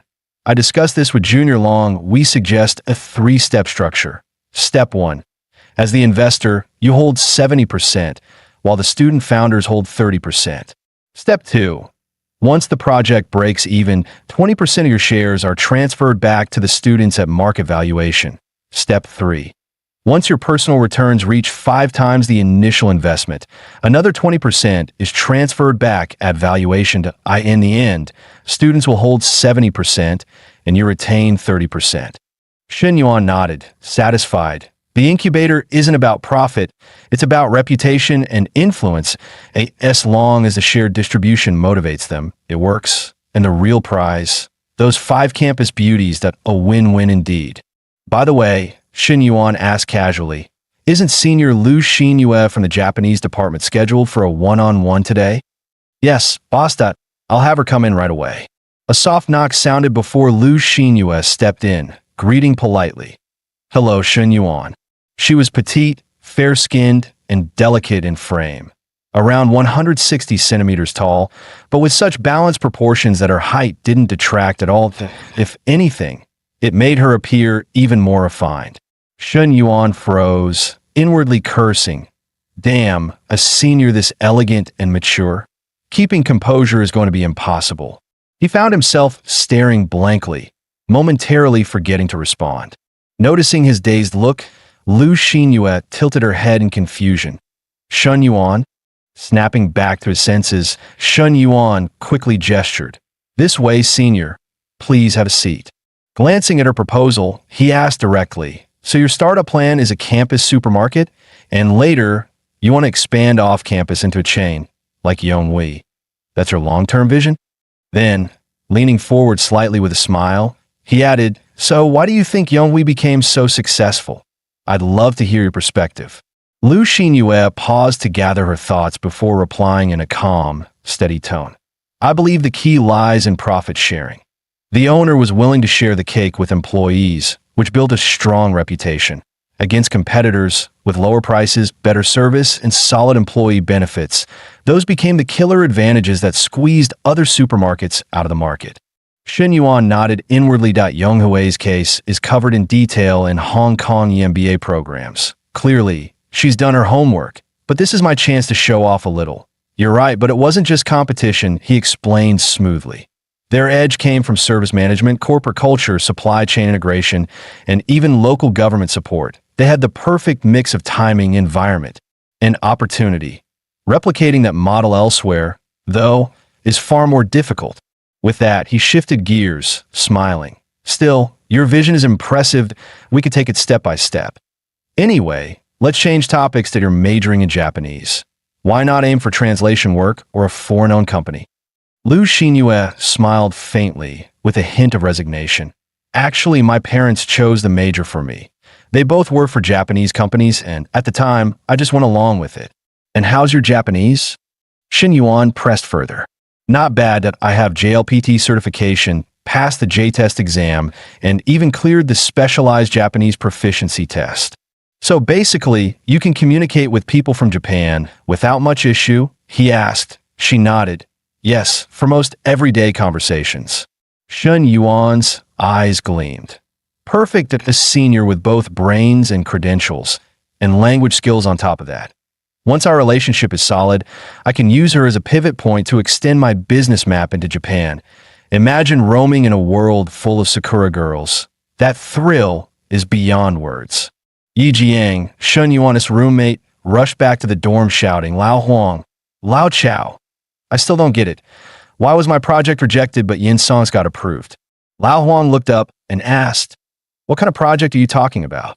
A lingerie shop for couples. There are so many dating couples at Shiwai University. This market is huge. But the next second, Lao Huang snapped, are you insane? You think you can open a lingerie shop on campus? Tell me, who even dare go there? You trying to embarrass yourself? Lao Chao chimed in, honestly, it is not really about your project. Getting into Shen Yuan's startup incubator mainly depends on gender. Yi Jiang frowned. If Shen Yuan only wants girls, then why did Yin Song and another guy make it in? Seeing how slow his brain was, Lao Chao couldn't help but curse, "Are you stupid? Those two are just there to make up the numbers." But Yi Jiang argued back, "Then why can't I be the one to make up the numbers?" Lao Huang was speechless, thinking this guy was hopeless. No self-awareness at all. Even me and Lao Chao didn't get in. "What makes you think you would?" "Idiot." Just then, Lao Chao pulled out his phone. "Hey, check this out. The school's official account just posted an article about Shun Yuan signing a deal with the principal. Gotta admit, he actually looks pretty sharp now. Damn, that bastard Shun Yuan," he added. "Ever since he got that so-called all-campus female privilege, he has completely forgotten about us. Hasn't he been back to the dorm in ages?" Yi Jiang nodded. "If I were him, I wouldn't hang out with guys either. What's the fun in that? Switching girls every day sounds way better. But honestly, if he came back to the dorm now, half the guys on campus would be green with envy." When Lao Huang asked him why, Yi Jiang turned and said, "The finalist list for the startup incubator. Shun Yuan has got all 5 campus goddesses in his pocket. Every nerd's dream just died. That guy has got some real game," Lao Chao snorted. "If you had his money, you'd be even worse," Lao Huang laughed. "That bastard Shun Yuan must be living the dream right now." Meanwhile, Shun Yuan was staring at Lu Xinyue, thinking, future problems can wait. First step, get closer to my senpai. Then he smiled and asked her to say something in Japanese. Lu Xinyue tilted her head seriously. "What do you want me to say?" Shun Yuan chuckled. "Anything is fine, I'll take whatever." She started with a few greetings, konnichiwa, arigato, and others. The more she spoke, the closer Shun Yuan's body leaned toward hers. Just as he moved in, whispering for something more interesting, Lu Xinyue's cheeks flushed red. "I get it now. You mean those lines from those kinds of movies, right?" Seeing she caught on, Shun Yuan grinned. "You really know your stuff? Senpai, go ahead. Say one." The next second, Lu Xinyue shyly murmured like an actress in a film, "Yammeet, yammeet." Hearing that sent a jolt right through Shun Yuan. It hit just right. He couldn't help but wonder if real Chinese guys would go insane if they heard that kind of buff whispered mid-action. And with how naturally the senpai played along, things were going even smoother than he'd imagined. With that thought, Shun Yuan stood up and said, "All right, senpai, let us sign the agreement. Secretary, come in." Soon, Fu Yingzi entered holding the contract. According to Junior Jinghan's calculations, the investment amount for Lu Xinyue's project is 220,000 yuan. Please sign here. Watching them, Shun Yuan thought to himself, the rest of the candidates still need more time to observe. Let us see how capable this senpai really is in practice. As soon as the contract was signed, a familiar notification sounded in his mind. "Congratulations, host! UVE completed the 10 million yuan investment. Reward distribution in progress." "Whoa, the system's asset reward is coming." Shun Yuan blurted out. "What's it going to be this time?" "Damn, I'm actually nervous." "Mission reward. You have received 100% ownership of Jingfu Health Management Company, Limited, Star City. Subsidiaries include 2 medical checkup centers, 3 fitness gyms, and 1 yoga studio." Seeing the system panel, Shun Yuan couldn't help grinning from ear to ear. "Holy crap, system. That is one hell of a reward. An entire company handed to me." A moment later, his phone buzzed with a message from Fong Minhui. "Shun Yuan, I miss you again." Glancing at it, Shun Yuan smirked. This little minx's appetite just keeps growing, always craving more every few days. He typed back, "Come on then, meet me at the cafe." Meanwhile, Fong Minhui's best friend noticed her cheerful look and teased. "Heading out to meet Shun Yuan again? By the way, did you see the startup incubator's finalist list? 5 gorgeous girls. Aren't you worried people will talk? Ever thought about making your relationship public?" But Minhui smiled softly. "That doesn't concern me, that I really don't care." She understood perfectly. Shun Yuan had his reasons for keeping things private. After being with him, I realized he is not like other guys. Beneath all that joking around, he has got a maturity way beyond his age. He never says what he is planning, but I can feel it. He is destined for something great. That's exactly what I like about him. Her friend's jaw dropped when she saw Minhui dressed in black stockings. "Damn, Minhui. If I were a guy, I'd be done for after seeing that. And oh wonder Shen Yuan s grinning all day. He s in for another fun night. Cut to Shen Yuan, walking out of campus and heading for the cafe. Just as he was about to get in his car, someone called from behind. Shen Yuan, where you going? Can we tag along? We re-heading to Jinhua Street. Mind giving us a lift? Turning around, Shen Yuan sighed inwardly. What's with these two? Are their skins made of steel? After the incident and the auditorium thing, how are they still misunderstanding me? Guess I'll have to make it even clearer. The next second, he slipped into the car and shut the door. Sorry, he said flatly. I'm not going by Jinhua Street. Watching him drive off without a glance back, Tian Yuping slumped in disappointment. Can't he even catch a ride? Damn, that is a billionaire for you. Too high up to even look our way. At that moment, Tian Yuping thought, if Shen Yuan is a mountain, then I'm still standing at its base. Can he even find a path up? For the first time in my life, I feel this kind of helpless defeat. On the road, Shen Yuan was lost in thought that I don't have time to deal with all these flirty girls right now. Once I'm done with wee-wee, I need to sit down and plan things out properly.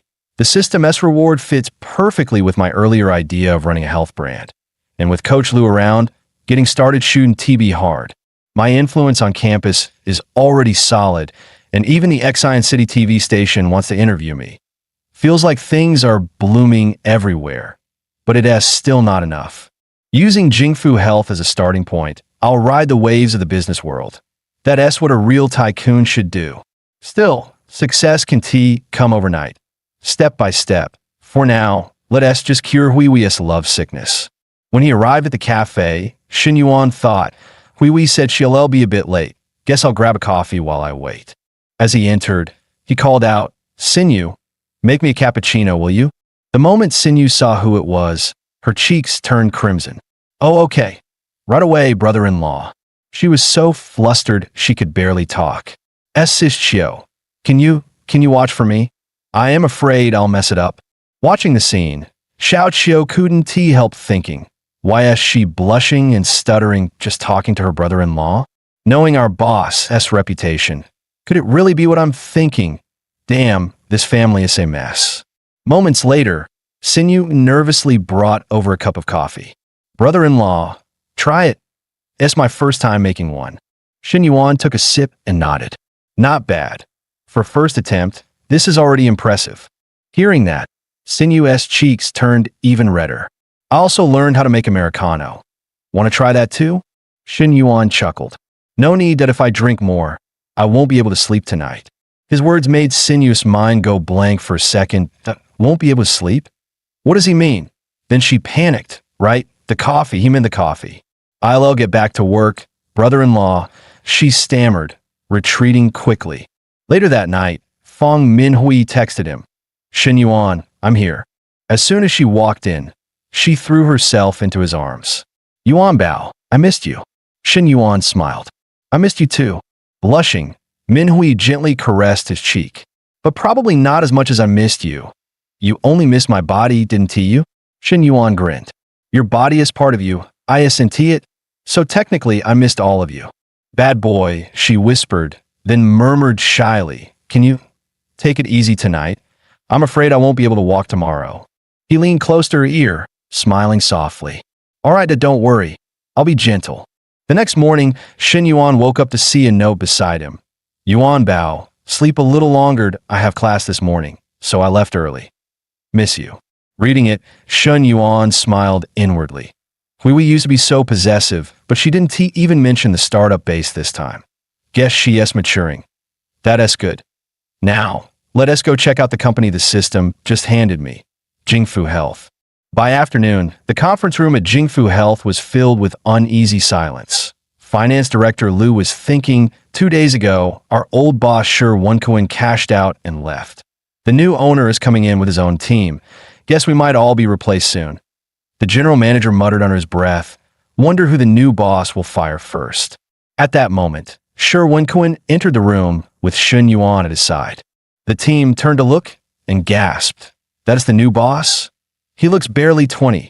How could someone that young buy out a company this big? Shi Wenkuan smiled. Everyone has already seen the memo. I'll be leaving Jingfu soon. Thank you all for your years of support. This is your new boss, Shin Yuan, that I hope under his leadership, Jingfu will reach even greater heights. He'll take it from here. I've got other matters to attend to. After Shi left, Shin Yuan spoke calmly. Nice to meet you all. I'm Shin Yuan. Today's meeting is just a handover. No new assignments yet. Everyone except the HR and finance directors could take the rest of the day off. Once the others left, HR Director Zhong Yu stood and asked President Shun, "Do you have any specific instructions?" "Yes," Shin Yuan replied. "I'll need the company's financial reports for the past 3 months and the HR monthly summaries." Zhong Yu quickly nodded. "Understood. That we'll send them to your inbox shortly." "Any other requests, President Shin?" At that point, Shin Yuan asked calmly, "Director Zhong, Director Liu, how long have you both been with the company?" Zhong Yu replied, "A little over 5 years," while Director Liu added, "I just hit my 3rd year." Shin Yuan nodded slightly and dismissed them. The two most crucial powers in a company are HR and finance, he thought.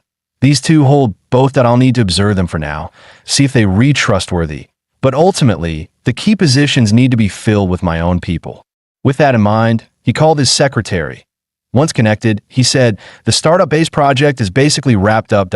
I'll have Long Jinghan handle the follow-up. You, come to work at my company, Jingfu Health, starting tomorrow." On the other end, Fu Yingzi nearly shouted, "I knew it. So you really have another business outside. Damn, you've been hiding deep." Then she panicked. "Wait, boss. I still have 2 weeks left before summer break. I've got classes every day." Shin Yuan chuckled. "As long as you don't fail your exams, it's fine. Besides, you're supposed to start your internship in October next year, right? Consider this an early start, or would you rather be a secretary for life?" That fired her up immediately. "Got it, boss. I'll get ready. Send me the address that I won't be late tomorrow." After hanging up, Shin Yuan received a new email, 3 months of financial statements, and the HR monthly report. He scanned through them. The 2 fitness centers and yoga studio were doing well, and even the weakest health check branch was breaking even. The main issue was bloated staffing, too many idle employees, and excessively high online marketing and streaming costs each month. Still, nothing major. Shin Yuan mused that in own need for drastic restructuring until I fully understand the situation. The company is making money, so for now, I'll just focus on securing the key positions. With the company stuff mostly settled, Shin Yuan thought he'd swing by Guan Tin's place to pick up sushi away after work. He hadn't seen that silly girl in over a week and wondered how she'd been. He dialed her number, but no one answered. What the hell was going on? He called Fu Jingmei next. When she picked up, she said, "Mr. Shin, you looking for Xu Wei? She took leave an hour ago," said there was an urgent family matter. Shin Yuan asked if she mentioned what the emergency was. Fu replied, "She didn't say that I tried calling her afterward, and she didn't pick up either." Minutes later, he arrived under Xu Wei's building and could hear shouting through the door. "It's just a leak. How big a deal is that? It'll stop soon. Stop making a fuss." Another voice snapped back. "Zhang Lianfeng, you talk like that all the time, and now you make a mess and act like you're in the right? What mess? Whose house hasn't had a leak? Since when is a leak a crime? Your place flooded and you didn't even come down to warn anyone or fix it. Little Jia went up to tell you, and you yelled at him. How are you even a person?" Shin Yuan watched as Zhang Lianfeng pointed at Xu Wei's younger brother and barked. The kid knocked and didn't even say hello. No manners. What's wrong with me calling him out for his dead dad? Xu Wei grabbed the woman beside her and muttered, "Forget it, Aunt Zhang, that we really don't want to make a fuss." But Aunt Zhang protested, "You can just let this slide. What if she crosses the line next time?" She yelled, "You should apologize to that kid. He did nothing wrong." Zhang Lianfeng folded her arms and scoffed, "Apologize? Are you kidding me? Why on earth would I apologize?" As the two women kept arguing, Shin Yuan spoke up coldly, "Apologize to the kid." Hearing that voice, Su Xiuwei turned her head and saw Shin Yuan standing there. Zhang Lianfeng sneered with a smug grin. "I'm not apologizing. You're not even married yet, and you're already playing the hero for her? What? Living together already? Young people these days are really wild." Shin Yuan stepped up beside Xiuwei, his tone like ice. "You insulted the kid, so you apologize. Simple as that." No sooner had he finished than someone barked. Who the hell do you think you are talking big? You think you can make my mom apologize? What kind of big shot are you, huh? A scrawny, bleach-haired punk strutted out, barely in his 20s, cursing as he shoved Shen Yuan hard in the chest. After 2.5 months of gym training, Shen Yuan didn't even flinch. His palm cracked across the punk's face in one clean motion. The crowd froze, stunned by the sudden reversal. The punk staggered back, eyes wide. You hit me? He roared, fumbling for his phone. You re-dead, man. I'm calling my boys right now. Go ahead, Shen Yuan replied coolly, dialing a number of his own. Minutes later, a group of men armed with sticks arrived on the scene. Boss Long, that's him, the guy who slapped me. The punk shouted, pointing straight at Shen Yuan. Su Xiaowei panicked. Shen Yuan, maybe we should call the police instead. Aunt Zhang nodded quickly. Yes, violence won't solve anything. Let the cops handle it. Hey, you the one who hit my guy? Dragon Brother barked as he arrived, his tone heavy with menace. The blonde punk straightened up instantly, a smug grin spreading across his face. But Shen Yuan stayed calm. Relax. The people I called are almost here too. We'll see how this plays out. Just then, loud sirens blared down the street. Boss, the cops are here. Aliong, you called the damn police. Then why the hell did you even call me? How the hell was I supposed to know? He said he called people too. I thought he meant street guys like us. Aliong stammered, looking helpless. Just then, a firm voice came from beside the patrol car. Li Wanlong. You again. Why do I see you everywhere? What the hell did you get yourself into this time? It was Deputy Captain Shun Wei from the local precinct and also Shen Yuan's cousin. Captain Shun, I didn't do anything. Just came to watch the commotion, Li said nervously. Watch the commotion? Shen Wei's tone turned sharp. You brought a pack of guys with sticks to watch? Stand over there and don't move till I'll find out what's going on. Before long, Shen Yuan explained the entire situation clearly to his cousin. Shen Wei sighed and shot a glance at the troublemakers. These two even look like brothers. Calling me down here for this nonsense? You gotta be out of your damn mind. So, playing the hero again, huh? Shen Wei teased with a grin. Shen Yuan smirked. Hero? Nah, just doing my civic duty. See injustice, lend a hand. You guys should at least give me a banner for bravery, right? Cut the crap. Shen Wei laughed. All right, what do you want to do? Should we take them all in for questioning? No need, Shen Yuan replied calmly. Just have her apologize to the kid and fix the leak. That'll do. Fair enough, Shen Wei said, and started mediating. Soon, everyone nodded in agreement. I'm sorry, Xiao Jia, Aunt Zeng muttered. Auntie, S words were too harsh earlier. Please don't take it to heart. All right then, Shen Wei concluded. Go deal with the leak properly. We'll get it done right away, Captain Shun. Someone replied quickly. Shen Wei gave Shen Yuan a knowing grin. That girl is a girlfriend. Isn't she? You jumped in real fast. He glanced at Su Xiaowei and chuckled. Can T blame you though? She's gorgeous. Shen Yuan quickly waved his hands. No, it's not like that, cousin. Don't tell anyone, all right?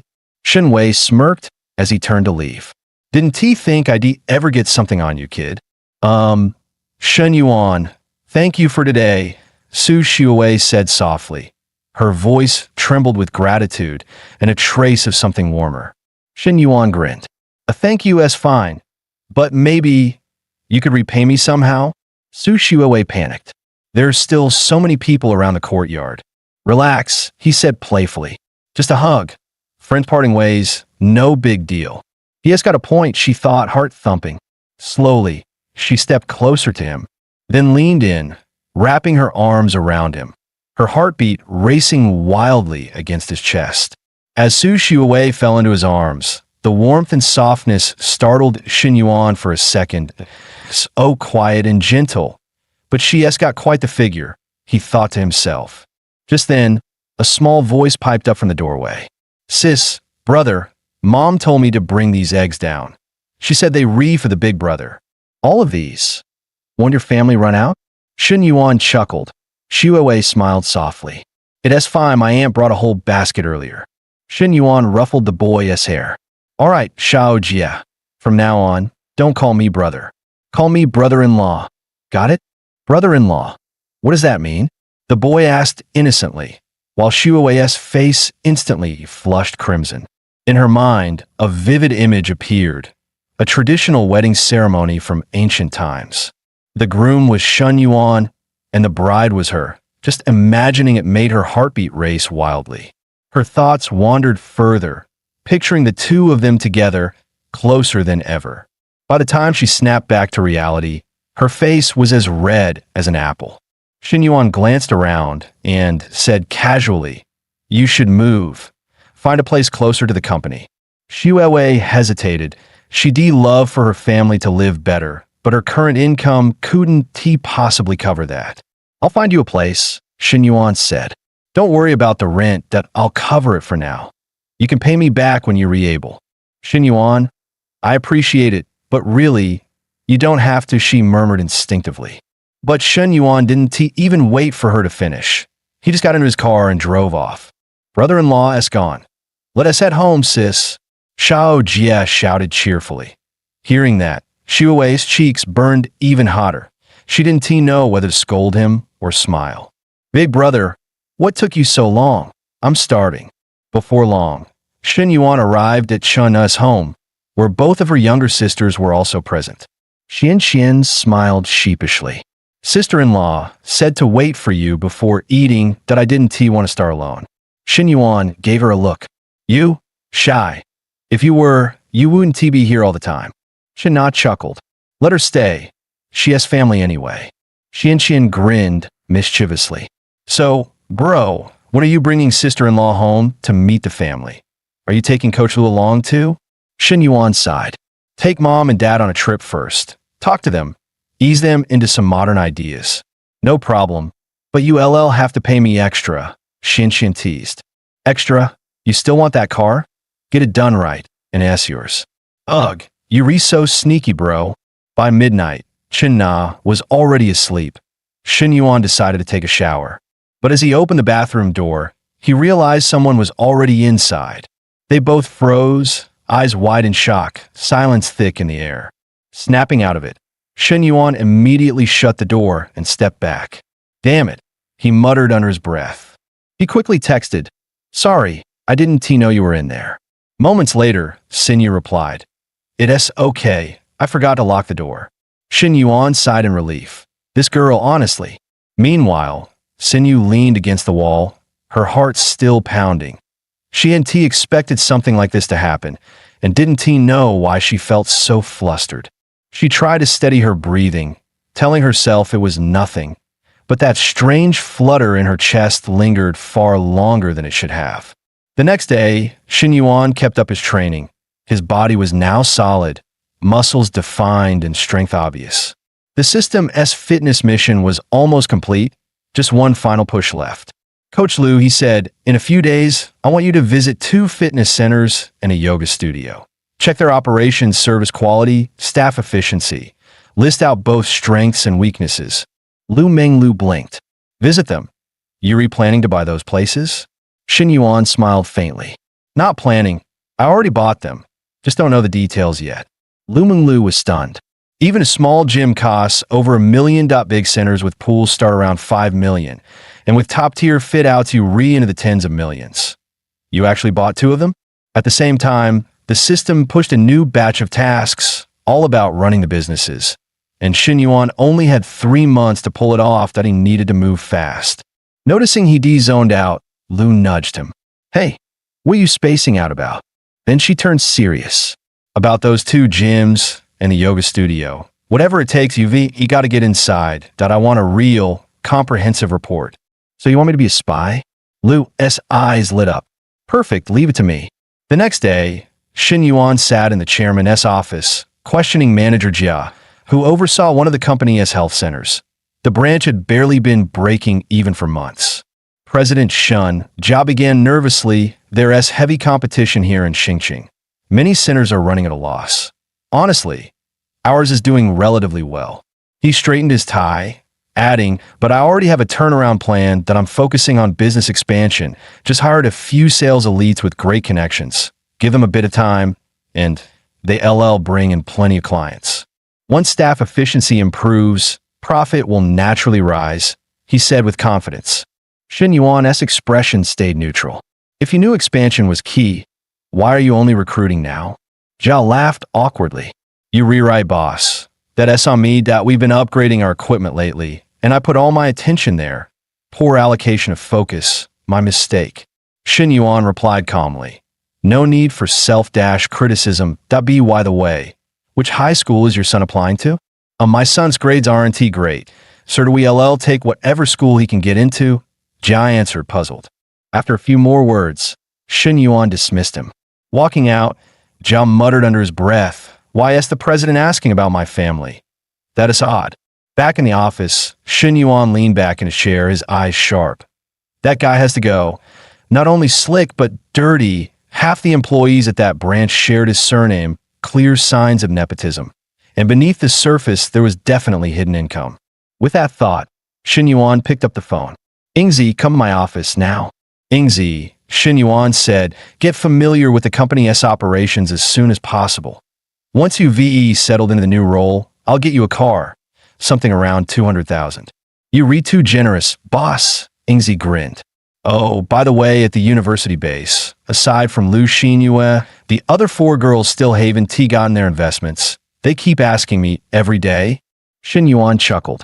No rush, point one step at a time, that the maid squad can all move at once. Some things just can be rushed. Meanwhile, Manager Jia, still tense after the meeting, gathered his subordinates in the office. Old you, those new hires of yours, are they any good? Keep an eye on them. I just gave a new boss my word that if anything goes wrong, we're all screwed. The man in glasses spoke up immediately. Relax, Manager Jia. Those sales reps on my former team, top-tier people, great connections. Trust me, we bring in new deals soon. Jia exhaled in relief. Fine, just stay alert. Feels like the good days at this health center are over. From now on, we keep our heads down. Is the new boss that tough to deal with? One of them whispered. Jia sighed. At first, I thought he was just a rich kid, someone whose parents bought a company for him to play with. But the guy's sharp, too sharp that I can read him at all. So for now, we play it safe, forget the side hustles, and make the numbers look good. Got it, Manager Jia. That evening, Shin Yuan returned home. Shin Na greeted him with a smile. Shin Yuan, I went to IFC this morning and bought you a few business suits, 2 pairs of shoes, a belt, and a watch. Naya and Bayoni brands? Shin Yuan asked with a light laugh. You must spend a fortune. Altogether, just over $1 million, Shin Na said with a grin. Shin Yuan raised an eyebrow. How much? Her voice dropped. It's mostly the Peter watch. That one was over 800,000. Shin Yuan chuckled, pulling her gently into his arms. Silly girl, the money I give you is for you. Don't spend it all on me. Why sweet Nabao? Guess I'll have to reward you. Shin Na's eyes widened. Not now. Send us home. What if she sees? So what? It's just a kiss, he teased. Right then, Sinyu walked out of the kitchen, holding a tray of dishes. Sis, the sterilizer. She froze mid-sentence, seeing the 2 of them close together. Her face flushed instantly. Sis, brother-in-law, I'll leave you 2 alone. She stammered before hurrying off. Shin Na glared at Shin Yuan. See, I told you. He laughed softly. She's 18. She'll get used to it eventually. Everyone grows up. Shin Na sighed. She's never even dated. What does she know? Though lately she has been acting strange, I can put my finger on it, and she won't tell me anything. Hearing that, Shin Yuan's mind flickered back to that awkward moment days ago, but he quickly brushed it off. Really? I haven't noticed anything. Maybe I'm just overthinking. Yeah, probably just that. The next morning, as Chun Na left early for work, Shin Yuan watched her go. She doesn't need to be at the cafe so soon. Sinyu is there to help, but still she insists. Always so diligent. The MBA course he'd taken in Hong Kong had been eye-opening. Though theory could never fully replace practice, with Jingfu Health under his control, it was the perfect testing ground, a foundation to build on. Still, business management alone wasn't enough. He needed to keep learning, keep growing. Just then, Sinyu opened the door and stepped in. Brother-in-law, I noticed your car doesn't have one of those phone number plates on a dashboard that I bought one extra when I got one for Dad and never had the chance to give it to you. Thanks, Sinyu. Xin Yuan said with a smile, taking the small gift. His fingers brushed lightly against hers by accident. Xin froze for a second, then quickly pulled her hand back. Brother-in-law, please don't tell my sister, okay? Before he could reply, she turned and hurried out, leaving him standing there, confused. Was she talking about the number plate? Or something else? He wondered. Then he chuckled softly to himself. Whatever it was, I'm not telling Nana. Meanwhile, Li Meng watched her sister carefully applying lipstick. Sis, is Shun Yuan coming over? She asked teasingly. I shall froze. How do you know? Li Meng chuckled. Please, you never wear makeup, and now you've got light blush, lipstick, and a new outfit tis obvious to anyone. Li Xiao turned her face away, embarrassed. Yes, just coming to help me review for class. Oh really? Should I make myself scarce then? Li Xiao's cheeks flared bright red. No need. Just stay in the living room. If it's only the two of us, it'll feel awkward. Li Meng grinned.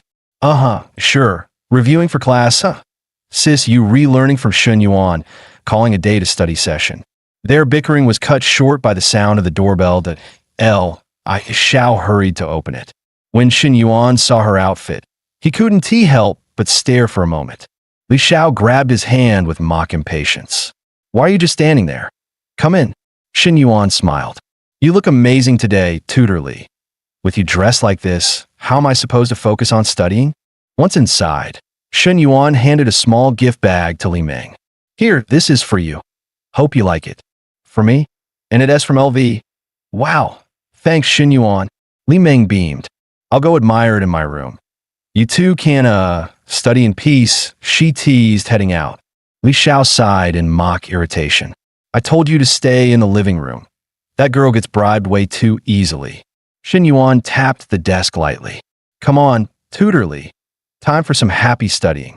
Li Xiao eyed him warily. You did that on purpose, didn't you? What? I just gave your sister a small gift.